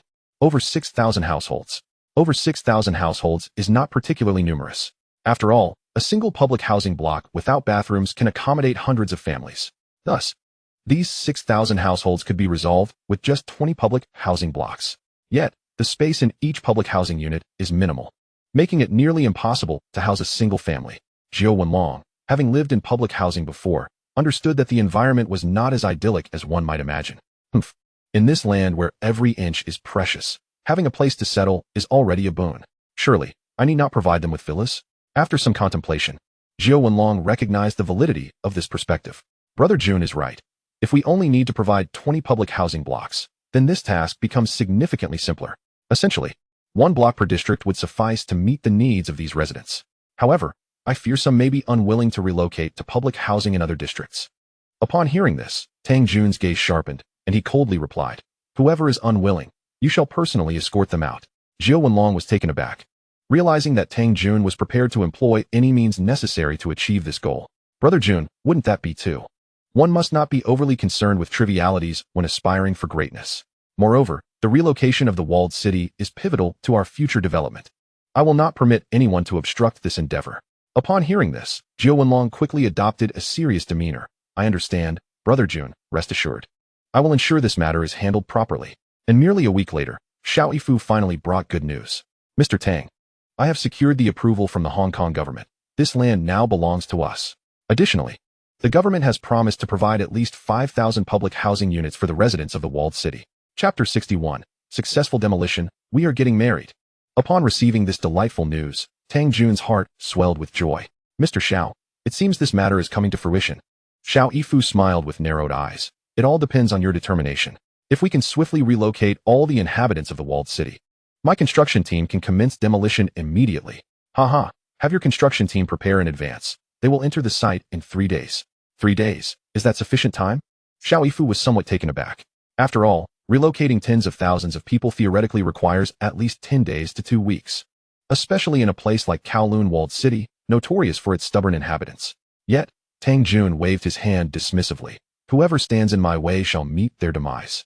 Upon hearing this, Xiao Yifu felt a jolt of apprehension. Thankfully, he considered himself a partner with Tang Jun.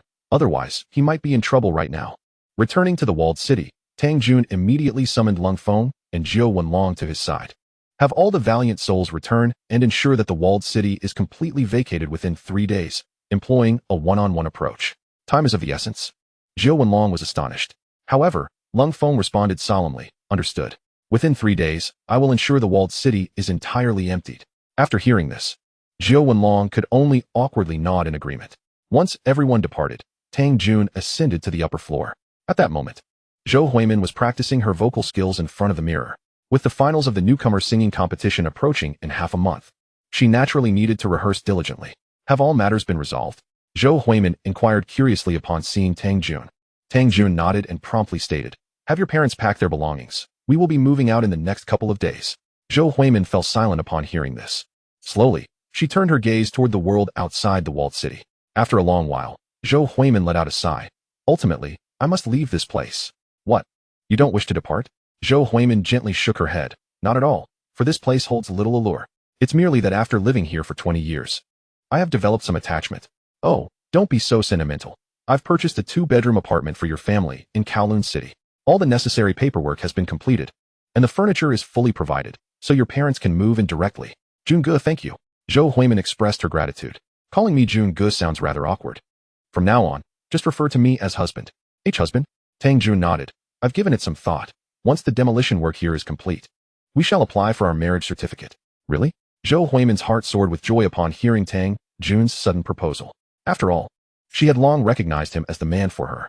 Yet, since he had never mentioned it, she had been too timid to broach the subject herself. What is this? You don't seem too pleased? Tang Jun teased with a smile. How could that be? I've been waiting for you to say this. Oh, aren't you concerned that if you win the newcomer singing competition, you might immediately enter the entertainment industry? And so what? What does that have to do with marriage? Of course it matters. Once you're married, those wealthy suitors will no longer pursue you. Without a financial backer, continuing your career will be challenging. But you are my financial backer, aren't you?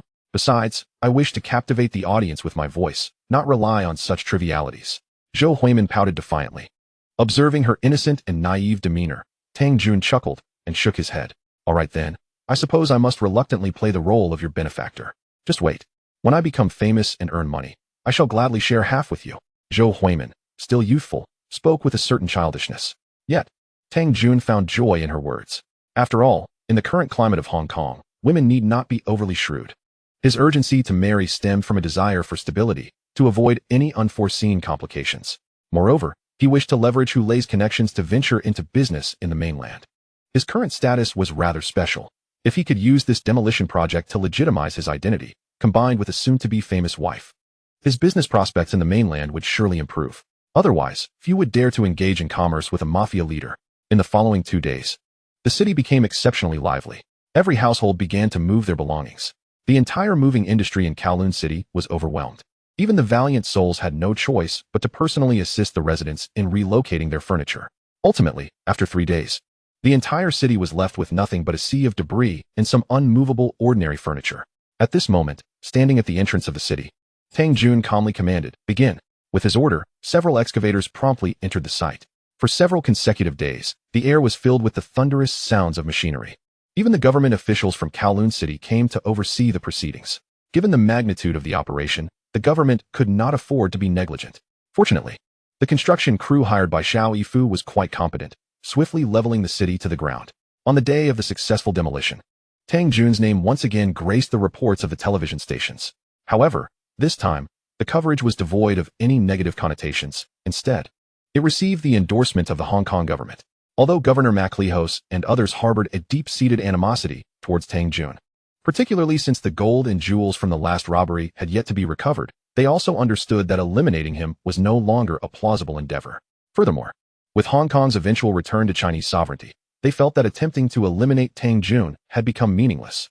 As long as he did not create chaos and did not obstruct their clandestine money-making operations, they were satisfied. Hence, in regards to Tang Jun's demolition of Kowloon City, they surprisingly offered their approval. This led to Tang Jun's reputation resonating throughout Hong Kong once more, especially among the citizens of Kowloon City. He was revered as a heroic figure. Such an outcome was well within Tang Jun's expectations. Concurrently, as he sought to legitimize his identity, Tang Jun and Zhou Huimin found a moment to visit the Civil Affairs Bureau of Kowloon City. "We wish to register our marriage." When Tang Jun presented their identification information to the staff, the individual appeared visibly startled. "Mr. Tang, please hold on. I will process this for you right away." Observing the staff's flustered demeanor, Zhou Huimin could not help but tease. "Look, they are all afraid of you." Tang Jun, however, shook his head. "It seems I still have much to improve." Shortly thereafter, the staff handed them 2 red marriage certificates. "Congratulations. From this moment on, you are a legal couple." Chapter 62. It is time to venture into business in the mainland. After receiving their marriage certificate, Zhou Huimin excitedly embraced Tang Jun. "From now on, I am your lawful wife. You must adhere to the laws of Hong Kong and refrain from any dalliances." Tang Jun chuckled. "What do the laws of Hong Kong stipulate?"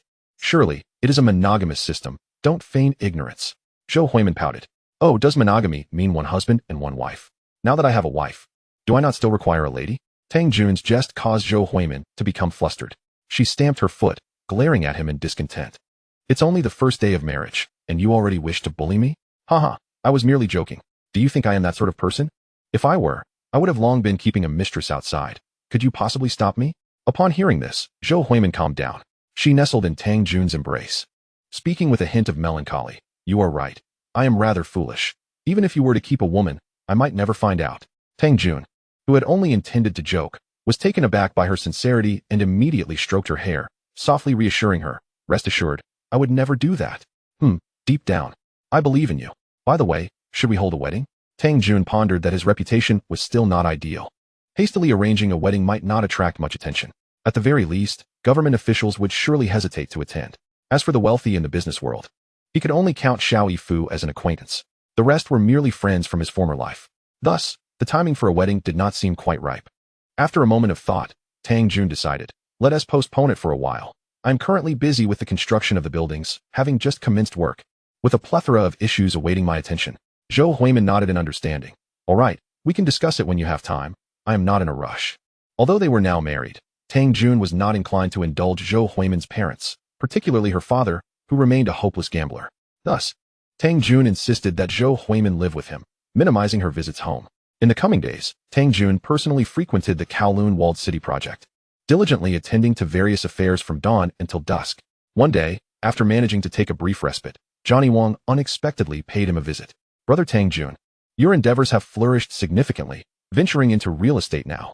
Upon their meeting, Johnny Wang initiated a light-hearted tease.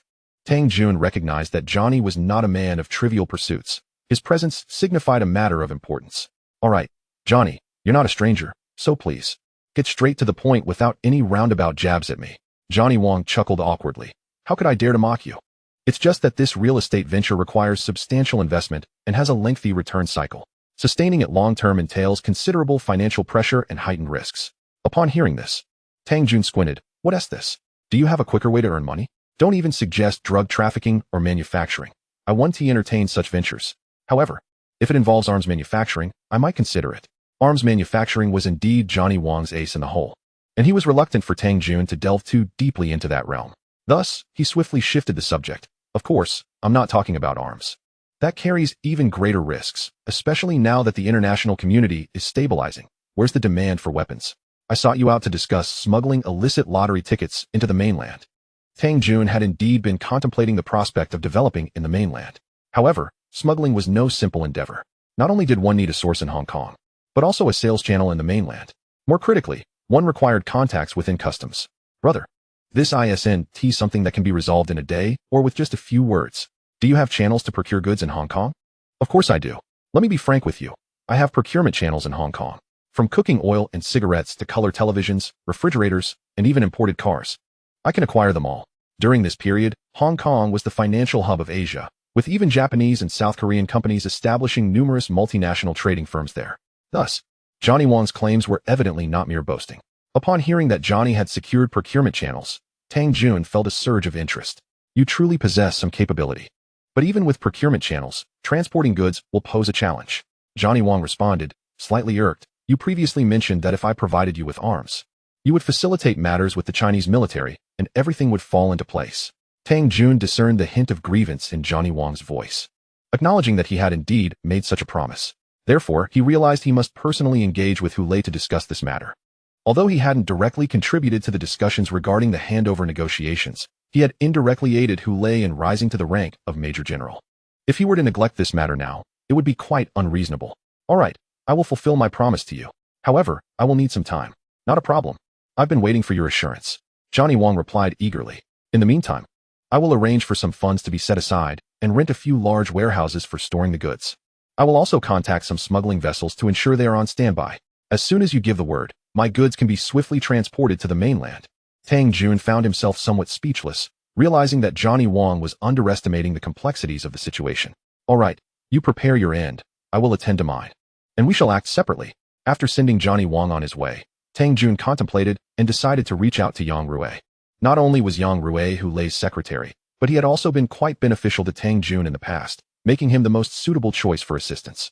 Upon receiving Tang Jun's call, Yang Rui quickly grasped his intentions. You're planning to do business, aren't you? Haha, nothing escapes Secretary Yang's notice. You are welcome to come and trade, but the mainland isn't like Hong Kong. You can't bring too many people, just a few attendants will suffice. Yang Rui understood the extent of Tang Jun's influence, knowing he could summon thousands of subordinates in an instant. Thus, he was cautious not to allow such a potentially dangerous individual to bring too many people across the border, to avoid causing unnecessary panic among the locals. Do you really think so little of me? I'm merely coming to discuss a partnership. Why would I need a large entourage? Do you think I need a horde for basic necessities? Tang Jun retorted with irritation. That is good to hear. Wait for my call. I'll first have a word with the Chief of Staff. Chapter 63. Investing in factories in the mainland, a different strategy. After a half day of anticipation, Yang Rui finally responded. The Chief of Staff has said he can spare an hour tomorrow afternoon. If you're available, just come over. I will be here to greet you. Tang Jun's heart sank upon hearing this. Good heavens, now that Hu Lei has become Chief of Staff, Even securing a meeting is no easy feat nonetheless. He recognized that establishing connections in the mainland necessitated the chief of staff's involvement. Without hesitation, Tang Jun replied, "All right. I'll see you tomorrow afternoon." The next morning, Tang Jun took a boat to the port of Shenzhen in the mainland. As he stepped off the dock, his gaze was immediately drawn to a military jeep parked by the roadside. In this era, private vehicles were a rarity in the mainland. One either belonged to high-ranking officials or the military. Aside from that, it was already commendable for an ordinary family to own a bicycle. Soon, Yang Rui approached to welcome Tang Jun. "Welcome to the mainland. So, how does it compare to Hong Kong?" Upon hearing this, Tang Jun shook his head. "No. In my view, this place is brimming with wealth." "Haha, are you joking with me?" Yang Rui responded, bemused. "Do I appear to be jesting?" "To be candid, I am quite optimistic about our nation's future development. China is a vast nation, endowed with countless resources and abundant cheap labor. It can be said that our motherland now merely awaits a timely opportunity." Yang Rui was taken aback by Tang Jun's words. He hadn't anticipated that a figure from the underworld would possess such profound insights on the nation's economy. More importantly, the way Tang Jun spoke suggested a familiarity with local circumstances that was quite surprising. "It almost sounds like you've been here before." Tang Jun smirked internally, thinking, "I spent decades here in my previous life. How could I not know the immense potential for development? Otherwise, I wouldn't have gone out of my way to establish connections for business." After a bumpy 2-hour ride in the jeep, they finally arrived at a military district. Once they disembarked, Tang Jun followed Yang Rui for a short distance before they reached Hu Lei's office. Yang Rui knocked at the door, and a familiar voice soon called out, "Come in." Yang Rui exchanged a knowing glance with Tang Jun. After adjusting his appearance, Tang Jun pushed the door open and entered. "Chief of Staff, Tang Jun has arrived." Hu Lei looked up from his documents, glancing at Tang Jun before smiling. "So, how was your journey? Was it arduous?" "Haha. With Secretary Yang's jeep escorting me, I found it quite comfortable. Even a jeep cannot compare to the luxury cars you drive in Hong Kong." Hu Lei continued to jest. In truth, the path ahead for the mainland will undoubtedly be lined with luxury vehicles. Tang Jun seized the moment to speak, yet Hu Lei furrowed his brow. "It's easy to say, currently, for families, even acquiring a bicycle poses a challenge, let alone a motorcycle or even a small car.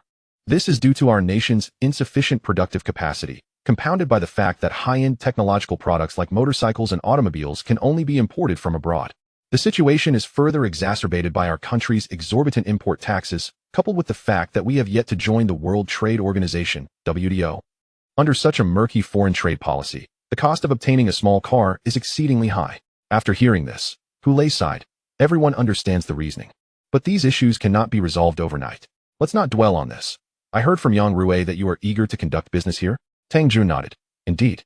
I am actually planning to engage in smuggling activities here. Although I have already been forewarned." Upon hearing Tang Jun's candid admission, Hu Lei's displeasure became evident. "I had indeed promised to assist you.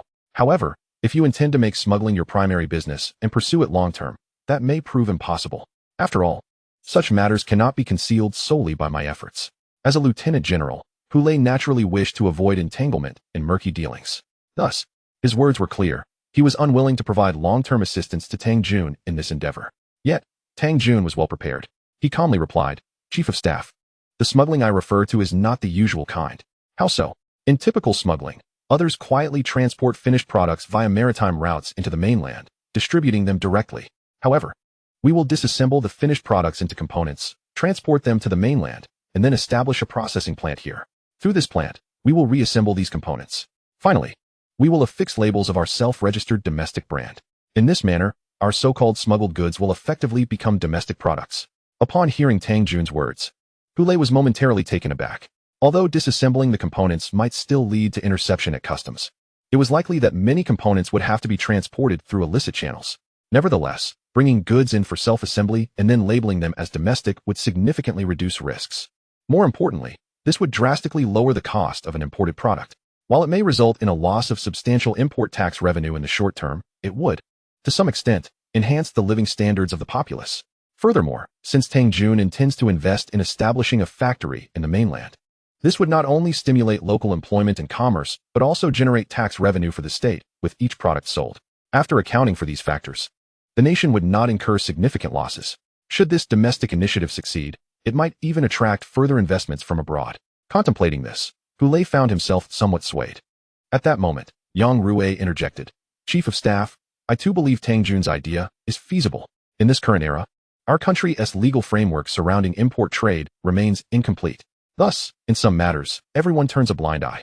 Additionally, as per Tang Jun's intentions, he cannot smuggle all products. He will certainly import a portion through proper channels, paying the necessary tariffs to bring them into the country. Therefore, the level of risk would be significantly mitigated.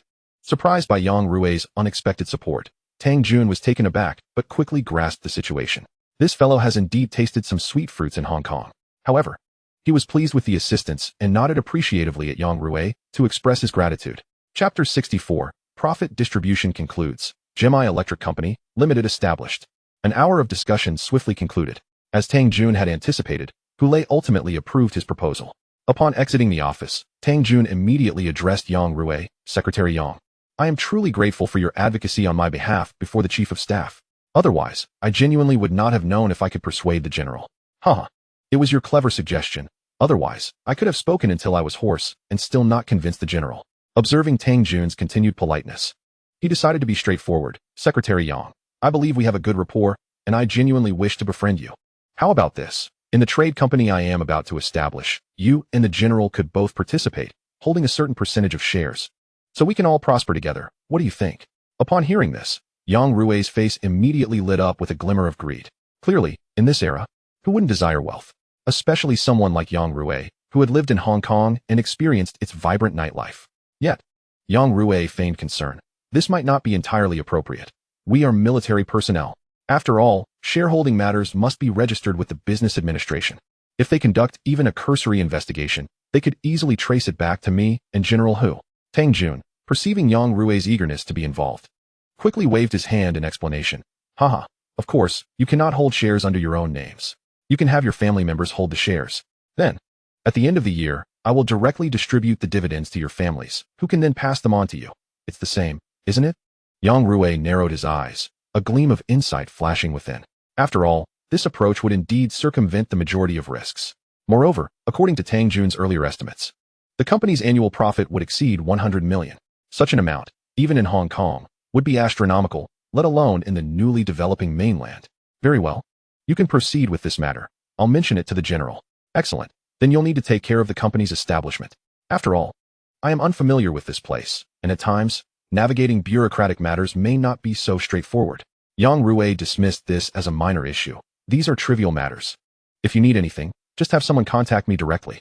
In this period, we still hold significant influence locally. Thank you very much. Subsequently, Yang Rui personally drove Tang Jun back to the pier. Once Tang Jun returned to Hong Kong, he promptly summoned Zhuan Niwang. After hearing Tang Jun's plan, Zhuan Niwang expressed some confusion. Brother Jun, is what we are doing not akin to overcomplicating matters? Since we already have such solid connections, why not simply transport the finished products directly and affix our brand labels in the factory? This would not only yield higher profits, but also save considerable effort. Tang Jun shook his head. If we are to engage in a long-term business, we must establish our own foreign trade company and production workshop in the mainland. Only then can our products be legitimately sold nationwide. If we were to follow your suggestion, should customs ever seize our goods, even Hulei would be unable to protect us. In fact, to secure his own safety, he might even be the first to accuse us, making us scapegoats. By that time, losing money would be the least of our concerns. If one were to inadvertently become entangled, escaping would be an arduous endeavor for a lifetime. Upon hearing this, Johnny also felt it carried some weight. Moreover, with Tang Jun having already painted an ambitious picture, indicating plans to export smuggled goods nationwide, he naturally had no objections. He promptly agreed, saying, very well, let us proceed as you wish. Additionally, what products are we considering for import and sale? Once we finalize the discussion, I can immediately begin preparations. After pondering for a moment, Tang Jun exclaimed, how about we specialize in smuggling televisions for our first batch? In this era, many families in the mainland are still reliant on radios, while color televisions have already become commonplace in Hong Kong. Thus the procurement costs shouldn't be exorbitant. Johnny reflected and replied, as for televisions, a standard quality set currently costs over 200 Hong Kong dollars. Tang Jun nodded, then there is profit to be made. Based on my understanding of the mainland market, domestic brands of televisions are currently priced at a minimum of $600 to $700. If we merely double our pricing, we can offer them at a significantly lower rate. Furthermore, this television venture is merely the beginning. Once we establish sales channels in the mainland, we can subsequently introduce other electronic products like mobile phones and pagers. Excited by this prospect, Johnny suggested, shall we initially procure 1,000 televisions to test the waters? After all, a single ship can accommodate that many. Tang Jun estimated, The profit from 1,000 televisions would likely range between 2 to 300,000 Chinese yuan.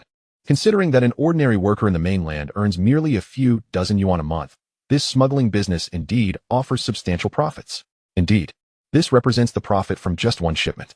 If we manage to secure the transportation and sales channels, we could ship goods daily, leading to a continuous influx of wealth into our coffers. However, let us not rejoice too soon. In the coming days, I must venture into the mainland to locate a factory, as well as to register a foreign trade company and an electrical production firm. Once everything is in place, you may proceed to transport the televisions. No problem, I shall follow your lead. In the following days, Tang Jun returned to Shenzhen with Yang Rui's assistance. The company registration was astonishingly completed within a single day. After all, this was a time before the internet, and there was no need for online registration. The staff at the Industrial and Commercial Bureau merely required the relevant company and legal representative information recorded in a ledger. Remarkably, Tang Jun was not even required to provide bank deposit information for capital verification.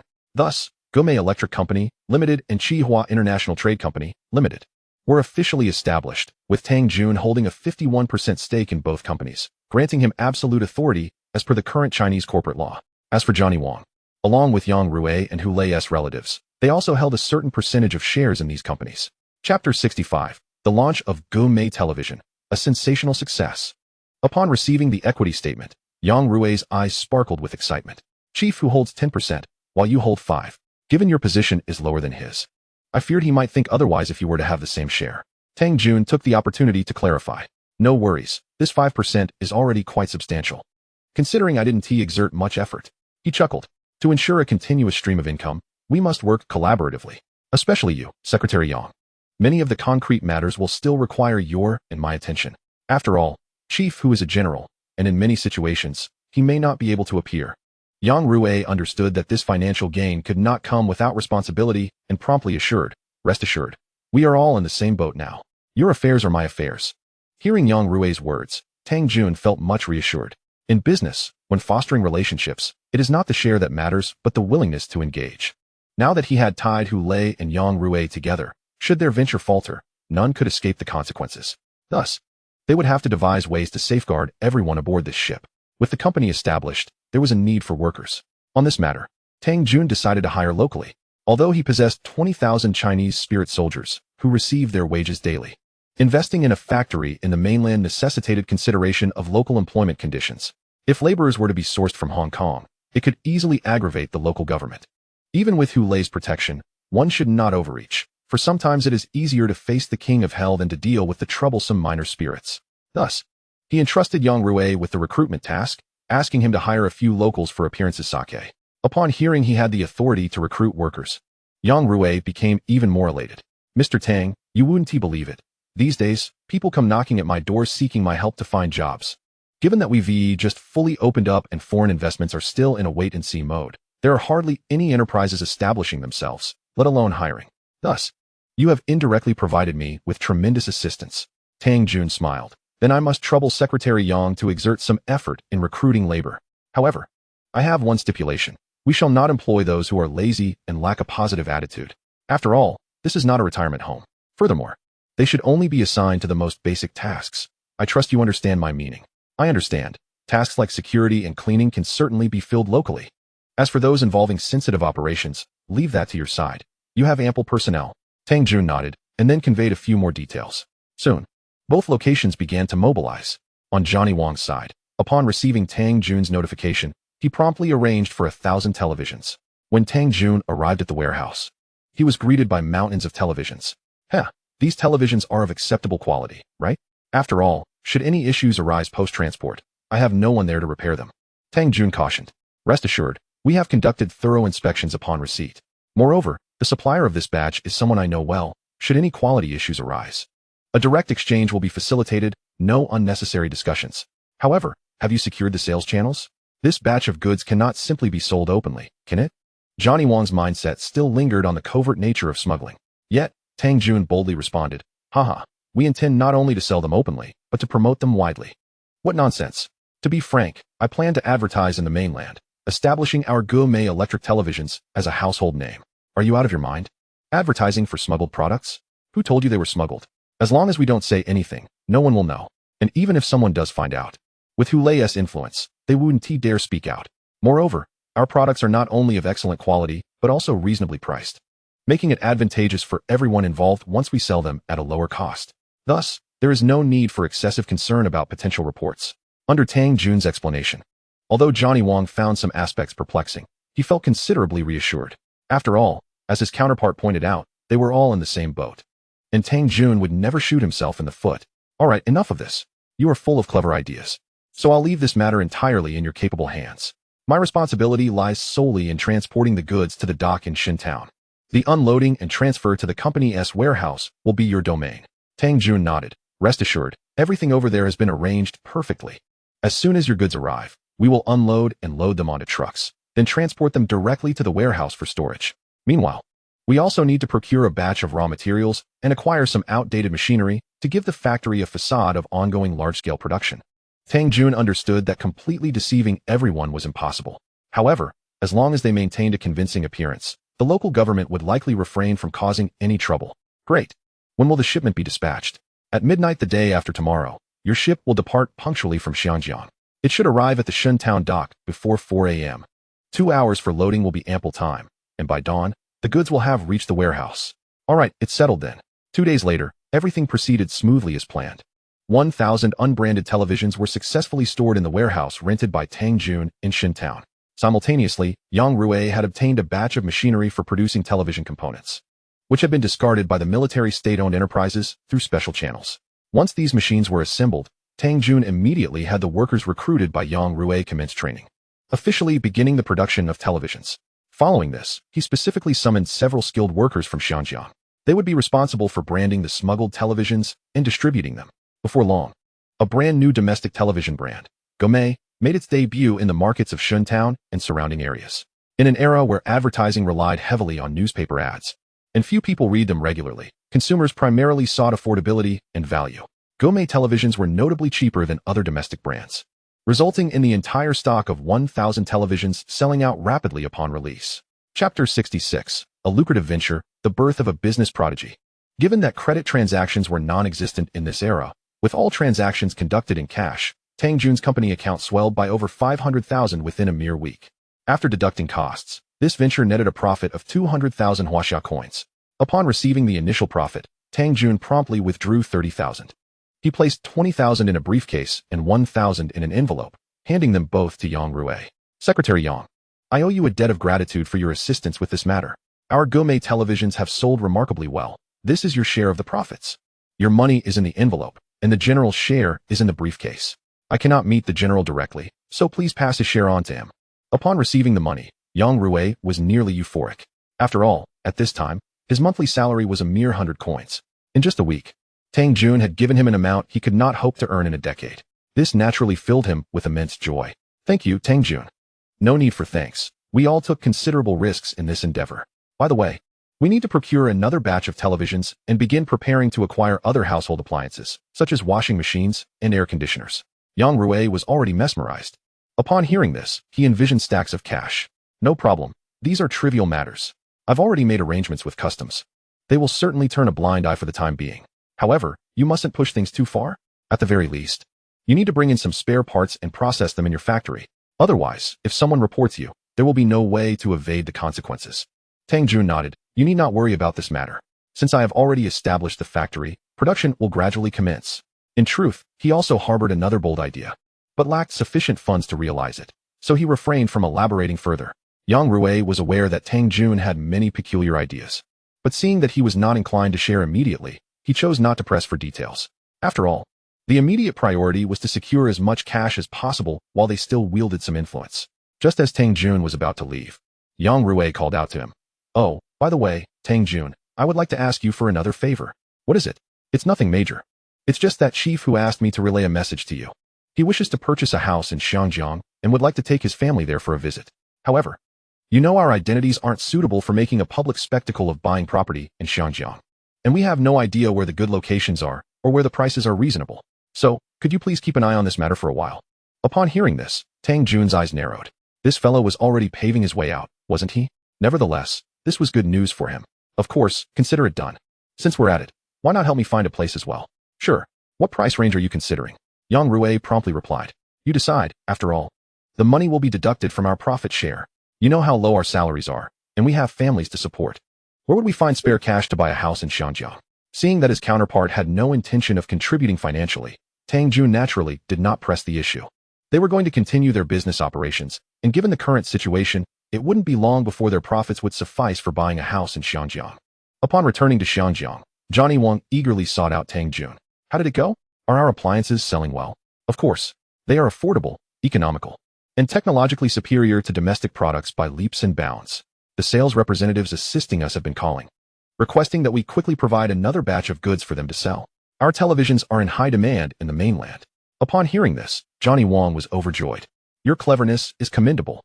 Using this method to sell smuggled goods, it's nearly impossible not to profit. Haha, I must tell you, it's precisely because of this unique period that our operations are so smooth.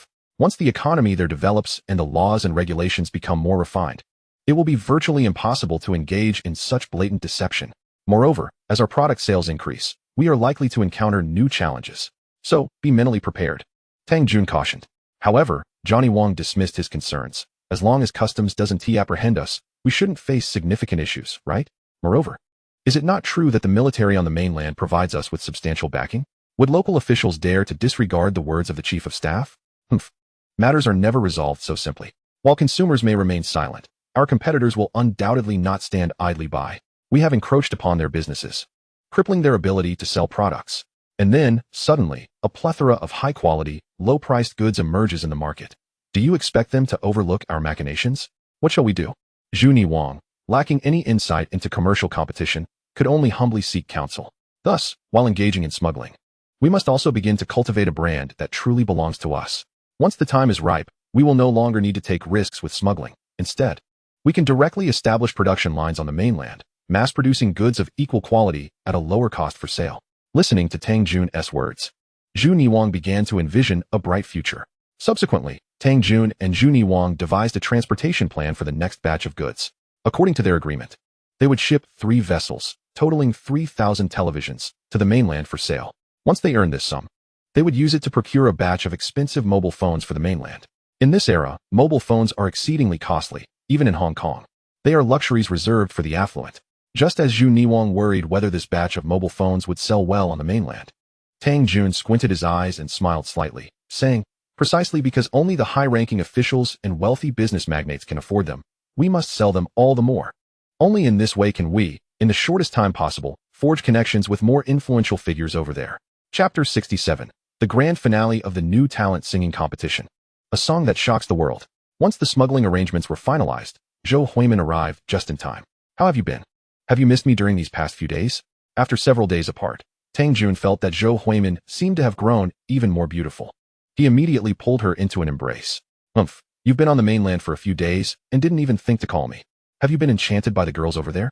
Tang Jun laughed heartily. It seems you're feeling a bit jealous. How sour. Nonsense, I've been so busy today. Who has the time to feel jealous? Upon hearing Zhou Huimin's words, Tang Jun remembered that the grand finale of the new talent singing competition was scheduled for the day after tomorrow. Although he had connections with Tang Jun and Xiao Yifu, it could not guarantee Zhou Huimin's victory. After all, the judges for this finale were some of the most prominent pop singers and musicians from the Hong Kong music scene. Therefore, Xiao Yifu might not be able to secure their complete allegiance. This meant that Zhou Huimin would still need to rely on her own talent to win them over. What song do you plan to sing in this competition? What else could it be? The song you gave me last time, Qian Qian Ke Go, has already been exposed in previous rounds. It's impossible to sing it again. You've been saying you would write a song for me, yet to this day, I haven't seen a trace of it, so I can only sing some traditional old songs. Hearing this, Tang Jun suddenly recalled that he had been too busy lately to even write a song for Zhou Huimin. He slapped his forehead and immediately declared, "This is all my fault. I will write a song for you right now. Just follow my lead. And I guarantee you will win the championship at the finale." Although aware of Tang Jun's exceptional creative ability, Zhou Huimin still shook her head. There's no time left. Not to mention that it takes time to compose a song, even if you hand it to me immediately. I want to be able to learn it in a day. If something goes wrong during the live performance, it would be a tremendous loss. Haha, that won't happen. The song I create will be easy to sing. Moreover, barring any unforeseen circumstances, its popularity will be immense, potentially sweeping across the entire country, especially in the mainland, where the pop music scene is still in its infancy. You must seize this golden opportunity. What do I care about the mainland market? There aren't any films for me to shoot or TV shows for me to appear on. Zhou Huimin replied nonchalantly. Haha. Although there are no films for you or TV shows seeking you, there will be endorsements looking for you. Endorsements? What endorsements? Zhou Huimin inquired with curiosity. My company intends to have you endorse our products. However, the prerequisite is that you need to have a certain level of fame on the mainland. Otherwise, even if you endorse, it would be meaningless.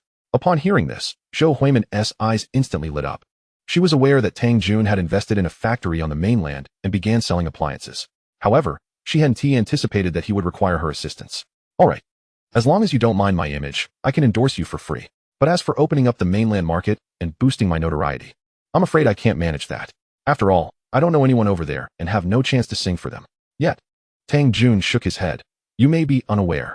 It is precisely because the entertainment industry over there is still in its nascent stages that they lack ample programming.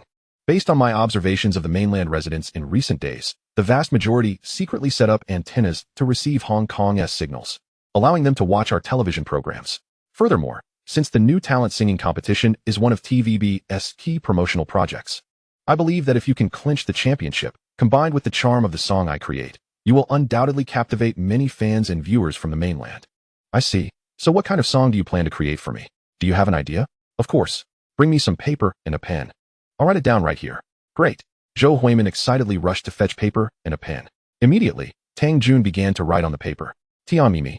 This song seems a bit strange. Looking at the title, Zhou Huimin was somewhat puzzled. What do you know? I can assure you, if you perform it well, you will definitely win the championship. Others may not know, but Tang Jun is fully aware of the formidable impact of this song by Sister Deng. Originally, this song came from the Treasure Island, but now he has preemptively claimed it for himself. Hence, there will be no opportunity for Deng Lijun. Then sing it for me. I'd like to hear how it feels. No problem.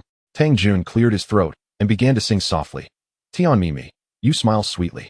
It's like flowers blooming in the spring breeze, blooming in the spring breeze. As Tang Jun sang this song in a distinctly feminine tone, Zhou Huimin suddenly felt a refreshing sensation.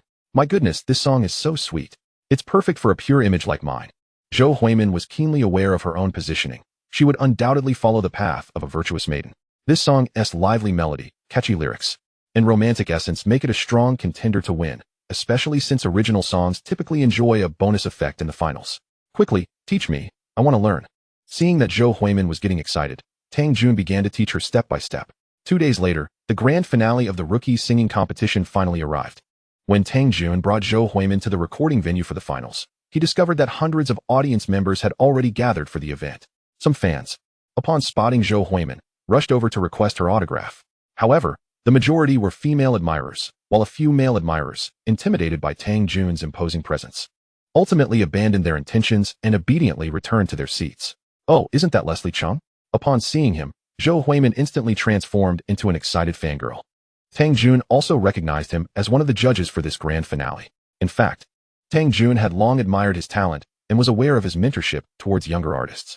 Thus, he promptly suggested, what do you say? Would you like me to introduce you to Senior Leslie? You know him? Zhou Huimin looked at Tang Jun in surprise. Of course, I don't know him. But he should know me. Really? Is that true? Hee, you'll find out soon enough. Let's go? With that, Tang Jun took Zhou Huimin's hand and led her toward the judges' panel. Chapter 68. Xiao Yifu seeks collaboration to attract top technical talent. Upon seeing Tang Jun, Leslie Chung immediately rose to his feet. Although he was entrenched in the entertainment industry, he was well aware of Tang Jun's formidable prowess. Especially since even the behind-the-scenes boss of TVB, Xiao Yifu, had to bow down and collaborate with him, highlighting Tang Jun's significant standing in the industry. Moreover, during this time, the entertainment scene in Hong Kong had complex ties to the underworld, so Leslie Chung naturally did not dare offend Tang Jun. Hello, Mr. Chung, I am Tang Jun. And this is my girlfriend and today's contestant, Zhou Huimin. Hello, Mr. Chung. I am your superfan. Zhou Huimin immediately introduced herself with a sweet smile. Upon hearing this, Leslie Chung eagerly extended his hand to shake with both of them, warmly saying, I have long admired both of your names. Especially you, Miss Zhou. Your voice is like that of a celestial being, and I am eagerly looking forward to your performance today. Leslie Chung had a gentle disposition, and his speech was slow and soothing to the ears.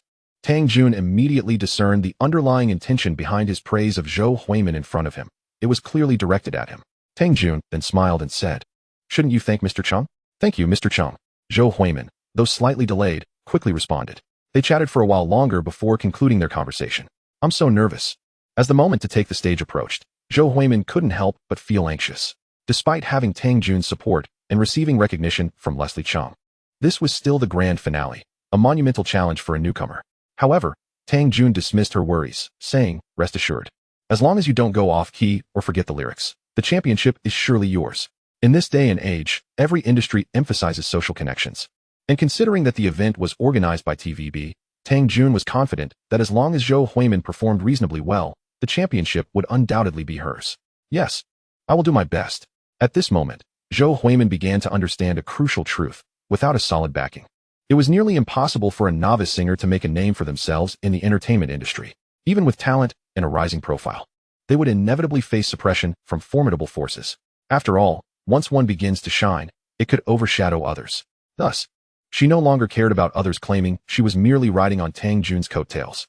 Soon, the competition officially commenced. Xiao Yifu reappeared in the VIP section, watching the live proceedings alongside Tang Jun. However, before it was Zhou Huimin's turn to perform, the two were engaged in a different conversation in the private box. "Tang Jun, I heard you've been doing business with the mainland recently." Upon hearing this, Tang Jun's heart skipped a beat. Goodness, how did such confidential information leak so quickly? He believed that his associates would not disclose such matters, so the only possibility of a leak must be from Johnny Wong's side. However, even if Xiao Yifu knew, it was of no concern. In Hong Kong, no one dared to provoke him anymore. As for the mainland, Xiao Yifu lacked the ability to take down Hu Lei, and doing so would not benefit him in any way, so he wouldn't be foolish enough to attempt it. "Hee, Mr. Xiao, you truly possess remarkable insight. You even know about such hidden matters. I have merely heard whispers. However, I must admit, I felt somewhat saddened when I heard. After all, our collaboration has been quite successful, yet I didn't expect you had no intention of involving me in this venture." Hearing this, Tang Jun calmly explained, "Mr. Xiao, your business dealings are all above board. My kind of business is not meant for the light of day. You should be aware of that." It wasn't that Tang Jun had not considered collaborating with Xiao Yifu. It was just that Xiao was notoriously proud and reluctant to associate with gray industries, leading Tang Jun to abandon the idea. Yet, the sudden mention of collaboration piqued Tang Jun's curiosity. Was it possible that Xiao Yifu felt envious of his success in smuggling and wanted to get involved? But the next moment, Xiao Yifu shocked him with his words. "I do not wish to engage in smuggling, yet I also want to conduct some business in the mainland. If possible, I hope to collaborate with you there. I just wonder if you would consider me."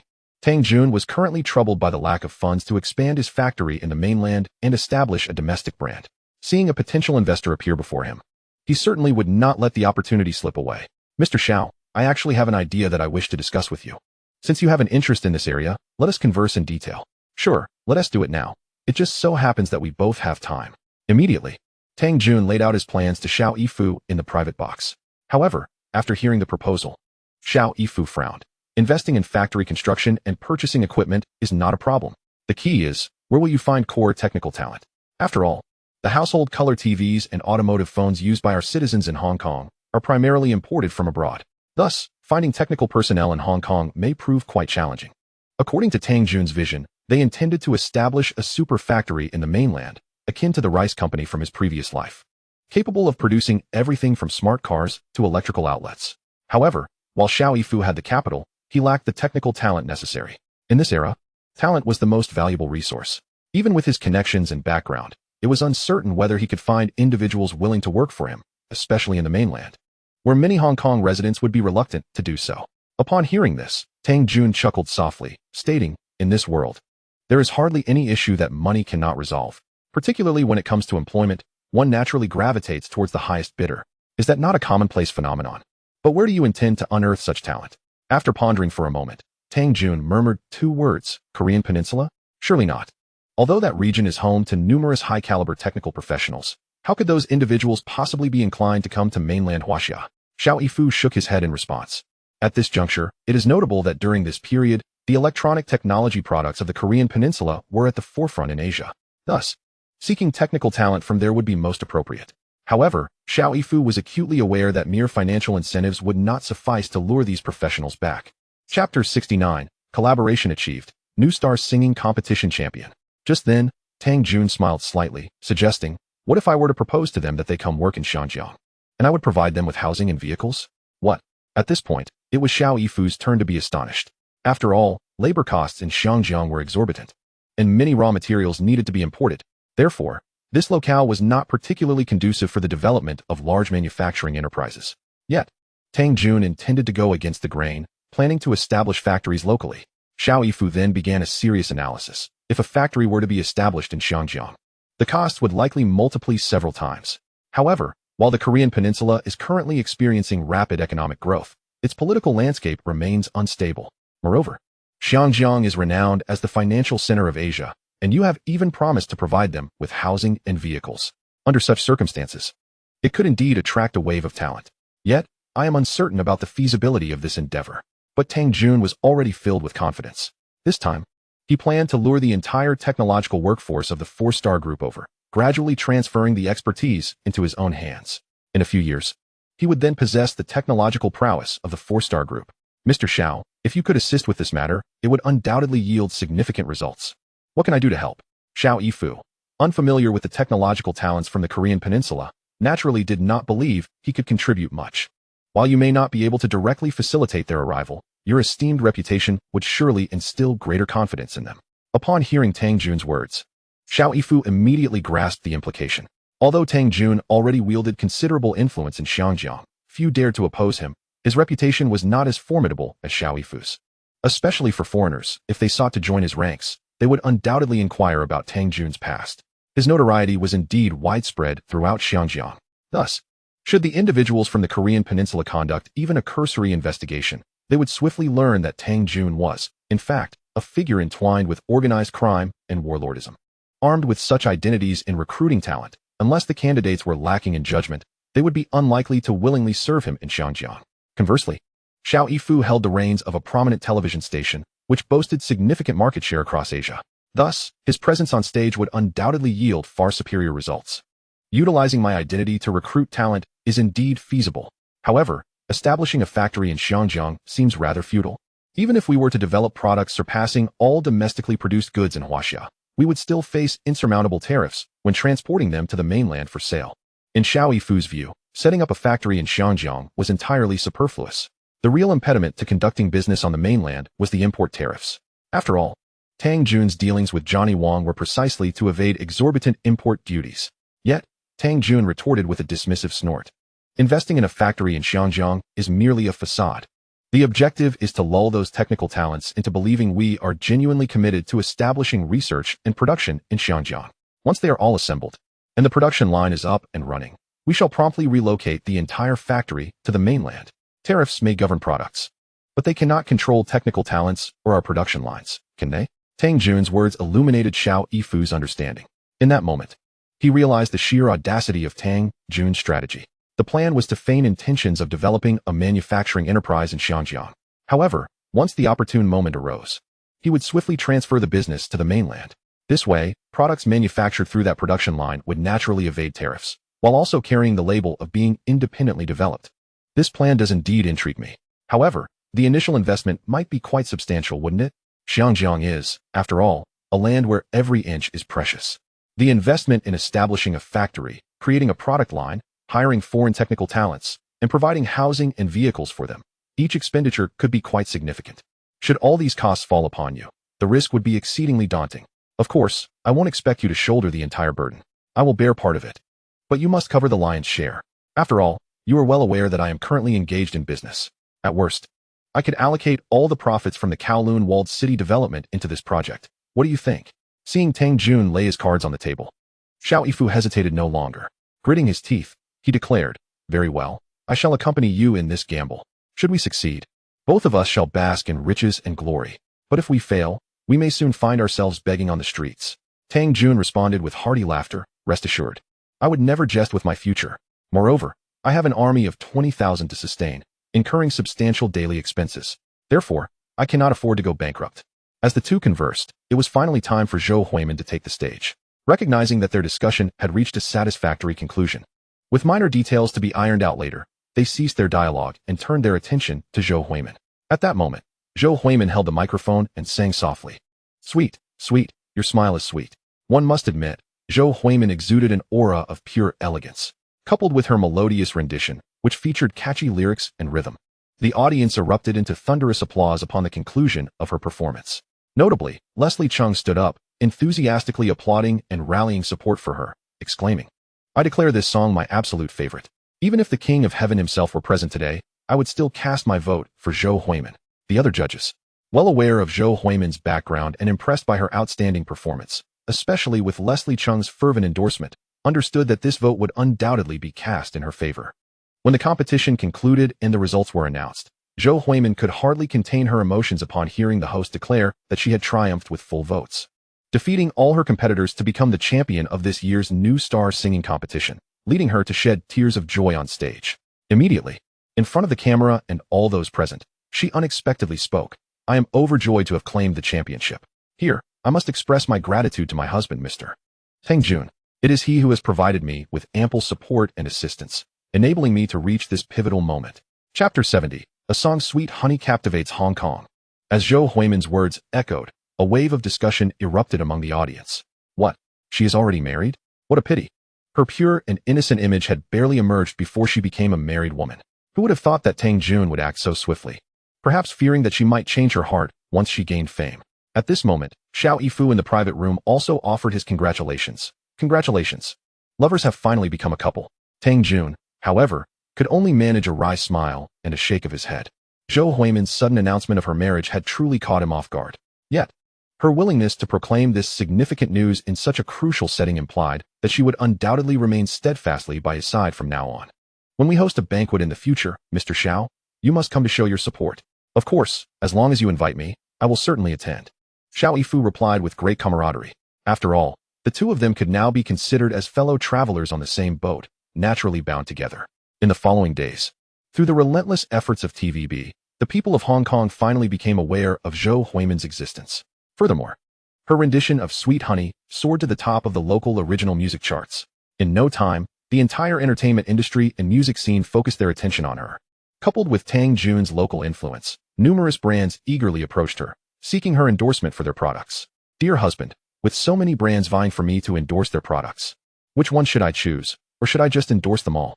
Zhou Huimin pondered, overwhelmed by the stack of materials in her hands. Without even glancing at the contents, Tang Jun tossed the papers aside. Do not endorse any of these companies just yet. Why not? The endorsement fees are quite substantial. I could become a little wealthy. Zhou Huimin insisted earnestly. Because I want you to endorse my company first. Your company? When did you start a company? I had no idea. Zhou Huimin exclaimed, surprised. As Tang Jun had been spending time in Hong Kong with her, unaware that he had secretly partnered with Xiao Yifu to establish a company. I have founded a company called Qiangxing Group Company, Limited. Qiangxing? That name sounds rather peculiar. What does this company do? Zhou Huimin continued to inquire. The name is not important. What matters is that this company aims to penetrate the mainland Chinese market. As for its primary business, we will initially focus on home appliances. However, it is merely a shell company at the moment, so I need your assistance in promoting it. This way, I can also use the company's name to recruit talent. Tang Jun had already devised a plan. Relying solely on Xiao Yifu would not be sufficient to gain external credibility. Therefore, having Zhou Huimin personally represent the company would eliminate any doubts from technical talents in South Korea and beyond. Upon hearing that she could assist Tang Jun, Zhou Huimin readily agreed. Of course, I will endorse you, hee. Then, Miss Zhou, you must inform me in advance of the endorsement fee, so I can prepare myself. If it is too high, I might not be able to afford you. Tang Jun teased. Seeing him jesting, Zhou Huimin pouted in displeasure. What? Do I seem like that kind of person? Do I need to be paid to endorse you? What do you take me for? Tang Jun continued to chuckle. Did you not say you wanted to become a little wealthy? I could endorse your products and then endorse others afterward. All right. Since you are helping my Qiangxing company for free, I will personally help you sift through these brands. Let us see which ones are suitable for you and can bring you greater fame and fortune. Yay. Thank you, dear husband. In the ensuing days, Tang Jun had Xiao Yifu arrange for a director specializing in advertisements to create a promotional video tailored for Zhou Huimin for Qiangxing Company. Once completed, Tang Jun discussed with Xiao Yifu and decided to temporarily rent one of his office buildings as the company address. After all, this company was merely a shell, serving as a transitional phase. Thus, there was no need to spend lavishly on purchasing a large building for headquarters. With the office address secured, the grand opening ceremony soon followed. On the day of Qiangxing Group Company Limited's inauguration, the area outside the company was teeming with people. Tang Jun had specially invited a lion dance troupe to perform at the scene, and firecrackers were set off all the way down the adjacent street. Moreover, Zhou Huimin, as the current rising star in the entertainment industry, personally attended the event, participating in the company's ribbon-cutting ceremony. After the ceremony, she announced her forthcoming role as the promotional ambassador for Qiangxing Group. Once the news broke, it instantly sparked heated discussions throughout Hong Kong. Even many business magnates discreetly sought to uncover the intentions behind Dongxing Group through various channels. After all, during this period, Tang Jun wielded considerable influence in Hong Kong. If he were to venture into the business realm, other wealthy individuals would need to tread carefully. If Tang Jun had his eyes set on them, they would need to consider their exit strategies. Fortunately, Xiao Yifu promptly stepped in to clarify that Dongxing Group would focus on developing advanced technologies and pioneering a new business model. With his words, the heads of several prominent families in Hong Kong collectively sighed in relief. After a vigorous promotional campaign for Dongxing Group, Tang Jun began to plan for recruiting talent in South Korea and even in Western countries. Thankfully, Hong Kong was still under British administration, so Western nations held no animosity towards it. Particularly in the rest of Asia, many individuals frequently sought ways to sneak into Hong Kong for opportunities. Thus, the success rate of recruitment in these countries would not be too low. However, at that moment, Tang Jun realized he had no one by his side capable of undertaking such a significant task. Among his partners, Johnny Wong was clearly unfit. He dealt in arms sales, and sending him to recruit talent could lead to a plethora of problems. As for Xiao Yifu, as a prominent businessman, it was unlikely he would take on such a responsibility. Moreover, beside him, the disabled Chuan Long could not even speak a word of simple English, making international travel impractical. Furthermore, the English-speaking soldiers could not offer any assistance in this matter. While Tang Jun was deep in thought, suddenly, a name surfaced in his mind. Chapter 71. Appointing Ding Xie to recruit talent in South Korea. Ding Xie. How could I have forgotten him? Although Tang Jun had not been managing Ding Xie lately, he was aware that Ding Xie had been trading stocks and had, through sheer luck, earned a considerable sum for himself. However, recently, Tang Jun had not had many opportunities to spend money, and he had also felt at ease regarding Ding Xie. An individual of such ambition would not easily resort to clandestine flight with embezzled funds. Moreover, he even specifically arranged for several of Lung Feng's subordinates to personally safeguard him. Thus, the other party naturally dared not act rashly and could only obediently work to generate profits for himself. Subsequently, Tang Jun summoned his head of security, Gao Gang. Captain Gao, please assist me in bringing a fellow named Ding Xie here. Although Gao Gang and his team had been diligently fulfilling their close protection duties for Tang Jun, the absence of threats in Xiangjiang had rendered their days monotonous. Upon hearing that there was work to be done, Gao Gang immediately perked up. Brother Jun, if he resists, should I forcibly bring him back? Observing Gao Gang's fervent gaze, Tang Jun understood that the man was perhaps overthinking the situation. Well, Captain Gao, this individual is one of my subordinates. Therefore, he should not be foolish enough to defy my orders. Oh, I see. Gao Gang appeared somewhat disappointed. After all, this implied that the task would merely involve running errands. Tang Jun deliberately refrained from involving Jiu Wenlong or others to keep the nature of his connection with Ding Xie discreet. Ding Xie was ultimately an ordinary person, and entangling him too deeply could prove detrimental, especially if enemies sought to target those around him rather than confront him directly. Before long, Gao Gang brought Ding Xie before Tang Jun. Upon seeing Tang Jun, Ding Xie promptly exclaimed, Brother Jun, I have been making waves in the stock market recently, wielding considerable influence and achieving remarkable results. Intrigued, Tang Jun inquired, so, how much have you earned for me? Hee, it's not much, just a few million. A few million? Impressive, my friend. I initially entrusted you with 1 million, and you managed to multiply it several times? Tang Jun was aware of Ding Xie's talent, yet the speed at which he had amassed such wealth left him astonished. It's decent, but mostly due to the recent volatility in the stock market. Ding Xie continued, ultimately, the credit goes to you. What do you mean? Tang Jun pressed. Not long ago, you stirred quite a commotion, leaving the entire government in chaos. At that time, rumors circulated that you intended to forcibly expel the British. Seizing the opportunity, I invested heavily in stocks related to local and gold foreign exchange in Xiangjiang. During that period, the stocks I held skyrocketed, practically changing by the day. Listening to Ding Xie's explanation, Tang Jun's eyes narrowed. It was evident that Ding Xie possessed a keen intellect. He recognized that in times of turmoil, especially during conflicts, gold and the US dollar would invariably rise, while real estate and local currencies would plummet. Consequently, stocks related to corresponding sectors would also fluctuate. Additionally, as Ding Xie was one of his own, he could easily glean insights into Tang Jun's plans, allowing him to position himself in the market ahead of Tang Jun's actions. Ding Xie's approach opened up a new avenue of thought for Tang Jun. He too could leverage his influence to sway the stock market's trajectory. Although the Xiangjiang stock market had only a limited number of stocks, they spanned all industries. Thus, by generating buzz in a particular sector or impacting the ecological development of an industry, he could significantly affect the stock prices related to that sector. At that moment, he could both buy in anticipation of price rises and short sell to gain further benefits by suppressing prices. With this notion swirling in his mind, Tang Jun entertained a bold idea. However, he recognized that the most pressing matter was not this, so he merely contemplated it for the time being. Gradually, he spoke. You have helped me generate profits. I will certainly reward you. Rest assured, I will provide you with a sum. Thank you, Brother Jun. Dongxing rejoiced. Although he considered himself quite capable, he was acutely aware that his wings were not yet strong enough. With Tang Jun commanding respect in both the underworld and legitimate circles of Xiangjiang, he had no choice but to patiently align himself with Tang Jun and extract some benefits along the way. Furthermore, you need not continue speculating in the stock market. I have another important task that requires your personal attention. Upon hearing that Tang Jun had a task for him, Dongxing immediately became animated. Brother Jun, please assign me whatever you need. Do you speak Korean? I do not. Dongxing shook his head. Then I will arrange for a translator. And you will take a sum of money to South Korea. What is the purpose of going to South Korea? Dongxing inquired, astonished. Haha, of course. To recruit some talent for me.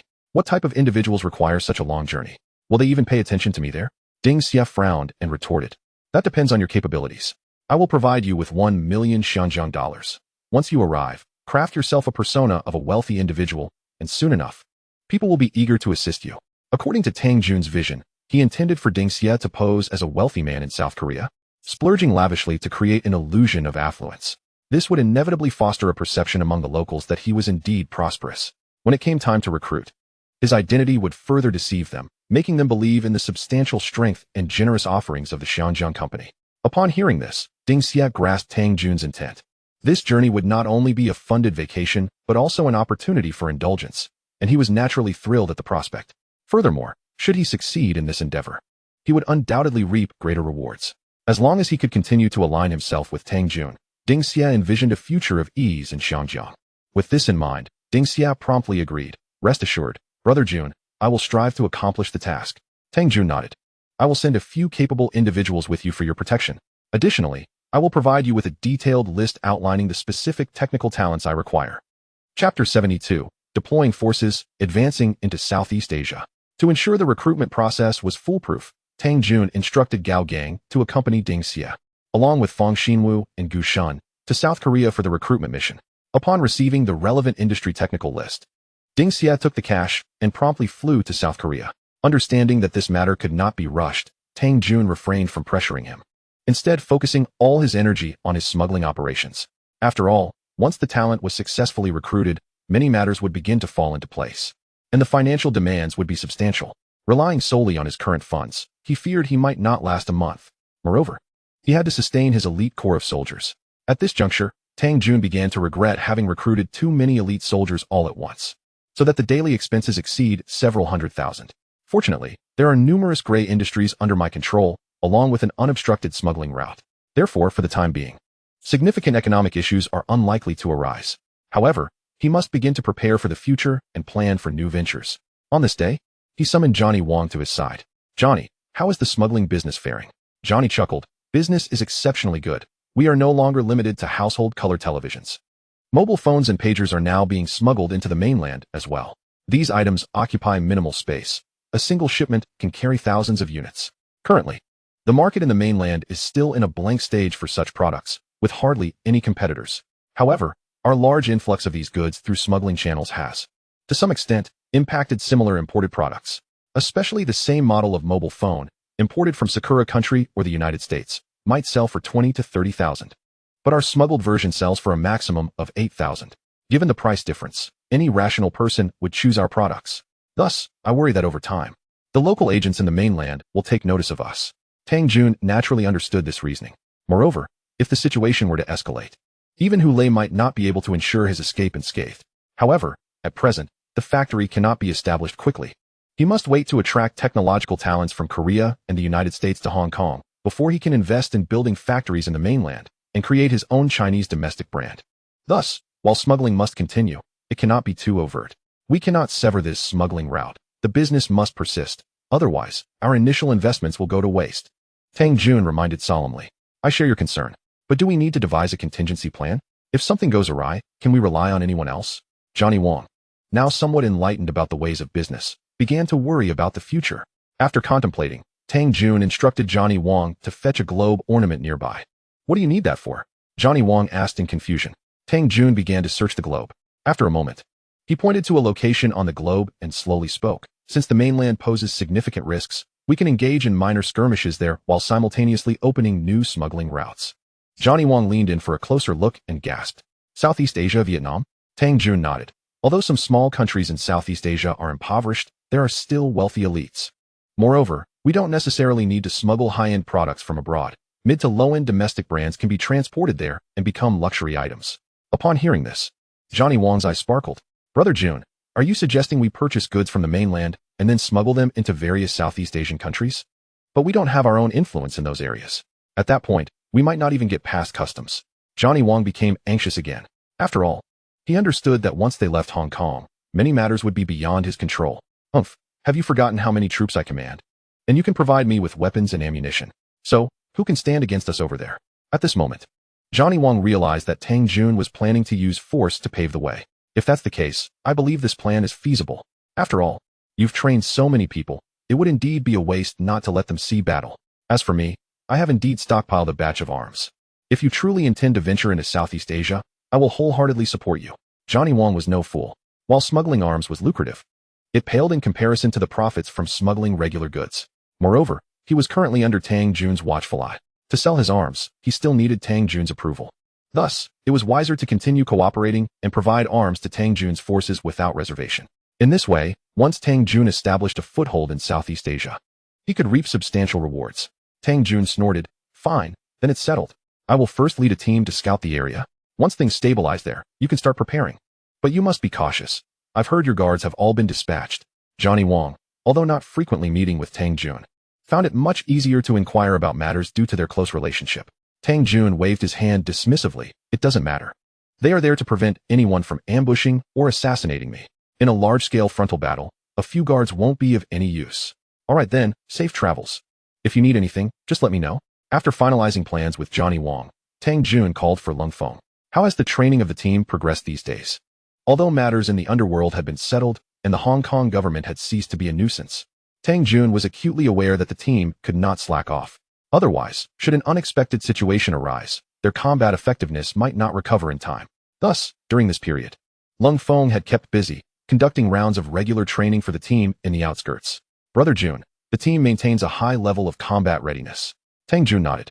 Good, select 500 capable individuals to accompany me to Vietnam. Upon hearing they were going off the island and to a small Southeast Asian country, Lung Feng immediately inquired. Brother Jun, what are we going to do there? Of course, we are going to open up the market. Thus, this trip may very well stir up a storm of bloodshed. You must be mentally prepared for that. Chapter 73. A clean break and a happy life. Upon hearing they were heading to Southeast Asia and might be embroiled in war, Lung Feng's eyes glowed with intensity. Observing the excitement etched on his face, Tang Jun couldn't help but smile and shake his head. You truly are a warrior at heart. Brother Jun, I'm not warlike. I want to prove to the world the strength of our Chinese heroic soldiers. All right, this time, I will ensure you have the chance to fight. The small countries of Southeast Asia are indeed different from Hong Kong. These nations are not favored by Western countries and possess relatively weak economic and military power. However, the situation in Vietnam is somewhat complex. The entire country is covered by tropical jungles, making it highly suitable for guerrilla warfare. Nevertheless, the heroic soldiers under his command are the progenitors of guerrilla warfare. When it comes to guerrilla tactics, the heroic soldiers have never feared anyone. Moreover, he can summon a multitude of heroic soldiers at any moment. Even if he runs out of personnel, he can instantly replenish his ranks.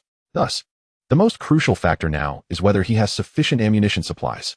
After some thought, Tang Jun felt it necessary to contact Hu Lei. After all, relying solely on the limited weapons in Johnny Wong's possession would not suffice to establish a reinforced battalion. He then dialed Yang Rui's number. Secretary Yang, how have you been lately? Haha, thanks to your blessings, both General Hu and I have been doing quite well. Is there something in particular that prompted your call today? Could it be that there has been an issue with the smuggling operations? Hearing that Yang Rui is in good spirits, Tang Jun realized that the money provided recently has been sufficient to satiate their needs. He chuckled. The smuggling situation is under control, and we have been quite cautious lately, avoiding daily shipments. After all, we must allow some breathing room for domestic enterprises. Indeed, your understanding brings us great relief, responded Yang Rui. However, at that moment, Tang Jun abruptly shifted the conversation. Secretary Yang, the reason I sought you out today is to request your assistance with another matter. What is it? Please feel free to speak openly. We have no need for formality between us. I wonder if you have any obsolete military equipment on your side? What do you intend to do with that? Yang Rui asked in astonishment. Please do not tell me you wish for US to sell arms to you. The very thought was shocking, as in this era, trafficking arms, especially through clandestine means, is an egregious crime. Should the truth come to light, not only would he suffer the consequences, but even Hu Lei would face dire repercussions. Consequently, Yang Rui felt an immediate surge of anxiety. Do not be alarmed. I merely plan to venture into Southeast Asia. However, my stock of arms is limited, hence. Wait, you cannot possibly consider us as a source. Yang Rui interjected. You are well aware of the dire ramifications of arms trading. Hee, I am not looking to purchase from you. Rather, I seek your assistance in providing them to me directly. You. Yang Rui was utterly speechless. Incensed that Tang Jun not only expected him to supply arms, but to do so without compensation. You might as well kill me. Or send troops to assault our military camp, and I shall reveal to you the location of our armory. He retorted angrily. Yet, Tang Jun leisurely replied, do not rush. Let me finish my thoughts. It has been decades since the last major conflict. During this period, your weaponry must have undergone significant upgrades, correct? Yes, what of it? Thus, you must surely have a collection of outdated weaponry that has been replaced. Tang Jun's words suddenly sparked a fresh perspective in Yang Rui. If that is the case, there indeed exists a stockpile of obsolete and discarded equipment in our warehouse. However, even so, we cannot clandestinely transport it out. Yang Rui protested. With Colonel Hu's current standing in the military district, should he issue a directive for the destruction of these arms, I believe no one would oppose it, would they? And then, Yang Rui continued to inquire. Then you can theatrically destroy some of the completely inoperable weapons while secretly handing over the rest to me. Regardless, I intend to transport these arms to Southeast Asia, and you may never see them again in your lifetime. Thus, even if it is discovered, no evidence will lead back to you. Upon hearing this, Yang Rui fell into deep contemplation. Although he was highly reluctant to wade into such murky waters, his interests were now irrevocably tied to Tang Jun's. If he chose not to assist, he would likely find himself embroiled in trouble. As for any potential profit sharing, he could forget about that. I must consult with Colonel Hu about this matter. Not a problem. Take your time. I await your news. Very well. A day later, Yang Rui finally responded. Colonel Hu has agreed to your proposal, but you must ensure that these arms do not appear within the borders of Huaxia. Rest assured, these outdated weapons are only suitable for dealing with those smaller nations in Southeast Asia. Engaging in conflict with Huaxia is not something I am keen on. Yang Rui thought along similar lines. Tang Jun could not possibly be foolish enough to confront Huaxia with a mere collection of scrap metal. All right, then it is settled. However, our inventory is not extensive. It should suffice to equip a force of about 20 to 30,000 troops. That is more than adequate. A week later, Tang Jun successfully transported this batch of arms back to Xiangjiang. With weapons in hand, Tang Jun's confidence surged. That very evening, he personally led 20,000 valiant soldiers on their journey to Vietnam. In that moment, he understood that his forthcoming actions might very well astonish the entire world. Years swiftly passed. By the time Tang Jun had amassed immense wealth, dominated numerous industries, and commanded an army of millions, he finally found peace to enjoy life alongside Zhou Huimin. One day, when Zhou Huimin informed Tang Jun of her pregnancy, a gentle smile spread across his face. Life may become a bit more mundane from here on out. Zhou Huimin chuckled. Are you someone who can remain settled? Were it not for the time we've spent together, I might have believed your whimsical words. Hee, I find myself with few rivals left in this world. With Huaxia as my sturdy ally, I cannot fathom who would dare to trouble me alone. Well then, let us refrain from meddling in external affairs and enjoy a peaceful time as a family of three. With that, Zhou Huimin nestled into Tang Jun's embrace. This concludes our tale for now. Thank you for listening. If you wish to see more captivating stories from the world of Hong Kong dramas and tales of the martial world, feel free to let me know in the comments. Until next time.